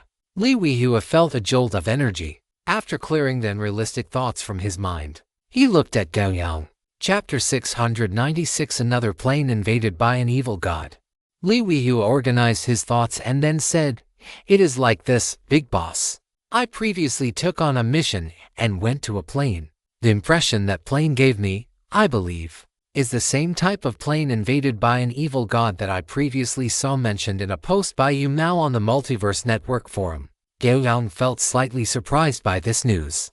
Yumao had received such a mission before, and now Li Weihua, who was standing before him, had also received a similar one. To be honest, the probability of this was quite high. Seeing his reaction, Li Weihua added, "But I have not been a Multiverse Network player for very long, so I cannot say for certain if that plane is indeed one of those. Are there still records of your previous mission? Can you share them with me so I can take a look?" "Certainly, big brother. Please wait a moment." Li Weihua nodded quickly, following his operations. Lines of text soon appeared before Gao Yang's eyes. Destroy the secret cult stronghold, this kind of mission. Looking at the text before him, a few flickers of anticipation emerged in Gao Yang's heart. In the secret cult stronghold you destroyed, did those cultists possess any special abilities? Most of them were humanoid, but a small portion of their bodies had already undergone scale-like mutations, and their minds were even more deranged. Li Weihua spoke quickly, then added, "However, in the city where I carried out the mission, the secret cult was like a rat crossing the street. Everyone shouted to beat it, and their strength was not very high. But I heard that in the south of the continent, that area has already been controlled by the secret cult. Ordinary people find it difficult to survive in the south, and only two remaining kingdoms are struggling to hold on under the tyrannical power of the secret cult. If that is the case, then there is indeed a certain possibility." Gao Yang nodded and looked at Li Weihua, asking, "Do you have follow-up missions there? Can you go to that plane again?" "I can. I have a follow-up link to the mission here." Li Weihua replied promptly. "In that case, I can go with you. What do you think?" Gao Yang looked at Li Weihua, seeking his opinion. "I have absolutely no problem with that." Li Weihua felt excited. The main reason he had come here was that he had seen Yumao's post on the Multiverse Network forum. Upon learning that Ruan Xiaoyu was coming, he had applied to follow along. When he completed that previous mission, the rewards given to him were extremely generous. Moreover, he had also heard Yumao mention in that post just how exaggerated Gao Yang's strength was, and how simply, directly, and efficiently he had completed his missions to obtain rich rewards. Now that he had such a mission, he was naturally very expectant of the rewards for the follow-up tasks. But relying on his own strength, he would be unable to complete them in a short time. Now that he was asked by Gao Yang, he naturally had no reason to refuse. Seeing that Li Weihua agreed, Gao Yang did not waste any words and said directly, "Good, then form a party and share the mission with me." After saying this, he turned to look at Ruan Xiaoyu and asked, "Are you staying here, or are you coming along? Can I go too?" Ruan Xiaoyu was somewhat surprised and also a bit hesitant. Although she had become a Multiverse Network player a long time ago, her combat power was not strong. She was currently still in the learning stage, and if she went, she would basically not be able to help much. Seeming to notice her hesitation, Gao Yang smiled and said, "Just think of it as a vacation." Li Weihua, standing to the side, had his face darken, and he looked at Gao Yang, feeling somewhat speechless. Although the secret cult's influence in that mission was not large, the strength of the cultists was not weak. Furthermore, the goal of the mission was to head to the south of the continent, an area completely controlled by the secret cult. In such a place fraught with crises, in this person's words, it had turned into a vacation. All right then, but let's be clear beforehand. I have no combat power. Ruan Xiaoyu saw the situation. A smile appeared on her pretty face, and she said with a hint of playfulness, "Rest assured." Gao Yang looked at Li Weihua, feeling a bit puzzled that this newcomer's execution was a bit too weak. He hadn't even managed to set up the party after so long. Under Gao Yang's gaze, Li Weihua immediately reacted and hurriedly sent party invitations to Gao Yang and Ruan Xiaoyu. After the three of them formed a party, Gao Yang snapped his fingers, and Omniverse, located on the back mountain, immediately looked up, meeting Gao Yang's gaze. Omniverse immediately moved its feet, and its massive body arrived at the martial arts arena. Li Weihua's pupils shrank to the size of pinpricks. No matter when it was, whenever he saw this two-headed dragon, his heart could not help but thump wildly. There was no helping it. The pressure brought by this dragon was simply too intense. Gao Yang looked at the two and asked casually, "Can you fly?" Li Weihua was stunned, unable to react for a moment. Gao Yang turned to look at Ruan Xiaoyu, who opened her eyes wide and shook her head innocently. "Forget it. Come up." After Gao Yang finished speaking, an ice ladder had already extended from the back of the two-headed ice dragon to his side. Gao Yang was the first to step up. Ruan Xiaoyu stepped onto the ice ladder with a normal expression, while Li Weihua was filled with a mix of excitement and trepidation. Soon, all three of them arrived on Omniverse's broad back. This time, Li Weihua did not wait for Gao Yang to urge him and directly activated the mission. A spatial vortex slowly unfolded before Omniverse. It was already very familiar with this. Without any hesitation, Omniverse stepped directly into it. It was still the dizzying sensation brought by the teleportation. When the teleportation ended, the three people and one dragon had already appeared in the countryside.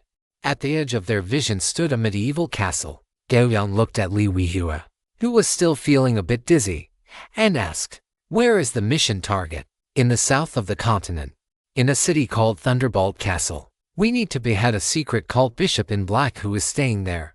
After Li Weihua finished speaking, he added, "We can hire a mercenary group to act with us. That would be safer." Gao Yang shook his head slowly and then asked, "Do you have a map?" "I have a map." Li Weihua quickly rummaged through his inventory, pulled out a scroll made of sheepskin, and handed it to Gao Yang. Gao Yang unfolded the map, glanced at it casually, and then had Omniverse fly in the direction of that medieval castle. Omniverse's speed was very fast, and in less than 2 minutes, it had flown to the castle. 2 minutes later, Gao Yang, having finished his friendly exchange with the master of the castle, waved his hand, and Omniverse immediately soared into the sky. Li Weihua had witnessed the entire interaction between Gao Yang and that Count Knight. While he felt astonished, he felt even more exhilarated. Is this what it feels like to be carried by a big shot? Even a Count Knight who has already stepped into the realm of the extraordinary had to slightly hunch his back in front of Gao Yang, carefully answering every question asked of him. This feeling of power being supreme was truly exhilarating. Of course, for Gao Yang, this low-tier plane no longer posed any threat to him. In fact, upon entering this plane, he had already sensed that faint, chilling aura. This plane had indeed been invaded by an evil god.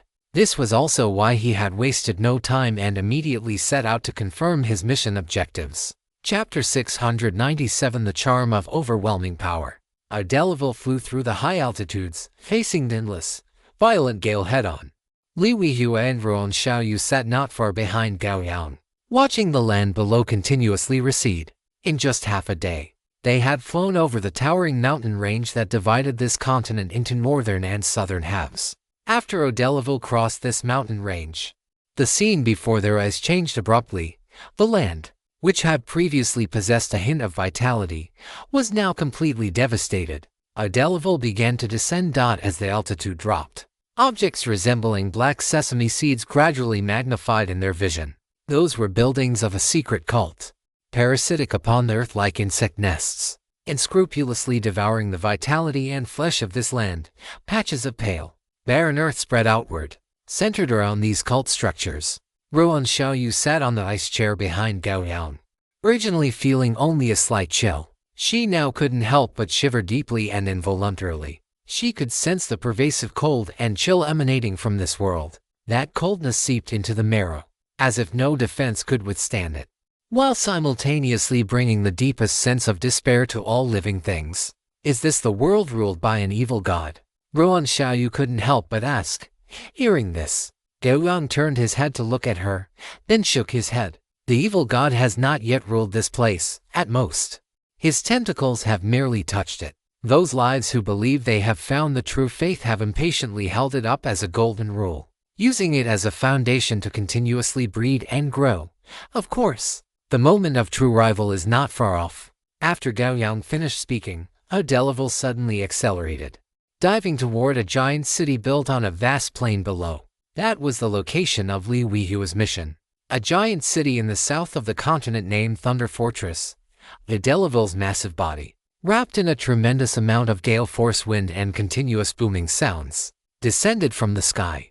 Just as it was about to crash onto the 100-meter-tall spire in the center of Thunder Fortress, it violently flapped its dragon wings, hovering above the spire.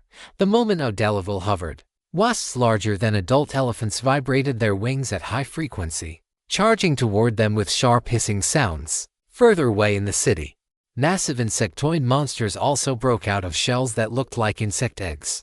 Gao Yang stood up from its back, looking down at the humanoid monsters in the giant city below that had mutated with large amounts of scales and arthropods. His gaze calm and without the slightest ripple. Battle Chi condensed into a ball of light in his palm, which he then casually crushed. Rings of Battle Chi ripples spread rapidly in all directions, centered on him. The Battle Chi, carrying a violent impact, swept over the giant wasps that were about to reach them. Bang, bang! A series of explosions rang out in mid-air one after another. Li Weihua's pupils suddenly constricted. Any one of those giant wasps would have required him to fight with all his might. Yet in Gao Yang's hands, they were as fragile as ants. After the Battle Chi wiped out the nearby giant wasps, it continued unabated, spreading outward like ripples. Just a few seconds later, Gao Yang looked at this giant city and sighed slightly. There were no normal human lives left in this giant city. All life had mutated into these half-human, half-insect monsters. As for their consciousness, whether it still existed was no longer important. Gao Yang did not believe that their spirits could remain intact when their bodies had been twisted into such a state. Yang Yao appeared in his hand, holding the blade. Gao Yang casually slashed out a dark purple sword aura. At a time like this, it was better to let them rest in peace. Human calamity, exterminate the 9 clans. The dark purple sword aura appeared above the head of a creature resembling a humanoid cockroach as if it had teleported, slashing down without mercy. The creature had no room to resist. Under this strike, it was completely disintegrated, turning into even denser energy that merged into the dark purple sword light, shooting toward the monsters in all directions. Then, a scene that horrified Ruan Xiaoyu and Li Weihua occurred. The dark purple sword aura began to proliferate infinitely. Every time it killed a monster, it wrapped itself in even more violent power and spread to the nearest monster. Dense chains of dark purple lightning continuously leaped and spread throughout the city, forming an ocean of lightning. In just 7 seconds, all life within Thunder Fortress died under this single strike from Gao Yang. Even though more than a dozen humanoid insectoid monsters with wings, who clearly looked extraordinary, flew up from various corners of the city in an attempt to escape, they were still overtaken by the dark purple lightning sword aura and blasted into dust in the blink of an eye. A notification from the general network suddenly appeared before Li Weihua's eyes. He subconsciously looked at these prompts. With just one glance, his body suddenly stiffened, and his eyes widened to their limit involuntarily, because in this instant, The general network notified him that his mission had been completed. That so-called Black Bishop of the secret cult had already died in this terrifying ocean of sword aura, and his mission rewards had already been credited. On this, Li Weiyue looked at the Multiverse Network notification before him, then couldn't help but glance at Gao Yang, who was standing in front of him. He opened his mouth, but then closed it again. As the one being carried through the mission, he wanted to shout 666, but he was afraid of interrupting the mood of this big shot who was currently showing off his prowess. However, he had to admit that at this very moment, Gao Yang was surrounded by a blinding halo in his eyes, radiating infinite charm. Is this what a big shot is? Is this the charm that comes from absolute suppression? Gao Yang turned his head at the right moment to look at Li Weiyue and ask, "How is it? Is the mission complete?" Li Weiyue immediately nodded frantically. "It is complete. Big shot. Good. Just watch from here on out." After saying this, Gao Yang sat back down and tapped the armrest of his ice chair lightly, sending O'Deleville soaring into the sky once more. With the map in hand, the rest was clear. He only needed to systematically clear out the southern part of this plains continent. For Gao Yang, these plains, which didn't even possess a peak transcendent existence, held no danger whatsoever. In just 3 days, under the relentless speed of O'Deleville, the members of the secret cult in every city across the southern continent were slaughtered to the last by the dark purple sword chi that descended from the heavens. As the cleanup of the cult members concluded, the long-lost sunlight shone once again upon this southern continent, and the cold, gloomy feeling in the air gradually faded away. Gao Yang sat on his ice chair and looked up at the sky. He could sense that once all the secret cult strongholds were eradicated, the plane's consciousness had begun to repel the presence of that unknown evil god. This process proceeded very smoothly. When the last trace of the gloomy aura vanished from this world, a majestic consciousness descended instantly. It was the consciousness of this plane. Feeling the hint of gratitude emanating from the plane's consciousness, a smile appeared on the corner of Gao Yang's mouth. Of course, his smile was not because of the plane's gratitude. It was because his compassionate redemption mission had increased in completion progress by another point. Now, he only needed to redeem one more plane to finish this mission. Chapter 698 Melifina and Gao Yang. The spatial vortex unfolded, and Gao Yang and his group reappeared in the martial arts arena. "We're back already." Li Weiyue looked at the familiar sky, feeling a sense of unreality and trance. "If there are missions like this next time, you can still look for me." Gao Yang's gentle voice rang in his ears. Li Weiyue turned his head and nodded quickly. The gains from this mission were truly too high for him to say nothing else. The over 100,000 generally XP alone was extremely precious, not to mention the attribute point rewards given in this mission. Ruan Xiaoyu tucked a strand of hair that had fallen by her temple behind her ear, a bright smile on her face. "Gao Yang, then we will head back first, all right? Contact me if anything comes up." Gao Yang nodded lightly. The two did not linger and soon departed. Gao Yang did not return to his bedroom but sat cross-legged directly on the meditation blue jade in the martial arts arena. Li Weiyue's mission this time could be considered an unexpected joy. Did others have similar missions? After thinking for a moment, Gao Yang summoned the Multiverse Network panel and opened the Earth Multiverse Network forum. Currently, there were over 30 Multiverse Network players on Earth, so the previously deserted forum now had a bit more life. With over 100 posts, Gao Yang glanced at them casually and found that most were experience-sharing posts, with a small number being introductory guides. After looking for a moment, he clicked on the forum's editing function and began to write a post. Soon, a brand new post appeared at the very top of the Earth Multiverse Network forum. After Gao Yang posted it, he was surprised to find that he actually had the authority to manage the forum. After thinking about it, he directly pinned the post he had just published. The post he wrote was mainly aimed at missions related to planes invaded by evil gods, providing a detailed description of the general situation and feelings after a world had been invaded. Once other Multiverse Network players saw it, they could compare their own missions against this standard, and if they matched, they could contact him. After finishing this, Gao Yang did not linger on the Earth Multiverse Network forum, or rather, the current Earth Multiverse Network forum held little value for him. Exiting the forum, Gao Yang was just about to cultivate when he noticed his friend list light up. He took a look and found that it was a message from Melifina, who had been inactive for a long time. Meow Gao Yang.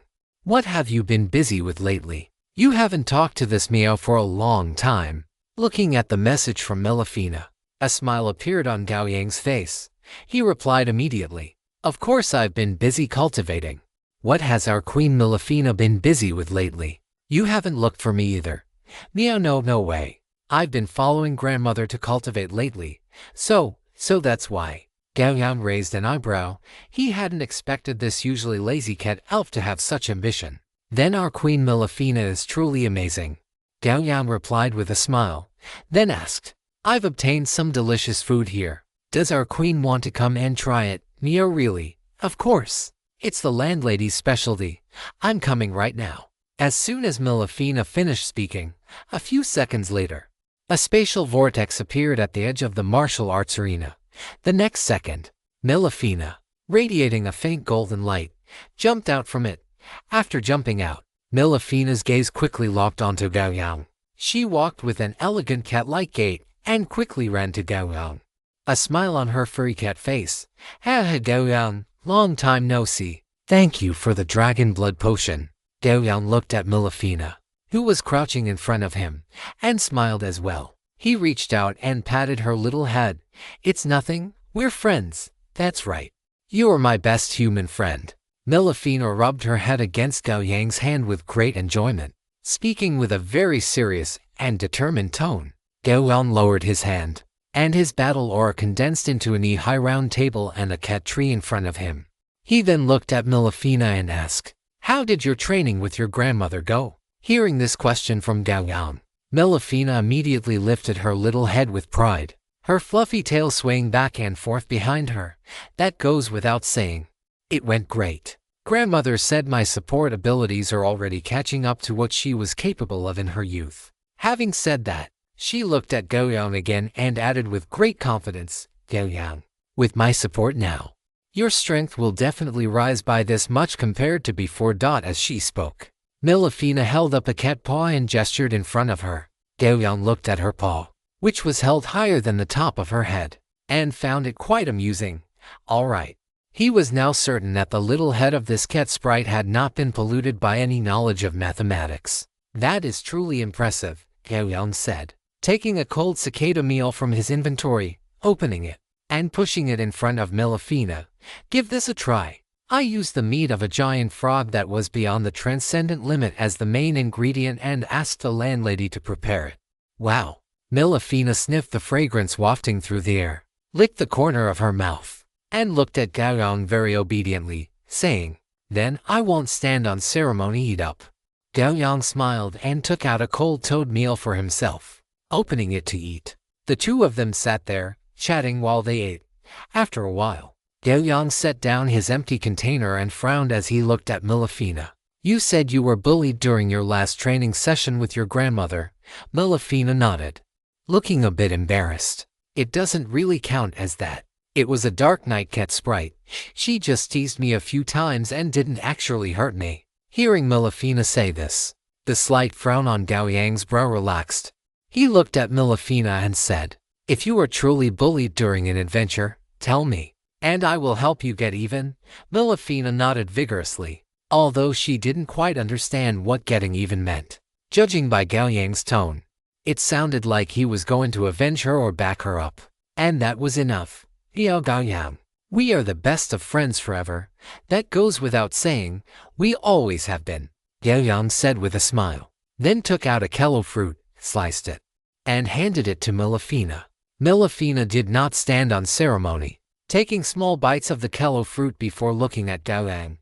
"Gao Yang, grandmother said that if you continue your network adventures later and encounter something too dangerous, we can team up together. She is a bit worried about you, saying your killing intent is too heavy, and if you encounter an existence that is too strong, you might suffer for it. But if you bring me along, you won't have to worry. With my support, you will at least be able to escape with your life." Gao Yang revealed a faint smile and nodded. Chapter 699, Melifina's Innate Ability. He had met Melifina's grandmother. She was a very kind-hearted cat sprite, even though she knew his killing intent was extremely heavy. She remained full of goodwill toward him, for such an elder. Much like the old dean, Gao Yang felt heartfelt respect. After Melifina finished the slice of kello fruit in her hand, she lay back in a very unladylike manner, her large eyes squinting in contentment. For a life like this, you absolutely need a small dried fish to make it perfect. As she spoke, a small dried fish appeared in her paw. She held it out toward Gao Yang and asked, "Gao Yang, do you want one?" Gao Yang looked at the highly practiced Melifina. Her movements were exactly like someone having a cigarette after a meal. He reached out to take it and tossed the dried fish into his mouth to chew. As he chewed, the fragrance of the fish quickly permeated his mouth. Seeing Gao Yang accept the dried fish, Melifina happily took out another one for herself and held it to her mouth. Chewing slowly, the human and the cat sat there, basking in the sun and eating dried fish, feeling exceptionally comfortable.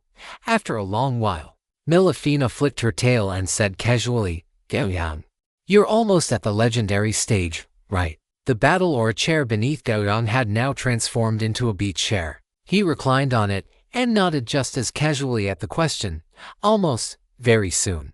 "Then when do you plan to promote?" Melifina continued to ask. Gao Yang replied without hesitation, "I suppose I will promote once I have accumulated enough." Melifina took out another dried fish and handed it to Gao Yang, saying, "Nia, then how much longer do you need to accumulate, Gao Yang?" Gao Yang tossed the dried fish into his mouth, chewing as he pondered. After a moment, he said, "At most, it won't take more than a year." "So fast?" Melifina lifted her head slightly from the lounge chair, looking at Gao Yang with a hint of surprise. Gao Yang turned his head to look at Melifina. He had expected her to think this was a long time. He hadn't expected her to think it was very short. "It's all right, mainly because the accumulation is already quite sufficient," Gao Yang said after thinking about it. Melifina looked at Gao Yang, her furry tail sweeping left and right, wondering what she was thinking. Seeing this, Gao Yang did not urge her, simply enjoying the warm sunlight in silence. After a good while, Melifina looked at Gao Yang and said with some hesitation, "Gao Yang, do you want to go further after you promote to legendary?" Gao Yang raised an eyebrow and said as a matter of course, "Of course." He then looked at Melifina and asked with some surprise, "Could it be that our Queen Melifina has a way to increase my potential?" A look of conflict appeared on Melifina's small face. She stared at Gao Yang for a long time before saying, "There is a way that isn't really a way. Do you want to hear it? Our Queen Melifina is actually this amazing." A look of wonder appeared in Gao Yang's eyes, and he said, "Quick, tell me about it."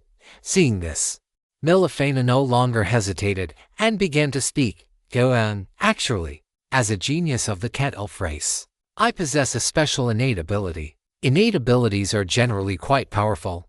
Gao Yang nodded. As someone who also possesses an innate ability, he understood very well just how potent they could be. Upon hearing Gao Yang's words, Melifina could not help but sigh, her small face filled with melancholy. "Generally speaking, innate abilities are indeed very strong, but mine is different. It should be very strong, yet it is also very weak." "What does that mean?" Gao Yang looked at Melifina, a hint of confusion in his eyes. "My innate ability is called Heart of Support. Its passive effect can increase all my support abilities by 10%. That is what is written in the description. But its active effect requires me to bind myself to a partner I have chosen. Once I assist this partner in reaching the legendary rank, I will also be able to ascend to the legendary rank. If one achieves the legendary rank through this method, the partner's potential limit will be raised to an exaggerated degree, and the attribute gains obtained upon promotion to legendary will be even more extraordinary.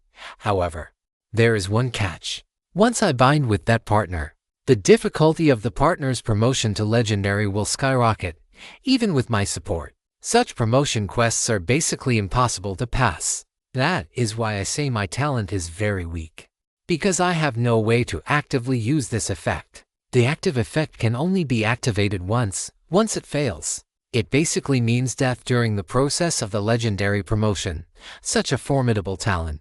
Gao Yang was astonished. He had not expected Melifina to possess such a powerful ability. Strong, but useless, Melifina said, feeling very dejected. Just as she lowered her head in frustration, Gao Yang's gentle voice sounded in her ears. So, our queen, can you bind yourself to me as your partner, meow? Melifana let out an incredulous meow and looked up at Gao Yang. But this is very dangerous. Once the binding is successful, the possibility of death is too high. Gao Yang reached out and patted Melifana's small head, saying with a smile, there is a saying that goes, the bigger the waves, the more expensive the fish. And another that says, wealth is sought in danger. If one wants wealth and status, it is impossible without taking risks. But Melifana still wanted to say something. Are you saying that I am not worthy of being your partner? Gao Yang asked, his tone remaining gentle. Of course you are worthy. Actually, I have always thought of you. But I was afraid that you would be killed by my innate ability, Melifana said loudly. Seeing Melifana's reaction, Gao Yang smiled and said, then that settles it. Bind with me.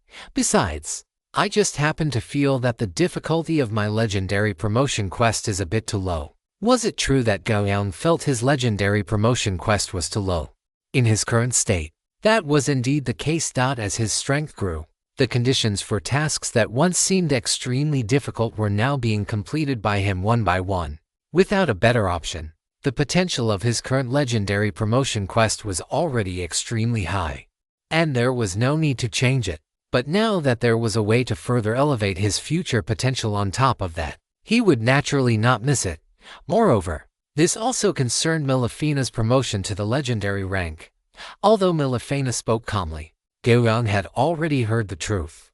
If she did not use this method, she would never be able to reach the legendary rank in her lifetime. This was the drawback of a powerful talent. Sometimes, abilities that were heaven-defyingly strong were also a form of restriction. Therefore, whether for his own sake or for the sake of his friend Melifana, Gao Yang made his choice without hesitation. As soon as Gao Yang finished speaking, he felt a weight in his arms. He looked down and saw that Melifana had pounced into his embrace. Yaowu. Gao Yang, you are so kind. Chapter 700 Binding. All right, stop crying. Don't cry anymore.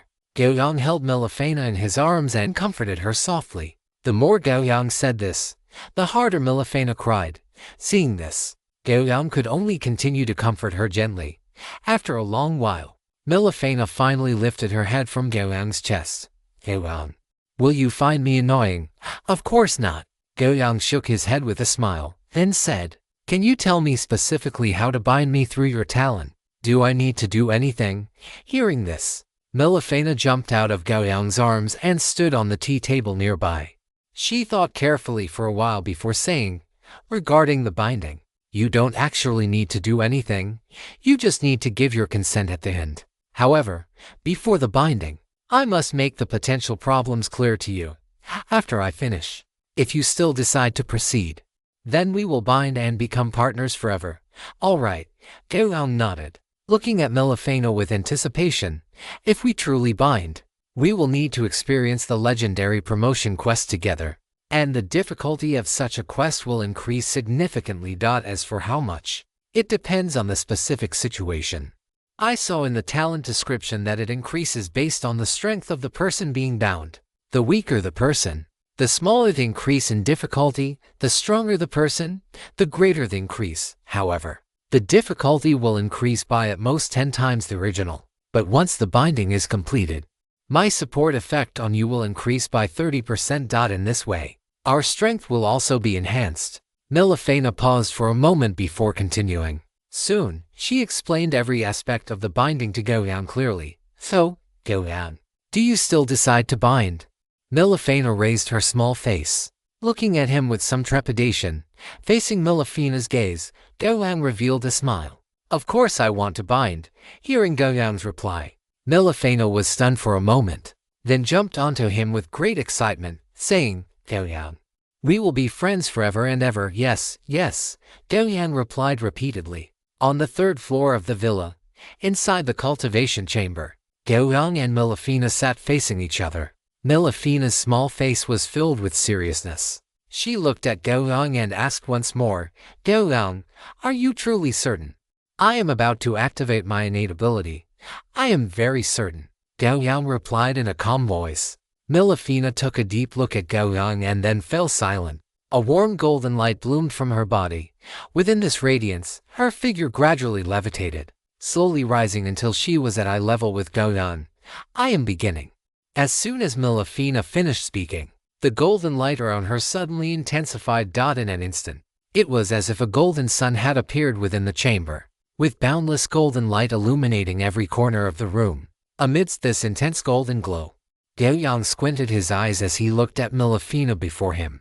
He saw a golden ray of light emerge from between Melifina's brows, slowly drifting toward him. Gao Yang watched the golden thread, sensing not even a shred of danger from it. He sat cross-legged on the floor, quiet and still, allowing the golden thread to touch his forehead. As the thread made contact, a warm sensation immediately flooded Gao Yang's senses. He felt as if he were soaking in a hot spring.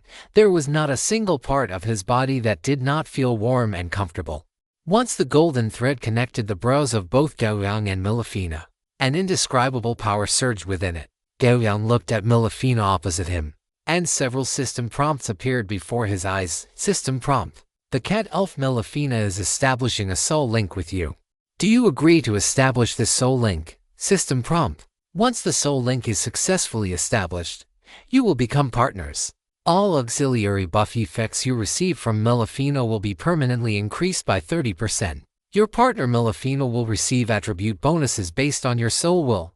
The higher your soul will, the stronger this bonus. At the same time, you and your partner will undergo Legend Tier Partner Promotion Quest of extreme difficulty. System prompt: if you refuse this soul link, you will be unable to establish such a soul link with any other entity in the future. System prompt: the Legend Tier Partner Promotion Quest will be triggered once any partner meets the requirements for Legend Tier Promotion. This quest cannot be refused or cancelled. Please consider this carefully. Looking at the several system prompts appearing before him, Gao Yang raised an eyebrow, feeling confident in his heart. He had previously thought that after becoming partners, only Melifina would provide him with buffs. He had not expected that once the bond was successfully established, Melifina would also receive buffs from him, given Gao Yang's soul will attribute. This bonus for Melifina would likely be quite exaggerated. Thinking of this, the corners of Gao Yang's mouth curled up slightly. Following that, he chose to agree. System prompt: you have agreed to the soul link with the cat elf Melifina. The soul link is beginning. As the system prompt appeared, the golden thread connecting Gao Yang and Melifina's brows suddenly erupted with a brilliant radiance, which then descended upon both of their bodies. The next moment, Gao Yang saw a similarly brilliant golden light bloom in Melifina's eyes, and beneath that golden glow were a pair of very surprised cat eyes. The soul link process was very short. It was completed almost the second the golden light appeared in Melifina's eyes. As the golden thread merged into their brows, the golden light in the chamber quickly receded into Melifina's body. Melifina landed back on the ground. She looked at Gao Yang with excitement and anticipation, saying, "Gao Yang, do you know? All of my attributes have increased by at least 1 point. I didn't expect you to be so strong." Gao Yang smiled and did not offer an explanation. He hadn't known before, but now that he understood the specific effects of Melifina's innate ability, he was not surprised by her improvement. "From now on, we are partners forever." Melifina jumped onto Gao Yang's shoulder with great excitement, her large, fluffy tail sweeping back and forth behind his back like a windshield wiper. "Gao Yang, shall we go on a tense and exciting system adventure to test the power of our partnership?" Facing Melifina's eager gaze, Gao Yang did not echo her sentiment but instead shook his head firmly. "Melifina, simple system adventures no longer hold meaning for me. What I need is the kind of high-intensity life and death combat. Besides, my time must be used for cultivation so that we can be more confident when facing the Legend Tier Partner Promotion Quest. Do you understand?" I know. Then let's start cultivating." Rejected by Gao Yang, Melifina felt no disappointment at all. Instead, she suggested it with full energy. "It is the new year, and there are too many things to attend to. I ask for the reader's understanding." Chapter 701 Powerful Buffs. After Melifina completed the binding with Gao Yang using her innate ability, she did not leave. Instead, she stayed at Gao Yang's home to cultivate alongside him. As a cat elf with maxed out auxiliary abilities, Milafina's buffs to Gao Yang were not limited to combat states. She could still provide corresponding benefits during his normal state. For instance, right now, Gao Yang was sitting cross-legged on the meditation blue jade, quietly meditating with his eyes closed, while Milafina lay on his shoulder. A faint circle of golden light enveloped both her and Gao Yang. Under the shroud of this golden light, Gao Yang's meditation efficiency was increased by 30%, regardless of the circumstances. This was an incredibly exaggerated improvement. From now on, with Milafina's assistance, for every day Gao Yang spent cultivating, the results he reaped would be 30% greater than they would have been without her help. Over time, the difference between having assistance and not having it would widen to a terrifying degree. What surprised Gao Yang even more was that the auxiliary ability provided by Milafina did not merely increase his cultivation speed. While increasing his cultivation speed, it also raised the upper limit of what he could gain from his cultivation. If we say that for every hour Gao Yang spends in meditation, he gains 10 points of willpower, then with Milafina assisting his cultivation, he now only needs to spend a little over 40 minutes to achieve that same 10-point increase. This is not all. The duration of Gao Yang's meditation sessions is fixed because prolonged meditation consumes his energy and fails to provide any further boost to his willpower. However, now that he has gained 10 points of willpower, Gao Yang's cultivation time has also been extended by 30% thanks to Milafina. This means he can now cultivate for longer periods, thereby obtaining even greater willpower growth. Originally, one meditation session lasted an hour, but now he can meditate for over 10 minutes longer, which has resulted in his willpower gain per session increasing to 15 to 17 points, an increase of more than half, forcibly raising the upper limit. This is the true power of Milafina's support ability. Moreover, while Gao Yang is cultivating, Milafina is not just idling. She can gain a certain amount of cultivation experience from the practice of her partner, Gao Yang. In other words, the faster Gao Yang cultivates, the faster Milafina cultivates as well. Gao Yang slowly exhaled a breath of stale air, ending his meditation. Seeing that Gao Yang had finished, Milafina lifted her little head and asked softly, "Gao Yang, meditation is over. Do you want to take a rest?" Gao Yang shook his head slightly. Although Milafina possesses the ability to accelerate his energy recovery, it is better not to use such abilities unless absolutely necessary. Gao Yang reached out and scratched her chin, saying with a smile, "No need. This little bit of consumption is nothing to me." "All right." Milafina rubbed against Gao Yang's hand, then leaped down from his shoulder and sat in her own cat bed nearby. Gao Yang glanced at her, then stood up, and Yang Yao appeared in his hand. Afterward, he began to dance with his sword, sword strike after sword strike. As Yang Yao was brandished, a massive amount of insight and inspiration erupted in his mind, transforming into various sword techniques manifested upon the blade. Up to this point, Gao Yang's talent in the way of the sword has become quite exaggerated. The 500% provided by Yang Yao plus the 300% provided by the Sword Saint Compass already amounts to 800%. In addition, there is the unique specialty, the effect of the Catastrophe Sword Path specialty source of catastrophe. This specialty effect brings Gao Yang a sword talent comparable to the sum of Yang Yao and the Sword Saint Compass. Source of catastrophe possessor's sword talent Kung 800%, sword comprehension speed Kung 800%, related sword technique development speed Kung 800%. As a result, Gao Yang's talent boost in the way of the sword has reached a terrifying 1,600%, which has pushed his sword talent to an absurd level.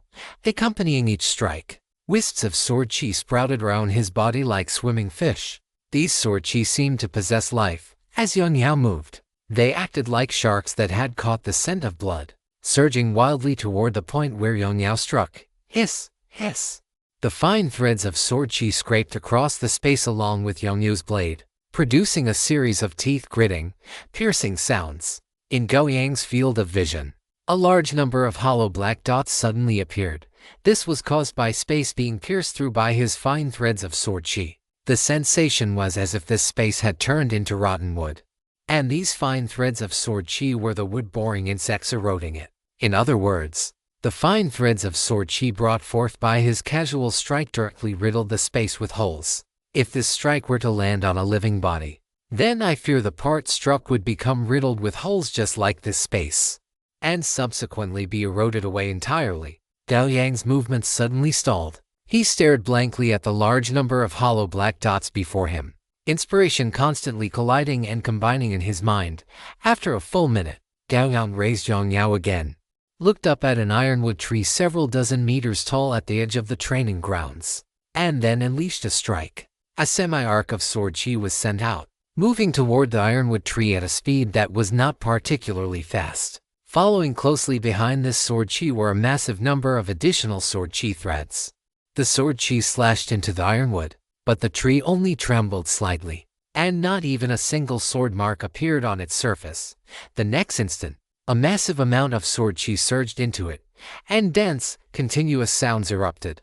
In less than a second, the middle section of this ironwood tree was pierced into a sieve by the sword chi. As the wind blew, the section pierced by the sword chi turned directly into powder and dissipated into the air. Having lost the support of its middle section, the upper half of the ironwood tree crashed downward, watching the falling ironwood.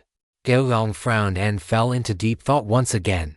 Soon, his gaze turned to another ironwood tree, and he swung his sword again. This time, the speed of the sword chi he unleashed was extremely fast, almost as if it had crossed space itself, hitting the ironwood instantly.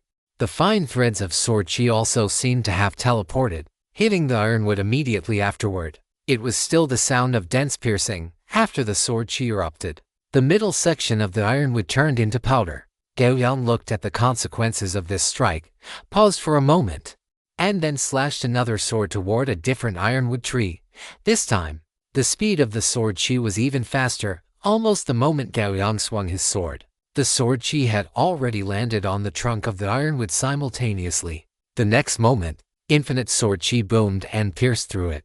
Gao Yang raised an eyebrow, feeling slightly more satisfied with this strike. But this was not enough. He shook his head and began to continue experimenting with this move. Half an hour later, Gao Yang stood at the very edge of the training grounds, looking at the ironwood tree furthest away on the opposite side, and slowly brought Yang Yao down. As Yang Yao descended, a sword mark suddenly appeared inside the ironwood tree nearly 300 meters away, and dense sword chi erupted from within, surging from the inside of the ironwood toward the outside.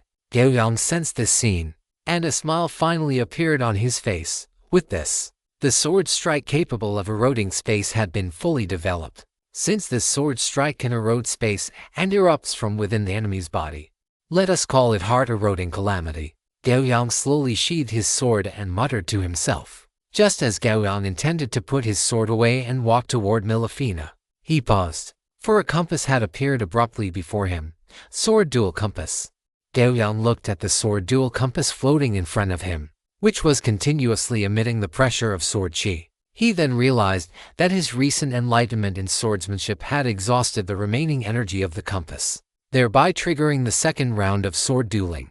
Wishing all you handsome fellows a happy New Year's Eve. I do not know if you all watched the Spring Festival Gala, but I certainly did not. Additionally, in a little while, it will be the new year. I would like to wish you all an early Happy New Year. May you all have a wonderful year ahead. In the new year, may everything go smoothly. May you get promoted and receive raises. May your studies be successful, and may all your wishes come true. Chapter 700 to the Second Sword Duel. Looking at the sword dual compass emitting sharp sword chi before him, Gao Yang did not hesitate and immediately accepted the duel invitation. Although the current bonuses provided by the sword dual compass were not significant, as a wonder, it naturally possessed miraculous properties. After experiencing 9 sword duels and emerging victorious in all of them, the boost it provided to his swordsmanship would reach 900%, making it even more powerful than Yang Yao, which was a quasi-divine artifact. This was the reason Gao Yang did not abandon it. Furthermore, Gao Yang was confident that he could accelerate the triggering of the compass's dueling effect while ensuring his own progress in swordsmanship. In this way, he could shorten the time until the final effect of the sword dual compass was achieved. A sensation of his soul being drawn in emerged, and after a blur before his eyes, Gao Yang appeared in that vast desert once again. Is it still the same scene as last time? Or is the space within the sword dual compass simply this desert landscape? Gao Yang looked up at the ring of sword chi above the void, a trace of doubt surfacing in his heart. But his doubt was not answered, as streaks of sword chi descended from the firmament, condensing before him into two human-shaped phantoms holding swords. The two sword-wielding phantoms stood one in front and one behind, surrounding Gao Yang. They held their swords in one hand, still carrying the dashing and sharp air of ancient swordsmen as they faced Gao Yang. Gao Yang looked at the two phantoms surrounding him, and he understood that the targets of this duel were these two figures. This was the second duel, and it had condensed to sword-wielding phantoms. Could it be that the number of phantoms would increase with every subsequent duel? If that were the case, Gao Yang finally understood where the difficulty of this sword duel compass lay. However, if that were the case, it would be even more interesting. Gao Yang gripped the greatsword Yang Yao, which was condensed from sword chi, and a brilliant, sharp light ignited in his eyes. The next moment, the space in front of him distorted, and a massive amount of sword chi was unleashed by him, combining into a sword chi clone that was identical to his own physique. As the clone took shape, a portion of Gao Yang's consciousness took residence within it. The next moment, a strange perspective unfolded in his perception. From the perspective of the sword chi clone, he could clearly see his original body, and he could also use the sword chi within this clone to launch attacks. This was a sword technique Gao Yang had realized previously, though it was not yet fully perfected. However, in this dueling scenario that purely tested one's understanding of swordsmanship, it was temporarily usable. The corners of Gao Yang's mouth curled up slightly. He nodded at the sword chi clone before him, and then both of them turned around simultaneously, standing back to back as they faced the sword-wielding phantoms in front of them. When Gao Yang and his clone looked at the phantoms simultaneously held their light swords vertically in front of them and performed a sword salute. Gao Yang was very familiar with this kind of sword salute. After this gesture, it would be a naked battle of swordsmanship, with no possibility of holding back. Gao Yang and his clone raised their swords as well, returning the salute. After the salute, the two phantoms stepped forward without warning, their light swords slashing or thrusting as they attacked Gao Yang. Gao Yang watched the sword techniques of the phantoms, and a strange feeling flashed through his eyes. Their sword moves were surprisingly ordinary in his sight. He and his clone swung their swords simultaneously, each meeting the phantom in front of them. Gao Yang pointed his sword out with a light, effortless motion, instantly striking the tip of the light sword coming from the phantom opposite him. After a crisp ring of steel, a second wave of sword chi surged from Yang Yao into the opponent's light sword. With that single thrust, the phantom opposite him retreated continuously, only stopping after taking 6 or 7 steps back. On the other side, Gao Yang's clone also forced its phantom back with a single strike. The nearly identical performance on both sides made Gao Yang understand. Compared to the phantoms of this second duel, his understanding and realization of swordsmanship had already far exceeded the level of an ordinary person undergoing their second duel. This was why he could so effortlessly repel them when facing their attacks. His contemplation did not last long. As the two phantoms soon attacked again, Gao Yang raised his sword and stepped forward, charging toward the two phantoms. Time flew by in the collision of blades. After countless sword moves clashed, the two great swords of identical design pierced their opponents' throats almost simultaneously. Swoosh! Yang Yao was withdrawn, and the two phantoms quickly disintegrated into sword chi and vanished into thin air. Immediately afterward, the sword chi clone Gao Yang had condensed also dissipated. A sensation of being pulled away emerged. Gao Yang's vision blurred, and he disappeared from the vast desert. When his consciousness returned to reality, the first thing that caught Gao Yang's eyes was Melifina, who was squatting in front of him, looking at him with a worried expression. Seeing the spark of life return to Gao Yang's eyes, her large eyes lit up, and she let out a sigh of relief, saying, "Gao Yang, you finally woke up. You stood here for a long time, and it's almost dark. Don't worry, I'm fine." That was just an effect of this piece of equipment. Gao Yang squatted in front of Melifina, stroked her little head, and explained with a smile, "Oh, so that is why this disc has been spinning in front of you the whole time."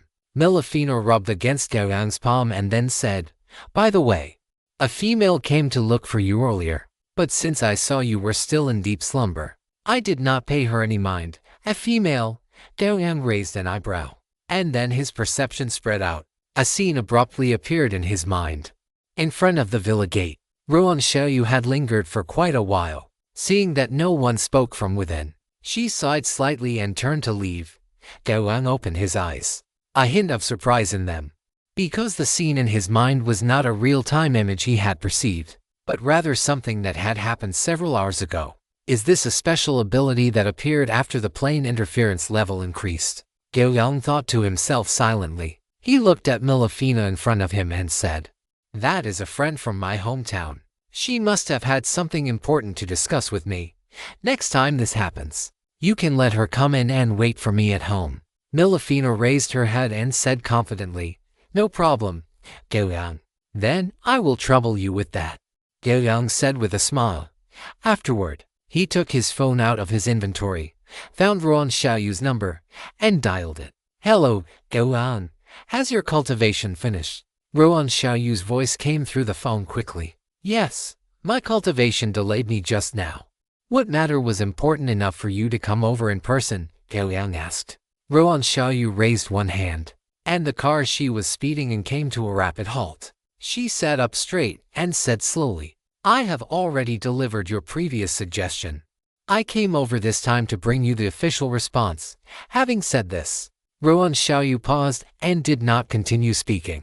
Gao Yang waited for a few seconds before saying, "Then where are you now? If it is not too far, I will wait for you at home." A smile appeared on Ruan Xiaoyu's face, and she quickly agreed. Chapter 703 The Extraordinary Power of Earth's Revival Attempts to Stir Up Trouble. Gao Yang hung up the phone and returned to the living room with Milafina. Before long, footsteps were heard at the main entrance of the villa. It was Ruan Xiaoyu, who had returned. Beside her was Yu Mao, whose complexion was slightly pale. The moment the two stood still at the door, the tightly closed gate opened automatically. Seeing this, Ruan Xiaoyu and Yu Mao stepped inside. Soon, the two walked into the living room and saw Gao Yang sitting on the sofa, as well as Milafina, who was crouching to the side, looking very well behaved and ladylike. "Sit down." Gao Yang pointed to the sofa in front of him, signaling for them to take a seat. After they sat down, he looked at Yu Mao first and said with a slight smile, "How are your injuries now?" Yu Mao coughed lightly, his face showing a bit of ferocity and disdain as he said, "Just two Indians. They posed no threat at all. If it weren't for their sneak attack, I could have finished them off in a minute." "Ha, that is truly not bad." Gao Yang offered a word of praise, his gaze sweeping over him, already aware of his current physical state. Although Yu Mao spoke lightly, his vitality had been in a rather hollow state, unless a large amount of vitality was replenished in a short time. This state would require a significant period to recover slowly.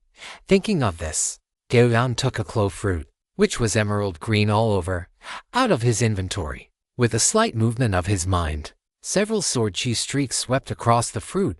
Immediately, the clove fruit in his hand was sliced into uniform small pieces. Gao Yang placed the clove fruit on the fruit tray between them and gestured toward Ruan Xiaoyu and Yu Mao opposite him. The two looked at the fruit in front of them, which radiated a rich aura of life. Even just smelling that faint fragrance made them feel their bodies lighten slightly. It was hard to imagine just how exaggerated the life energy contained within this fruit must be. The two each picked up a piece. As the fruit flesh entered their stomachs, Yu Mao felt a massive surge of vitality explode within his abdomen, quickly sweeping through his entire body. Under this majestic life force, the hidden injuries inside his body were healing at a slow but steady pace. When the entire piece of clove fruit was consumed, Yu Mao discovered that his health, which had dropped to an upper limit of 89%, had now returned to full capacity. He looked at Gao Yang and said sincerely, "Thank you, big brother." After saying this, he could not help but sigh in his heart. He was truly worthy of being a terrifyingly powerful expert. Even the little bit that leaked from his hands was a rare treasure to them. Gao Yang shook his head slightly. For a comprehensive network player like Yu Mao, he did not mind offering a little help.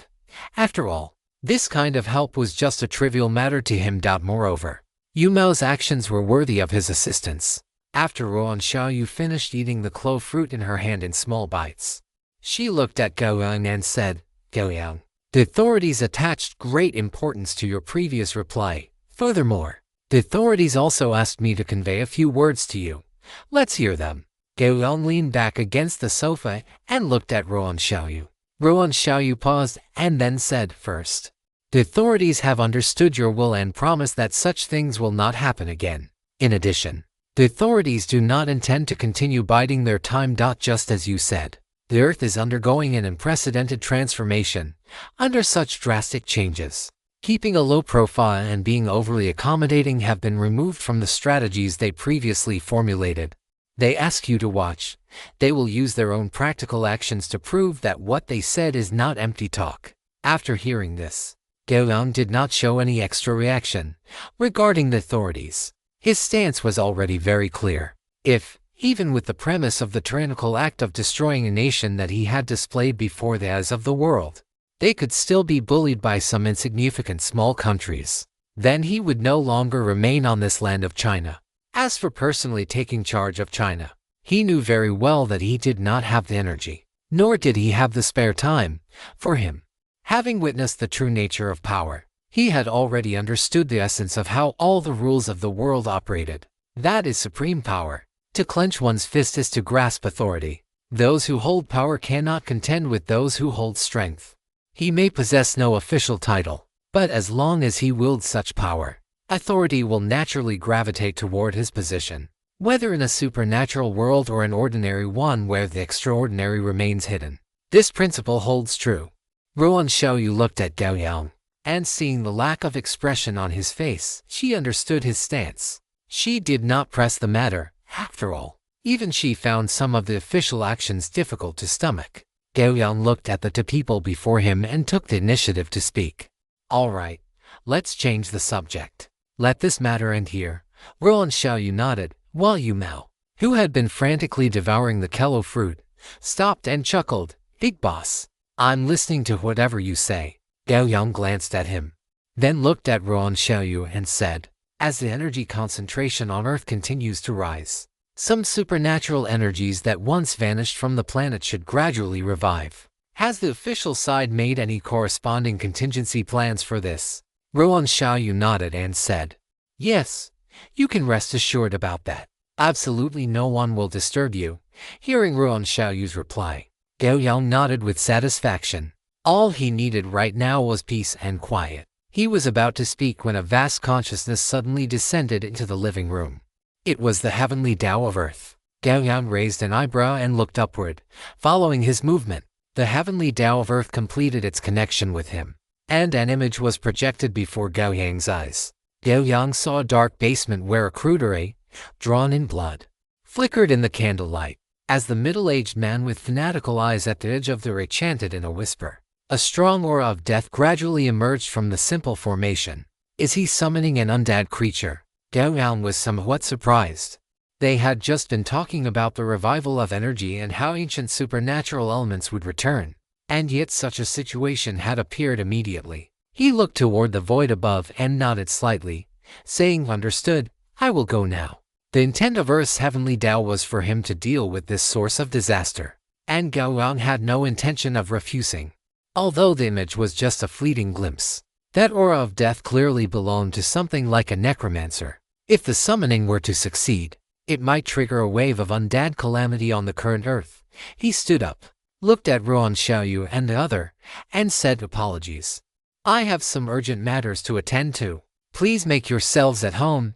Gao Yang, I'll go with you." After Milifana finished speaking, she gave a light leap and landed on his shoulder. Gao Yang took a step, and his body appeared hundreds of meters in the air. Following the guidance provided by the heavenly Tao of Earth, his battle chi surged, transforming into a streak of sword light as he sped away. Chapter 700 For Thanking God. Boom, boom, sonic booms, each louder than the last, echoed in the high altitude. The moment Gao Yang left Qiu village, every entity watching this land immediately discovered the rings of milky white air waves exploding in the sky. Such a terrifying sight made those who knew the truth instantly realize that the terrifying existence from Huaxia had appeared. For a time, everyone capable of observing Mirror Lake City felt their hearts leap into their throats. The last time this nameless existence appeared before the global stage, a single sword strike had sunk an island. causing the hundreds of millions of lives on it to be swallowed by the sea. And this time, the other party had appeared again, and in such a high-profile manner. They could not help but be afraid. Gao Yang stepped through the air, his speed constantly increasing as he rushed toward the west. He was like a bolt of lightning, streaking across the void. His destination this time was a corner of the Europa Alliance, and the distance was not too far at the very least. At Gao Yang's current speed, he could significantly shorten the travel time.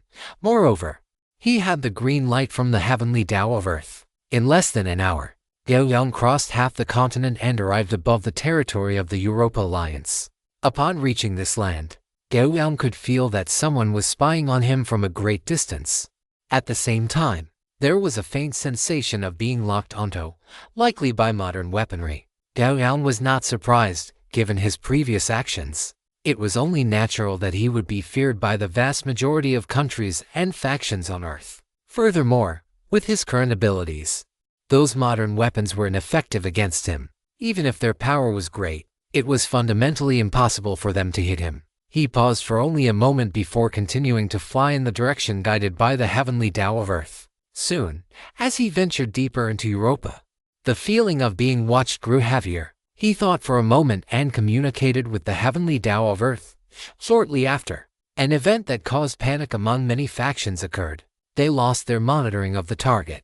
No matter what methods they used, they could no longer see Gao Yang, as if he had vanished into thin air from this world. In a countryside town with lush green grass, an ancient castle stood on the ridge at the very edge of the town, like a nobleman watching over its territory. Gao Yang stood in the sky above this ancient castle and looked down at the structure below. Even separated by layers of walls, he still saw the middle-aged man with fanatical eyes. At this moment, the man was kneeling respectfully before the crude magic array, his forehead pressed firmly against the ground. Beads of sweat the size of beans rolling down his cheeks and soaking into the hard soil beneath him. And in front of him, on that simple array, an entity nearly 3 meters tall, shrouded in a black robe, stood silently. Beside it was a bone staff nearly as tall as itself, held by a skeletal hand. It seems this guy got a miracle from a single draw. Gao Yang watched the scene in the basement, a smile appearing on his face. The bone undead stood in the array, too weary, ghostly green flames flickering within the eye sockets hidden beneath the black hood. It had been summoned for nearly half an hour, but it had stood there the entire time without moving a muscle, standing before it. The current master of this ancient castle was currently regretting his actions so deeply that his intestines were practically turning green. He had never imagined that his ancestors would leave behind such a treacherous trap. When he activated this magic circle and summoned this skeleton mage, which radiated a chilling aura of death, he knew his end was near. If he hadn't sensed the danger and instantly felt his knees go weak, sliding into a kneeling position, he would have already died at the creature's hands. But this was no way to survive. He dared not move a muscle. He knew that if he made even the slightest motion, he could feel the cold, piercing gazes fixed upon his spine. This made him realize that he likely would not live to see the end of the day. Who am I? Where am I? Where am I going? Within the skull beneath the black robes, these 3 questions flashed repeatedly through a flicker of ignorant soul fire. It looked at the mortal trembling on the ground before it, and the murderous intent within the dancing ghost fire in its eye sockets grew increasingly intense. That was an instinct derived from its current existence and unparalleled desire to destroy all living, breathing life. In the end, it abandoned its contemplation of its own identity, origin, and purpose. Instead, it slowly tightened its grip on the bone staff in its hand. Wisps of cold, death-tainted magic power surged from within its skeletal frame and gathered into the staff. It no longer cared what it was. It only wanted to see flesh and blood torn apart. Only wanted to devour that vibrant flame of life. Perhaps only then could it find a sense of its own existence through the process. The moment the bone staff left the ground, a look of profound despair appeared in the eyes of the middle-aged white man kneeling on the floor. He struggled to lift his head, looking up at the towering skeleton that forced him to tilt his neck back at a 90-degree angle. Seeing the desire for destruction flickering within the ghost fire of those hollow eye sockets, he understood everything in an instant. Without hesitation, he turned to flee.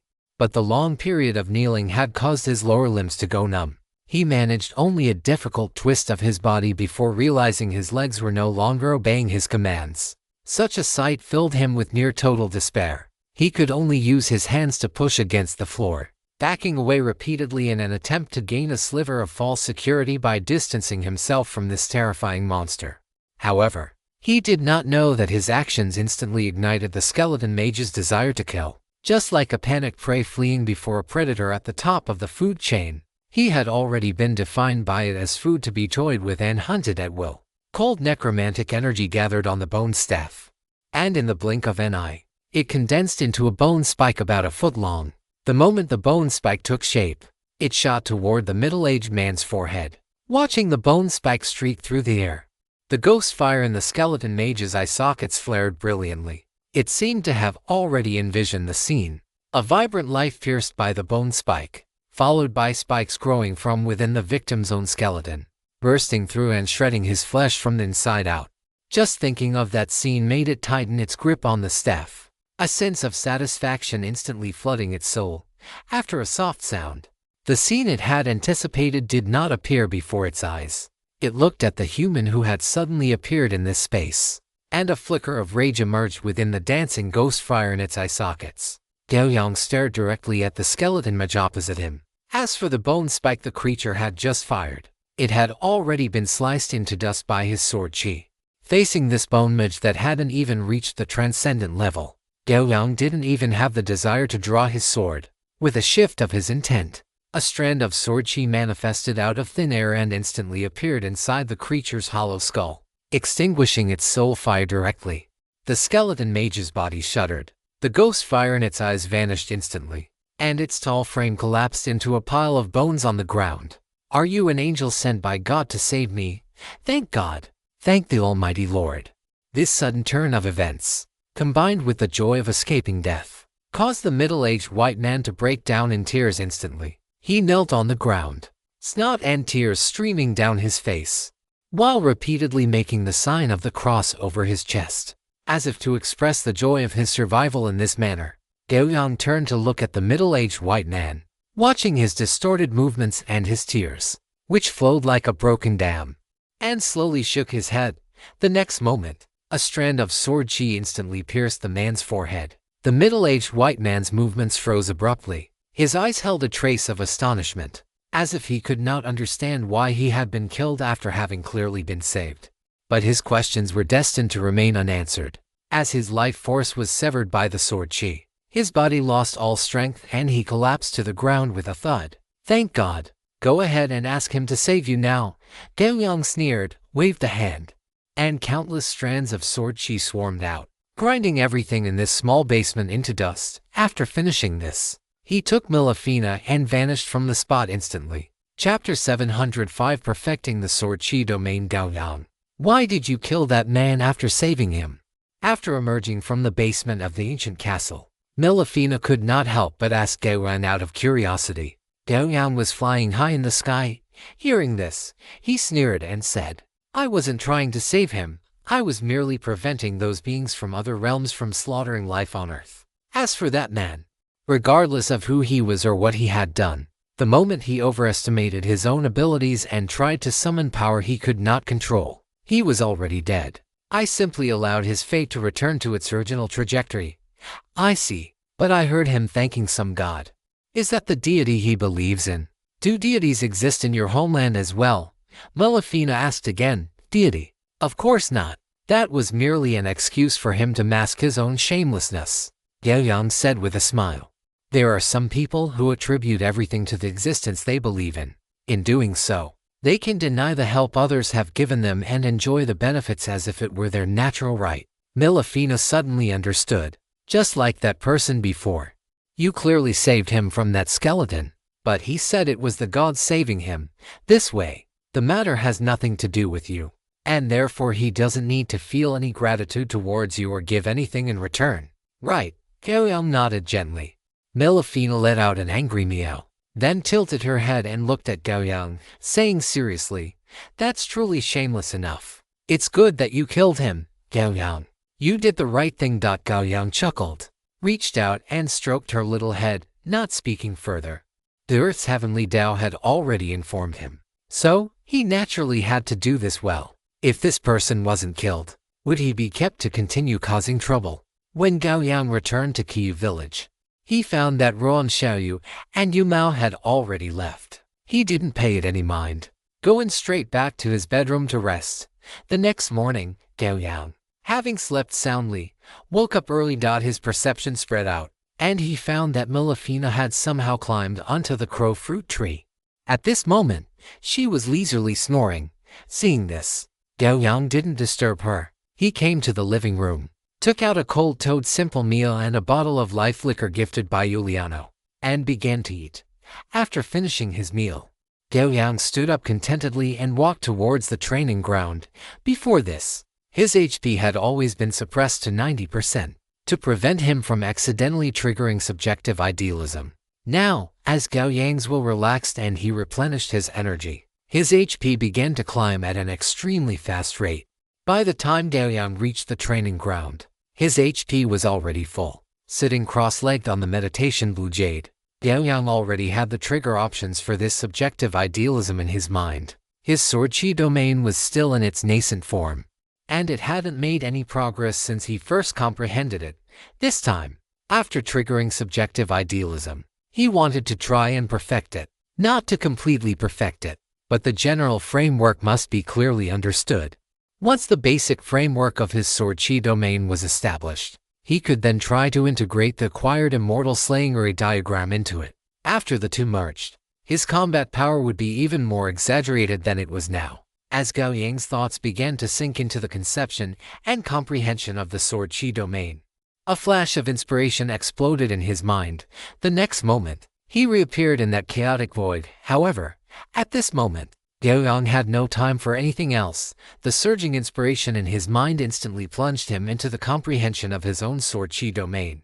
As time passed minute by minute, streaks of sword chi began to appear around Gao Yang. In the third month, a total of 365 streaks of sword chi appeared within a 100-meter radius of Gao Yang. Gao Yang lay flat on the ground, opening his eyes to look at the 365 slowly rotating streaks of sword chi. While maintaining the existence of these sword chi, he began to try to integrate his understanding and comprehension of the way of the sword into these sword chi.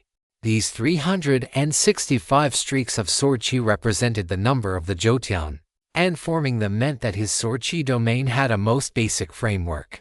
What he had to do now was to enrich this framework within this most basic framework, so that this basic framework would possess various different functions. Just like the soul-stripping domain of the legendary devil Mephitos and the extreme cold ice prison of the legendary elf Helona. These were all domains they constructed and perfected based on touching the corresponding rules after advancing to legendary status. What Gao Yang was doing now was similar, except that although his combat power was not weaker than an ordinary legendary, his life essence had not yet advanced to legendary. Therefore, most of the rules that only legendary beings were qualified to touch were still a distant journey for him. But this did not mean that he could not touch the rules. There were a few rules that any level of life could potentially touch, such as life, death, slaughter, war, light, darkness, and so on. And the rule Gao Yang touched was called slaughter. This was what he had been doing ever since he became a comprehensive network player. And it was an unavoidable part of the path he chose. Contending with life meant combat, and combat meant blood and death, all of which were encapsulated in the word slaughter. Along Gao Yang's journey, the number of intelligent beings he had slaughtered was already countless. Such terrifying experience in slaying lives allowed him to touch the rule of slaughter without any hindrance. But he was currently still only on the surface of the rule of slaughter. But for Gao Yang now, it was already enough. 365 streaks of sword chi. If integrated with the rule of slaughter, the sword chi domain constructed on this foundation would undoubtedly be filled with monstrous killing intent. Moreover, a sword chi domain constructed in this way would be extremely compatible with the immortal slaying array diagram. The immortal slaying array diagram inherently represented ultimate killing power, and Gao Yang's sword chi domain was the same. With their essences being identical, the difficulty of their subsequent fusion would be significantly reduced. Especially, the immortal slaying array diagram required the 4 immortal slaying swords as arrays to activate. Although Gao Yang did not have the 4 immortal slaying swords, the 365 streaks of slaughter sword chi he constructed could be used by the immortal slaying diagram. In this way, when the immortal slaying diagram completely merged with his sword chi domain, its power would certainly not be weak.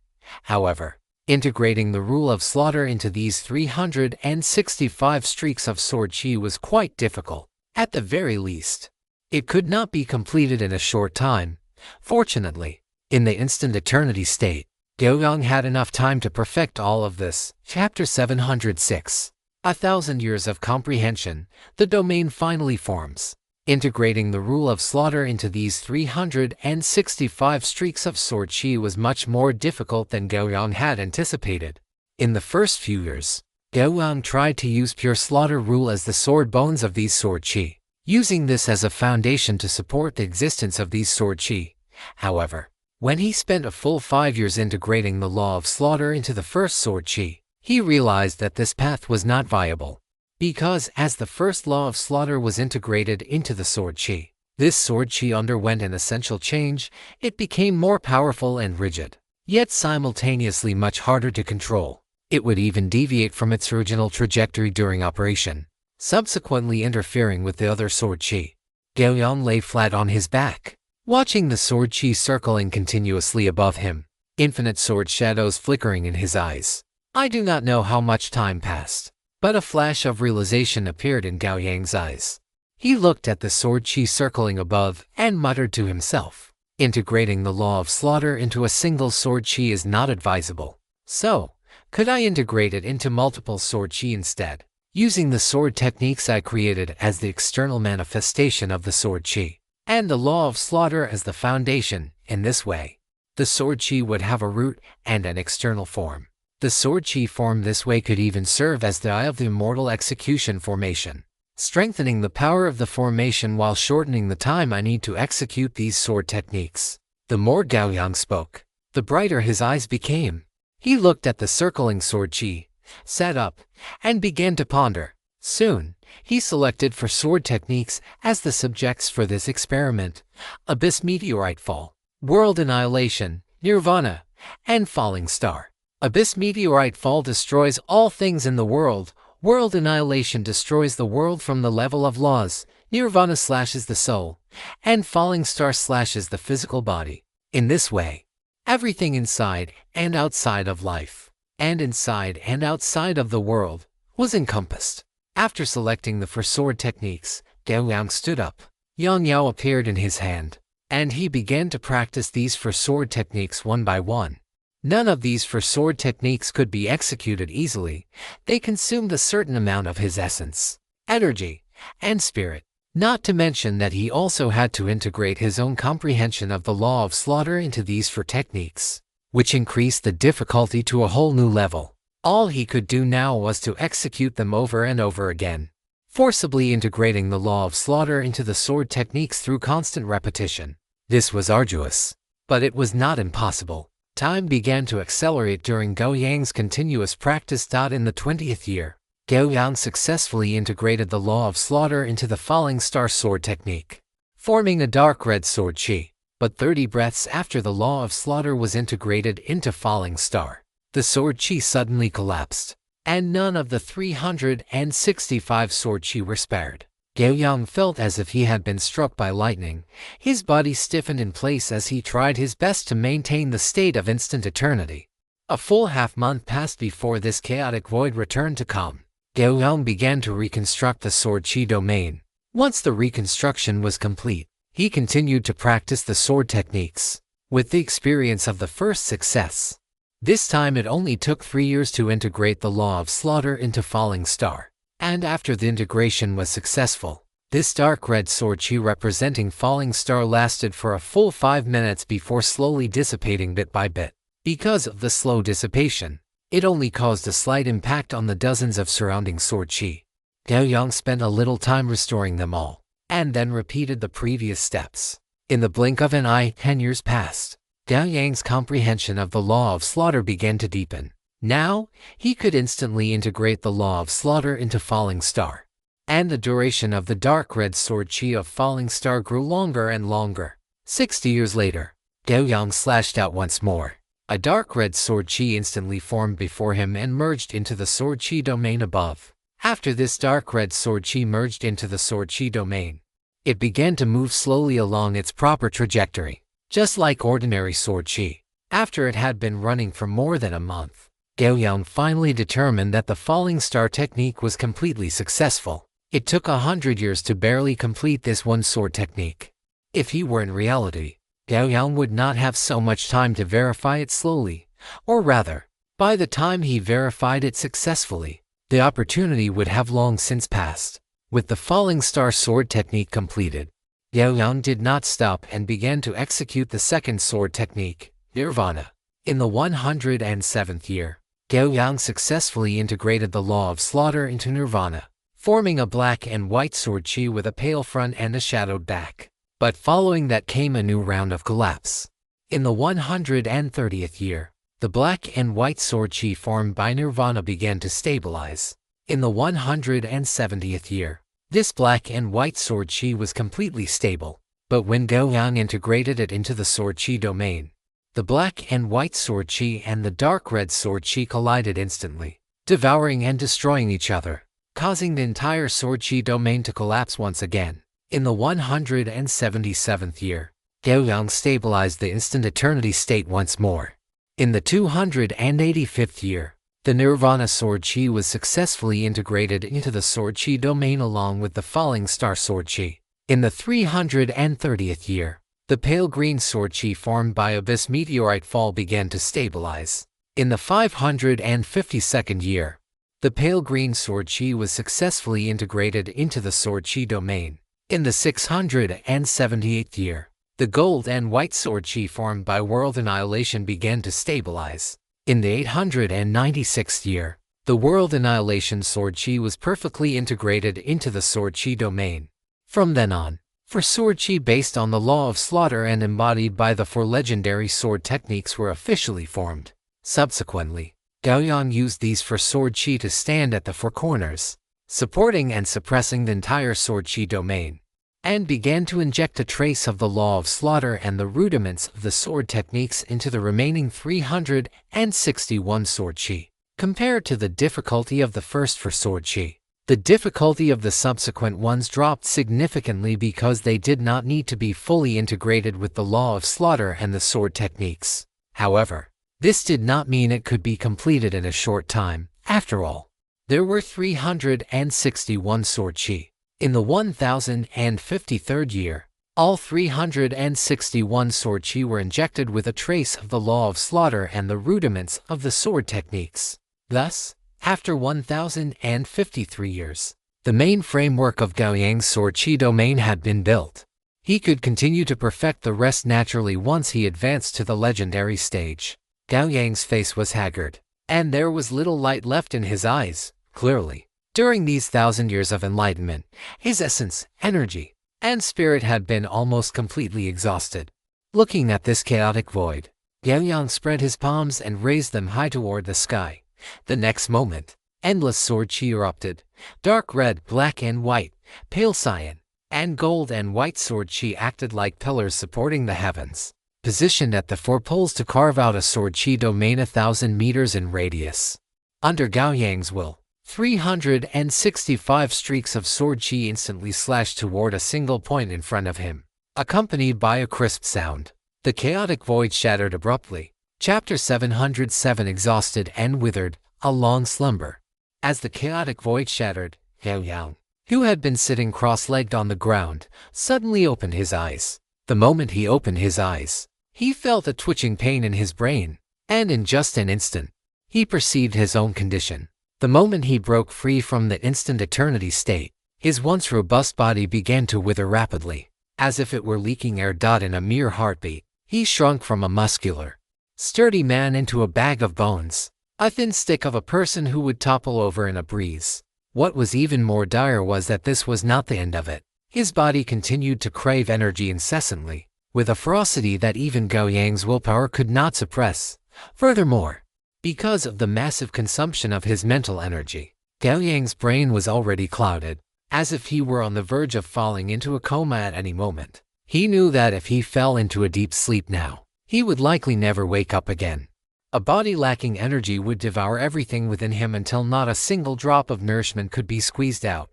That would be the moment of his death. Without the slightest hesitation, Gao Yang gritted his teeth, raised his hand, and stabbed it into the center of his own chest.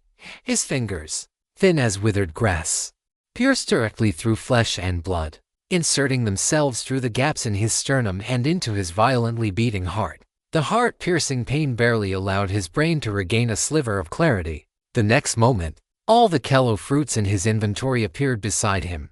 With a thought from Gao Yang, infinite sword chi churned these Kello fruits into juice. Gao Yang raised his hand again and slashed across his abdomen, creating a wound that spanned almost the entire width of his stomach, the skin curling back to reveal the shriveled stomach sac beneath. The stomach sac had already been sliced open. Gao Yang's will surged, forcefully stuffing the Kello fruit juice into his stomach as if swallowing them whole. The complex Kello fruit juice had barely entered the stomach sac before it was absorbed by the organ that had been waiting for so long, transforming into abundant energy that was transmitted to every part of Gao Yang's body. As this energy entered his system, it finally provided a buffer for the completely depleted energy within Gao Yang. Among it, a stream of ice blue energy rushed straight to his crown, giving his brain, which had been so clouded it was on the verge of unconsciousness, a moment of respite. Gao Yang turned his head to look at the location of the Kello fruit trees in the back mountain, and the next moment, his body transformed into a streak of sword light and vanished from where he stood.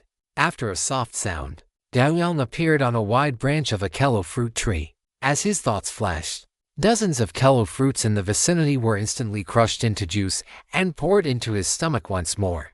This shocking scene woke up Melifina, who was lying on a branch not far away. She turned her head to look at Gao Yang's position, her eyes filled with a dazed look of someone not yet fully awake. Su. Before Melifina could react, the Kello fruit tree reacted extremely quickly. When Gao Yang appeared there and swept up more than a dozen mature and immature Kello fruits nearby, it immediately extended vine after vine. These vines were hung with large, plump Kello fruits, each filled with immense energy. Moreover, before Gao Yang could even make a move, these Kello fruits burst open, and a fresh, emerald green vine shot out like lightning, inserting itself directly through the wound in Gao Yang's abdomen and into his stomach sac. The other end of the vine acted like a giant funnel, collecting the juice from the ruptured Kello fruits and continuously pumping it into Gao Yang's stomach. With the massive influx of energy, the cells throughout Gao Yang's body, which had been screaming in desperation, finally gained a moment of reprieve. His body, which had been on the verge of total exhaustion and collapse, began to stabilize under the supply of this energy. Only then did Melifina fully wake up and understand what was happening. Neo! After a piercing shriek, Melifina lunged toward Gao Yang. While she was still in midair, a soft golden light spread toward Gao Yang's body as if it had a life of its own. However, before Melifina's ability could reach Gao Yang, it was blocked by a thick vine. Although the Kello fruit tree allowed Melifina to sleep on its body, this did not mean it would allow this cat to approach its master while he was so weak. Meow, let me through. I can help Gao Yang. With her healing ability blocked by the Kello fruit tree, Melifina became anxious. She kept lunging toward Gao Yang's position, even going so far as to bite and scratch the thick, hard vines blocking her path with her dull claws and teeth. But her efforts were not understood by the Kello fruit tree. It simply used its vines to continuously block Melifina's advance. Let her come over. It's all right. Gao Yang opened his mouth, and a voice, weak to the extreme, emerged from his lips. The Kello fruit tree paused its blocking motion, then released its hold on Melifina. Seeing this, Melifina ignored her claws and teeth, lunged forward to Gao Yang's side, and instantly enveloped him in her soft golden light. Looking at Gao Yang, who had once been full of vigor but was now reduced to skin and bones like a dried corpse, Melifina furrowed her little brow, her eyes filled with worry. She carefully transmitted energy to Gao Yang, fearing that even the slightest excess of force would be more than he could bear. Having received Melifina's healing and the energy supply from the Kello fruits, Gao Yang finally set his mind at ease, rolled his eyes back, and instantly fell into a coma. Time passed second by second. and Gao Yang's condition became increasingly stable under the joint treatment of the Kello fruit tree and Milafina. In the process, his flesh and blood were replenished, and the wounds on his body began to heal. After a full half-day, Milafina finally let out a sigh of relief as she watched Gao Yang return to his previous state. Her body felt as limp as a noodle, sprawled softly across the tree trunk. As for the Kello fruit tree, it remained in its previous state, keeping that emerald vine inserted into Gao Yang's abdomen to monitor his condition at all times. The other vines remained wrapped tightly around him, as if acting as guards. 1 day, 3 days, 10 days. In the blink of an eye, 2 months passed. Milafina sat crouched on a branch, her eyes filled with worry as she watched Gao Yang, who was still in a deep slumber. She looked left and right, then jumped down from the branch onto Gao Yang's chest, pressing her against it. Listening to the strong, steady heartbeat within his chest, Milafina sighed again. Even though Gao Yang's heartbeat was strong, he simply would not wake up. As for why Gao Yang had fallen into this state, Milafina still had no idea. She hopped off his chest and returned to her cat nest. Just then, the sleeping Gao Yang let out a long, drawn-out sigh. His eyelids fluttered a few times, and he opened his eyes. Chapter 708. A 3,000-year limit. Milafina's eyes widened as she looked at Gao Yang and let out a puzzled meow. Then, her confusion turned into surprise. She pounced onto Gao Yang's chest, tilted her head, stretched her neck toward his face, and said excitedly, "Gao Yang, you are awake." Gao Yang shook his head, and the confusion in his eyes quickly faded. He looked at Milafina before him, and fragments of memory began to surface in his mind. He had first triggered idealistic thinking to perfect his own domain, but once the idealistic thinking ended, all his energy was rapidly consumed. He had come to the Kello fruit tree to recover his energy using its fruit, and then he had fallen unconscious. After clearing his thoughts, Gao Yang sat up and asked Milafina, "How long have I been unconscious?" "Meow, a very, very long time," Milafina said, opening her pure, large eyes. "How long is a long time?" Gao Yang paused, then remembered that Milafina was not sensitive to numbers. He gave up on asking her and let his perception spread out, instantly communicating with the Kello fruit tree beneath him. The Kello fruit tree was different from Milafina. It quickly informed Gao Yang of the exact duration. "So, I have been unconscious for 2 full months this time." Gao Yang felt a lingering fear. The sensation of having his entire being consumed was truly terrifying. And the cause of all this was the side effect of idealistic thinking. In the state of instant eternity, he had spent 1,000 years, and the mental and physical energy consumed during those 1,000 years manifested in reality as a 2-month-long slumber. If Gao Yang had not acted quickly, he might have died within seconds of exiting the instant eternity state due to his energy being completely devoured. It seems that before triggering idealistic thinking next time, I must have follow-up energy supplements ready. Once I exit the state, I should consume them immediately. That way, there shouldn't be too many problems. Gao Yang pondered silently in his heart. However, compared to the results brought about by idealistic thinking, this side effect is completely acceptable. Gao Yang opened his palm, and wisps of sword chi began to emerge from his broad hand. Soon, a small, circular sword formation appeared in his palm. In the blind spots of this sword formation, 4 sword chi of different colors stood like pillars of heaven, supporting the entire structure. These were the 4 core sword chi Gao Yang had constructed, using the law of slaughter as his foundation and his own sword techniques as the flesh and blood. As Gao Yang's thoughts shifted slightly, one of the black and white sword chi surged out from the formation. The moment the black and white sword chi appeared, a cold, deathly aura spread out. The surrounding world began to lose its color at an incredible speed, shifting toward a deathly gray-white. This sword chi was identical in aura to the human calamity extinction that Gao Yang had personally unleashed. However, this extinction sword chi only appeared for an instant before suddenly dissipating. Although I have the prototype of the corresponding sword moves, they were only completed within the space of idealistic thinking. They are merely empty shells. Gao Yang lowered his hand, and the sword formation vanished. What he needed to do next was to fill these 4 sword moves with the flesh and blood of his techniques, thereby allowing them to truly possess the power to annihilate everything. Gao Yang. What was that? Milafina, who was nearby, shrank her little head and asked while looking at Gao Yang.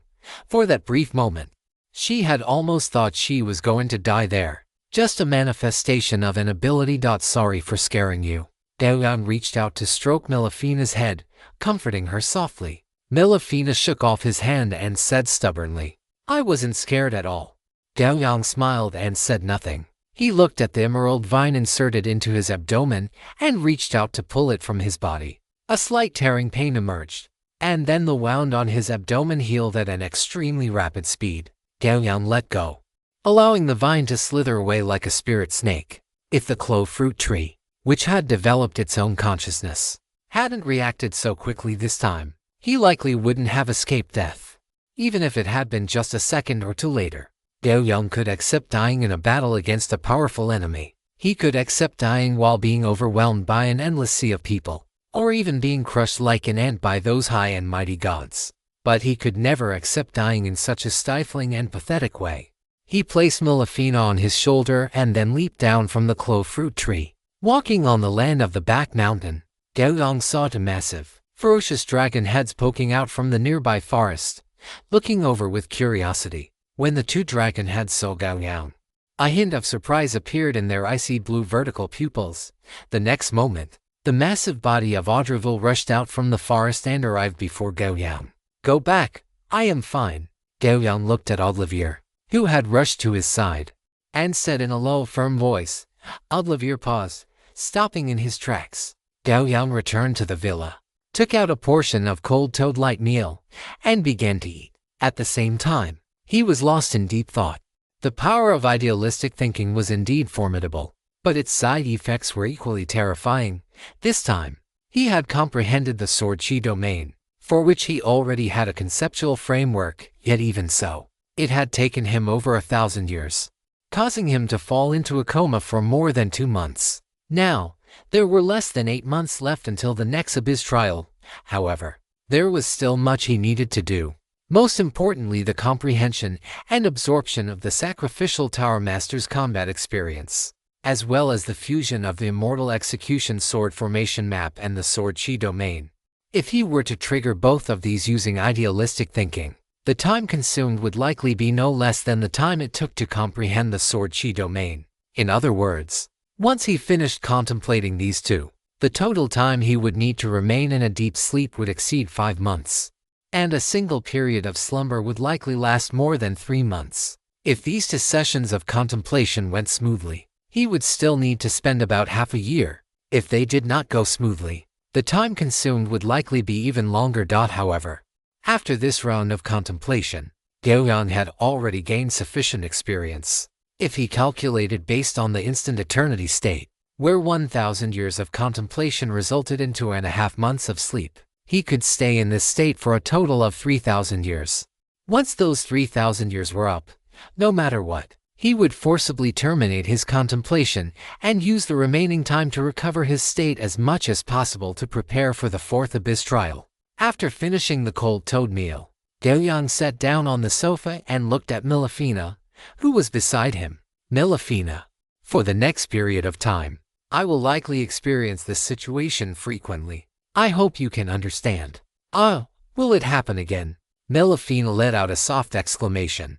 Gao Yang nodded slightly and continued. That is correct. However, I will be prepared this time. But if I fall into a coma, I will need your help to look after me. Chapter 709. The Out-of-Stock Goblin and Gnome Chamber of Commerce. Facing Gao Yang's solemn request, Milafina puffed out her small chest and said, Gao Yang, don't worry. I will definitely take good care of you. Looking at Milafina's energetic appearance, Gao Yang smiled and said, Then many thanks to our queen. Milafina let out an excited meow. Gao Yang stood up, walked to the center of the training arena, and sat down on the meditation jade. Time was no longer abundant for him. He still needed to practice his battle chi and meditation techniques. These 2 items could improve his strength most intuitively, so no matter what, he needed to ensure he had time for them. Sitting cross-legged on the meditation jade, Gao Yang quickly fell into his practice. As the eternal and dying meditation technique circulated, Gao Yang's brain, which had felt extremely exhausted from the long sleep, began to gradually regain its clarity. In this state of clarity, Gao Yang could feel that the effect of this meditation session was much better than before. Specifically, it was an increase of about 20% compared to his previous practice. Melifina lay on Gao Yang's shoulder, her fluffy tail swaying faster than usual. Clearly, she had also sensed the changes in Gao Yang. When the meditation ended, Gao Yang's previously exhausted brain had recovered by more than half. He opened his eyes and calculated silently in his heart. At this rate of efficiency, he would be able to fully recover in about 3 days. Once that time came, he could continue to trigger idealistic thinking and begin his contemplation once again. After thinking for a moment, Gao Yang closed his eyes and communicated with the Omniverse Network with his mind. The next moment, his consciousness was pulled out of his body. With a flash of light, Gao Yang appeared in the tavern where the Omniverse Trading Center was located. After walking out of the tavern, he headed straight for the branch of the Goblin and Gnome Chamber of Commerce. He had already consumed most of his Kello fruits, and since he needed to continue his contemplation, he required a large amount of energy to compensate for the physical toll. He needed treasures that were easy to absorb and contained massive amounts of energy to temporarily replace the Kello fruits. In this situation, the Goblin and Gnome Chamber of Commerce, whose business spanned the entire Omniverse, was an excellent choice. Soon, Gao Yang arrived at the main gate of the Goblin and Gnome Chamber of Commerce.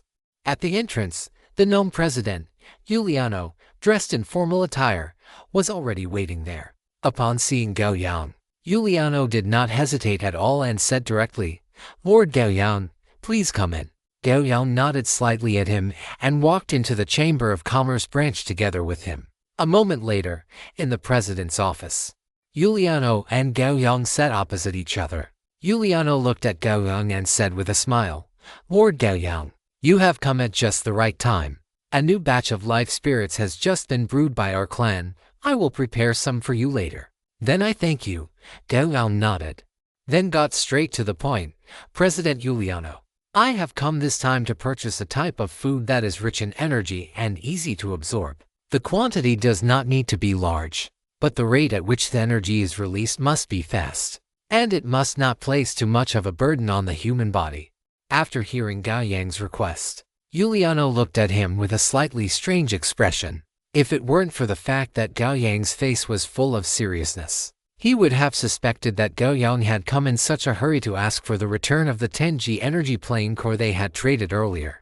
Rich in energy, easy to absorb, fast release rate, and not causing too much burden. Giuliano thought about it carefully, and the plane core fit these criteria perfectly. Although a plane core could not be eaten directly, the Omniverse was vast, and there were always some crazy individuals who had developed strange methods to do so. Coincidentally, Giuliano happened to know of such a method that allowed one to directly consume a plane core to absorb the energy within. It was precisely because of these various coincidences that he suspected whether Gao Yang had come here to ask for the unused portion of the plane core. Gao Yang looked at Giuliano, who had remained silent for a long time, and then asked, "What is it? Is there a problem?" "Lord Gao Yang, I am terribly sorry, but the plane core you traded last time has truly already been sold. I do not have any plane cores left in my possession. Not even a single gram of energy," Giuliano said, looking at Gao Yang with great sincerity. "What does this have to do with a plane core? I am in need of a type of food that is easy to absorb." Gao Yang frowned, somewhat failing to understand what Giuliano was talking about. Upon hearing this, Giuliano immediately realized that Gao Yang had not come for a plane core. So he quickly said, apologies, it was my misunderstanding. Lord Gao Yang, please wait a moment."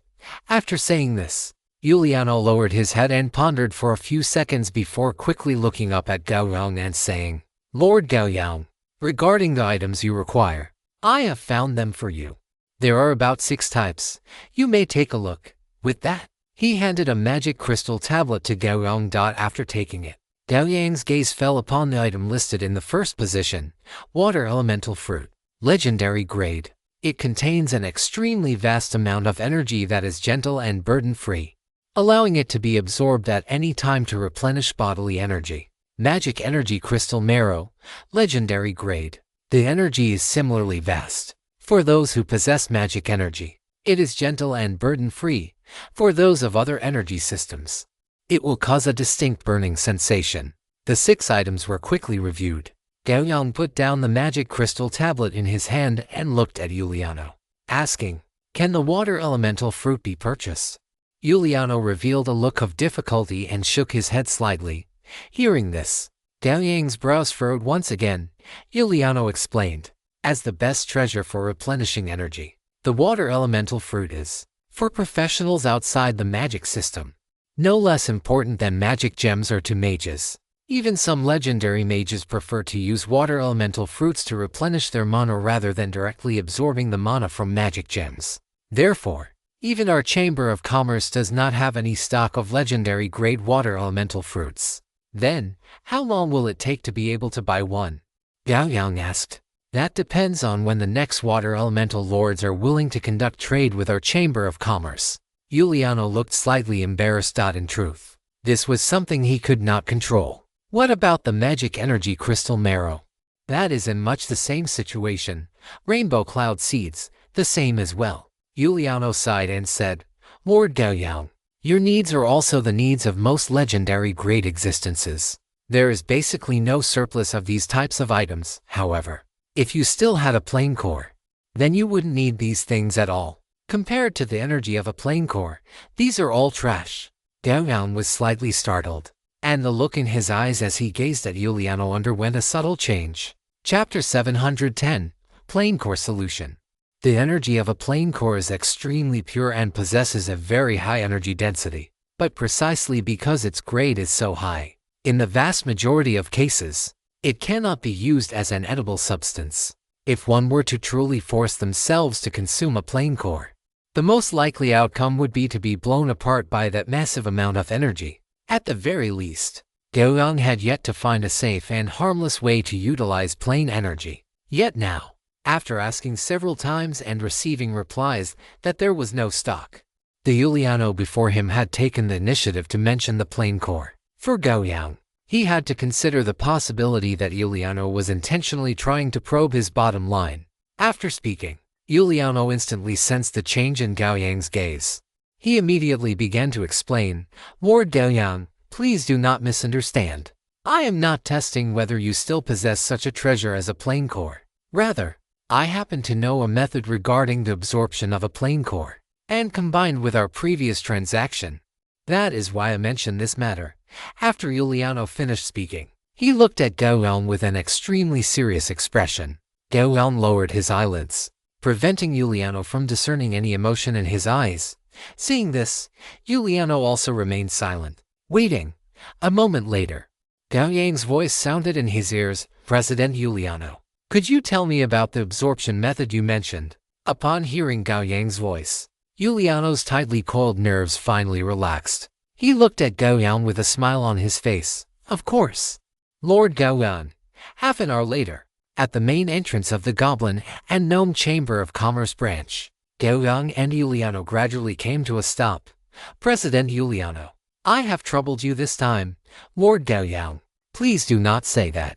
I am very ashamed that I could not be of help to you," Yuliano said, waving his hand. Gao Yang did not continue speaking but simply nodded. Then, under Yuliano's gaze, his body vanished from where he stood. As his consciousness returned, Gao Yang slowly opened his eyes. What met his sight was Melifina's little head. She was squatting right in front of him, looking up at him earnestly. Gao Yang revealed a smile and patted her little head. Seeing that Gao Yang's consciousness had returned, Melifina rubbed her little head against his hand, then hopped off Gao Yang's knees, walked to the side on her own, took out her cat bed, and crawled inside. Gao Yang did not stand up but closed his eyes again and summoned the system panel. During his communication with Yuliano just now, he had obtained what the other party called a method to absorb the energy of a plane core. This method was not considered difficult, so he intended to give it a try. If it were feasible, he would have no further worries when triggering his idealistic thinking. The method provided by Yuliano was a form of alchemy, primarily relying on the catalytic effects between several materials to decompose the massive energy within the plane core and release it in stages. Those few items were currently in Gao Yang's inventory. Gao Yang took them out and mixed them according to the proportions given by Giuliano, after which his crimson gold battle aura began to envelop the materials. Soon, a bottle of pale purple solution appeared before Gao Yang's eyes. Looking at the pale purple solution before him, Gao Yang paused for a moment. With a flip of his palm, a massive plane core appeared in his hand. The moment this plane core appeared, the atmosphere around him changed abruptly. Gao Yang knew that the heavenly Tao of Earth had sensed it. He projected his perception, linking it with the heavenly Tao of Earth. Following that, the heavenly Tao of Earth paused, and the descent was terminated. Only then did Gao Yang retract his perception and look at the plane core in his hand. He pressed his right hand together, fingers forming a sword shape, and a brilliant golden sword chi spat from his fingertips. The next moment, the golden sword chi swept across the plane core, and a piece roughly 1/15 the size of the original was sliced off by Gao Yang. Gao Yang looked at the piece he had just cut off, waved his right hand again, and trimmed another corner from it. About 1/10 the size, this was the plane core with 1 of energy. Gao Yang held this piece of the plane core and placed it into the test tube containing the pale purple solution. The plane core submerged into the solution, sinking directly to the very bottom. Gao Yang held the test tube before his eyes, watching the plane core at the bottom of the solution. Under his gaze, the plane core began to show signs of melting, much like an ice cube.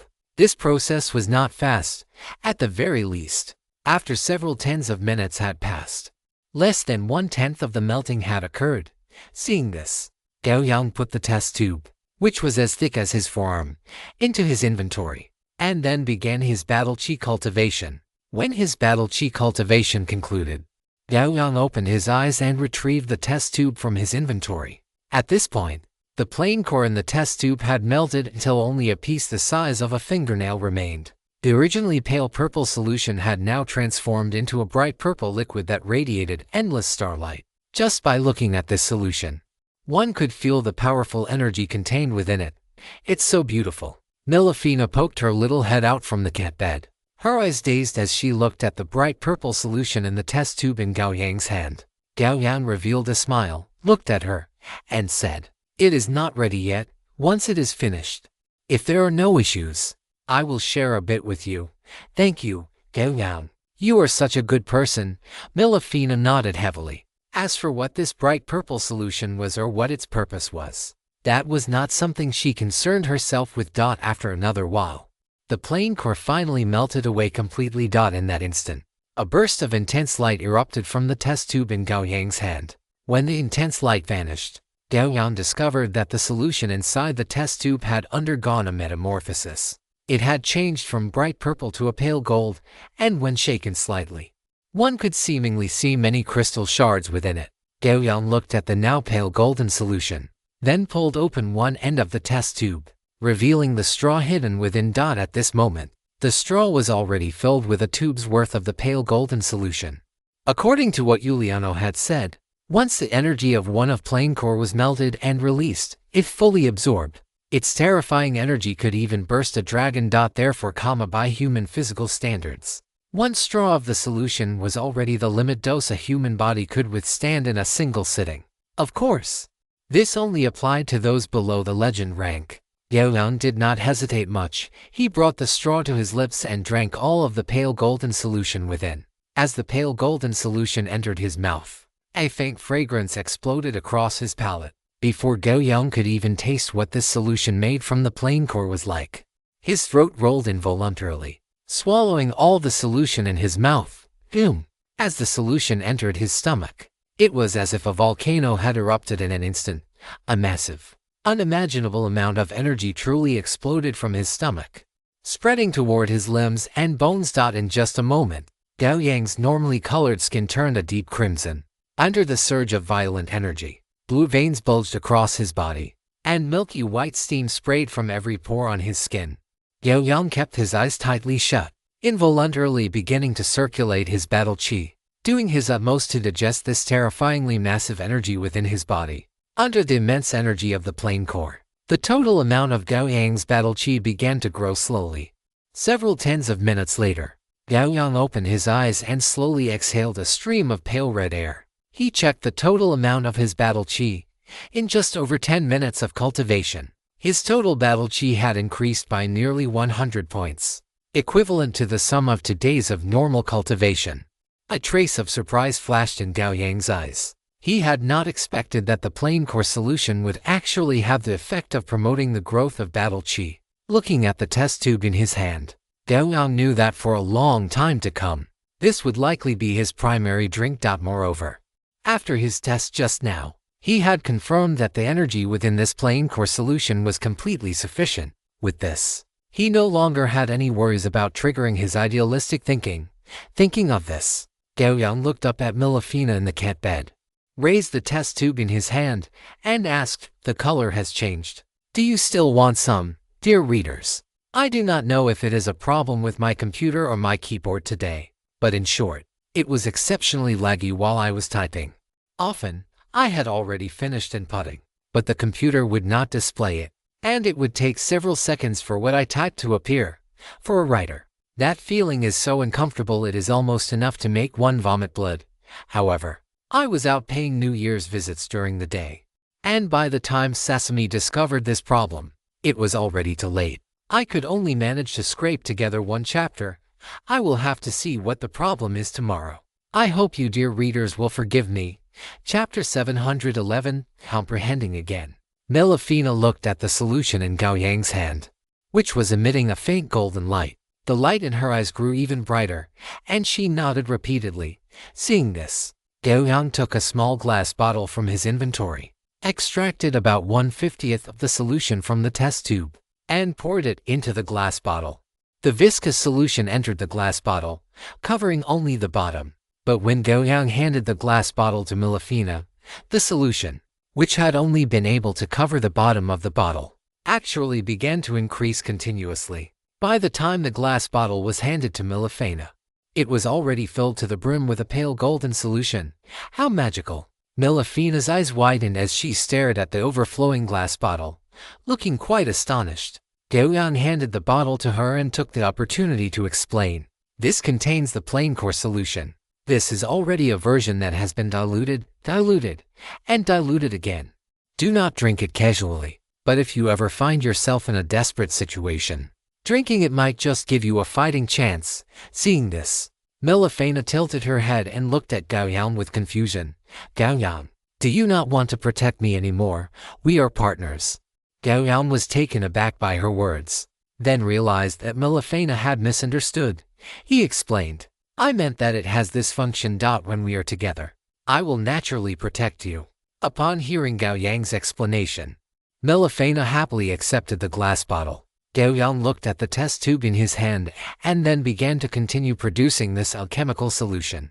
An hour later, 30 test tubes, each as thick as an arm, were lined up in front of Gao Yang, all filled with the pale golden solution. Looking at these solutions, which had cost him 30 G of plain core energy, Gao Yang proceeded to decant them into smaller test tubes, each about the thickness of a finger and over 10 centimeters long. The solution from one large test tube could be divided into a set of 5 by 6, totaling 30 small bottles. Soon, 30 full sets of the plain core solution had been prepared. Gao Yang stored them all in his inventory. These would be his standard method for energy replenishment and accelerating his battle or cultivation in the future. After finishing all this, Gao Yang took out one test tube, held it in his hand, and looked at Milafina. Milafina, I'm going to begin my cultivation. Milafina asked with some concern. Will it be the same as last time? Gao Yang nodded. Then let's go to that big tree together, Milafina suggested. All right. After saying this, Gao Yang stood up and brought Milafina to the kello fruit tree. Then, under Milafina's watchful gaze, he closed his eyes and fell into a state of cultivation. This time, the focus of Gao Yang's cultivation was the integration of the immortal executionary map and his sword chi domain. After an unremarkable moment, Gao Yang found himself back in the chaotic space.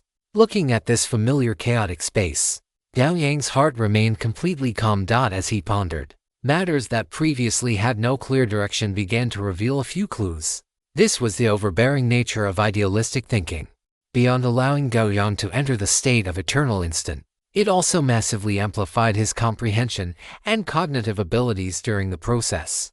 The former merely ensured that Gao Yang had sufficient time to contemplate, while the latter was the true reliance that allowed him to bring his thoughts and ideas from nothingness into reality. If he only had infinite time but lacked the corresponding thinking and comprehension abilities, relying solely on his own contemplation, that time would be magnified countless times over. He would need to spend a vast amount of time constantly thinking, summarizing, and experimenting, slowly filtering and screening through countless wrong possibilities to gradually identify a few correct paths, and then continue his comprehension based on those.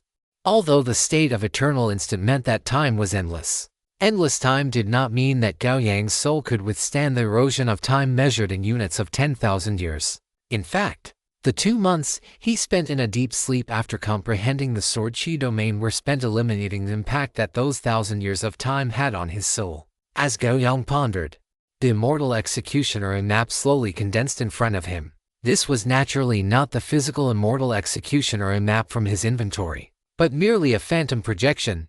However, even though it was a phantom, it was no different from the real immortal executioner in map. With the appearance of the immortal executioner in map, Gao Yang's sword chi domain also unfolded in an instant. 4 sword auras of different colors stood at the 4 poles, while the remaining sword auras shuttled crazily through this domain, creating a truly shocking sight. Gao Yang stood at the very peak of the sword chi domain, looking down at the entire expanse, with the immortal executioner in map also floating before him. This round of comprehension officially began. In the 10th year, Gao Yang finally managed to figure out 3 feasible methods. In the 49th year, the first feasible method was proven by Gao Yang to be incorrect. In the 121st year, the second feasible method was proven to be incorrect. In the 177th year, the third feasible method was proven to be incorrect. In the chaotic space, Gao Yang remained sitting at the top of the sword chi domain, looking down at the entire domain with his brows tightly furrowed. In the nearly 200 years that had passed, the direction of his comprehension had been entirely wrong. The immortal executioner in map could not be embedded into his sword chi domain through various methods. The rank of the immortal executioner in map was not low. If he forced it to be embedded, the end result would be the sword chi domain being torn apart. If that happened, both the sword chi domain and the immortal executioner in map would lose their intended functions. After organizing his thoughts, Gao Yang began his comprehension once more. However, this time, his direction was no longer to embed the immortal executioner in map into the sword chi domain, but to attempt to use the immortal executioner in map as a foundation, into which he would integrate and expand the sword chi domain. In the 220th year, Gao Yang followed this direction and discovered 5 roughly feasible paths. In the 280th year, the first feasible path reached a dead end. The sword chi domain could not be integrated into the immortal executioner in map. In the 356th year, the second feasible path reached a dead end. The sword chi domain still could not be integrated into the immortal executioner in map. In the 414th year, in the 600th year, a trace of fatigue appeared in Gao Yang's eyes. After 600 years of comprehension, even with his extremely resilient will, he could not avoid being affected by the passage of time. But he merely composed himself and continued his comprehension.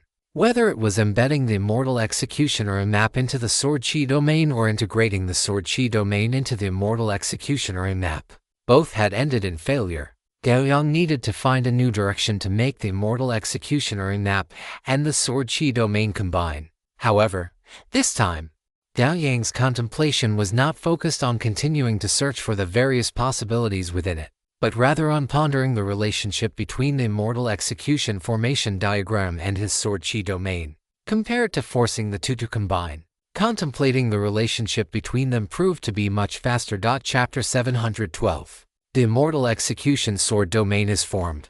In just 3 short months, Gao Yang had already snapped out of this line of thought. He looked down at the sword chi domain below and sighed leisurely.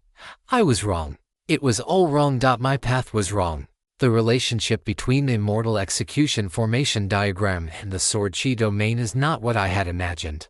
Although the status of the immortal execution formation diagram is high, the sword chi domain is something I have comprehended myself. As my strength continues to improve, the sword chi domain will also grow increasingly powerful. Therefore, if the immortal execution formation diagram were to serve as the foundation, then sooner or later, its intensity would be unable to keep up with the advancement of the sword chi domain. Thus, the best method is to completely refine the immortal execution formation diagram into the sword chi domain, turning it into a part of the domain itself. In this way, the nature of my domain will undergo a slight change, and the domain will be fixed into this single form, the sword chi domain.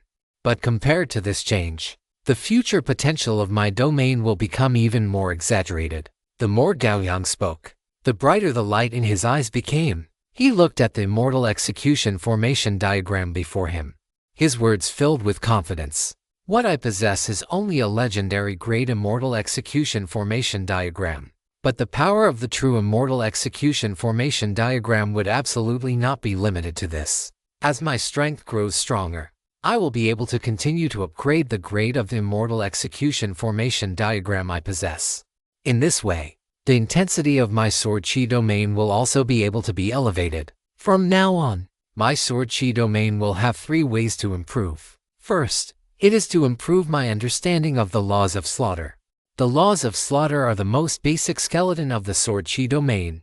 If the skeleton is strong, the sword chi domain is strong. Second, it is to improve my understanding of swordsmanship and the domain itself. The understanding of swordsmanship and the domain is the flesh and blood of the sword chi domain. If the flesh and blood are full and powerful, the sword chi domain is even stronger. Third, it is to improve the grade of the immortal execution formation diagram. If the laws of slaughter are the skeleton, and the understanding of swordsmanship and the domain is the flesh and blood, then the immortal execution formation diagram is the sword in my hand. The sharper the sword, the greater the lethality it will unleash. With this thought, there was no more confusion in Gao Yang's mind. He looked at the sword chi domain beneath him and began to contemplate in the direction of merging the two. Once there was a concrete direction, everything began to fall into place logically. In the 617th year, Gao Yang pressed his hand downward, and the immortal execution formation diagram suddenly expanded, becoming the same size as the sword chi domain. Subsequently, the sword chi domain began to descend. It was clearly suspended on the absolute horizontal plane of the sword chi domain. But in Gao Yang's perception, it was gradually sinking until it reached the very bottom of the sword chi domain, which was the level where the laws of slaughter resided. Yes, the first thing Gao Yang wanted to do was to merge the immortal execution formation diagram with the laws of slaughter. Or rather, to use the laws of slaughter to refine the immortal execution formation diagram. The immortal execution formation diagram was originally the cornerstone of the world's #1 killing formation, and what it represented was the monstrous intent of slaughter. Making it merge with the laws of slaughter was, in itself, the simplest of tasks. As long as Gao Yang continuously contemplated the immortal execution formation diagram and reflected the laws of slaughter onto the formation patterns on the diagram, he would be able to complete this step one footprint at a time. In the 625th year, the immortal execution formation diagram began to merge into the laws of slaughter, progress 0.01%.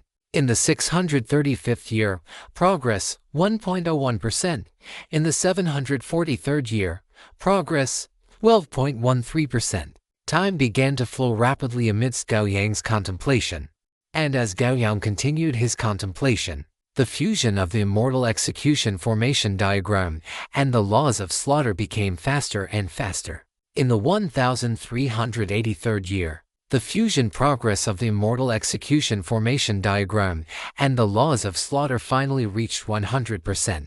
When this step was completed, Gao Yang, who had sat in meditation for 1,000 years, finally let out a long sigh of relief. He looked at the immortal execution formation diagram before him, which had already faded by more than half, and without time to rest, he began to contemplate further. The fusion of the immortal execution formation diagram and the laws of slaughter had been completed. In terms of the overall fusion, more than half of the journey was already finished. What remained was to completely merge the immortal execution formation diagram with the sword chi domain. And for this step, Gao Yang already had a general plan. The Immortal Execution Sword formation was composed of the Immortal Execution formation diagram and the 4 Immortal Execution swords. For Gao Yang, the 4 sword auras he had created when he first comprehended the sword chi domain were meant for this very moment. With the Immortal Execution formation diagram merged into the laws of slaughter, on this basis, he intended to use the formation diagram as the foundation to refine the 4 sword auras from his sword chi domain into the diagram, transforming these 4 sword techniques into his own unique 4 Immortal Execution swords. In this way, the Immortal Execution formation diagram, now possessing the 4 Immortal Execution swords, would be able to completely manifest the monstrous killing intent unique to the world's #1 killing formation. This step was not easy, but for Gao Yang, it was the easiest step of all. In the 1451st year, the dark red sword aura represented by falling star successfully merged into the Immortal Execution formation diagram, taking its place in the vermilion bird position of the south pole of the formation. In the 1567th year, the black and white sword aura represented by Nirvana successfully merged into the Immortal Execution formation diagram, taking its place in the black tortoise position of the north pole of the formation. In the 1697th year, the pale green sword aura represented by Heavenly Abyss Fall successfully merged into the Immortal Execution formation diagram, taking its place in the azure dragon position of the east pole of the formation. In the 1844th year, the gold and white sword aura represented by World Extinction successfully merged into the Immortal Execution formation diagram, taking its place in the white tiger position of the west pole of the formation. At this point, the fusion of the Immortal Execution formation diagram and the sword chi domain was more than 95% complete. What needed to be done next was to gradually merge the remaining 361 sword auras of the sword chi domain into the Immortal Execution formation diagram. This step was very simple because these sword auras only served as the foundation of the formation and did not involve the roots. Thus, in just a few decades, Gao Yang completed this step. Time reached the 1889th year. Gao Yang looked at the sword chi domain beneath him, which had completely changed its appearance, and revealed a smile of heartfelt pride. At this very moment, the sword chi domain that had originally been surrounded by 365 sword auras had completely disappeared. In its place was a peerless sword domain of slaughter, filled with monstrous killing intent and sword chi that manifested both tangibly and intangibly. 4 massive sword chi pillars, resembling pillars of heaven, stood at the 4 cardinal directions of this domain. Wisps of destructive energy radiated from them, rendering the entire sword domain even more saturated with overwhelming killing intent. Within the space of this sword domain, streaks of pale red and dark red sword chi darted about frantically like schools of fish. Every movement of the sword chi sliced through the space of the domain as if cutting through the surface of water. Yet the space would mend itself as soon as the sword chi passed. My sword chi domain can no longer be called a mere sword chi domain, it should be called the Immortal Execution sword domain.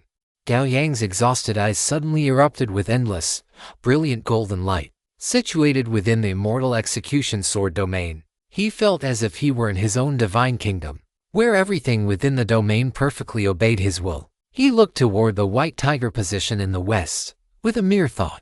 The golden white sword chi that reached from the heavens to the earth suddenly transformed into a streak of light, flying into his hand to become a massive golden white sword. Gao Yang gripped this golden white sword, which had been manifested from the world-extinguishing sword technique, and slashed down fiercely in front of him. With that single strike, dense slash marks appeared before him. Following this, the 361 red sword chi streaks wandering within the Immortal Execution sword domain seemed to receive a summons, swarming toward the location where the golden white sword had struck. The space was torn apart by the sword chi as if it were mere fabric. In almost an instant, all 361 sword chi streaks had sliced through that space. Crack! With a crisp sound, the chaotic space collapsed and shattered. There are about 2 chapters left before the upgrade portion is finished, and then it will be time for the 4th Abyss trial. As for what this 4th Abyss trial will be like, I will not spoil it for now. Chapter 713. The growth of the astral giant Kun and the soon-to-be unlocked ability for interplanar travel. The moment Gao Yang returned from his state of eternal instant, He did not pause for even a second, drinking down the vial of plain core solution he had been holding in his palm. The instant the plain core solution entered his stomach, a terrifying suction force erupted from every part of his body, as if it were trying to ravenously extract and devour every bit of nourishment stored within his frame. However, in the very next moment, a scorching, boiling energy erupted from his stomach. It was the plain core solution he had just swallowed. The terrifying energy contained within the plain core solution was transmitted to every part of Gao Yang's body in an instant. This energy, pure yet carrying a strange quality, felt like countless invisible little hands soothing his cells, which had been screaming in hunger throughout his entire body. Gao Yang felt the terrifying suction force within him pause, and the intense hunger was stifled in that very moment. But it was only for a fleeting second. The energy released by the plain core solution was already more than half absorbed by his body. Without hesitation, Gao Yang took out 3 more test tubes and poured all of their contents into his mouth. With the 3 tubes of solution down, a series of drum-like roars echoed from within Gao Yang's body, and his battle chi began to churn uncontrollably. Subsequently, a violent suction force erupted from within him, like a beast greedy to the extreme, devouring and absorbing every bit of energy in his body. Not enough, still not enough. Feeling the suction force within him not weaken in the slightest, Gao Yang braced his head, which felt as if it were about to split from exhaustion, and took another set of plain core solutions from his inventory. Then, he looked at Milifena, who was standing by, ready for action. The latter nodded solemnly. Seeing this, Gao Yang could no longer hold on and fell backward onto the thick, wide trunk of the callow fruit tree. Seeing Gao Yang collapse into unconsciousness, Milifena rushed over, picked up a tube of solution, pulled out the stopper, and placed it into Gao Yang's mouth. As the solution entered his stomach, Gao Yang, whose body had appeared somewhat gaunt due to those few short seconds, regained his fullness once more. After feeding him 10 tubes of plain core solution in succession, Milifena finally realized that Gao Yang's physical state had stabilized. Looking at the unconscious Gao Yang, Milifena tidied up the scattered test tubes, jumped back into her kit bed, and watched him quietly. Time flew by, and in the blink of an eye, 4.5 months passed. Summer departed and autumn arrived, and all things withered. Accompanied by a light snowflake drifting down from the gray sky, Autumn Moon Village welcomed its first snow of the year. Amidst the swirling goose feather snow, the consciousness of Gao Yang, who had been asleep for a long time, slowly began to recover. He opened his eyes, and the first thing he saw was the still lush, vibrant, and thriving canopy of the callow tree. Then, his second glance fell upon the cat bed diagonally above him, where Milifena was lying, her little head resting on the edge of the bed, her small face filled with boredom. When their gazes met, a flash of surprise suddenly appeared in Milifena's previously bored, large eyes. The next moment, before Gao Yang could even get up, he saw Milifena pouncing toward him. "Gao Yang, you're finally awake. Do you have any idea how long you've been asleep?" Gao Yang caught the pouncing Milifena, a smile appearing on his face as he said, "You've worked hard, our queen." During this time, facing Gao Yang's gratitude, Milifena giggled twice and said, "Don't mention it. Protecting my subjects is something that thing should do." Looking at the giggling cat elf, Gao Yang rubbed her little head and then stood up. With his movement, a series of crisp, bean-popping sounds of bone collisions exploded from within his body. Gao Yang shook his head.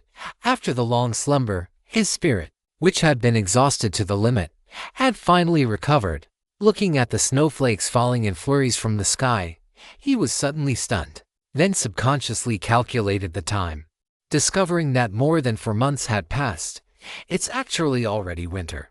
Gao Yang shook his head slightly, then took a step forward and leaped lightly from the callow fruit tree. As he walked out of the coverage area of the callow fruit tree, the chubby kun, radiating starlight from its entire body, rushed out from the villa, its 2 small black bean eyes filled with joy and excitement. Looking at the chubby kun, whose size seemed unchanged, a hint of doubt appeared in Gao Yang's eyes. Last time, when the Hess plane was destroyed, the chubby kun had absorbed a massive amount of energy from it, which should have significantly accelerated its growth rate. According to common logic, the chubby kun's size should not still be in the range of 30-some meters. When the chubby kun flew down in front of him, Gao Yang reached out and patted its chin, then asked, Xinghui, how much has your size increased? The chubby cub blinked its small eyes twice and let out a short, wail-like cry. Upon hearing this, a smile appeared on Gao Yang's face once again. He scratched the chubby cub's chin and said, well done. Don't reveal your true form while on Earth, or you'll scare others. Wu the chubby cub let out a comfortable, soft cry as it was being scratched. Looking at the chubby cub before him, Gao Yang had not expected that its true form had actually grown nearly 20 times larger than its current appearance. If the chubby cub was currently around 30 meters, then its true form would be 600 meters in length, no matter where it was placed. That was a truly awe-inspiring giant. Once it broke through one more time, the chubby cub should be able to open up an internal space, at which point it would be able to roam the astral realm and travel between different planes. At that time, it would mean that Gao Yang possessed the ability to travel across planes. As long as he was given a specific plane coordinate, he would be able to arrive at the location of the corresponding plane. Moreover, the internal space opened up by the chubby cub would also be able to provide for the short-term survival of a large number of living beings. Gao Yang patted the chubby cub, signaling it to go play on its own. Afterward, he walked out of the villa and headed toward the outskirts of Qiu village. Melifina crouched on Gao Yang's shoulder, looking at him with some confusion. This was the first time in a long while that she had seen Gao Yang leave the house. Gao Yang, where are we going? Hearing this, Gao Yang said softly, to pay respects to an elder of mine. Melifina asked with great anticipation, oh, is your elder as kind as my grandmother? Of course. Gao Yang nodded with a smile. Soon, Gao Yang led Melifina across the narrow bridge and into Qiu village. It was rather strange. After Earth underwent the spiritual chi recovery, it had grown a size larger overall, but this area of Qiu village had not changed much. Even the distance from where Gao Yang lived to Qiu village remained the same as it had been before. In Qiu village, because of the snow, most of the elderly villagers stayed at home. The freezing winter was not kind to the elderly, especially since Mirror Lake City had so much water, and Qiu village was built directly on the water. The excessive humidity made it even harder for the elderly to endure. Soon, Gao Yang led Melifina through Qiu village and arrived at the cemetery behind the village. On the small earthen slope, old tombstones stood one after another. Gao Yang keenly noticed that among the forest of tombstones, there was a brand new one. A photo of an elderly woman was pasted on the tombstone. She was a grandmother from the village whom Gao Yang had seen twice but had never spoken to. Gao Yang, this is... Melifina looked at these cold tombstones, her voice becoming much more solemn. Even as naive as she was, she knew that no living people existed here, my grandfather's resting place. As Gao Yang spoke, he had already arrived before the tombstone of director Meng Chengfeng. Looking at the black and white photo of the kind-faced man on the tombstone, Gao Yang took a bottle of life spirits from his inventory and poured it out before the tombstone. As the liquor spilled, the rich aroma of alcohol began to drift away. Gao Yang sat on the ground, just looking at the tombstone in front of him. 10 minutes later, Gao Yang stood up and turned to leave. He had not said a single word the entire time, which left Melifina, who had been crouching on his shoulder, feeling somewhat puzzled. When they returned home, the snow outside was falling heavily. Goose feather-sized snowflakes fell in layers, quickly covering the earth. Seeing the snow, Melifina was very excited. She leaped off Gao Yang's shoulder and headed straight for the back mountain. As for Gao Yang, he sat down in the living room. He took out a cold toad meal and began to eat. A few minutes later, having finished his meal, Gao Yang took out a gold-white scroll that radiated an infinite aura of destruction and slaughter from his inventory. This was the Immortal Executioner diagram. The Immortal Executioner diagram in his idealistic thinking was not the real one, but the scroll in his hand was the true Immortal Executioner diagram. Although Gao Yang had already completed the fusion of the Immortal Executioner diagram and his sword chi domain during his meditation, and he was highly confident that he could complete this step in reality, he still felt a bit uncertain about whether he could succeed smoothly when the real Immortal Executioner diagram appeared in his hands. Kai. Wisps of dark red sword chi surged from Gao Yang's body, and in the blink of an eye, the sword chi domain covered a radius of several meters centered on him. Looking at the sword chi domain before him, Gao Yang slowly opened the immortal executioner diagram in his hand and tossed it into the domain. The next moment, the immortal executioner diagram unfolded according to Gao Yang's will, expanding to the same size as the sword chi domain. A touch of dark red color slowly crept onto the edges of the immortal executioner diagram and continuously spread across the entire diagram. This process was very rapid. Having meditated on the laws of slaughter for thousands of years, it could be said that Gao Yang had already comprehended the laws of slaughter to the limit that a transcendent being could reach. When the laws of slaughter had completely stained the immortal executioner diagram with a dark red hue, a streak of dark red sword chi flew over and entered the immortal executioner diagram, taking its place in the south. Afterward, under Gao Yang's will, the remaining 3 streaks of sword chi flew into the immortal executioner diagram one after another, turning into the rays of the immortal executioner diagram, suppressing the entire diagram. After reaching this step, Gao Yang was certain that the immortal execution sword domain was basically complete. A smile appeared on his face as he looked at the immortal executioner diagram, which was gradually fading before his eyes. The immortal executioner diagram was slowly fading, and in contrast, the sword chi domain was gradually changing. Half an hour later, the sword or domain surrounding Gao Yang had completely transformed into a dark red sword domain. The immortal execution sword domain was now fully complete. Thanks to the reader Konjumi for the generous tip. Thank you very much. Chapter 714. The value of the sacrificial tower master continues to rise. Gao Yang looked at the dark red sword domain swirling around him, his tense nerves finally relaxing. With a thought, the sword domain that enveloped him instantly transformed into a swarm of sword aura, surging into his body and manifesting as dark red sword patterns that crawled across his chest and back. His immortal execution sword domain was different from the domains of other legendary powerhouses, because of the existence of a supreme treasure like the immortal execution formation map. The form of the immortal execution sword domain had fundamentally changed. The immortal execution sword domain had already been formed. As long as Gao Yang did not exhaust the power within it, he would not need to spend additional energy to reconstruct the domain. And like other legendary powerhouses, who needed to expend a massive amount of energy every time they deployed their domain. However, for an immortal execution sword domain like Gao Yang's, once the energy was depleted, replenishing it was not a simple task. To say nothing else, just the 4 sword techniques acting as the eyes of the formation required a vast amount of Gao Yang's mental focus and battle chi to construct. Therefore, simply put, the domains of other legendary powerhouses belong to the category of moderate intensity with short cooldowns, but Gao Yang's immortal execution sword domain belonged to the category of explosive intensity with an extremely long cooldown. Putting away the immortal execution sword domain, Gao Yang looked at the spacious living room and sighed slightly. Idealistic thinking was indeed too powerful, but its side effects were also too great. Before obtaining the ability of idealistic thinking, Gao Yang had believed that the 4th Abyss trial was still some time away, but after acquiring idealistic thinking, he only needed to trigger it a few times, and time would slip away rapidly while he was in a deep sleep.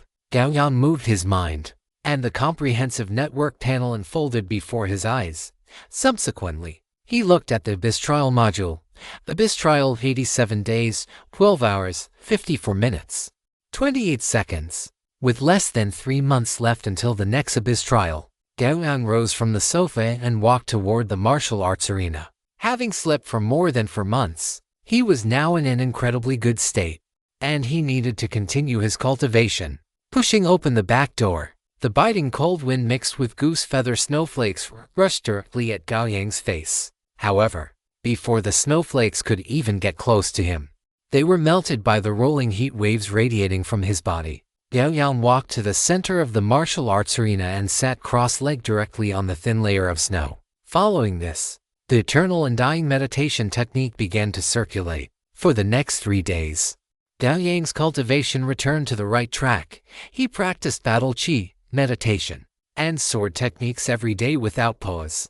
And by the 4th day, the combat experience of the sacrificial tower master regarding sacrificial rites surfaced in Gao Yang's mind.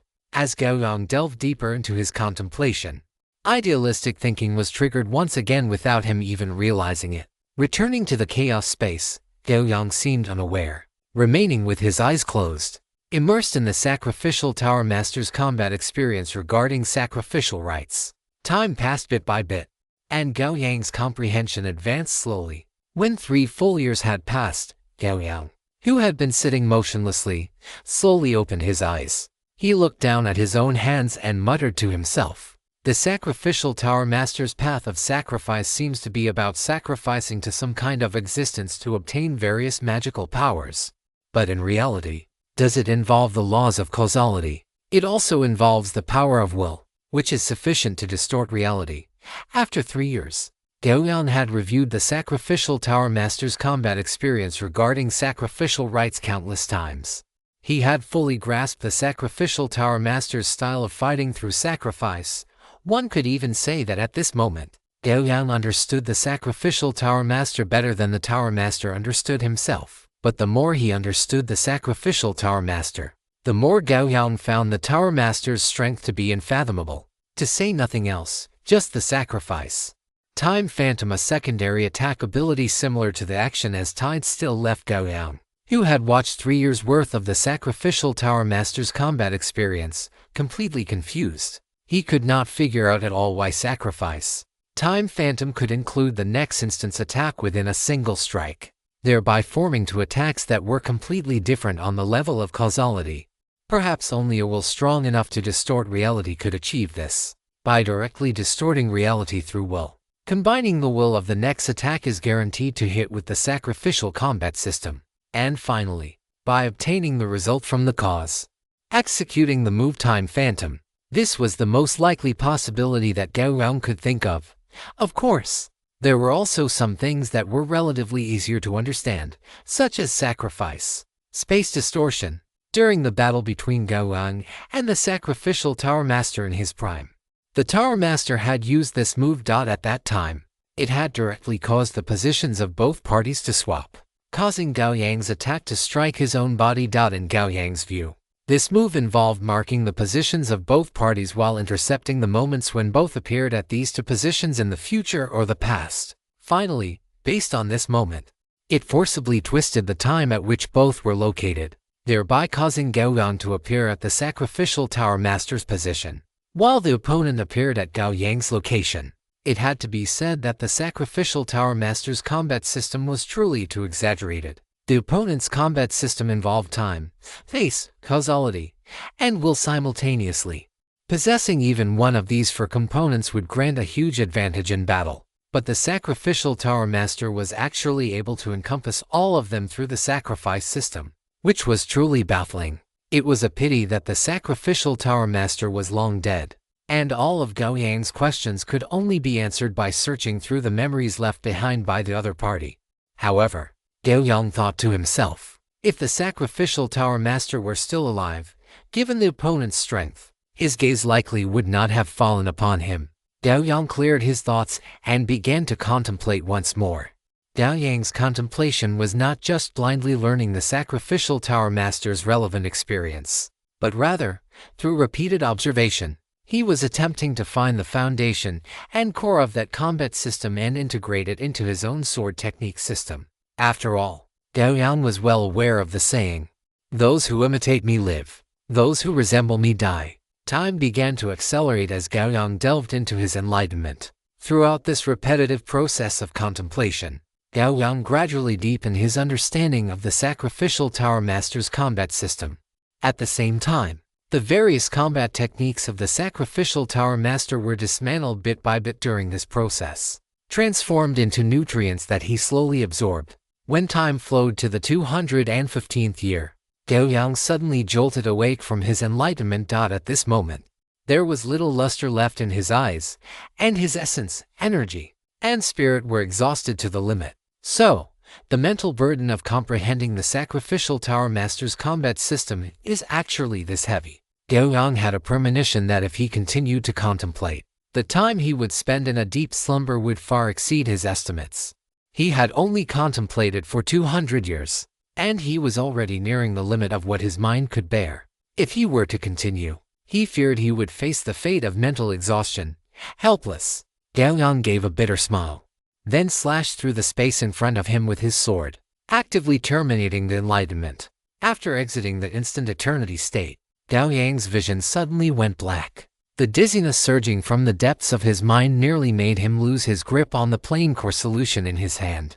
Resisting the dizziness, Gao Yang fought through the waves of darkness in his head and poured the plane core solution into his mouth. Afterward, he downed 5 more vials of the plane core solution in succession. When Gao Yang tried to drink the 6th, his raised hand fell limply, and he collapsed backward onto the meditation jade.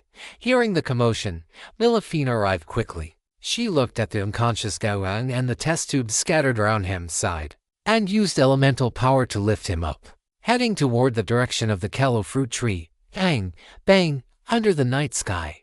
Colorful fireworks exploded high above with whistles that tore through the darkness, leaving an unforgettable, dazzling brilliance in the eyes of the people below. Seemingly sensing the atmosphere of the spring festival, Gao Yang's eyelids trembled, and he slowly opened his eyes. He sat up and looked around, discovering that he was still on the Kello fruit tree, but he could not find any sign of Milafina.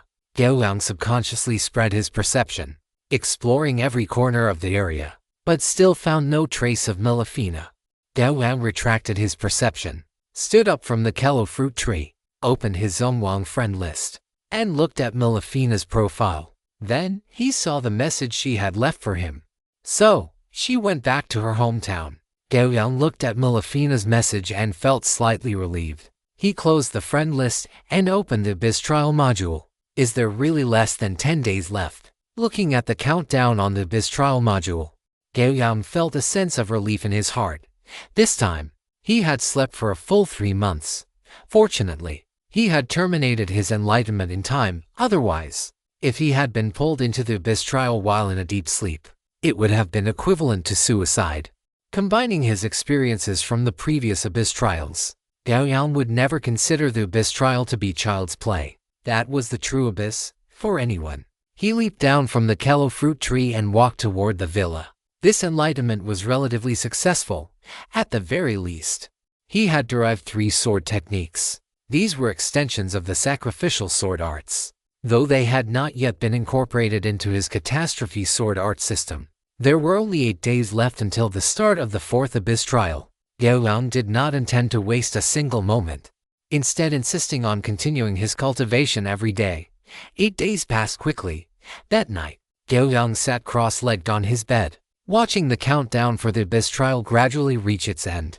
After 8 days of cultivation, Gao Yang had adjusted his state to the peak, replenished a sufficient amount of Kello fruit, and Olivier had entered the summoning ray on the back of his hand. Now, he was ready to enter the Abyss for training once again. Abyss Trial. 0 days 0 hours 0 minutes 01 second time ticked away, second by second, until the time for the Abyss Trial reached 0. An invisible ripple enveloped Gao Yang, and in the next instant, he vanished from the bed. Zhongwang notification. The Abyss Trial has now begun. Zhongwang notification. The time ratio between this Abyss Trial and the real world is 2. Zhongwang notification. Detected that the player has not mastered the local language. 50 Zhongwang disaster coins have been deducted. The multi-language translation system has been successfully activated. Zhongwang notification. In the current trial, the player's maximum stay duration, current Abyss Trial, Raging Sea and Wild Waves. The moment Gao Yang vanished from his bed, inside a dark underground cave on an unknown plane, beside a massive stone round table, stone chairs began to glow one by one, as if summoning something. 3 seconds later, out of a total of 12 stone chairs, the light on 4 of them flared intensely, as if responding to this summons. Aha! After waiting for so long, I have finally waited for it. I truly look forward to our next meeting, King of Feathers. Please vote for the monthly ticket. Chapter 715 Raging Sea and Wild Waves. Raging Sea and Wild Waves. Type: Abyss Trial of Raging Sea World Recom Level. Threat Types: Storm Temple, Sea Beast Cult, Saran Empire, Exotic Beasts. Trial Objective: survive for more than 10 natural days to unlock the return to the real world. Challenge difficulty: unknown words, Zhongwang disaster coins, magic items, rare resources, extraordinary attribute points. Unique specialty. Introduction to the raging sea world. The metal torrent sweeping across the continent. The massive shadows lurking at the bottom of the deep sea. And the storms and thunder raging above the firmament together constitute the current raging sea world. When the metal torrent sweeping across the continent began to march toward the raging sea, the roars of giant beasts that pierced the hearts of men echoed in the deep sea. And within the storm temple above the firmament, the storm priests began to sow the goddess's grace. Sarn Empire, current Emperor Sarnuzal. The loyalty of ants comes from the fear of being trampled. And we shall be the iron boots. When you kneel, your spines should emit the sound of cooling steel ingots. Seen Empire, current Emperor Sinuzal. Every border on the map not stained with blood is a blasphemy against the empire. Advance, Storm Temple, praise the goddess. May the eternal hurricane circle protect all living beings. Sea Beast Cult. Kaka the sea folk are the true destination for humanity. Sea Beast High Priest, kneel. Offer your faith to my Lord. And my Lord shall grant you eternal life. As Gao Yang opened his eyes, the vast amount of introductory information began to fade away. After finishing the summary of this abyss trial, Gao Yang fell into deep thought. As he had expected, this abyss trial was dangerous to the extreme. If nothing else, the recommended entry level alone said everything that needed to be said. The controllers of this world were divided into 3 factions. The Sea Empire occupying the continent, the Sea Beast Cult occupying the ocean, and the Storm Temple occupying the sky. Sea, land, and air. 3 distinct forces were locked in a standoff, grinding against one another. Furthermore, from the introductory information, Gao Yang could discern that the so-called Sea Beast Cult most likely possessed a true deity. Perhaps this deity was not of a high rank, but it definitely existed. Otherwise, it would be impossible for the Sea Beast Cult to occupy the endless raging sea under the oppression of the Storm Temple. One must realize that in this so-called raging sea world, the sea occupied 4/5 of the world, while the continent accounted for only the remaining 1/5. From this, it could be inferred that the Sea Empire, which occupied the continent, was no pushover either. According to the Sea Beast Cult mentioned in the introduction, this sea beast god likely required faith, and its goal was the intelligent life residing on that mere 1/5 of the world that was the continent. By transforming all the intelligent life on the continent into sea folk, it would increase its own acquisition of faith. This meant that the Sea Beast Cult was definitely constantly advancing toward the continent, or in other words, constantly fighting against the Sea Empire. Yet, even when facing a faction that possessed a deity, the Sea Empire remained incredibly formidable. This point could also be seen from the words of the Sea Empire's current emperor mentioned in the introduction. If the Sea Empire were not strong enough, the other party would not be able to utter such intensely conquest-oriented words. Finally, there was the Storm Temple, which was an even heavier hitter. Gao Yang was already familiar with the Storm Temple. The deity they worshipped was the powerful storm goddess Akadi, also known as the Lady of Air. Her divine portfolio covered air elements, speed, and lightning.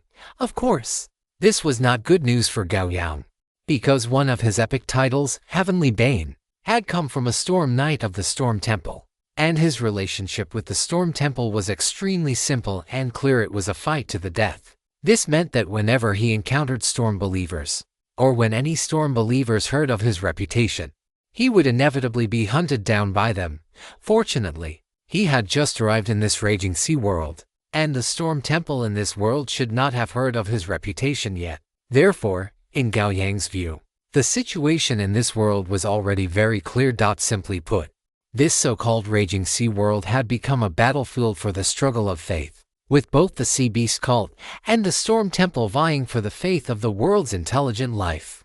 Given that his initial relationship with the Storm Temple was one of mutual destruction, the Sea Beast Cult might potentially become a target for a brief, temporary cooperation.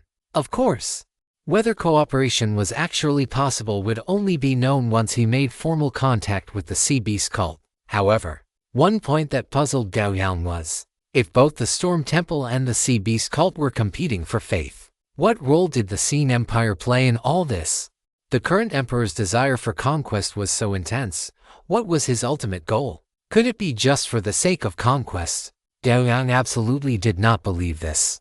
As a super empire capable of occupying an entire continent, that emperor he had yet to meet would not perform such meaningless actions. Additionally, There was the question of whether the Omniverse Network player named Feng Shanming had also arrived in this plane.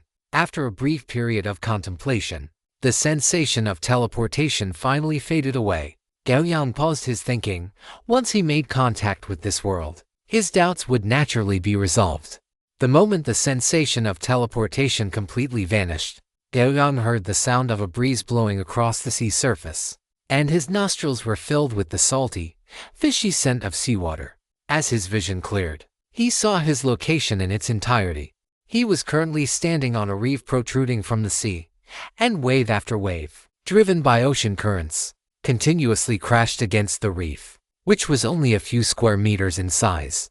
Gao Yang looked around. Everywhere he looked was the endless deep blue sea. Did such a teleportation point mean that he was a relatively independent existence in relation to this world? Gao Yang took a step and leaped off the reef, accompanied by a slight tremor. He stood steadily on the surface of the sea. No matter how the seawater beneath him churned, he walked on the sea as if it were flat ground. The danger level of this world was too high. The recommended level of 19 Kong indicated that this world definitely possessed more than just one or two legendary existences. Although Gao Yang's current strength was sufficient to handle average newly ascended legends or those who had just comprehended their domains, this was based on a one-on-one scenario. If the number of legends increased from singular to plural, Gao Yang could not guarantee he would be able to escape unscathed. On the deep blue sea, billions of tons of water swayed slowly. Gao Yang walked among them, looking like a soybean dropped into an infinite desert. Boom! A loud explosion came from the edge of Gao Yang's vision. He turned his head and saw a pillar of water erupting into the sky. Above this water pillar, a strong humanoid creature with scales covering its lower body and a bare upper body was sent flying backward. Chapter 716 Encountering the Sea Folk. Gao Yang stopped in his tracks, standing quietly on the sea, watching the knockback humanoid life form with slight curiosity. If he was not mistaken, this must be the so-called sea folk. Under Gao Yang's gaze, the sea area surrounding that pillar of water suddenly boiled, and the deep blue seawater surged violently. Within this churning water, thick octopus tentacles broke through the surface, forming a cage that trapped the sea folk individual within.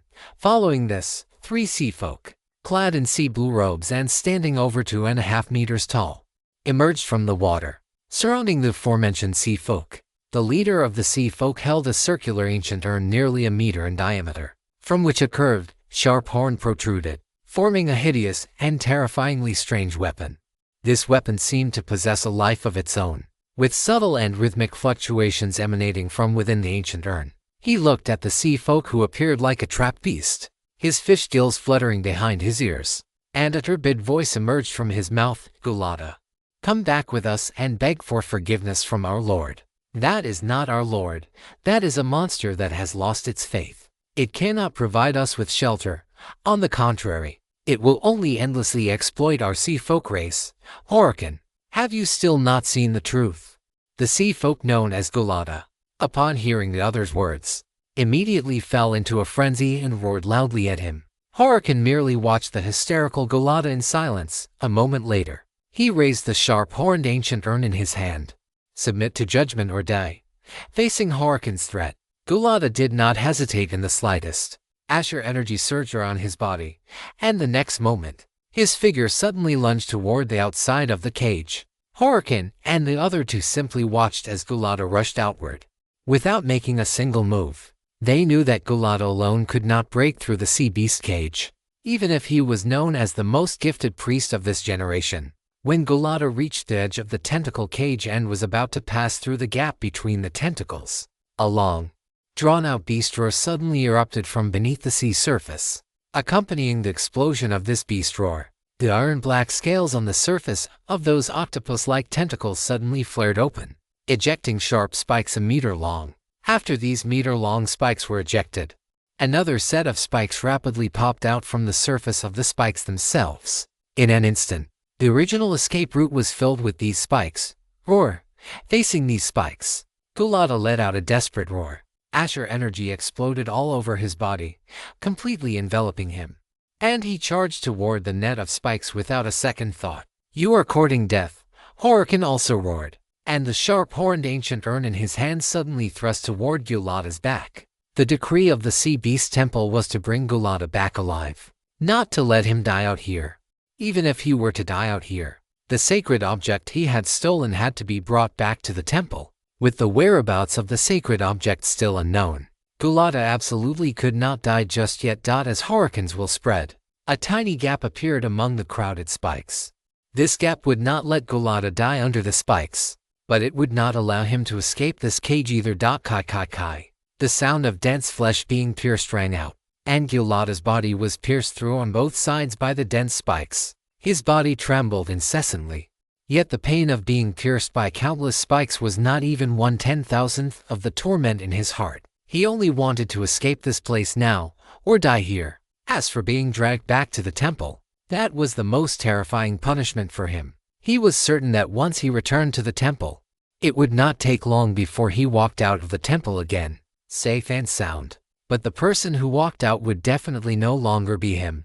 On this point, Hurricane behind him had already provided proof. Gulata squeezed desperately toward the outside of the tentacle cage. And even though those spikes pierced his flesh and overturned his scales, he did not shrink back in the slightest. Suddenly Gulata's body trembled, and he looked toward the end of his field of vision in disbelief. On the sea surface there, a human male was standing quietly, also looking toward this side quietly. Gulata did not hesitate at all. His right hand suddenly thrust out through a gap in the spike cage, and the azure energy transformed into a swimming fish, which swallowed the object tightly gripped in his palm in one gulp, leaped into the seawater, and then swam frantically toward the direction where Gao Yang was located. The moment the swimming fish fell into the sea, Gulata instantly severed his connection with it, and then prepared to turn around and charge toward Hurricane and the other two behind him. But just as he made a move, a huge palm had already covered his head. Gulata, don't you know that I am more excellent than you in everything you have learned? Hurricane's cold and ruthless voice rang in Gulata's ear. This made Gulata realize that everything he had done previously had been seen through by the other party. Roar! Gulata roared, pulled out his left hand, and clawed toward Hurricane. He wanted to buy time for that human. Gao Yang watched the swimming fish that had leaped into the sea and was rushing toward him frantically, a trace of confusion and chill appearing in his eyes. But he did not make a move, instead standing quietly on the sea surface, waiting for what would follow. From the conversation between the few just now, he had already learned that these four sea folk were all priests of the Sea Beast sect, and the one being surrounded was a defector from the Sea Beast sect. There must be some valuable information in this, and for Gao Yang, this was a source of information. Facing Gulata's counterattack, Hurricane only slightly increased the force of his palm. The next moment, Gulata was struck as if by lightning, his whole body trembling violently. 3 seconds later, Hurricane let go, turning instead to look through the spike cage toward the direction where Gao Yang was located. Facing the other party's cold, slit pupils, Gao Yang's gaze did not fluctuate in the slightest. In the instant their gazes met, the swimming fish previously released by Gulata had already reached Gao Yang. It leaped high, its mouth wide open, and spat out a circular dark red crystal. Gao Yang reached out and caught this dark red crystal. He could sense that a vast amount of life energy was contained within this dark red crystal. However, within this life energy, a hint of madness was revealed. This made Gao Yang realize that this was not a harmless treasure. My human friend, please take this tide core, get away from here immediately, and flee to the Scene Empire. Deliver it to the Scene Emperor, and I will buy you some time. When Gao Yang caught the dark red crystal, an anxious voice simultaneously appeared in his ears. Tide core.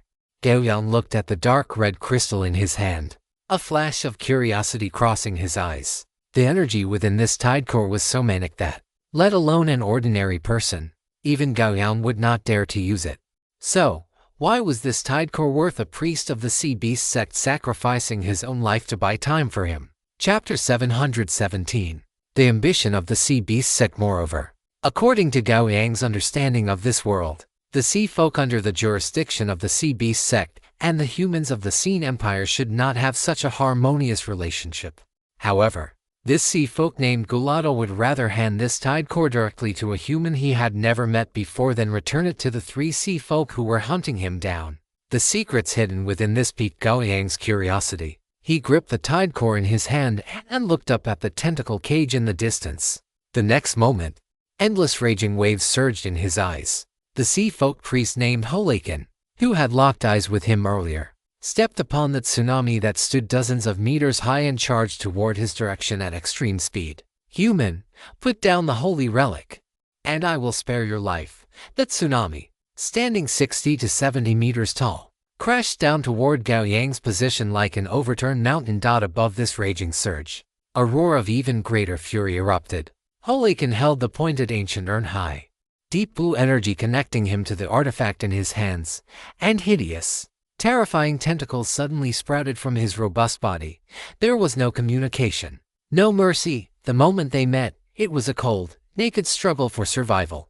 This was the normal way for sea folk and humans to interact upon meeting. Gao Yang watched Holaken, who stood atop the tsunami with both hands raised, thrusting the pointed ancient urn toward him. He simply made a hollow grasping motion with one hand, drawing Yang Yao from the void beside him.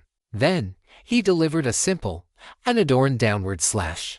With that one sword strike, 100-meter-long sword ore crashed down. The crimson gold, 100-meter sword ore descended, carrying an aura of destruction. Holaken's pupils suddenly shrank to the size of needle points. Without the slightest hesitation, he poured his full power into the pointed ancient urn. As a massive amount of deep blue energy surged into the urn, a long, deep hiss emanated from the irregular circular holes on its surface. The hiss sounded like a terrifying giant beast drowning at the bottom of the deep sea, and the horrific sound waves exploded in midair. The piercing sound waves passed through Gao Yang's body, causing him to frown slightly as a trace of fear welled up in his heart. It was a fear born from the depths of his soul for the boundless deep blue ocean beneath his feet. It was as if he did not flee this place, a gargantuan maw would burst forth from the deep sea beneath him in the next instant, swallowing him and all the seawater within a 1,000-meter radius into a stomach as vast as an abyss. At the same time, 3 system notifications appeared before his eyes. System notification: you have heard the hiss of the sea beast and triggered a willpower check. If the check fails, you will develop severe thalassophobia. If the check passes, you will be immune to the effects of thalassophobia for the next hour. Note: thalassophobia. While in a sea area, your maximum sanity is reduced by 50%. For every minute spent in the sea area thereafter, sanity decreases by 1%. When sanity drops to 90%, the character will fall into a state of anxiety. When sanity drops to 70%, the character will fall into a state of moderate weakness. When sanity drops to 45%, the character will fall into a state of mental insanity and physical frailty. System notification: check passed. You are immune to the effects of thalassophobia. The fear in his heart had only just emerged before it was extinguished by a phantom sword shadow. In that instant, Holaken had already collided with the terrifying sword ore while clutching the pointed ancient urn. The moment the weapon struck, a dull, thunderous sound exploded from within Holaken's body. His body, along with the dozens of meters-high tsunami beneath his feet, came to a sudden halt. The next moment, crisscrossing slashes appeared across his body and the tsunami beneath him. The tsunami, which had been like a collapsing mountain, instantly disintegrated into powerless seawater like a sand tower. As for Holaken at the top of the tsunami, he was already covered in bloody lacerations, with a large amount of light red blood flowing from the wounds on his body. His once vigorous life force was rapidly fading. Holaken's pupils trembled violently. Even with all his might, his thick arms could no longer hold the pointed ancient urn. No, it was no longer a pointed ancient urn. In that last contact, the pointed horn protruding from the urn had been severed at the base. Cannot win. The moment this thought surfaced in Holaken's mind, his hulking body plummeted toward the seawater below. As a member of the sea folk, and a sea beast priest blessed by the god of sea beasts, as long as he could touch the seawater, he was confident he could escape with his life from this terrifying human. As for Gulata and the other 2 companions, they were no longer important. He had to bring the news of Gulata colluding with the Seen Empire back to the Holy Temple as quickly as possible. That was the most important thing right now. Holaken's movements were extremely decisive, but the moment he began to move, a silver-white greatsword pierced out from the back of his head. Violent sword ore surged out, and his entire hulking body fell apart, turning into standard sugar cube-sized fragments that dropped into the seawater below. Gao Yang looked at the tentacle cage in the distance and took a step forward. The sea surface beneath his feet instantly buckled, and the next moment, his body turned into a streak of lightning, appearing with a boom outside the tentacle cage. Only then did a series of dense, thunderous sonic booms echo behind him. Looking at the tentacle cage before him, Gao Yang slashed down with his sword. The tentacles that seemed indestructible to Gulata were easily torn apart like paper under the blade of Yongyao. Gao Yang walked into the prison cage and casually unleashed his sword auras, piercing through the skulls of the two other sea folk who were attempting to flee the scene. Following that, he arrived before Gulata, whose body was still impaled by the sharp spikes. Gulata looked at Gao Yang in disbelief, then shouted at him anxiously, "Flee this place, quickly!" Gao Yang remained indifferent. He simply looked at Gulata, raised the tide core in his hand, and said coldly, "I will give you one chance to explain the full story to me." Gulata was stunned, then immediately understood the implication behind Gao Yang's words. He had indeed been desperate and acted recklessly just now. If Gao Yang's strength had not been sufficient, the mere act of handing the tide core to him would have resulted in his own death on the spot. Even if he had managed to escape by luck, he would have faced the endless pursuit of the sea beast cult, effectively sealing his fate. Gulata remained silent for a few moments, then looked up at Gao Yang and said, "The tide core is a sacred relic of the cult, and I am the top-ranked initiate priest of this generation. As for why I betrayed the cult and stole the sacred relic from the sanctuary, it is because I discovered that the cult is carrying out a mad scheme. They intend to use the tide core to submerge the entire continent, thereby completely destroying the Sarn Empire, transforming all humans into sea folk, and forcing them to offer their faith to the god of sea beasts." After finishing, Gulata looked at Gao Yang and continued, "And since you are a human, I assumed you were a companion of the children of Ash who had been in contact with me, which is why I handed the tide core to you. Regrettably, I am not a companion of the children of Ash, nor do I know who these so-called children of Ash are," Gao Yang said in a calm voice. Gulata's expression turned strange as he looked at Gao Yang and explained, "The children of Ash are one of the 3 pillars of the Sarn Empire's Iron Guards. Each one is a born assassin. You."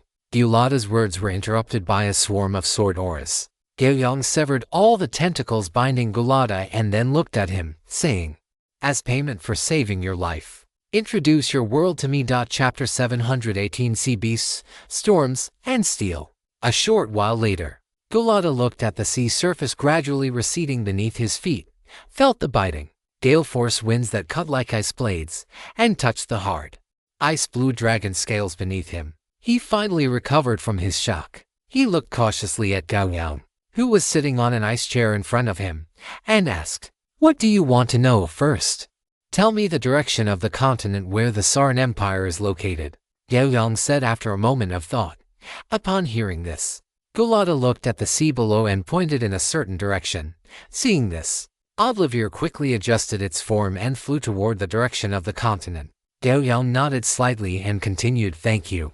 Now, tell me about the specific situation of this world. I want to know the general strength of your sea beast cult, the Sarn Empire, and the Storm Temple. Of course, I also need to know the current situation between the 3 of you. Although I don't know your origins, I imagine things couldn't get any worse than they are now." After Gulata finished speaking, he lowered his head in thought for a moment, then looked up at Gao Yang and spoke slowly. "As you can see, this world is called the Raging Sea World, and the vast majority of it is covered by the endless raging sea. In this world, as far as I can see, there are 3 major forces: the sea beasts in the deep ocean, the storms in the sky, and the steel on the land." Gulata was very articulate, and it took him only 10 minutes to give Gao Yang a general overview of the world. After listening, Gao Yang began to ponder. The world Gulata described was largely the same as what he had guessed, but with more detail. For instance, the sea beast cult was indeed worshipping a deity known as the god of sea beasts. This entity resided at the bottom of the deep sea, at a depth that even the strongest high priest of the sea beast cult could not easily reach. As for the specific strength of the god of sea beasts, Gulata indicated that he did not know. For example, The sea beast cult also commanded many massive and terrifying sea beasts. These creatures were the bloodline descendants of the god of sea beasts and were also one of the sources of the sea folk's power. Sea beast priests who reached the legendary realm had one opportunity to form a contract with a sea beast of the same rank. They could utilize the vast majority of the sea beast's power and could even merge with the beast, resulting in a leap in strength. There were nearly 10 such priests who had contracted sea beasts within the sea beast sanctuary. In other words, the number of legendary powerhouses in the sea beast cult exceeded the number of fingers onto hands. Furthermore, the doctrine of the sea beast cult was to have the raging sea swallow all land, thereby creating a world that belonged entirely to the ocean. A long time ago, the sea beast cult did not have such a doctrine, but a century ago, this dogma was born. It was precisely because of the birth of this doctrine that the subsequent series of actions by the sea beast cult occurred. Naturally, this was also why Gulata had defected. As for the Storm Temple, they had always been high and mighty, spreading the power and glory of the storm goddess and sheltering all intelligent life struggling to survive on the raging sea. Moreover, on the continent ruled by the Sarn Empire, there were also some temples dedicated to the storm goddess. In fact, even among the sea folk, a portion worshipped the storm goddess rather than the god of sea beasts. The reason for this was that the area of the raging sea was simply too vast. Even though the god of sea beasts was a truly living deity, he could not transmit his will into the minds of every intelligent being. In Gulata's view, the storm temple had always been high above, residing in the clouds. However, because the friction between the sea beast cult and the Sarn Empire had intensified in recent years, the Storm Temple had been forced to join the struggle between the two.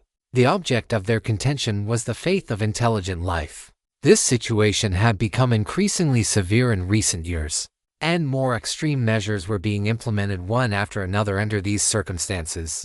The Tide Core in Gao Yang's hand was a concrete implementation plan for one of those measures. Specifically, it involves using this Tide Core to revitalize the coral reefs in the ocean. Using these mutated, activated coral reefs to erode and decompose the land, and finally, dragging the entire continent into the raging sea. As for the Sarn Empire, in Gulata's view, it was an equally insane and twisted existence. 70 years ago, the Sarn Empire was merely a small, peripheral nation on the edge of the continent. However, after Sarn Uzul rose to power, the situation across the entire continent changed. Sarn Uzul was a regional warlord within that small border nation. During the country's civil war, he used his iron-fisted rule, ruthless political maneuvering, and overwhelming strength to single-handedly eliminate all his rivals, using hands encased in steel to pull together a kingdom that was on the verge of total collapse. Subsequently, he led his fearless Sarn Iron Guards to launch continuous wars against the surrounding kingdoms. It took 30 years, but Sarn Uzul's Sarn Empire eventually conquered the entire continent. At his coronation ceremony, this man who had single-handedly pushed the Sarn Empire to become the sole hegemon of the continent also broke through to the legendary rank, becoming a legendary emperor. Regarding the Sarn Empire, Gulata's deepest impressions were of cold, hard steel and scorching blades. The Sarn Empire continued the power system established by Sarn Uzul. Every member of the Sarn Iron Guards practiced the Iron Blood Code developed by him. This granted them a will and body as unyielding as steel, as well as the power to manipulate metal. No remorse, no pity, no forgiveness. We do not take a step back, nor do we hesitate for a moment. The Sarn Iron Guards. The Sarn Iron Guards were divided into 3 main legions: the Sons of Ash, the Steel Throat Warband, and the Vanguard of Eternal Punishment. Among these 3, Gulata, or rather, the entire sea folk race, feared the Vanguard of Eternal Punishment the most. This was because the Vanguard of Eternal Punishment was a warband composed entirely of the dead. For them, death was merely a return to the Iron Blood Pillar. When Gao Yang heard Gulata mention that the Sarn Empire possessed the power to utilize the dead, his expression involuntarily became exceptionally grave. Being able to resurrect the dead already touched upon the domain of the gods. Moreover, according to Gulata, the Vanguard of Eternal Punishment was not a rare unit, but one of the 3 main pillars of the Sarn Iron Guards. This meant that with the Vanguard of Eternal Punishment as a safety net, both the Sons of Ash and the Steel Throat Warband would fight every battle with a fearless, death-defying attitude. Once their physical bodies perished, they would be reborn within the cold yet scorching steel. As for the number of legendary professionals in the Storm Temple and the Scene Empire, Gulata did not know. The only thing he was certain of was that both factions were exceptionally hostile toward the Sea Beast cult. Chapter 719. The Seventh Seat of the Temple Priests 2-in-1. What an exceptionally dangerous world this is. Gao Yang stood up from his ice throne and looked down at the boundless sea below. Audrivier also seemed to sense something. A hint of gravity appeared in its pair of icy blue slit pupils, and its massive body ceased its forward flight. Under the gaze of Gao Yang and Audrivier, a massive shadow slowly emerged from the deep blue sea below. Only then did Gulata, on the dragon's back, belatedly crawl to the edge and crane his neck to look down at the ocean. Then, the scene he witnessed caused every one of his hard scales to stand on end, the gills behind his ears to flare open to their limit, and a trembling groan to be squeezed with difficulty from his throat. The seventh seat of the temple priests, the raging sea beast, Rupert. Under his gaze, that massive shadow finally revealed itself completely before Gao Yang. It was a gargantuan sea beast nearly 1,000 meters in size, with a quadrupedal form.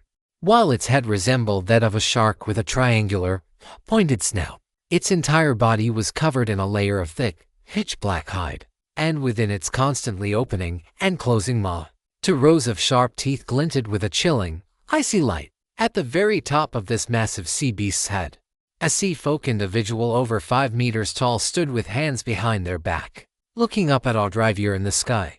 Like Gulata, she was bare-chested, though her female physiological features were also covered by fish scales.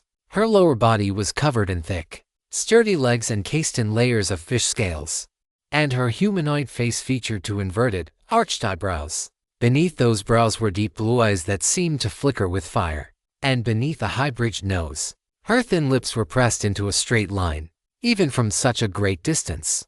Gao Yang could still feel the oppressive pressure radiating from her body, heavy enough to make one's shoulders sink. This raging sea beast was strong. Gao Yang and Rupert were separated by a vast distance, staring at each other. Then, Gao Yang's voice echoed in Gulata's ear. Whether you survive what comes next depends on yourself. We can fly away from here. We are not far from the continent. In at most an hour, we could completely leave the raging sea, Gulata said, his heart tightening. Gao Yang glanced at him sideways without speaking. Since the sea beast cult had already sent someone to pursue them here, it meant that unless they dealt with the pursuers, they would likely be unable to successfully escape this raging sea and reach the mainland.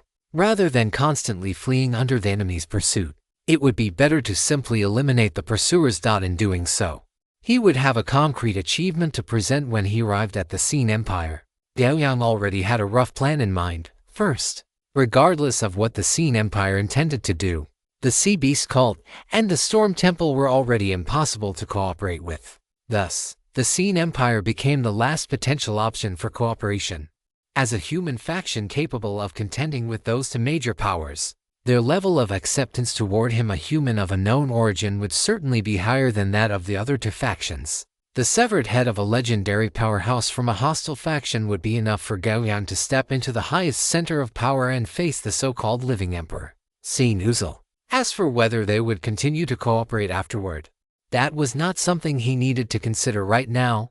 Under Gao Yang's will, Audrivier began to slowly descend in altitude. This action caused Rupert, who was standing on the head of the sea beast below, to feel a trace of surprise. However, she did not make any unnecessary movements, merely watching the 2-headed ice dragon above in silence. When the distance between them was less than 300 meters, Rupert spoke.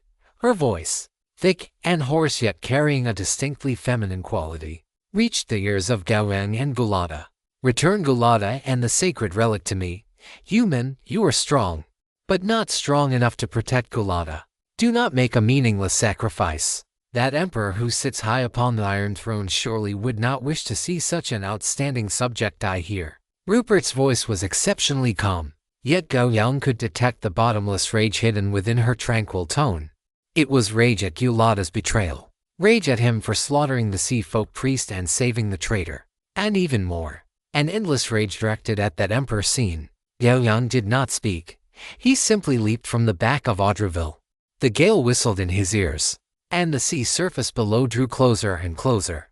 When Gao Yang was only 50 meters from the water, crimson gold battle ore erupted from the soles of his feet. The air shook violently, and Gao Yang stood suspended in midair. His gaze fixed levelly on Rupert opposite him. Gao Yang pointed at Gulata, who was still on the dragon's back, and said calmly, "Words are useless, kill me, and you can take him." Following his gesture, ice blue energy surged around Audreville, forming a cage that completely enveloped Gulata. Holding him in the air as if he were a lantern, Rupert glanced at it, then withdrew her gaze to look at Gao Yang before her. "Human, you are arrogant. As a reward for your arrogance, I will go all out and devour you." As soon as Rupert finished speaking, the sea beast beneath her sank into the seawater. An ancient urn with a diameter of over 2 meters appeared in her hands, and deep blue energy erupted from her body, spreading outward. The moment the deep blue energy surged out, a crimson gold ore crashed into it with a roar. Gao Yang gripped the Eternal Radiance greatsword, and the instant the two ores collided, he had already charged before Rupert, swinging the Eternal Radiance greatsword down with ferocity. Rupert held the ancient urn high with one hand, the muscles on her thick, barrel-like arm bulging, and the next moment, deep blue energy erupted violently from the urn. Within this erupting energy, a spiked iron ball with a diameter of over 1.5 meters shot out suddenly. With a dull thud, a dense shockwave exploded, and the spiked iron ball transformed into a black afterimage, smashing toward Gao Yang's head. Clang! The greatsword collided with the spiked iron ball, and a muffled, thunderous sound instantly engulfed the sea area. A terrifying shockwave spread in all directions with the two of them at the center.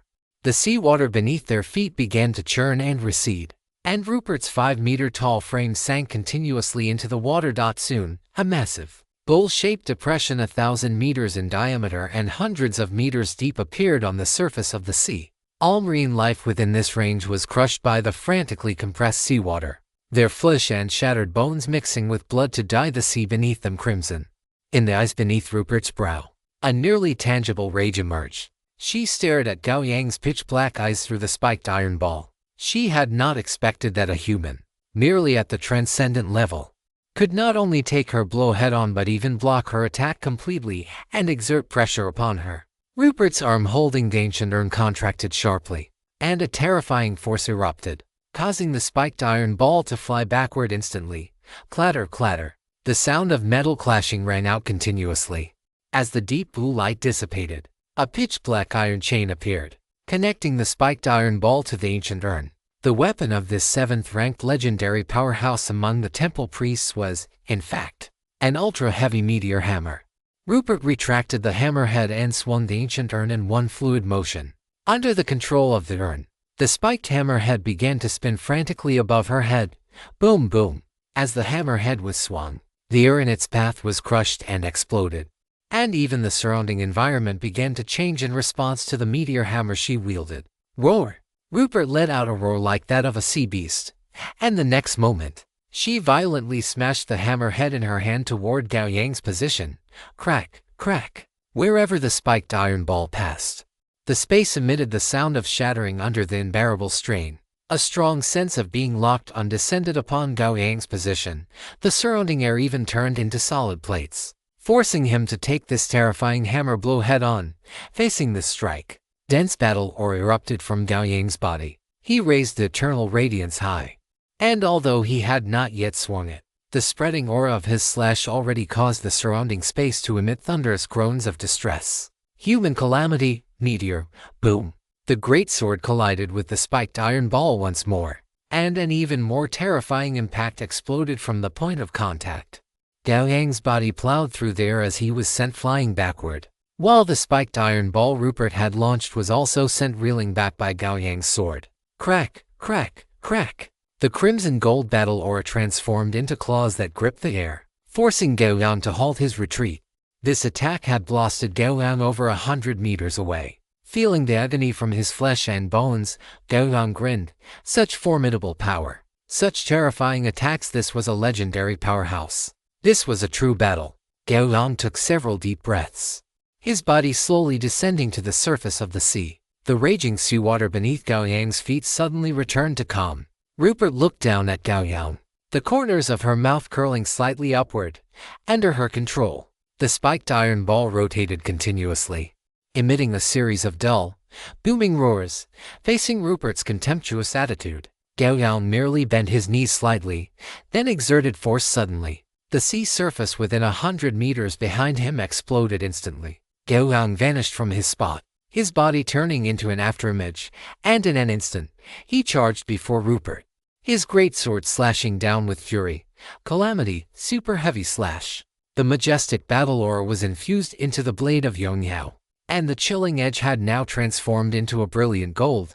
Wine pressure surged forward, causing Rupert's pupils to constrict. However, in the next instant, she swung the ancient urn in her hands with a thunderous roar. The spiked iron ball traced an arc, bypassing the greatsword to smash toward Gao Yang from the side. With the speed and power of this strike, she was 100% certain that she would crush Gao Yang's body before his greatsword could descend. Once it connected, the immense force concentrated on the iron ball would instantly tear Gao Yang's body to shreds. Facing this lethal attack, Gao Yang's eyes remained devoid of any fluctuation. He continued to swing his sword down toward Rupert, completely ignoring the iron ball that was about to shatter his skull. The moment before the iron ball touched his head, his lips moved rapidly, and a single sentence escaped his mouth: sacrifice. Spatial reversal. Swoosh. Gao Yang's battle aura, which had been at 90%, suddenly plummeted by half, as a massive amount of energy poured into the surrounding space. Amidst this torrential discharge of battle aura, the space occupied by Gao Yang's body and Rupert's body suddenly swapped. Rupert only felt a blur before her eyes. The next moment, a terrifying, massive force exploded against her waist and abdomen. The heavy iron ball, propelled by countless spikes, slammed violently into her own body, and the sound of bones shattering erupted in a deafening crack. Rupert's body turned into a deep blue streak of light, sent flying with a thunderous boom. Her massive frame bounced repeatedly across the surface of the sea. Each contact with the water caused a 100-meter-high pillar of water to explode beneath her. It was only after more than a dozen such impacts that she finally came to a halt. Gurgle, gurgle. A large amount of white foam churned. Gao Yang stood on the surface of the sea, not pursuing her further. As he breathed, his battle aura began to recover rapidly. Inside the ice blue cage, Gulata watched the battle on the sea in disbelief, his eyes nearly popping out of their sockets. What had he just witnessed? A human who had not yet ascended to the legendary rank had, in a head-on confrontation, sent the Fury Priest flying. This is insane. He gripped the ice pillars of the cage, repeating these words over and over. The churning surface of the sea suddenly exploded, and Rupert's massive body stood once again upon the water. However, compared to her previous composed demeanor, she was now in a wretched state. Her arm, her flank, and a large portion of her hip and leg had been mangled by her own attack. The entire left side of her body had been reduced to a mass of pulp, and fresh blood dripped continuously from her wounds. Huff, huff. Heavy, ragged gasps escaped her throat. She stared at Gao Yang in the distance, the fury surging in her eyes, erupting like a volcano. The next moment, she raised the ancient urn high, and deep blue energy exploded within it. Rumble!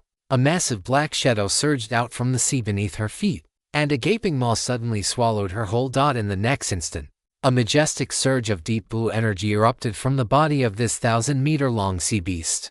Amidst the blinding deep blue light, the sea beast tilted its head and let out a painful roar, as rings of energy exploded in all directions with it at the center. The next moment, its massive body began to shrink violently. In just 1 second, it had shrunk to a height of only 30 meters. By this time, its form had changed from the original quadrupedal beast shape to a bipedal humanoid form. On its rugged face, there were faint traces of Rupert's previous appearance. Gao Yang looked at the sea beast that had undergone a drastic transformation in the distance, and he understood in his heart that this was the fusion transformation between a legendary powerhouse of the sea beast cult and their contracted sea beast. Just as Gulata had described, it had to be said that the pressure Rupert brought to bear in this state was more than a level higher than before. Rupert's rectangular beast pupils were filled with madness. She tilted her head and let out an earth-shattering roar, and a massive ancient urn with a diameter of over 10 meters appeared in her hands. Clatter, clatter. The chains whipped through the air, and the spiked iron ball was dragged out of the seawater by her. smashing toward Gao Yang's position with a violent gale. It felt as if a mountain peak had been hurled at him, enveloping Gao Yang and everything in the surrounding area. It was as if she intended to crush Gao Yang and the surrounding space into pieces with a single strike. Chapter 720, Decapitation. The spiked iron ball tore through the air, leaving a semicircular concave path on the sea surface in its wake. Facing this enraged strike from Rupert, Gao Yang took a deep breath. The next instant, a massive amount of milky white steam exploded from every part of his body, submerging his figure. Gao Yang had activated his innate ability, size manipulation. His body expanded abruptly, reaching nearly 20 meters in almost an instant. Thump thump, thump thump. His heart emitted a rhythmic, thunderous sound like a war drum. His already terrifying strength began to increase exponentially under the enhancement of size manipulation.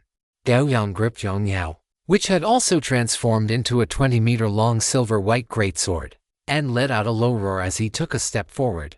As his foot landed, his body suddenly turned into a streak of sword light and vanished from the spot. The moment he disappeared, the spiked iron ball had already shattered the space along its path, slamming into the spot where Gao Yang had previously stood. Like a missile explosion, the violent force vented into the ocean, and a water pillar hundreds of meters high shot into the sky following the impact. The fury in Rupert's eyes intensified, for she knew that this strike had not hit the human. Clatter, clatter. She tugged at the ancient urn, the chains emitting a series of sounds as the spiked iron ball began to retract under her control. Her reaction was extremely fast, but not faster than Gao Yang, who had unleashed his sword step. As he landed, Gao Yang's body transformed into sword light and appeared right in front of Rupert. The Yong Yao greatsword, burning with crimson gold flames, slashed down toward Rupert's head. The spiked iron ball was still far away and had not yet been retrieved. For Rupert, there was no choice but to take Gao Yang's slash head-on. Rupert gripped the ancient urn with both hands, swinging the massive vessel toward Gao Yang. Gao Yang swung his sword, and a brilliant golden radiance bloomed in his eyes. This golden light covered the blade of Yong Yao, causing the space around the edge to distort faintly. Tyrant body slash. Yong Yao struck the ancient urn held high by Rupert in an instant. The blade collided with the body of the urn, emitting a hollow, explosive boom, sizzle. The moment Rupert received this strike, an almost unstoppable force was transmitted through the urn into her arms, causing a flash of surprise to appear on her rugged face. In the next instant, her long-standing combat experience compelled her to immediately abandon the idea of wrestling with Gao Yang, and her massive body flew backward once more. A piercing, thunderous sound erupted behind Gao Yang as a spiked iron ball hurtled toward his back. Gao Yang took a step, and the seawater beneath his feet exploded instantly. He lunged forward again, reaching the retreating Rupert at an even greater speed, and swung Yong Yao down toward her once more. It was the same blooming golden light, the same violent, unstoppable slash. Facing this strike, which was identical to the previous one, a more ferocious rage surged in Rupert's eyes. However, she still could not block it head-on. She could only use the ancient urn in her hands to parry Yong Yao, only to be forced back by the blade once again. Crack. After this strike, a faint, almost imperceptible cracking sound exploded in Rupert's ears. Her pupils constricted sharply as her gaze fell upon her ancient urn. On the surface of the urn, a fine, dense crack had appeared. This was a weapon that had accompanied her for a century. Although it was not the deep-sea ancient urn Shangxi, the artifact held by the high priest that had been blessed by their lord and possessed a portion of his power, it was still a legendary grade weapon. Yet now, after merely receiving a few of Gao Yang's strikes with its main body, the urn had begun to crack. Clearly, the weapon held by this human was of a higher grade than her own. A shadow of gloom flashed in Rupert's eyes. She looked at the greatsword in Gao Yang's hand with considerable wariness, having already prepared herself not to clash head-on with the urn again. But her thoughts did not matter, for Gao Yang had already shattered the air and rushed before her once more. The Yong Yao greatsword burning with crimson gold battle ore descending again. In Gao Yang's eyes, a dazzling, brilliant golden light shone. His immense will was already boiling under the dominance of his overwhelming will. This strike once again triggered the tyrant body slash. The violent wind pressure of the sword ore rushed toward her, pulling Rupert's seaweed-like braids straight back, even though the sword had not yet landed. A 1,000-meter-long trench had already appeared on the sea surface behind her, and the boundless seawater surged toward the sides of the trench, cannot dodge, cannot avoid. The magma-like rage in Rupert's eyes erupted violently, and the deep blue energy on her body transformed into a blood-red hue, resembling molten lava. Like an underwater volcano erupting, terrifying power exploded from within Rupert's body. Her retreating form stopped abruptly, and her thick, pillar-like legs sank beneath the sea surface, pinning her body firmly in place. She was determined to take this strike head-on. If she continued to be pushed back, her weapon would never return to her hand, and she would only be suppressed by Gao Yang endlessly. The ancient urn in Rupert's hand emitted a grand hum.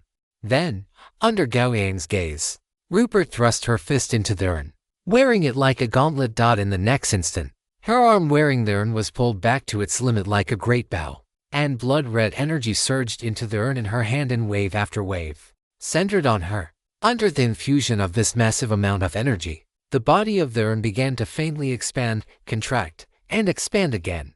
Rupert let out a roar, and her arm, contracted to its limit, shot out like a cannonball. As her arm thrust forward, blood-red energy exploded behind her wrist, propelling her fist toward Gao Yang at an even greater speed. As this punch was thrown, the sea area beneath her feet sank significantly. The release of such terrifying power compressed the seawater beneath her until it was harder than steel plates. Facing the ancient urn that crashed toward him like a meteorite, Gao Yang's pupils constricted sharply, and his perception sent out a piercing, frantic warning in his mind, without the slightest hesitation.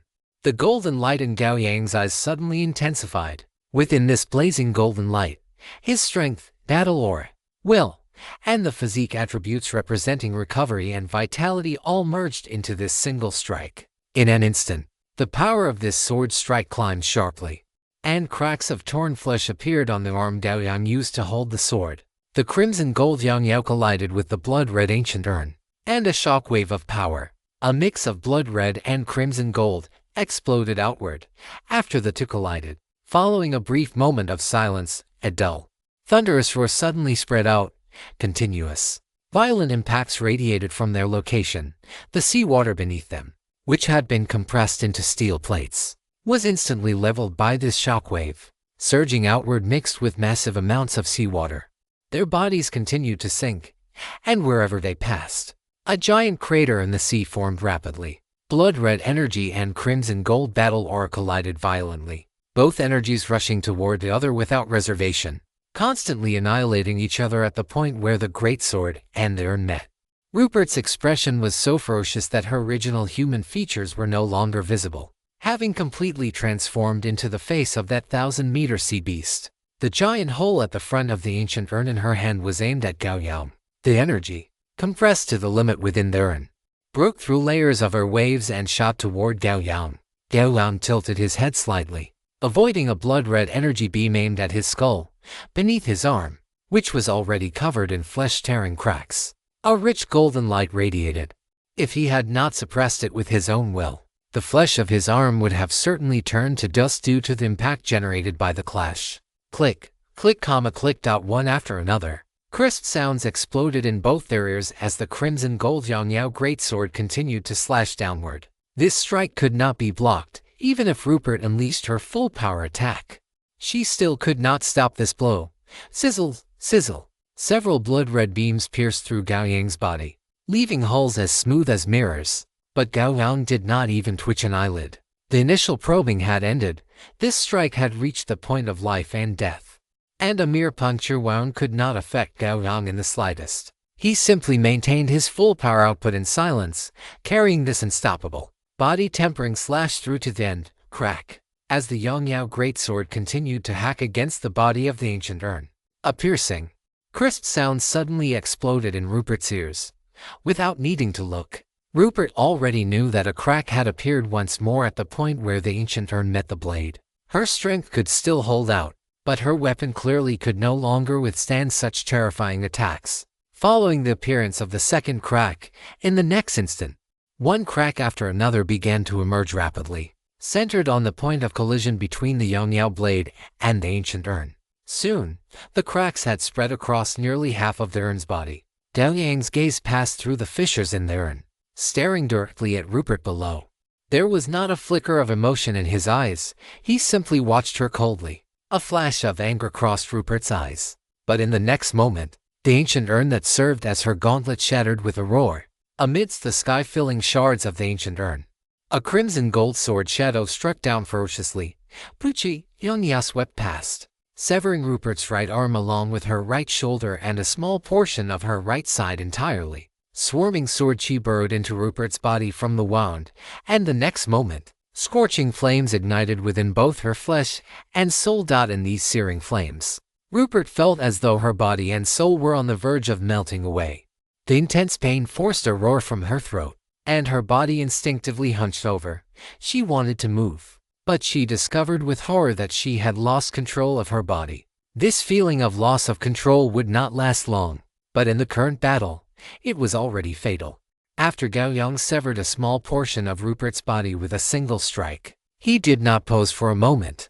The golden light in his eyes intensified once more, his terrifying will connecting with the sword chi dissipating in the surrounding space.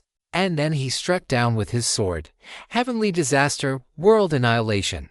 The tip of the sword traced a perfect and precise arc in front of Gao Yang. Despite the lack of battle chi fluctuations or escaping sword chi, infinite destructive intent surged continuously upon the body of Yang Yao. Space split cleanly and decisively into two under the tip of the Yang Yao sword, and along with it, Rupert's head and the 10,000 meters of sea behind her were also severed. The aura of destruction instantly shredded Rupert's entire body, leaving only her head, eyes wide with fury, to be tossed high into the air. The next moment, as a golden sword shadow appeared deep within her pupils, the anger in her eyes finally flickered out. Gao Yang reached out a large hand and grabbed Rupert's tossed head. The next moment, he flew toward the surface of the sea, which had shrunk to the size of a well mouth. When Gao Yang left the underwater space created by their battle, billions of tons of seawater flooded back into submerged the area. Submerged along with it were Rupert and the severed, headless body of the sea beast she had contracted. Chapter 721. First contact with the Sarn Empire. The collapse of billions of tons of seawater created a scene that left Gulata imprisoned in his ice cage in the sky, feeling palpitations. Even though he was of the sea human race, he would surely be crushed into a meat patty if faced with such a terrifying weight of water. Just as his mind was reeling, a blood-stained figure burst out from the seawater. Gulata's pupils constricted as his gaze fell upon the left hand of Gao Yang, who stood on the surface of the sea. There, a massive head was clutched in his grip. Priest Rupert, she's dead. Gulata slumped in the ice cage, looking at the terrifying scene below in disbelief. Olivier flapped his dragon wings and descended rapidly from the sky. An ice staircase extended to Gao Yang's feet. Gao Yang walked along the ice stairs onto Olivier's back and sat down on the ice chair. He stored Rupert's head into his inventory, then took out a kello fruit and chewed it heartily. As the flesh of the kello fruit entered his stomach, the energy contained within was rapidly absorbed by Gao Yang. With a sufficient supply of energy, Gao Yang's already tattered body began to recover at a speed visible to the naked eye. As for Olivier, he flew rapidly in the predetermined direction. The pursuers were dead, and it was highly unlikely that anyone from the Sea Beast Temple would come to hunt them down in the short term. After eating kello fruits in succession, the injuries Gao Yang had sustained from his battle with Rupert were completely healed. He looked at his battle chi, which was nearly bottomed out and recovering slowly, and took a bottle of plain core solution from his inventory, drinking it down. As the violent energy erupted within his body, Gao Yang immediately closed his eyes and began to absorb the astonishing energy with all his might. Half an hour later, Gao Yang opened his eyes. By this time, his battle chi had been completely restored. Not only that, but his total battle chi capacity had also increased by 100 points. After flying for over half an hour, Gao Yang could already see the faint, pitch-black coastline at the edge of his vision. As Olivier continued to fly, the pitch-black coastline gradually revealed its true form to Gao Yang. The moment he saw the black coastline clearly, a flash of surprise appeared in Gao Yang's eyes.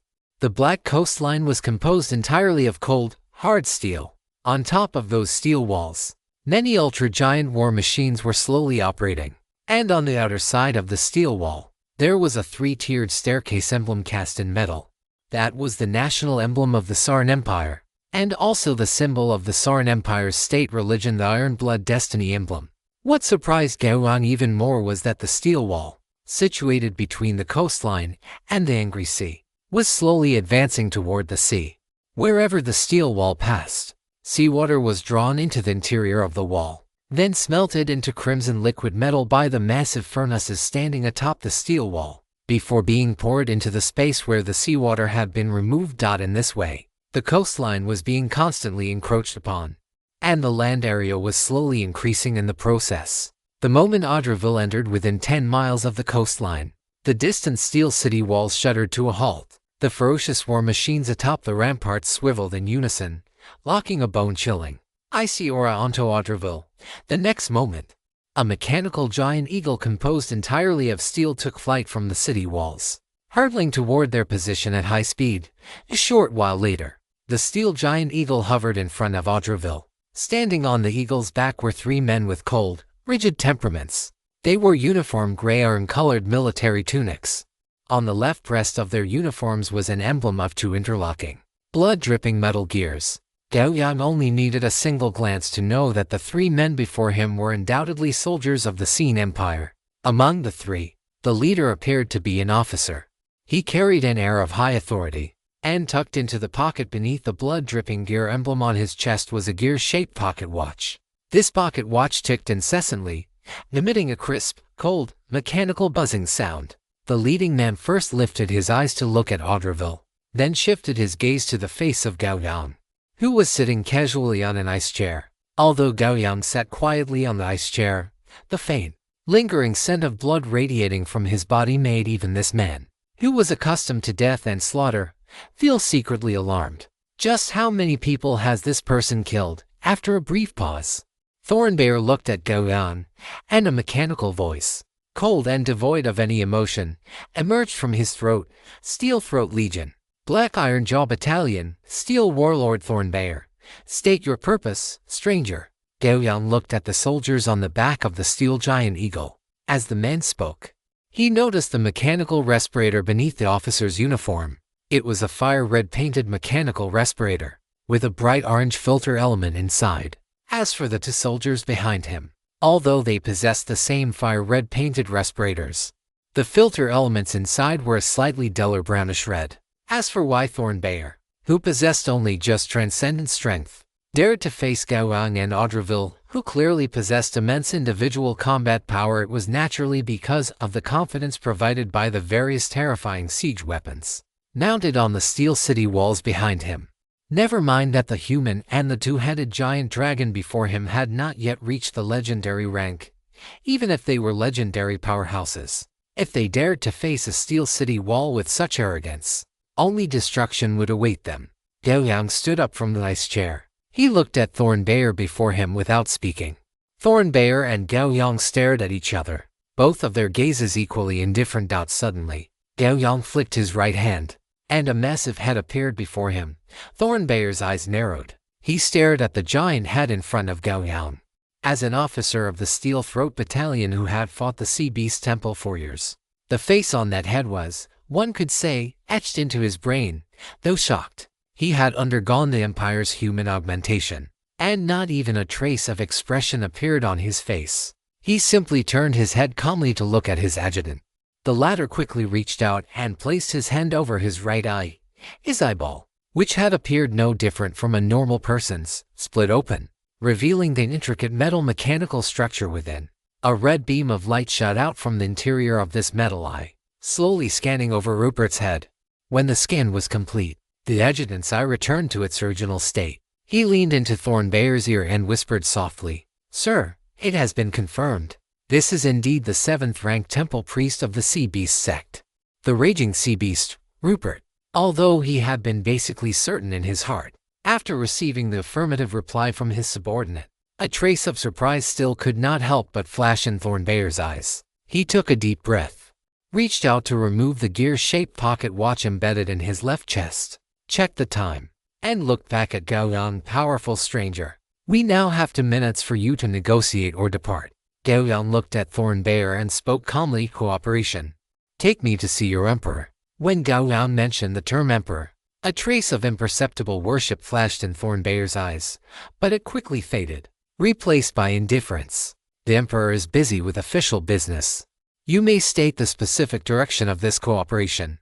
Gao Yang slightly raised his eyelids, glanced at him, and spat out for words, the Tide Core. For the first time, a clear emotional fluctuation appeared on Thornbayer's face. He stared intently at Gao Yang's face, as if not even a flicker of expression could escape his eyes. Are you saying that you possess clues regarding the Tide Core? No.